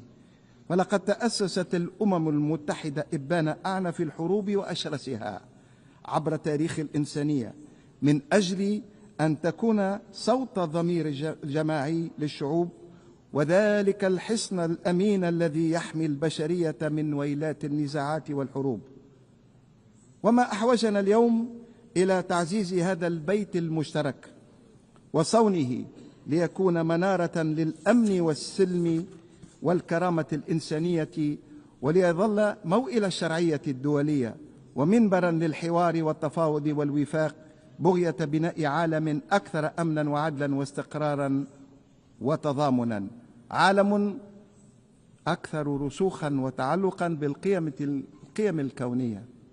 فلنتعب من دروس الماضي، وليس الماضي ببعيد، فلقد علمتنا الحروب والصراعات بما حملته من مآس إنسانية وانتهاكات جسيمة أن منطق القوة مهما كان جبروته ومسوغاته لن يقدر على كسر إرادة شعوب وإيمانها الراسخ بحقها في تقرير المصير. نقف اليوم جميعا على أعتاب مرحلة جديدة تتطلب منا عزما صادقا وسعيا دؤوبا من أجل تجديد الثقة في العمل متعدد الأطراف وفي قدرة المنتظم الأممي على تحقيق الأهداف السامية التي أنشئ من أجلها، من خلال استكمال مسار الإصلاح واعتماد خارطة طريق ناجزة واضحة المعالم لتنفيذ بادرة الأمم المتحدة 80، بما يعيد الاعتبار للشرعية الدولية ويكرس شعار دورتنا السابقة: لا يتخلف أحد عن الركب. وتجدد تونس تمسكها بالعمل متعدد الأطراف وبالمسؤولية المشتركة في مجابهة التغيرات المتسارعة والتحديات الاقتصادية والاجتماعية والأمنية والبيئية والمناخية التي يشهدها عالمنا اليوم، وتثق بالدور المحوري للأمم المتحدة في إيجاد الحلول المناسبة لها. ومن هذا المنطلق قرر رئيس الجمهورية التونسية قيس سعيد بمناسبة الذكرى 80 لإنشاء المنظمة الأممية وضع سنة 2025 تحت شعار سنة تعزيز العمل المتعدد الأطراف وتدعيم التعاون مع منظمة الأمم المتحدة، شعار تسير على هديه الدبلوماسية التونسية، وذلك من خلال تنظيم عدة تظاهرات بالأكاديمية الدبلوماسية الدولية بتونس بالتنسيق مع الهيئات الأممية المتخصصة حول مواضيع في اتساق مع مخرجات قمة المستقبل 2024 الأمنية منها والتنموية والعلمية والتكنولوجية والثقافية. السيد الرئيس، إذ نؤمن بقدرة منظمتنا وأجهزتها على الصمود أمام التحولات العميقة التي يشهدها العالم وإعطاء قدر من الأمل والتفاؤل للأجيال القادمة في مستقبل أفضل، فإنه يتملكنا شعور بخيبة الأمل والإحباط اليوم أمام عجز مجلس الأمن عن وضع حد للمأساة الإنسانية الفظيعة وحرب الإبادة والتجويع التي يتعرض إليها الشعب الفلسطيني الصامد في ظل إصرار الكيان الغاشم المحتل على الإمعان في التنكيل به على مرأى ومسمع من العالم بأسره دون مساءلة أو محاسبة. لقد بات بينا اليوم بما لا يدع مجالا للشك أن جرائم الاحتلال تهدف إلى تصفية القضية الفلسطينية ومنع الشعب الفلسطيني من حقه في المقاومة والحفاظ على أرضه كاملة. وتجب تونس من هذا المنبر إعلان الكيان المحتل عن نيته في إعادة احتلال قطاع غزة بالكامل ودفع الشعب الفلسطيني إلى التخلي عن أرضه. فكيف لنا أن نكرس سيادة القانون وعلوية الميثاق الأممي والمبادئ التي جاء بها ودولة فلسطين لم تتحصل بعد على عضويتها الكاملة، بالرغم من أن القرارات الأممية قد أقرت منذ عقود حقها في الاستقلال وفي السيادة الكاملة وفي تقرير المصير دون أي تدخل أجنبي، في حين أن الكيان المحتل يحافظ على عضويته في المنتظم الأممي بالرغم من خرقه الممنهج والمتواصل دون انقطاع لقواعد القانون الدولي الآمرة، وبالرغم من تعديه على عمل الأمم المتحدة ووكالاتها المتخصصة وحصاناتها في الأرض الفلسطينية المحتلة. وإذ تثمن بلادي موجة الاعتراف الدولي بدولة فلسطين التي تفوق اليوم 150 دولة، آملة في أن يسهم هذا التوجه في دعم حصولها على العضوية الكاملة دون تأخير أو تردد، فإنها تذكر بأن فلسطين دولة بمقتضى القانون الدولي، وأن اعتراف الدول بها لا ينشئ هذا الحق بل يظهره ويدعمه، فالحقيقة واضحة المعالم والحق بين، وهو حق أكدته محكمة العدل الدولية في رأيها الاستشاري بتاريخ 19 جويلية 2024 حين أقرت بأن الكيان الغاصب ملزم بإنهاء وجوده غير القانوني في الأرض الفلسطينية المحتلة بأسرع ما يمكن، وأن جميع الدول الأعضاء في الأمم المتحدة ملزمة بعدم الاعتراف بشرعية هذا الوضع الناشئ عن الوجود غير القانوني وبعدم تقديم العون أو المساعدة في الحفاظ على هذا الوضع واستمراره، وأنه على الأمم المتحدة بأجهزتها الرئيسية أن تنظر في السبل والإجراءات الكفيلة بذلك. ونهيب من هذا المنبر بالمجتمع الدولي أن يتحمل مسؤوليته فورا من أجل رفع الحصار عن قطاع غزة وكافة الأراضي الفلسطينية ووضع حد لحالة المجاعة وضمان الإيصال الفعلي للمساعدات وتأمين طالبها. كما ندعو مجلس الأمن إلى تدخل عاجل لوقف الانتهاكات المتكررة التي طالت عددا من دول المنطقة سوريا ولبنان وإيران وأخيرا قطر، وهو ما نادت به تونس مؤخرا في القمة العربية الإسلامية الطارئة بالدوحة على أساس أن الأمن العربي الإسلامي كل لا يتجزأ.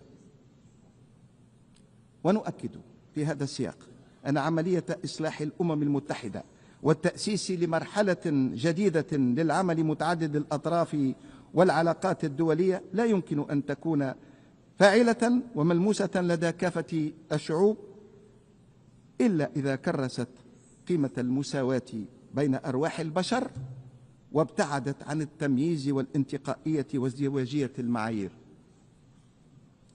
وستظل تونس على عهدها متمسكة بإرادة ثابتة لن تنيل من أجل مواصلة نصرة الشعب الفلسطيني في نضاله لاسترداد حقوقه المشروعة غير القابلة للتصرف، والتي لن تسقط بالتقادم، وفي مقدمتها حقه في تقرير المصير وإقامة دولته المستقلة ذات السيادة على كل أرض فلسطين حتما، وعاصمتها القدس الشريف. السيد الرئيس، يظل تحقيق أهداف قمة المستقبل نبراسا نهتدي به، لكنها تبقى إلى حد الآن صعبة المنال ما لم تتحلى المجموعة الدولية بالرغبة الصادقة في إحداث التغيير والتوافق على تشخيص دقيق للأسباب العميقة التي أدت إلى فشل النظام الدولي الحالي. فلا يمكن مجابهة التحديات العالمية الماثلة والمستجدة دون إعادة بناء العلاقات الدولية على أسس التضامن والتعاون البناء والعدل والاحترام المتبادل، وعدم التدخل في شؤون الغير، واحترام السيادة الوطنية. تلك هي المعادلة الصعبة التي تعرض إليها الأمين العام في كلمته الافتتاحية. ومن هذا المنطلق تجدد تونس دعوتها الملحة إلى إصلاح شامل وعميق لمنظومة التمويل الدولية ومؤسساتها، بما يضمن العدالة في النفاذ إلى الموارد المالية ويعزز فاعلية توظيفها في خدمة التنمية الشاملة، وذلك من خلال وضع آليات مبتكرة لتمويل التنمية على غرار مبادرة الإسكوا الخاصة بمقايضة الديون مقابل العمل المناخي التي انضمت إليها تونس، والتي تهدف إلى تحويل التزامات خدمة الديون الخارجية إلى استثمارات في العمل المناخي وأهداف التنمية الشاملة. وتؤكد تونس على أهمية مواصلة الجهود لاستعادة الأموال والأصول المنهوبة والمهربة إلى الخارج، بما يعزز العدالة الدولية ويضمن حقوق الشعوب في التنمية والحوكمة الرشيدة، وتعتبر بلادي ذلك حقا سياديا لا يسقط أبدا.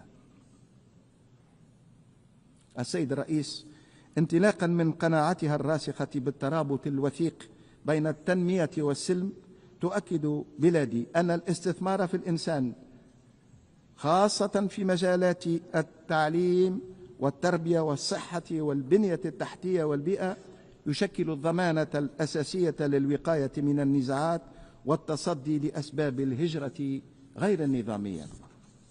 وإن مقاربتنا في التعاطي مع تدفقات الهجرة غير النظامية تقوم على احترام حقوق الإنسان في مفهومها الشامل ورفض كل أشكال التمييز العرقي وخطاب الكراهية. وإذ تواصل سلطات بلادي بذل ما في وسعها من جهود لإنقاذ أرواح المهاجرين غير النظاميين في البر والبحر ورعايتهم وتمكينهم من العودة الطوعية إلى أوطانهم الأصلية بالتنسيق مع المنظمة الدولية للهجرة، فإنها تجدد دعوتها إلى اعتماد مقاربة شاملة للهجرة، مقاربة تراعي طابعها الإنساني والتاريخي، مقاربة لا يمكن اختزالها في أبعاد أمنية ضيقة أو تحميل دول الجنوب أعباء تفوق طاقاتها، حيث نشدد على ضرورة دعم جهود التنمية في بلدان المنشأ وتعزيز إدماج الشباب اقتصاديا واجتماعيا وتيسير عملية التنقل النظامي.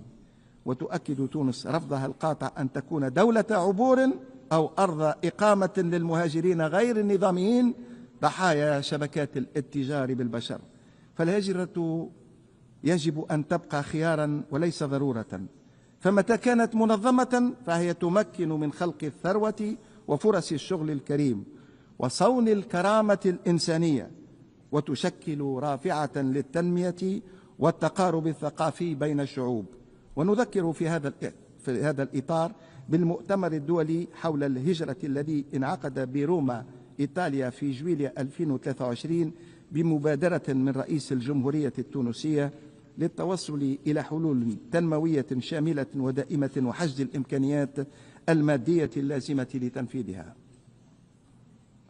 وعلى صعيد آخر تؤكد تونس على ضرورة الفصل بين تمويل المناخ وتمويل التنمية، باعتبار أن تمويل المناخ يعد مسؤولية تاريخية وحقا تعويضيا مستحقا.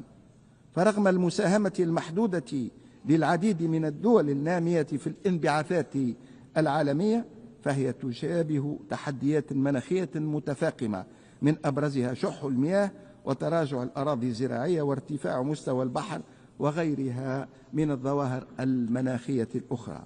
وعليه تطالب تونس بالإيفاء بالتعهد الدولي المتمثل في تعبئة 300 مليار دولار سنويا وتخصيص نسبة معتبرة منها لبرامج التكيف، مع تسهيل آليات النفاذ إلى هذه الموارد عبر تبسيط الشروط الفنية والمالية وتفعيل صندوق الخسائر والأضرار كآلية تعويض فعلية ومنصفة. وتؤكد بلادي أن الحق في التنمية هو حق أساسي غير قابل للتجزئة، يستند إلى مبادئ العدالة والمساواة والتضامن الدولي. ونشدد على أن إعمال هذا الحق يتطلب بيئة دولية عادلة تتيح نقل التكنولوجيا والمسك بناصيتها وتسهيل إجراءات النفاذ إلى التمويل الميسر وتعزيز الشراكات المتكافئة بين الشمال والجنوب. السيد الرئيس، تواصل بلادي بكل عزم وثبات مسارها الإصلاحي الذي انطلق منذ 25 جويلية 2021 في سبيل مزيد ترسيخ ديمقراطية حقيقية تضمن الحقوق والحريات لجميع المواطنين وتستجيب لتطلعات الشعب التونسي في رفع التحديات الاقتصادية والاجتماعية المتراكمة خلال السنوات الماضية، وهي تعول في ذلك أولا على إمكانياتها الذاتية وما يزخر به شعبها من طاقات بشرية، وذلك من خلال تنويع الشراكات على قاعدة المنافع المتبادلة بما يخدم مصالحها ويحفظ استقلال قرارها. وفي إطار هذا التوجه تؤكد تونس تمسكها الثابت بقيم حقوق الإنسان والحريات العامة والفردية وفقا لدستور 25 جويلية 2022 ولتعهداتها الدولية واحترام سيادتها الوطنية واستقلال قرارها وخيارات شعبها. وتشدد على أهمية تعزيز الطابع الشامل والمترابط لحقوق الإنسان بما في ذلك الحقوق الاقتصادية والاجتماعية والعلمية والثقافية والمناخية، وفي مقدمتها الحق الطبيعي في التنمية. وتولي تونس البعد الاجتماعي المكانة المركزية في الخطط التنموية بهدف بناء مجتمع مندمج ومتماسك، وندعم مشاركة الشباب في صياغة السياسات وفي مسارات الحلول التحويلية ودوائر صنع القرار، اقتناعا منا بأن صوته يجب أن يسمع وأن طاقته راسخة وقادرة على تغيير الواقع نحو الأفضل. كما تواصل تونس تدعيم الأطر التشريعية والاستراتيجية للإدماج الاقتصادي للمرأة وتوسيع مساهمتها في الشأن العام وفي سائر المجالات، وضمان تكافؤ الفرص ومكافحة جميع أشكال العنف والتمييز ضد النساء. ومن هذا المنطلق تؤكد تونس التزامها بأجندة المرأة والسلام وأجندة الشباب والسلام والأمن، إيمانا من بلادي بأن مشاركة النساء والشباب في جهود الوقاية من النزاعات وحل الأزمات وبناء السلام شرط ضروري لتحقيق سلام عادل ودائم وتنمية شاملة. السيد الرئيس، إيمانا منها بترابط مصالح الشعبين الشقيقين التونسي والليبي، تجدد تونس موقفها الثابت والمبدئي الداعم للخيارات الحرة للشعب الليبي. فالوضع داخل ليبيا ليس قضية دولية، بل هو شأن داخلي خالص، والحل لا يمكن أن يكون إلا ليبيا دون تدخل من أي جهة كانت، فالشعب الليبي هو صاحب السيادة وهو المخول وحده لوضع الحلول التي يرتضيها بمساندة من الأمم المتحدة. وندعو في هذا السياق إلى ضرورة المحافظة على سيادة سوريا واستقلالها ووحدتها الترابية، ونعرب عن رفضنا لأي انتهاكات تطال سلامة أراضيها، ونشدد على ضرورة تضافر الجهود الأممية والدولية لإيجاد حل سياسي للوضع في اليمن ينهي معاناة هذا الشعب الشقيق ويحقق له السلم والأمن. وتدعو تونس الأطراف السودانية إلى الاحتكام إلى الحوار والطرق السلمية من أجل تجاوز الأزمة وإعادة الأمن والاستقرار ووضع حد لمعاناة الشعب السوداني الشقيق من ويلات الحرب والانقسام.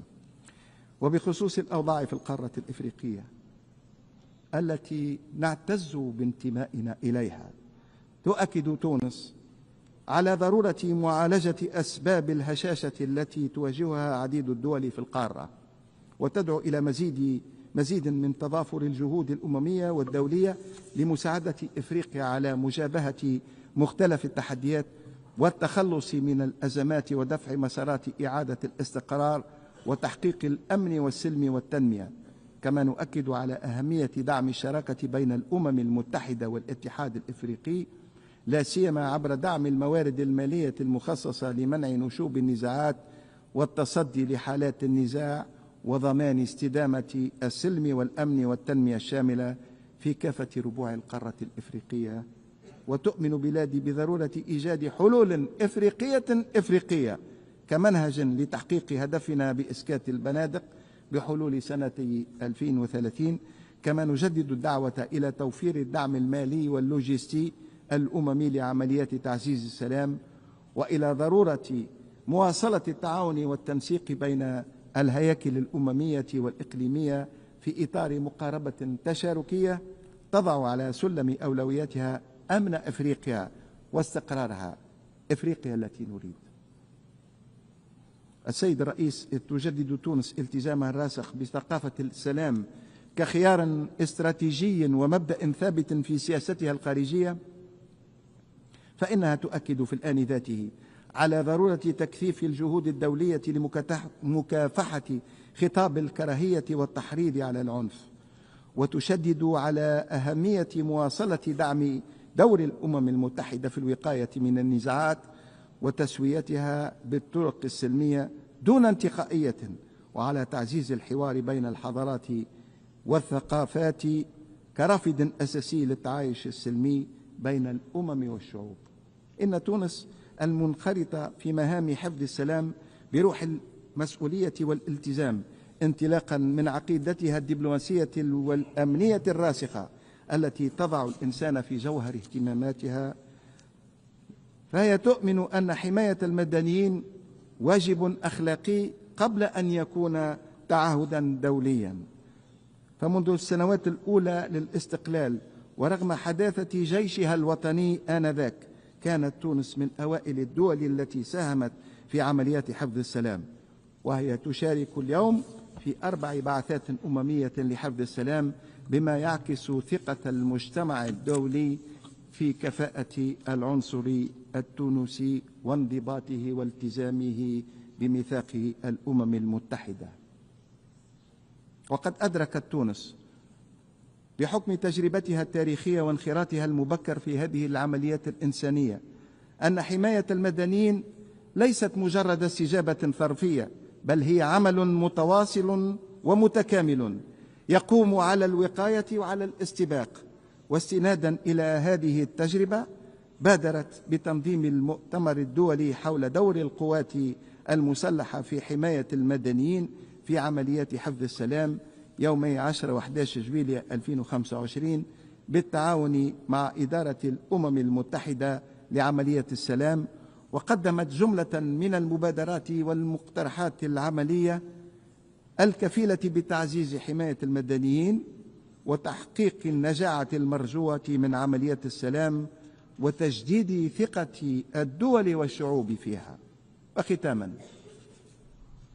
أؤكد السيد رئيس أصحاب المعالي والسعادة أن تونس التي انخرطت في العمل الأممي قبل الاستقلال وغداة تحررها لاستكمال مقومات سيادتها لهي معتزة بما قامت به منذ إمامها بتاريخ 12 نوفمبر 1956 للمنظمة الأممية في سبيل الدفاع عن الميثاق وتكريس مبادئ السلم والأمن الدوليين قولا وفعلا.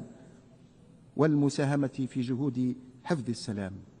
وبنفس العزم والالتزام ستواصل تونس انخراطها الفاعل في كل المبادرات الصادقة والرامية إلى تحقيق الأمن والاستقرار لكافة شعوب المنطقة والعالم.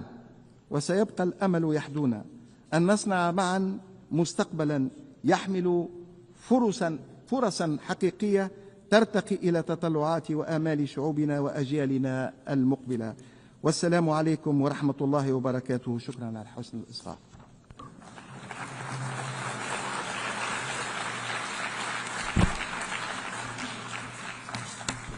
I thank the Minister of Foreign Affairs, Migration and Tunisians Abroad of Tunisia.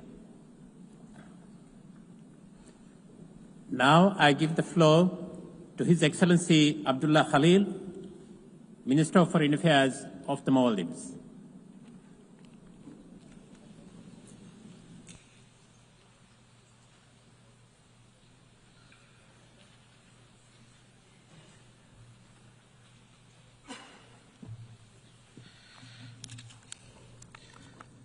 Bismillahir Rahmanir Rahim. Madam President, Mr. Secretary General, Excellencies, ladies and gentlemen. On the 21st of this month, we mark the 60th anniversary of the Maldives joining the United Nations. Over the last 60 years, we have placed our confidence in this institution and in the multilateral system it represents. A promise that sovereignty matters, borders are respected, and every country, small or large, has an equal voice in shaping our shared future. That confidence was never naive. It rested on the conviction that laws restrain might and rules hold firm against coercion. But assurances endure only when the rules-based order is upheld. When it is breached without accountability, we lose more than order. We lose faith in the system itself. And when faith collapses, it is not peace that fills the void. It is unrestrained might, power that redraws boundaries, silences voices, and tramples norms. This is the erosion we confront. Three fault lines in the global order. First, the taboo against conquest. For many decades, the rule that borders cannot be changed by force underwrote peace. That foundation is cracking. Every breach, once allowed, becomes precedent. And precedent invites repetition. Second, sovereignty, respect for sovereignty and territorial integrity. These are not slogans, but the ground rules for peace, development, and dignity. But today, powerful aggressors treat them as optional. Third, multilateralism. The doctrine that shared challenges require shared solutions. That doctrine is under siege. When institutions are bypassed, when vetoes paralyze, when laws are applied selectively, confidence unravels, and with it, the system itself. We see erosion everywhere. In Palestine, especially Gaza, Israel's ongoing genocide has killed more than 66,000 civilians, more than half of them women and children. In the West Bank, settler violence intensifies, trying to force more Palestinians out and annex more land. Israel has willfully, shamelessly, and repeatedly violated international law. It has defied hundreds of resolutions of the Security Council and this very assembly. It has rejected the decisions of the International Court of Justice and sanctioned the International Criminal Court. People killed while begging for food. Mothers holding lifeless babies. Children staring blankly at the ruins of their homes and their future. These are the images that you simply cannot forget and move past. And the sheer hypocrisy is, this genocide is sustained by weapons and money from the very countries that claim to defend human rights. The same countries that helped define the very norms and laws being broken. By their actions, they refuse to see Palestinians as equal human beings, deserving of life, dignity, and freedom. This complicity is the shame of this century. Once again, this complicity is the shame of this century. Let me be clear. Famine can never be a weapon of war. Innocents must not be mercilessly maimed, arbitrarily jailed, and ruthlessly killed. The assault on sovereignty is equally clear in Israel's illegal attacks against Qatar, Syria, Lebanon, Yemen, Tunisia, and Iran. Each strike is a reminder that borders are trampled when power speaks louder than law. In each case, where laws and norms give way to leverage, where responsibility gives way to convenience, the pattern is the same. If this erosion continues, the question will no longer be whether it will happen again, but who will be the next victim. UN 80 must be the repair moment, the turning point. Reform is no longer optional. It is the only pathway forward. Any serious reform must tackle the Security Council, the Council's paralysis. We need an expanded and more representative Council. A rotating seat for SIDS is where we must start. We need a Council that is transparent in its deliberations and accountable in its decisions to the membership and to itself. We need a Council that does not hide under the threat of veto. The Secretary General's three-track reform should be member state-led, member state-driven, and implementation-focused. It should enhance the UN's presence, especially in SIDS. It should align mandates and secure predictable development finance. It should ensure sufficient program delivery staff. Realign must not mean less, but better service and better support.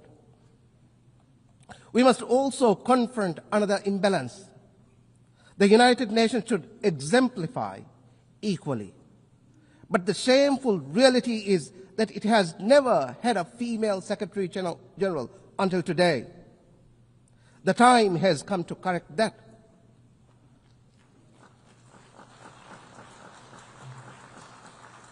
Reform is not only about structures, it is about credibility. And credibility lives or dies with trust in multilateralism. That trust is eroding, and unless we act, the institutions built to uphold our systems will weaken further. If the UN cannot act to prevent, to protect, and to provide, trust in multilateralism will continue to erode.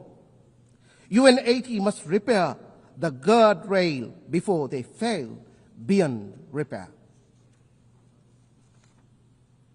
Repair also begins with the global commons, the ultimate test of whether law and multilateralism still matter. A decade ago, this assembly adopted 3 foundational documents. But today, the 2030 agenda is off track. The promise of Paris is broken, and the Addis Ababa action agenda lies unfulfilled. The climate emergency deepens as major emitters evade their responsibility to cut emissions and to pay for loss and damage inflicted on countries like mine, the Maldives. Similarly, under the crushing weight of external debt, creditors and institutions tighten the vice, stripping developing economies of the fiscal space needed for resilience, health, and education. There are promises worth keeping. The BBNJ agreement entering into force next January must be universally ratified and fully implemented, with benefit sharing, technology transfer, and capacity building that are real, predictable, and accessible to SIDS. Comments from the UN Ocean Conference, commitments from the UN Ocean Conference, and the Financing for Development Conference must translate into tangible gains for our islands, and above all, deliver debt relief. The global financial architecture must deliver deeper, faster, fairer structuring, scaling up concessional financing for SIDS, and ensure that climate finance is additional, predictable, and aligned with adaptation needs. We do not need to look far for solutions. The Antigua and Barbuda agenda provides the roadmap for SIDS to achieve resilient prosperity. But it requires building economic resilience, scaling up climate action and support, accelerating biodiversity protection, conserving and sustainably using the ocean, and mainstreaming disaster risk reduction. The upcoming World Social Summit in Doha must renew the social contract. A clean, healthy, and sustainable environment, decent work, universal social protection, and inclusion are not privileges, they are rights. Human rights must never be wielded as tools for political or diplomatic leverage. They must be a means to relieve suffering and support communities. The Maldives will continue to champion core human rights values, including climate justice, gender equality, and the voice of youth. We will continue to be a voice for small island developing states, too often excluded, unheard, and ignored. We advocate for reform abroad by taking responsibility at home. Maldives 2.0 is our blueprint for change. It is reshaping governance, digitalizing services, and building an inclusive, future-ready economy, so every child on every island has the same chance to thrive.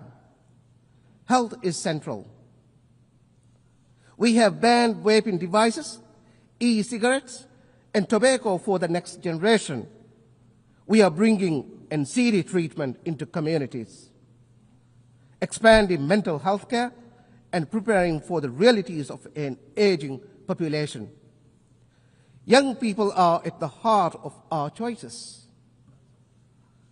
We are broadening access to skills and vocational training, opening new pathways to work,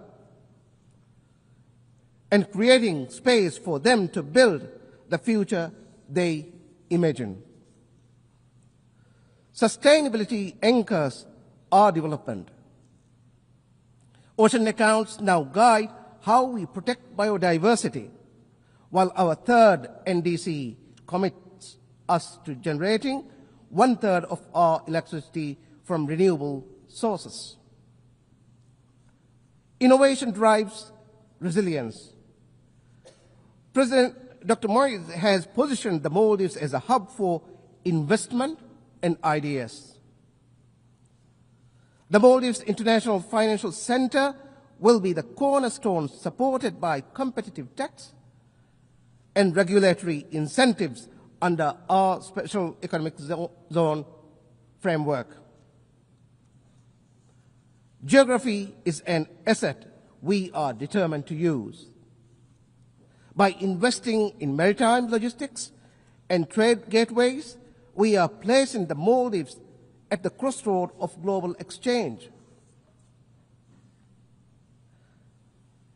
And inclusion remains our promise. Content creators, entrepreneurs, and MSMEs, especially those led by women and persons with disabilities, will have the support they need to succeed. In doing so, we are not only building resilience at home, but also contributing to a fairer and stronger global community. The choice before us is stark. Either we rebuild the foundations of law and norms, or reconcile ourselves to a world where might makes right. Small states will be the first casualty of a lawless world. But we will not be the only ones who will suffer. No state, small or large, will be safe. In such a world, borders become bargaining chips. Human rights become selective, and the global commons become a free for all. We refuse to accept that fate. At UN 80, let us restore the taboo against conquest. Let us renew respect for sovereignty and territorial integrity. Let us revitalize multilateralism, not as a talk shop, but as a system that acts with courage, clarity, and conviction. If the rules stand, the small can stand. And if the small can stand, all of us will stand taller. I thank you all.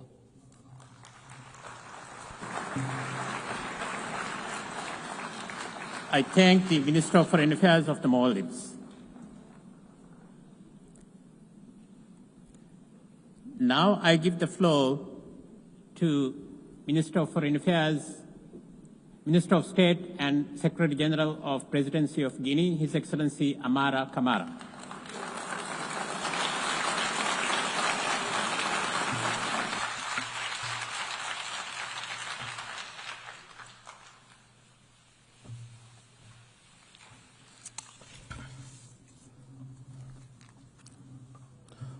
Bonsoir à tous. Madame la Présidente, Monsieur le Secrétaire général, Mesdames et Messieurs les chefs de délégation, c'est un honneur et un privilège pour moi de prendre la parole à cette tribune universelle au nom de Son Excellence, le Président Mamadi Doumbouya, Président de la République de Guinée, chef de l'État. À cette occasion solennelle, il m'a chargé de transmettre ces chaleureuses félicitations à Madame Annalena Baerbock pour sa brillante élection à la présidence de la 80e session de l'Assemblée générale des Nations unies et de lui assurer du soutien total de la République de Guinée durant son mandat. En saluant les efforts constants de M. Antonio Guterres pour la paix mondiale, nous rendons également hommage à M. Philemon Yang pour le travail remarquable accompli lors de la 79e session. La République de Guinée, dont nous avons l'honneur de porter la voix, s'identifie pleinement au thème de cette présente session. Mieux ensemble, plus de 80 ans au service de la paix, du développement et des droits humains. Dans notre contexte national, ce thème prend une résonance particulière. Mieux ensemble, grâce à la refondation, après plus de 66 ans d'indépendance, la paix, le vivre ensemble, le développement et les droits humains deviennent une réalité en République de Guinée. Je vous prie, mesdames et messieurs, de recevoir les salutations fraternelles du peuple souverain de Guinée, de son président et de son gouvernement. En prenant la parole ici même il y a 2 ans, le président Doumbouya affirmait « Mon pays continue de fonder un espoir en l'Organisation des Nations Unies pour trouver des solutions idoines aux problèmes auxquels notre monde est confronté. Mais les fondamentaux qui ont présidé à la création de notre organisation doivent s'adapter aux mutations profondes de notre société. » Cet espoir, malheureusement, tend à céder la place à l'inquiétude, car il est désormais évident que le monde est bouleversé. Aucun continent n'est épargné. La paix devient un luxe. Les guerres et le conflit se banalisent. Les organisations internationales et régionales s'affaiblissent. Et les alliances dépendent trop souvent de la volonté des dirigeants du moment. À ce rythme, nous devons avoir le courage d'admettre que les plus belles années de notre organisation commune pourraient bien être derrière nous. Mesdames et messieurs, il existe un lien indissoluble entre la paix, le développement et les droits humains. Nous rendons hommage aux hommes et aux femmes qui, partout dans le monde, se battent pour la paix. Mais force est de constater que la simple dénonciation des atrocités reste trop souvent l'ultime niveau d'action de la communauté internationale.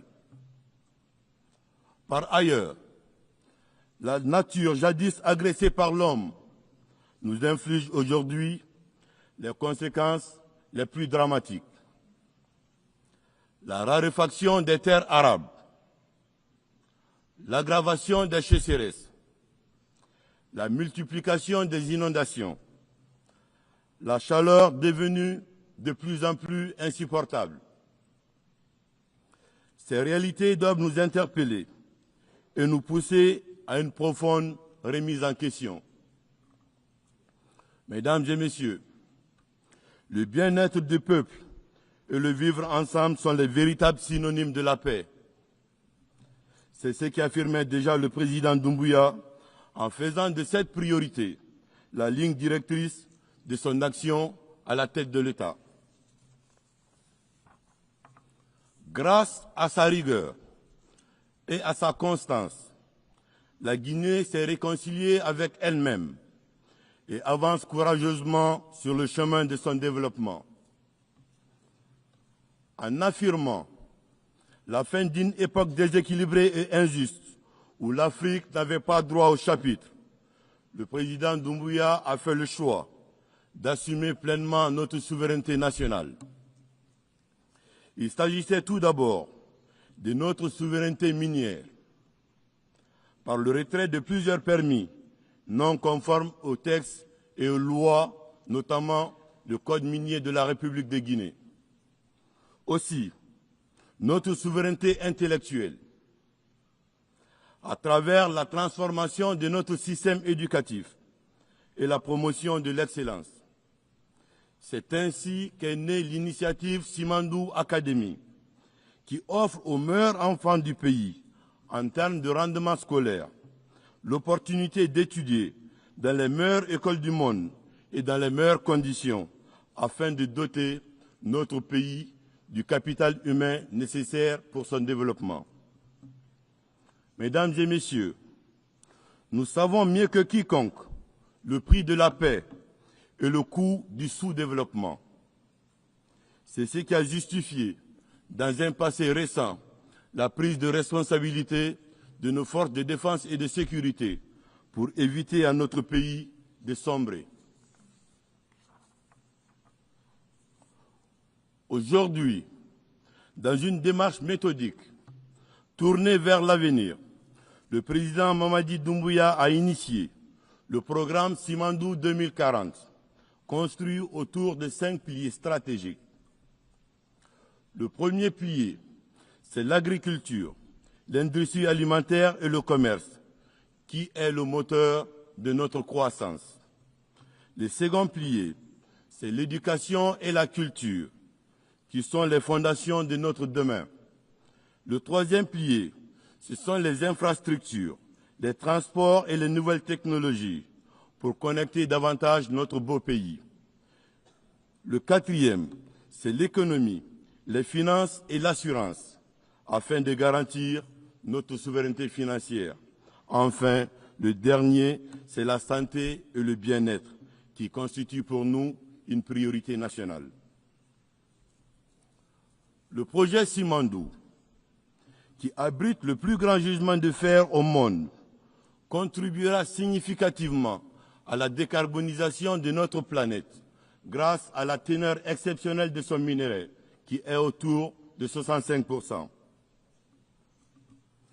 Et pour garantir la pérennité du programme, un fonds souverain sera mis en place, alimenté essentiellement par les revenus de Simandou, bien entendu complété par d'autres mécanismes classiques. Mesdames et messieurs, permettez-moi de rappeler encore une fois les mots d'un grand dirigeant africain qui affirmait du haut de cette même tribune, je cite, « De façon très claire, sans hypocrisie, sans faux semblant, les yeux dans les yeux, nous sommes tous conscients que ce modèle démocratique que vous nous avez si insidieusement et savamment imposé après le sommet de la Baule en France, presque de façon religieuse, elle ne marche pas. Les différents indices économiques et sociaux sont là pour le démontrer. Ce n'est pas un jugement de valeur sur la démocratie en elle-même, c'est un bilan. Un constat sur plusieurs décennies d'expérimentation chaotique de ce modèle dans notre environnement. Une période où il n'a été question que de joutes politiques au détriment de l'essentiel, qui est l'économie. J'ai cité le président Mamadi Doumbouya.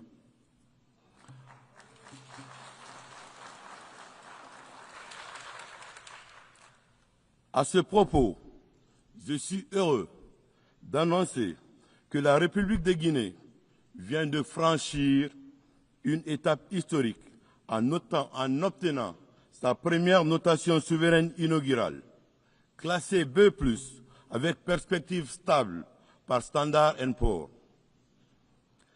Grâce à la vision et au leadership de son Excellence, Monsieur le Président de la République, le général Mamadi Doumbouya, la Guinée franchit aujourd'hui un cap majeur avec cette reconnaissance internationale.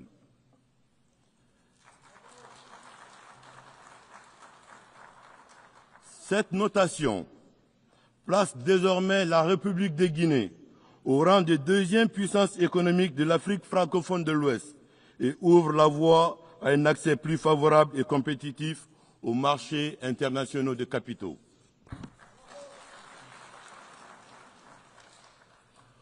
Pour la République de Guinée, le respect du droit humain signifie la reconnaissance de la dignité inhérente à chaque personne et l'application de principes et de normes qui protègent ses droits, tels que définis par la Déclaration universelle des droits de l'homme.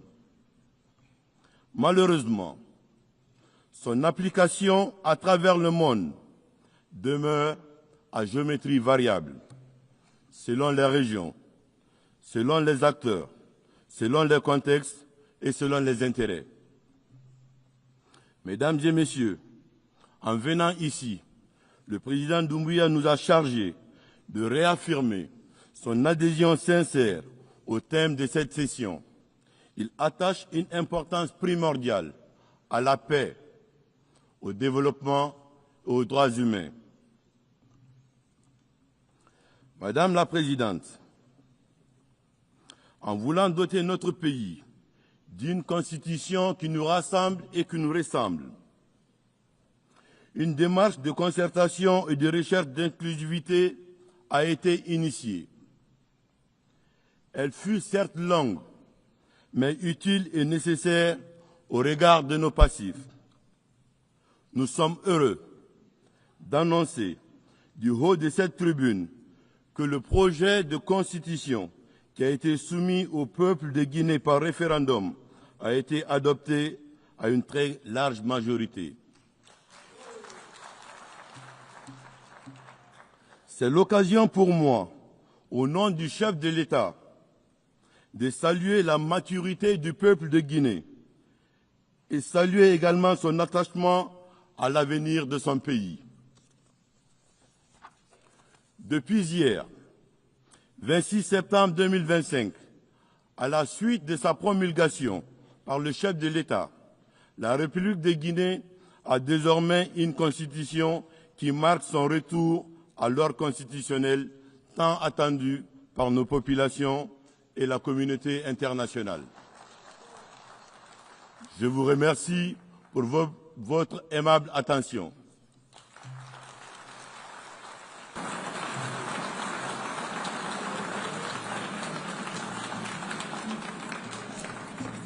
I thank Minister of State and Secretary General of the Presidency of Guinea. Now I give the floor to Her Excellency Maria Teresa Lazaro, Secretary for Foreign Affairs of the Philippines.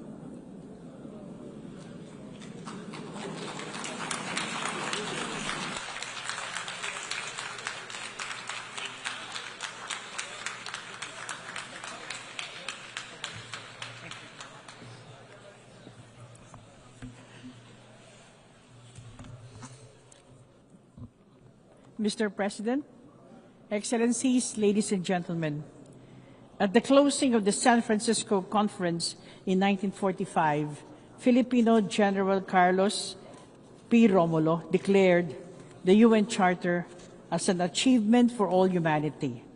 It is an accomplishment, he said, that will embrace and protect us at the same time that it liberates the human spirit. Our faith in the United Nations Charter endures as the international community celebrates the 80th anniversary of the United Nations. United in purpose, we, the 193 member states of the United Nations, are stewards of this office, of this edifice. It counts on our courage to be equal to the task it bestows on us. The United Nations was born in the rubble of war. We embark on a peace that works not only for the powers of that day, but also for all of humanity, for all time. We forge through the Charter a covenant of just and equitable peace. Yet today, we ponder on the triumphs of this shared journey amidst the jolting clamor for peace and humanity under the very circumstances for which the United Nations was conceived. We must end the suffering of millions who live in starvation and fear in Gaza. Ceasefires must hold. Humanitarian access must be restored without restrictions. Children, women, and innocent civilians must be saved from further violence. Healing must begin. The two-state solution is the only viable diplomatic solution for sustainable peace. We must end the conflict in Ukraine. A just peace is only possible with respect for Ukraine's sovereignty, independence, unity, and territorial integrity. We must double down to address humanitarian crises around the world, looking at their roots and investing in durable solutions. We must protect and assist displaced populations in Sudan, Syria, Afghanistan, the Democratic Republic of the Congo, the Sahel region, of the Rohingyas, and in many other parts of the world. This June, the Secretary General reported that over 40,000 cases of violations against children in armed conflict, the highest recorded in 30 years. This is unconscionable. We owe our children peace. Excellencies, distinguished delegates, as UN founders recognized that peace was the antidote to fragility and uncertainty after the war, this time's call on the United Nations, particularly the Security Council, to make bold decisions. We must forge new pathways for international peace and security. This is a challenge that the Philippines is ready to rise up to as we seek a non-permanent seat in the Security Council for the term 2027-2028. We look ahead to the solemn honor of serving this body.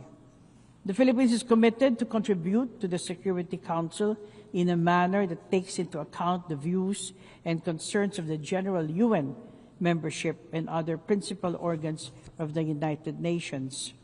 We recognize the weight of the responsibility of the Security Council.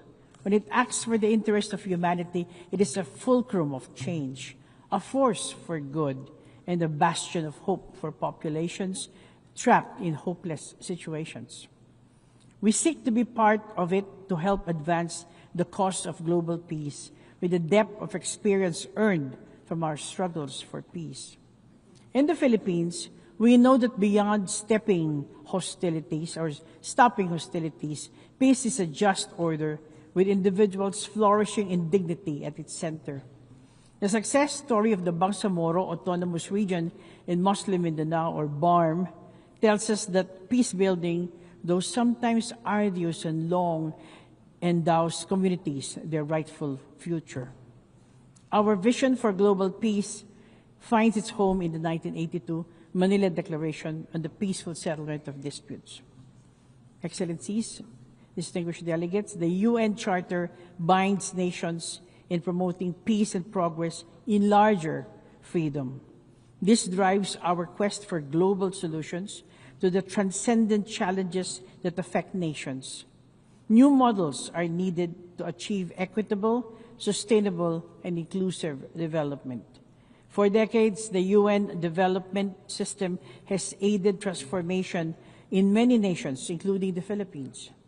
Amidst current funding shortfalls, we must support reforms to help it deliver value to UN member states in tight accord with national priorities, with less bureaucracy and fragmentation. It is regrettable that politics and the demands of war have cut development financing globally, just as we embark in the last mile of the SDG agenda. This has shifted the focus to the roles of developing and middle-income countries as shapers of development solutions. And why not? Together, we are the fastest-growing economies, the largest consumer markets, and the top sources of human capital. Even as we manage our share of economic vulnerabilities within our borders, developing nations are assuming greater responsibility as agents of transformative and inclusive cooperation. We are actively reshaping the global development agenda in the 21st century. In the Financing for Development conference in Sevilla, we faced the sobering truth that the current financial system is untenable. It is one that has fostered debt burdens and perpetuated power imbalance, a system that mires the poor and favors the wealthy. Structural asymmetries undermine the ability of developing countries, particularly climate-vulnerable ones, to mobilize the scale and quality of finance required for resilient development. Access to finance remains skewed. Climate-vulnerable developing countries face borrowing costs that exceed their projected growth rates. The eligibility criteria for concessional finance is tied to outdated income classifications with no account for risks and vulnerabilities faced by many countries that need such lifelines for sustaining their growth. Reforms are long overdue. Multilateral processes must confront the widening gap between climate ambition and the means of implementation, whether in terms of financial resources, technology transfer, or capacity building. Developed countries must fulfill their financial obligations. Multilateral development banks must do their part. Climate finance is a binding commitment as affirmed by the International Court of Justice in its unanimous advisory opinion last July. We need to rebalance decision-making power in global financing institutions.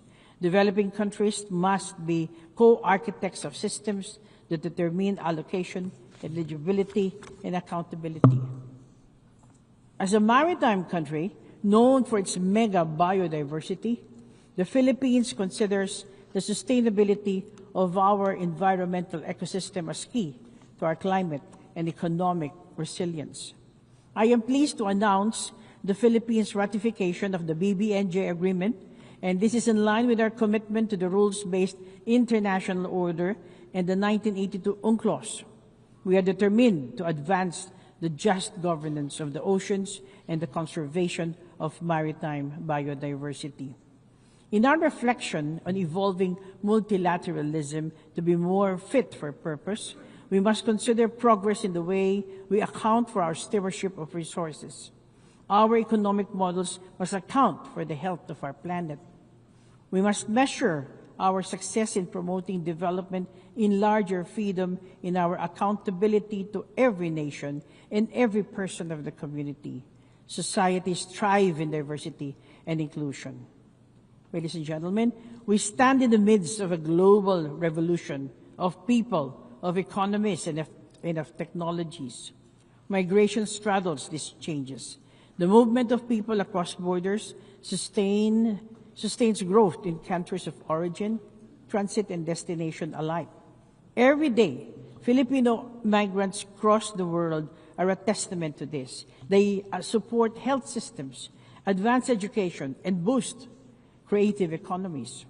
The 1.9 million seafarers are the backbone of maritime trade that accounts for 90% of global commerce. The International Conference on Seafarers, Human Rights, Safety, and Well-being held in Manila early this month affirmed that states and stakeholders are ready to do more for them. As migrants link our nations, their rights and dignity should be a gathering point, not a fault line for governments. Technology is the other defining force of our age, a connector, an enabler, an equalizer. Artificial intelligence offers promise, but carries profound risks. We must help build digital societies that bridges development divides rather than widen them, conforming with safeguards against misuse. Over the last 80 years, the United Nations Charter has served as a wellspring of purpose and action for those who rise equal to the task of delivering its promise. There is no alternative to the United Nations. There is no good global order other than one based on international law and the principle of the sovereign equality of states. A rules-based order is indispensable. To maritime nations such as the Philippines, international law, particularly the 1982 Law of the Sea, is fundamental to our future. While our government vessels and fisher folk continue to be harassed in our own waters, and as we remain the receiving end of illegal, coercive, aggressive, and dangerous actions in the South China Sea, we abide by the UNCLOS as reinforced by the binding 2016 Arbitral Award on the South China Sea. We are committed to diplomacy and other peaceful means to settle disputes. At the birth of the UN, the Philippines actively helped in framing the foundational principle of the Universal Declaration of Human Rights, which states that all human beings are born free and equal in dignity and rights. The early decades of the UN saw the spirited engagement of Filipino diplomats against colonization and apartheid and economic inequality. We have steadfastly strived for justice. For its cause, we have helped manage the front lines of climate diplomacy, from the drafting of the Climate Change Convention itself to the Kyoto Protocol and the Paris Agreement. We have engaged with the fire of a nation familiar with the brunt of devastation, of disasters and extreme weather events. We know the urgency of global action. Justice and equity was our guidepost during the crafting of the WHO Pandemic Agreement. The adoption of this treaty last May was a sweet spot in the Philippines' presidency of the World Health Assembly. Our pledge to peace is unwavering. The Philippines was among the first to respond to the UN call for assistance in the Korean War. A decade later, Philippine troops flew halfway across the globe to aid in peacekeeping operations in the Congo. Since then, we have sent nearly 15,000 troops to 21 peacekeeping missions in Africa, Middle East, and the Asia Pacific. This experience has taught us that peacekeeping is about empowering communities. It must carve exit strategies with focused, non-politicized mandates from the Security Council. New models must be tailored to context and needs on the ground. Then as now, we embrace our role as a bridge builder. As General Carlos P. Romulo put it in 1946, a bridge between two worlds, among the first of many that must be erected to make them one. Then as now, we offer steady hands in New York, Geneva, Vienna, Bangkok, Nairobi, Rome, and the cradles of joint action as a partner, pathfinder, and peacemaker. Excellencies, distinguished delegates, our world is far different from the world inhabited by the founders of the UN. Our new realities test the durability of the Charter at its 80th year. The measure of credibility for the UN is whether it can hold its sovereign promise in today's world, where nations shape the future on equal terms.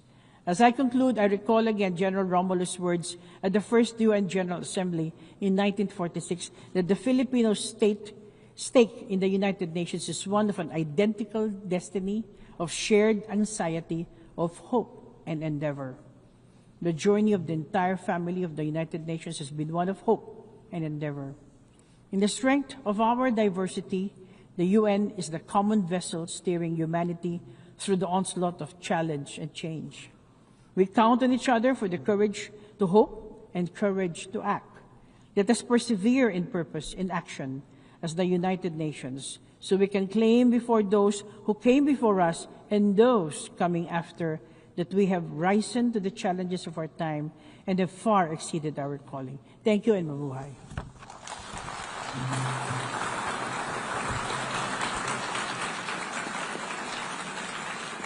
I thank the Secretary for Foreign Affairs of the Philippines. I now give the floor to Her Excellency Lana Nusseibeh, Minister of State for Ministry of Foreign Affairs of the United Arab Emirates.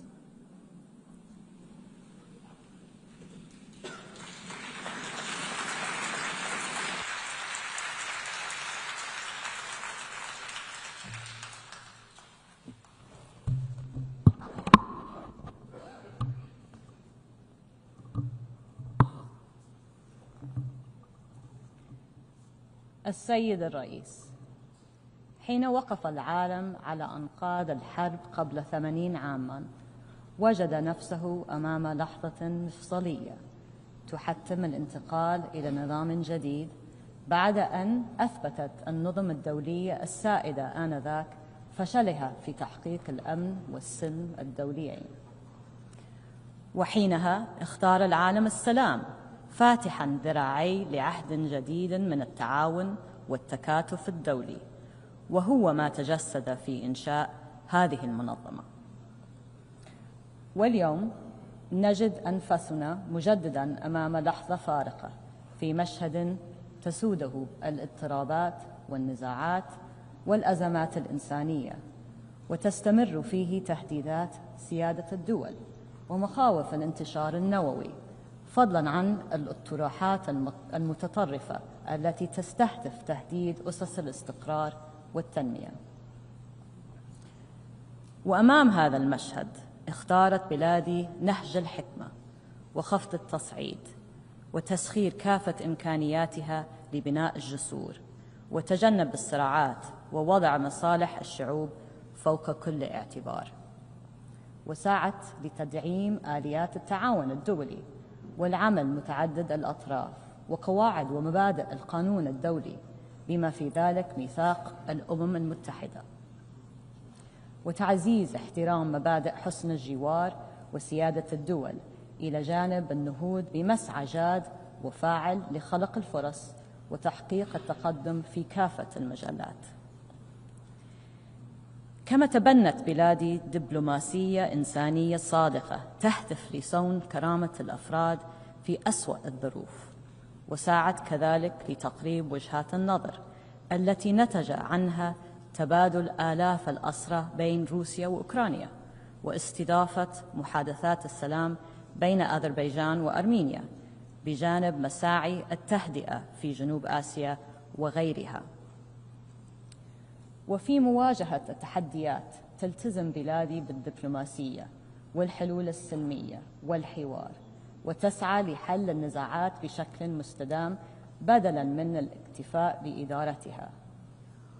وأينما خلت أنظارنا، سواء في قطاع غزة أو أوكرانيا أو السودان أو في اليمن وليبيا والساحل، تتجلى أمامنا الحاجة للعودة لهذا المسار. وقد تفاقمت العديد من الأزمات حولنا بفعل الفكر المتطرف وخطاب الكراهية والتحريض، ولذلك نقود الجهود للدفع قدما بأجندة التسامح والسلم والأمن، إعلاء للقيم الراسخة في ميثاق الأمم المتحدة ولكسر دوامات النزاع.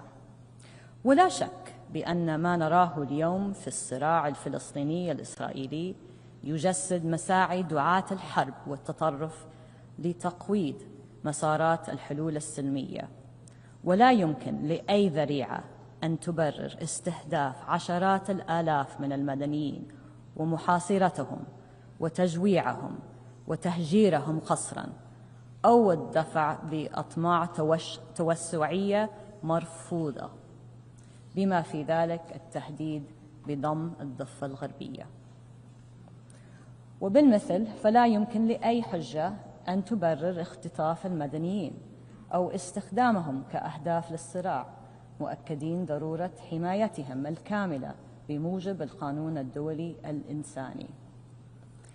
كما لا يمكن استغلال هذا الوضع كمبرر للاعتداء على دول المنطقة، وهو ما شهدناه مؤخراً في الهجوم الإسرائيلي الغادر والمدان ضد دولة قطر الشقيقة، والذي شكل انتهاكاً صارخاً لسيادتها ولأمن منطقة الخليج العربي، وخرقاً للمبادئ الأساسية للنظام القانوني الدولي. ونؤمن بأن الممارسات العدوانية لن تجلب الاستقرار للمنطقة. وبالمقابل آمنت بلادي دوما بمركزية حل الدولتين وضرورة تجسيد دولة فلسطينية مستقلة ذات سيادة عاصمتها القدس الشرقية، تعيش جنبا إلى جنب مع دولة إسرائيل كمطلب أساسي لتحقيق حل دائم وعادل وشامل لهذه القضية، بوجود حكومة فلسطينية كفؤة وقادرة على تلبية تطلعات الشعب الفلسطيني وحصر السلاح بيدها، وضمان الأمن والاستقرار وسيادة القانون في وطن لا مكان فيه للجماعات الإرهابية والمتطرفة. كما وترحب بلادي بتنامي الاعترافات بدولة فلسطين، ونوجه دعوة صادقة إلى بقية الدول للانضمام لهذا المسار استثماراً في مستقبل أفضل للمنطقة. ولا يزال مطلبنا الأول والعاجل هو التوصل لوقف إطلاق نار فوري ودائم في غزة، وإنهاء الحصار، وإطلاق سراح الرهائن والمعتقلين، وتسهيل إيصال المساعدات الإنسانية بشكل عاجل وعلى نطاق واسع ودون عوائق. وتواصل دولة الإمارات دورها كأكبر مانح للمساعدات لغزة، مسخرة لذلك كل ما لديها من علاقات وموارد وإمكانيات، وسنستمر بالقيام بهذا الدور بالرغم من القيود والعراقيل. وفي توجهنا بتغليب الحلول الدبلوماسية وإرساء العدالة في النظام الدولي، ما زالت بلادي تضع قضية الجزر الإماراتية الثلاث المحتلة طنب الكبرى وطنب الصغرى وأبو موسى في صدارة أولوياتها الوطنية، حيث نستمر في مطالباتنا لإيران بإنهاء احتلالها لهذه الجزر التي تعد جزءاً لا يتجزأ من أراضي دولة الإمارات، وأن تستجيب لدعواتنا المتكررة لحل هذا النزاع عن طريق المفاوضات المباشرة أو اللجوء إلى محكمة العدل الدولية. وحين نتحدث عن السيادة، لا يفوتنا أن نجدد دعمنا الكامل للسيادة المغربية على الصحراء المغربية، مع تأييدنا لمبادرة الحكم الذاتي في إطار الوحدة الترابية المغربية. السيد الرئيس، إن هموم منطقتنا ليست محصورة في المشهد الدامي في غزة، ففي السودان كذلك يواجه الشعب معاناة إنسانية هائلة وصلت إلى حد المجاعة، وتقف بلادي مع الشعب السوداني الشقيق في تطلعاته لانتهاء هذه الحرب الأهلية وتداعياتها الإنسانية المعنية العميقة. وإذ نؤكد على أهمية البيان الصادر عن المجموعة الرباعية بشأن السودان والدعوة لهدنة إنسانية، فإننا نشدد على أهمية تحقيق وقف إطلاق نار فوري وضمان وصول المساعدات الإنسانية دون عوائق إلى أنحاء البلاد. إن السلام المستدام لا يتحقق بالحلول العسكرية، ولا بد من الدفع نحو عملية انتقالية في السودان تفضي إلى حكومة مدنية مستقلة لا تخضع لهيمنة أي من الأطراف المتحاربة، ولا مكان فيها للتطرف والإرهاب. السيد الرئيس، تحرص بلادي على دعم أدوار المنظمات الدولية والآليات متعددة الأطراف، ومقابل هذا الالتزام تتجلى أمامنا الحاجة الملحة لتطوير وإصلاح آليات العمل المشترك، وعلى رأسها الأمم المتحدة بما في ذلك مجلس الأمن. وتنظر دولة الإمارات لمبادرة الأمم المتحدة 80 كفرصة لتعزيز قدرات المنطقة، مع أهمية أن تتضمن هذه المبادرة رؤية مستقبلية واضحة لعملها في العقود المقبلة. وتنسجم هذه الرؤية الإصلاحية للأمم المتحدة مع النهج الوطني الطموح لدولة الإمارات في ظل التوجهات الحكيمة لصاحب السمو الشيخ محمد بن زايد آل نهيان رئيس الدولة حفظه الله، القائمة على نظام دولي فاعل وعادل وقادر على خدمة البشرية والعمل الجماعي لتحقيق نتائج شاملة ومستدامة. وينعكس ذلك على جوانب عديدة من سياساتنا، ففي مجال الاقتصاد والتنمية عملنا على مضاعفة استثماراتنا الاقتصادية الخارجية في مشاريع متنوعة وتوسيع نطاق الشراكات بالأخص مع دول الجنوب، بما فيها دول القارة الأفريقية، والتي امتدت الاستثمارات فيها لمختلف القطاعات، إيماناً منا بأهمية الانفتاح والتواصل لتحقيق التنمية والازدهار والاستقرار المشترك. وفي مجال العلوم والتكنولوجيا والذكاء الاصطناعي، فقد حرصت بلادي على تسخيرها لدعم التنمية المستدامة على مستوى العالم عبر بناء قدرات الدول في هذا المجال مع احترام قيمها وأولوياتها الوطنية ومراعاة الاستخدام المسؤول والأخلاقي لهذه التقنيات بما يتماشى مع القانون الدولي. وفي سياق جهودنا المستمرة لحماية البيئة، تواصل دولة الإمارات استثماراتها المتنامية في العمل المناخي الدولي بما يدعم الحلول المبتكرة في هذا المجال ويعزز الطاقة النظيفة. وتؤكد بلادي التزامها الكامل بتنفيذ نتائج اتفاق الإمارات المنبثق عن مؤتمر الأطراف 28 الذي انعقد في دبي عام 2023.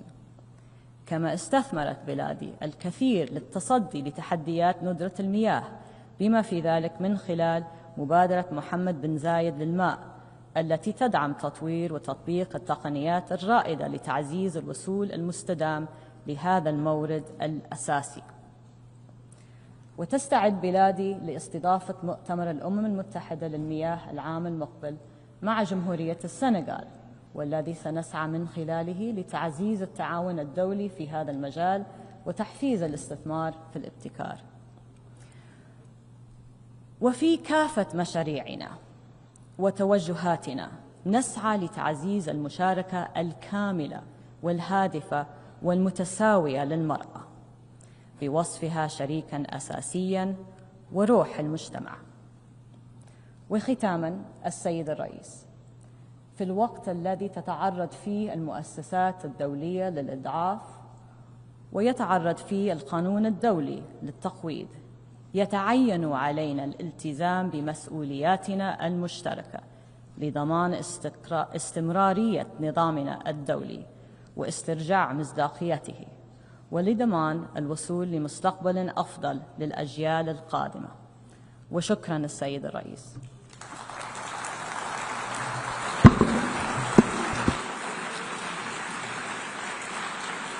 I thank the Minister of State for Ministry of Foreign Affairs of the United Arab Emirates. We have heard the last speaker in the general debate for this meeting.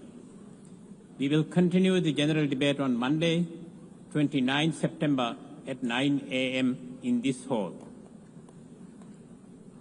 The exercise of right of reply has been requested.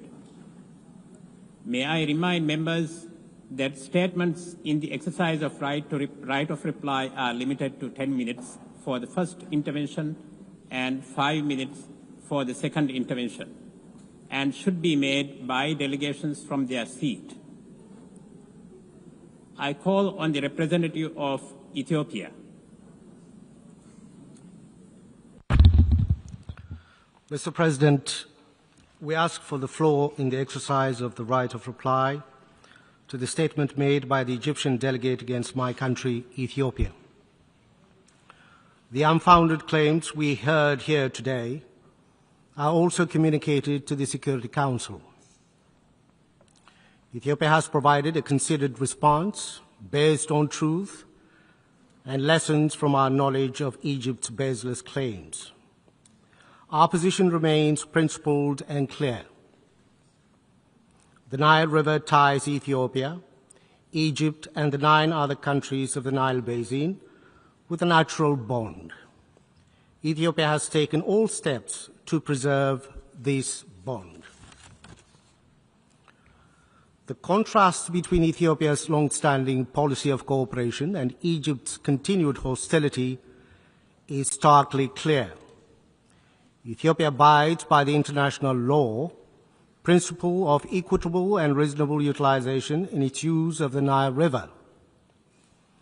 Egypt, on the other hand, is invested in imposing what it calls its historic right.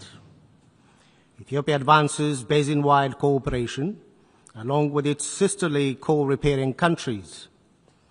Egypt pushes for colonial-era bilateral commission that grants it unfettered authority over 10 African countries.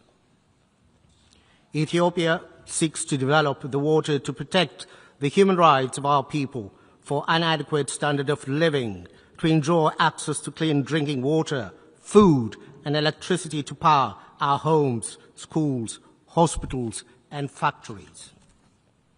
Egypt insists on denying them these necessities of life by a perpetual colonial status as a desert farm, to use its own terms, and I quote, oasis for development, end of quote. Ethiopia built the Grand Ethiopian Renaissance Dam by consulting and involving Egypt in the decision-making processes, starting from the design to the operation of the dam. Egypt built the humongous High Aswan Dam, which is nearly 3 times the size of our Renaissance Dam, destroying the Nubia and Meroe civilizations, with flooding destroying the livelihood of people in its neighbor. Several rounds of negotiations have been held between Ethiopia and Egypt. Egypt tried to extract unreasonable concessions from Ethiopia without any genuine desire for a win-win solution. Egypt's representatives have not shown any inclination to produce a consensus outcome. Its entire focus is to get other Nile riparian states to recognize its claims for colonial era entitlements and full control of the Nile. Ethiopia's dam is the first of many, not only in Ethiopia but also in the wider Nile Basin region. There has to be a lesson from the past to chart a positive future, a more collaborative future. Hostility only breeds divisions, wastage of resources, and missed opportunities for joint development. Ethiopia has redoubled its efforts to ensure regional peace and security, shoulder to shoulder with its neighbors, to restore peace, advance integration and economic development, and in the fight against terrorism. Egypt, on the other hand, is disrupting these regional efforts, shipping in arms and supporting belligerents and making diplomatic solutions impossible in its neighbors to the south and west. There is no parallel or comparison between my country, Ethiopia, and Egypt. Our determination to forge cooperation emanates from the just nature of our cause and action. It's influenced by the timeless bond and shared future we enjoy with our neighbors. When we exchange this word in this August Assembly, it is only because we are compelled to do so. Egypt's attempt to internationalize one hydroelectric dam, one African river, is only another case of exploiting this platform for narrow political purposes and a cover-up for national and regional preoccupations. This is one among several factors that contributed to the challenges the United Nations is facing in developing on its mandates. We thus encourage Egypt to play a constructive role in building a future of shared prosperity. I thank you, Mr. President. I call on the representative of Pakistan.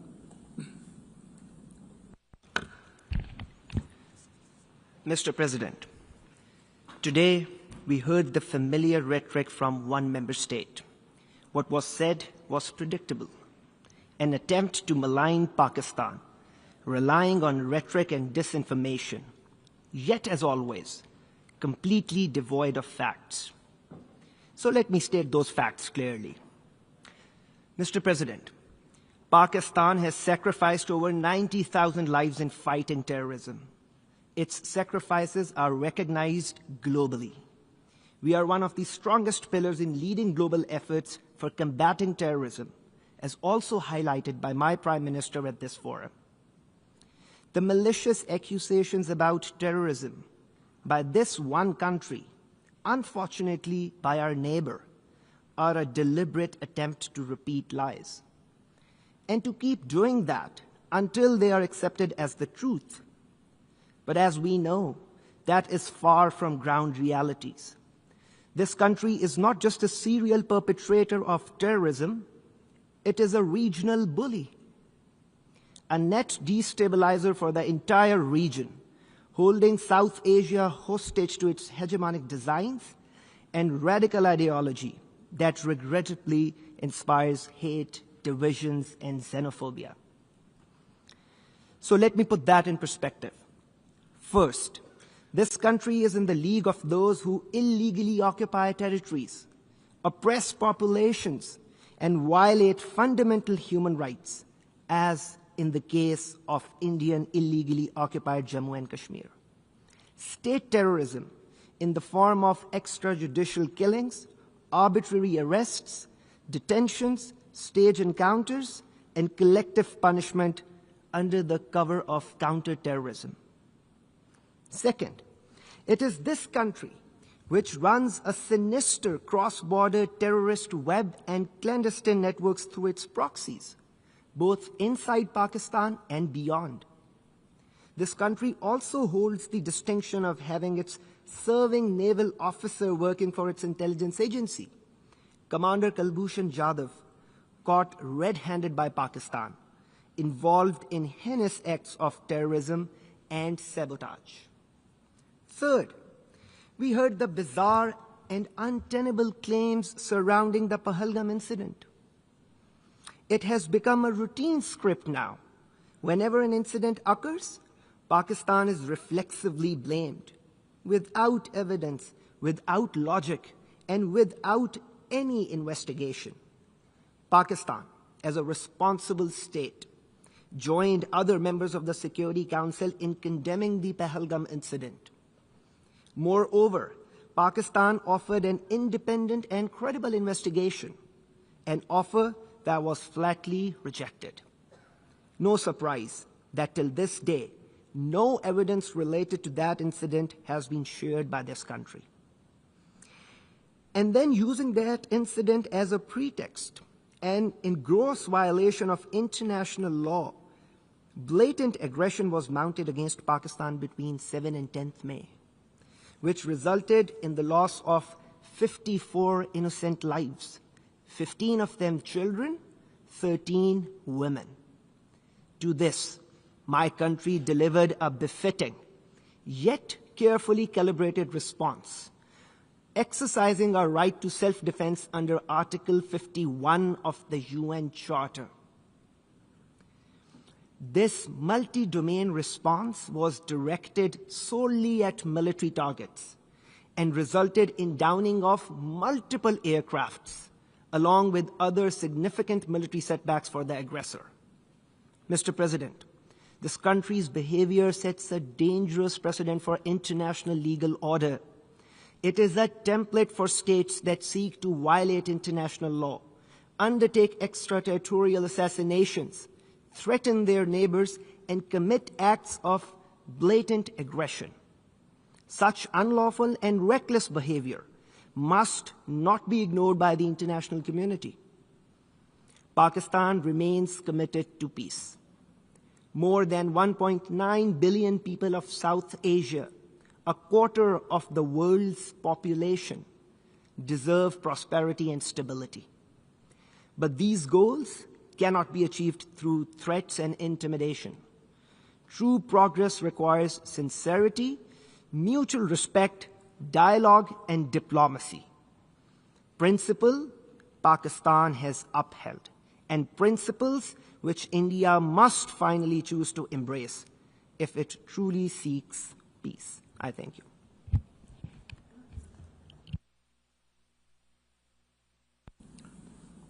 I call on the representative of Islamic Republic of Iran.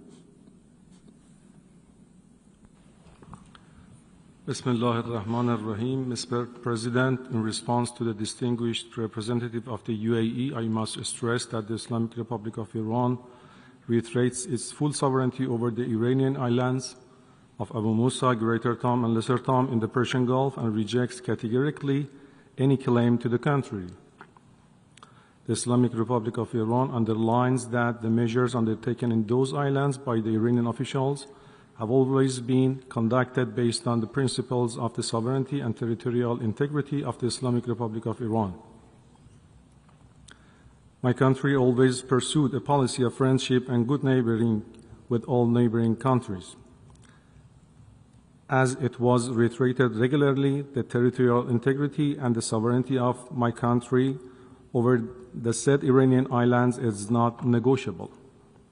I would like to stress that Persian Gulf is the only true geographical designation for the body of water lying between Iran and the Arabian Peninsula, which has been used since the dawn of history and endorsed by the United Nations system and must therefore be respected by all.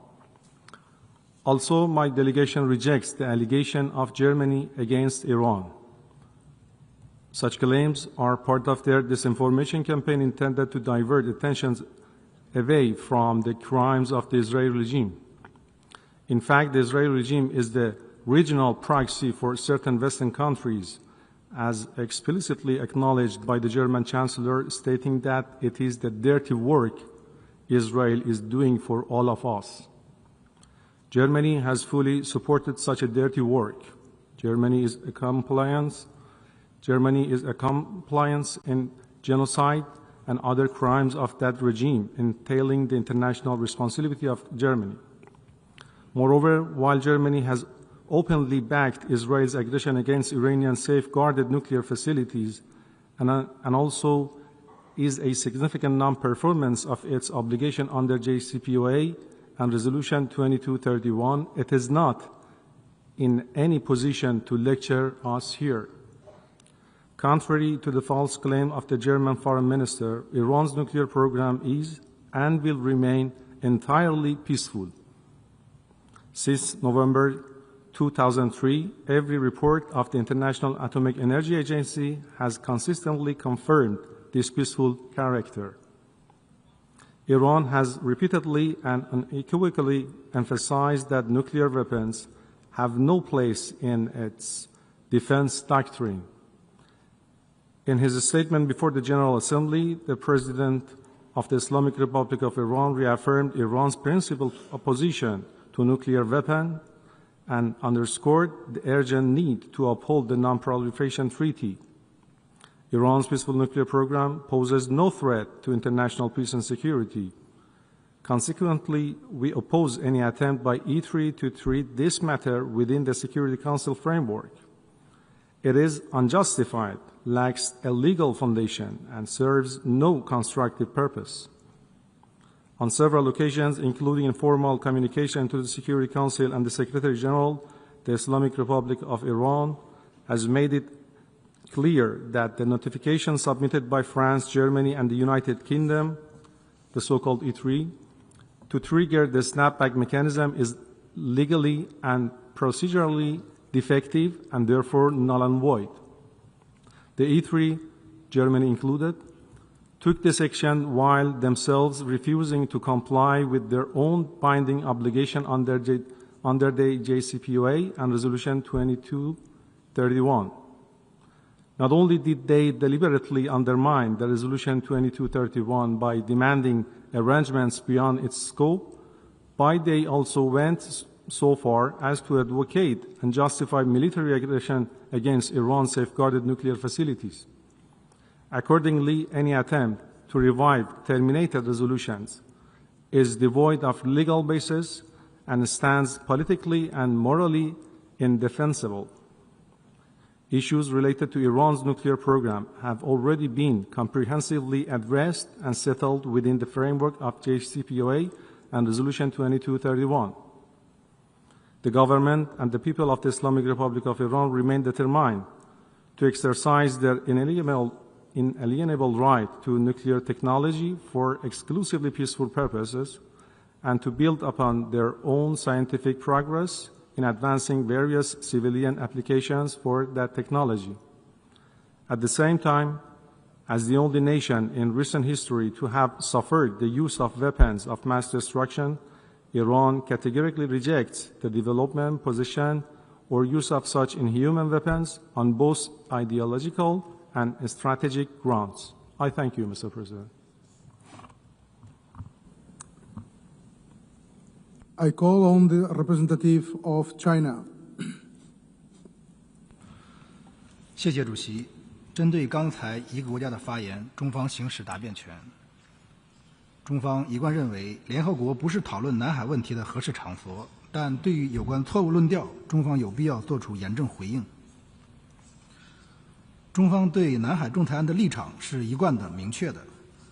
仲裁案由单方提起，违背国家同意原则，违反包括联合国海洋法公约在内的国际法，南海仲裁案仲裁庭越权审理、枉法裁判、躲舵裁决是非法的、无效的。中方不接受、不承认有关裁决，也不接受任何基于该裁决的主张和行动。中国在南海的领土主权和海洋权益在任何情况下不受该裁决的影响。中方在本国管辖海域开展维权执法合法合理，无可指摘。中国一贯主张和平解决争端，将继续与有关直接当事国在尊重历史事实的基础上，根据国际法通过谈判协商解决南海有关争议。中国将继续同东盟国家一道，共同维护南海和平稳定。谢谢主席。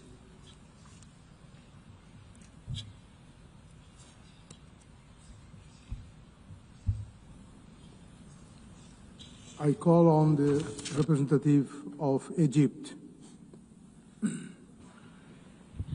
Thank you, Mr. Chair, for giving Egypt the floor in order to exercise the right of reply against the allegations by the Ethiopian delegation. First of all, our stance regarding the Ethiopian dam is very clear and was stated by our Minister of Foreign Affairs this afternoon in the general debate. The Ethiopian dam represents a unilateral measure devoid of any legal legitimacy, and Egypt stresses that despite all the flimsy efforts to give the Ethiopian dam a false veneer of acceptance and legitimacy, the dam remains a unilateral measure that violates international law and norms and doesn't produce any consequences that would affect the legal system governing the Eastern Nile Basin under international law. Furthermore, the recent Ethiopian actions represent a new violation, adding to a long list of Ethiopian violations of international law, including disregard for the presidential statement issued by the Security Council on September 15, 2021.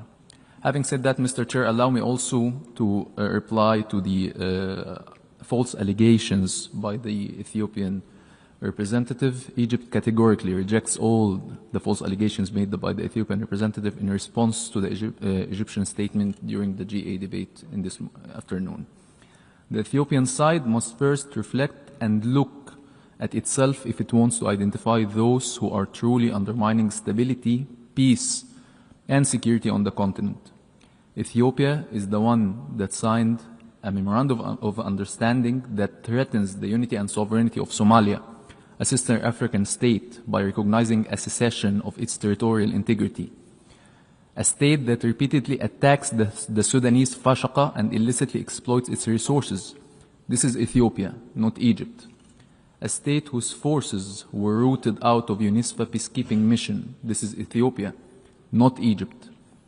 A state that waged a war against Eritrea and sieged it for years and still threatens it by a new war to achieve its delusions of access to sea. This is Ethiopia, not Egypt. A state that operates forces in Somalia outside the AU banner. This is Ethiopia, not Egypt. Ethiopia, which violates the established rules of international law and disregards the established African principle of sanctity of borders, believes it can control the Nile waters and deprive the downstream countries, Egypt and Sudan, of their historical right to the river's waters. Ethiopia must stop immersing itself in illusions of power and control and realize that its false accusations are nothing but fabrications and delusions stemming from a troubled internal situation that seeks to export its internal problems and create imaginary enemies for domestic consumption. Stable and civilized Egypt rises above this abhorrent approach. We call on Ethiopia to exercise wisdom, cease threatening its neighbors, and refrain from any measures that destabilize the continent. We call on Ethiopia to return to the African family as a pillar of peace and stability in the region, not as a threat or underminer. I thank you, Mr. Chair. I call on the representative of India. I thank you, Mr. President. It is telling that a neighbor who was not named chose to nevertheless respond and admit their long-standing practice of cross-border terrorism. Pakistan's reputation speaks for itself. Its fingerprints are so visible in terrorism across so many geographies. It's a menace not only to its neighbors, but to the entire world. No arguments or untruths can ever whitewash the crimes of terrorists done. I thank you, Mr. President. I call on the representative of United Arab Emirates. شكرا سيد الرئيس. في إطار حق الرد الذي أدلى به ممثل جمهورية إيران الإسلامية، أود أن أذكر التالي: دولة الإمارات تعتبر أن الجزر الثلاث، طنب الكبرى وطنب الصغرى وأبو موسى في الخليج العربي، هي جزر تابعة لدولة الإمارات التي تحتلها إيران، وبالتالي فإن إيران قوة احتلال في هذه الجزر، وأي ادعاءات إيرانية بخلاف ذلك لن تغير من الواقع شيئا. من غير المقبول أن تدعي إيران أن موضوع الجزر مسألة داخلية إيرانية، وتؤكد دولة الإمارات وبشكل قاطع على أن جزرها الثلاث هي جزء لا يتجزأ من أراضي دولة الإمارات العربية المتحدة، وترفض بشدة استمرار الاحتلال الإيراني لهذه الجزر الإماراتية الثلاث. ولطالما دعت دولة الإمارات إيران إلى الاحتكام إلى القانون الدولي وميثاق الأمم المتحدة لحل هذه القضية من خلال المفاوضات الثنائية أو اللجوء إلى محكمة العدل الدولية. ونود التأكيد على أن دولة الإمارات تتمتع بعلاقات طيبة وتعاون وثيق مع إيران، ونطمح إلى زيادة تعاوننا وتعميق علاقاتنا الثنائية، إلا أن هذه القضية، قضية الجزر الإماراتية الثلاث، ستبقى محل خلاف إلى أن نجد لها حلا سلميا مرضيا مع إيران في إطار القانون الدولي ومبادئ حسن الجوار. وشكرا السيد الرئيس. I call on the representative of the Philippines. Mr. President, I wish to refer to the statement of China referring to the 2016 Arbitral Award, which is binding to all parties and final. The award was an affirmation of the dispute resolution mechanisms of the 1982 United Nations Convention on the Law of the Sea, or UNCLOS. It authoritatively ruled that the claim of historic rights to resources within the seas falling within the 9-dash line had no basis in law and is without legal effect. It upholds the Philippine sovereign rights and jurisdiction in its exclusive economic zone. It affirms that certain actions within the Philippine exclusive economic zones violated and continue to be violated the sovereign rights of the Philippines and are thus unlawful. That large-scale reclamation and construction of artificial islands causes severe environmental harm in violation of international conventions, and that large-scale harvesting of endangered marine species damages the marine ecosystem. We firmly reject attempts to undermine it. At the same time, we welcome the growing international support for the award. We therefore strongly urge China to respect and implement the 2016 Arbitral Award. Thank you, Mr. President. I now call on the representative of Ethiopia for a second intervention.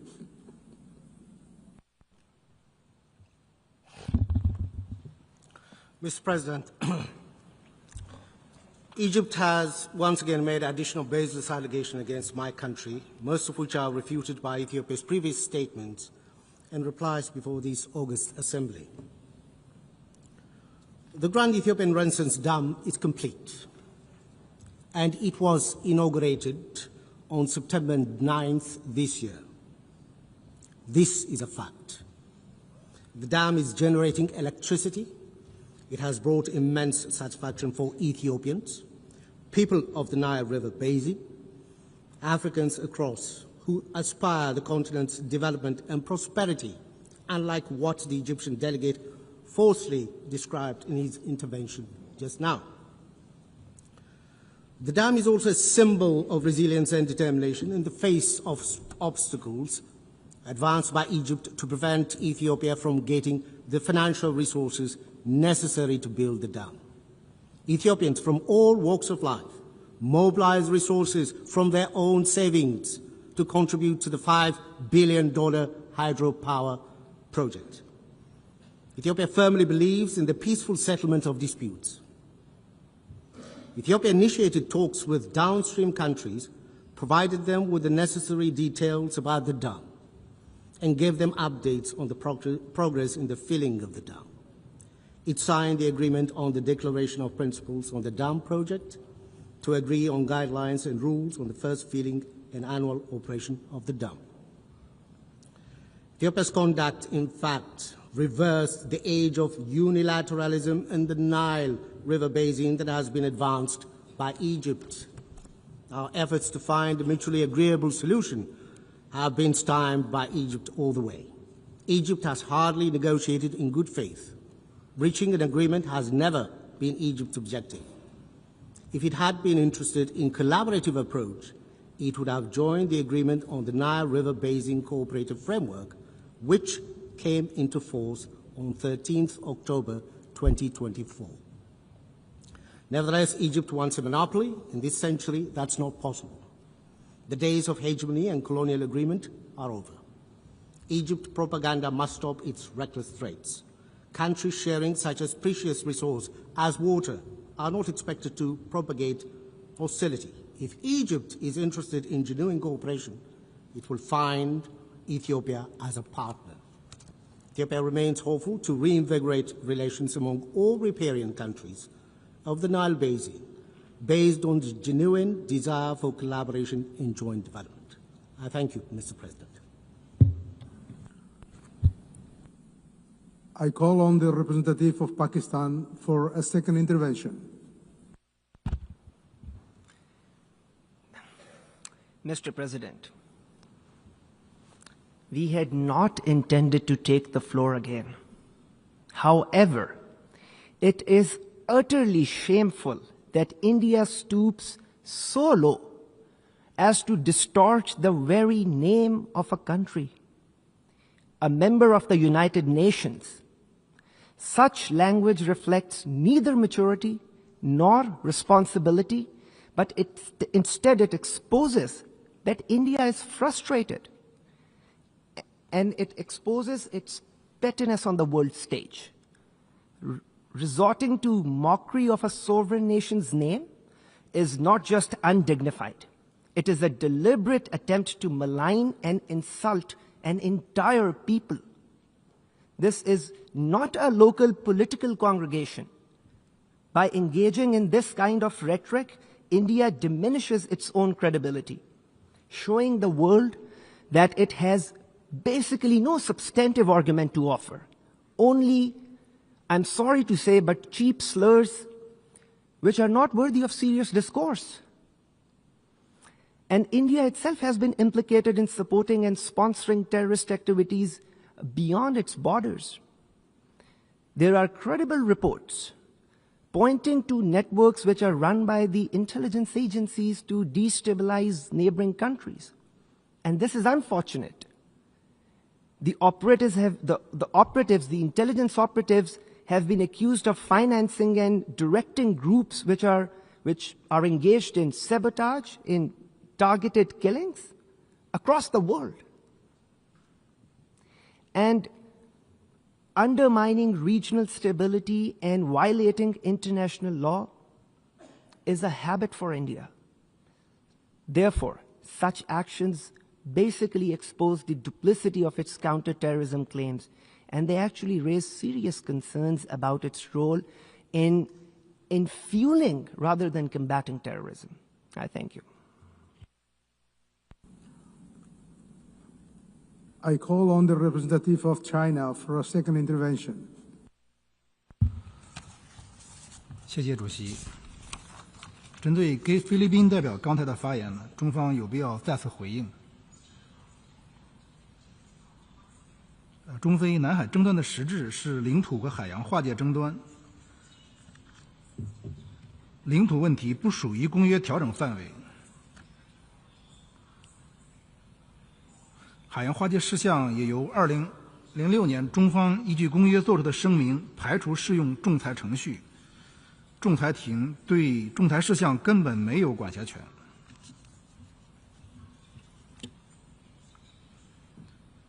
但遗憾的是，仲裁庭不仅越权管辖，还枉法裁判。所谓裁决，在岛屿制度、历史性权利、大陆国家远洋群岛等问题上罔顾法理和事实，做出极其错误的推理和论断，严重影响公约规定的精神原则，严重冲击国际海洋法的权威性和完整性。中方不接受、不承认所谓南海仲裁案，正是为了维护国际海洋法治，维护公平合理的国际海洋秩序。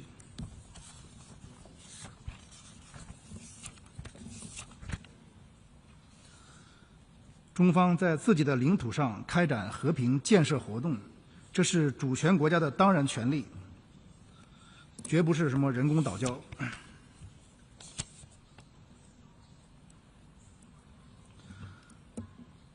中方高度重视南海环境保护。菲律宾非法坐滩仁爱礁军舰才是南海生态环境的最大破坏者。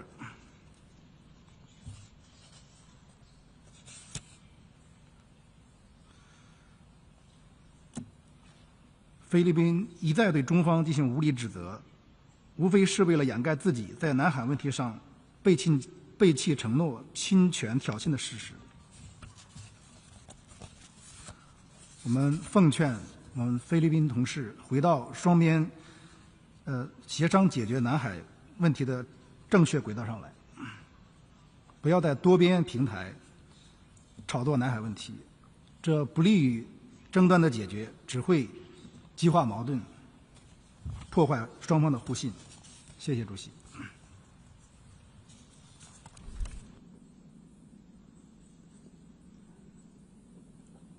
I call on the representative of Egypt for a second intervention. Thank you, Mr. Chair, once again for giving Egypt the floor. Mr. Chair, we are not willing to dwell more on the continued fallacies posed by the Ethiopian delegation. However, we are going to reiterate our position and stance. We affirm Egypt's firm position of rejecting all unilateral Ethiopian measures on the Nile River and not accepting them or their consequences for the existential interests of the peoples of the downstream countries, Egypt and Sudan. Ethiopia is adopting intransigent positions seeking to impose a fait accompli driven by a political agenda, not development needs, to mobilize the Ethiopian interior against an imaginary enemy under the pretext of false claims about sovereignty over the Nile River, which represents the shared property of its riparian states.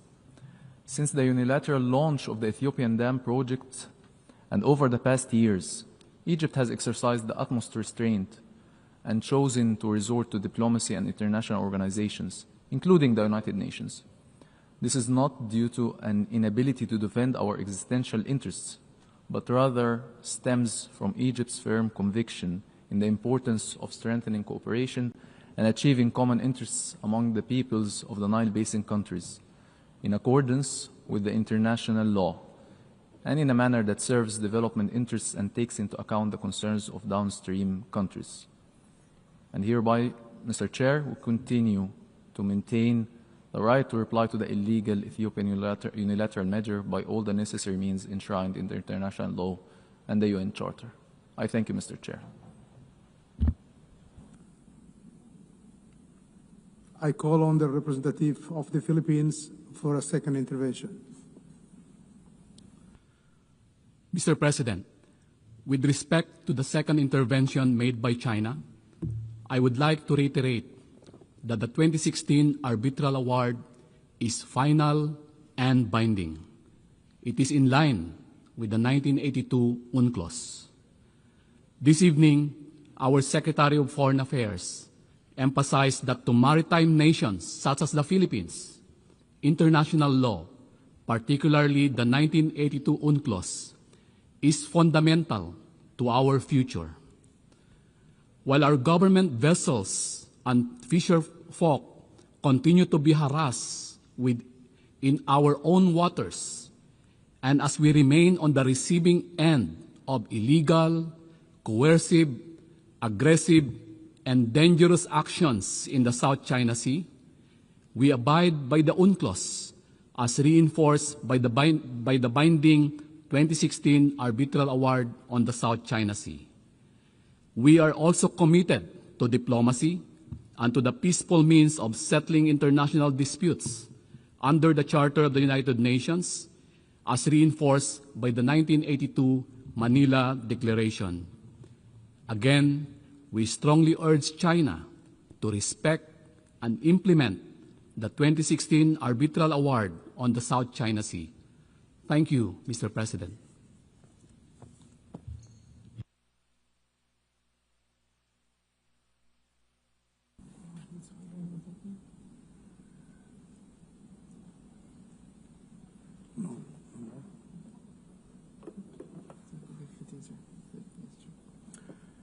The meeting is adjourned.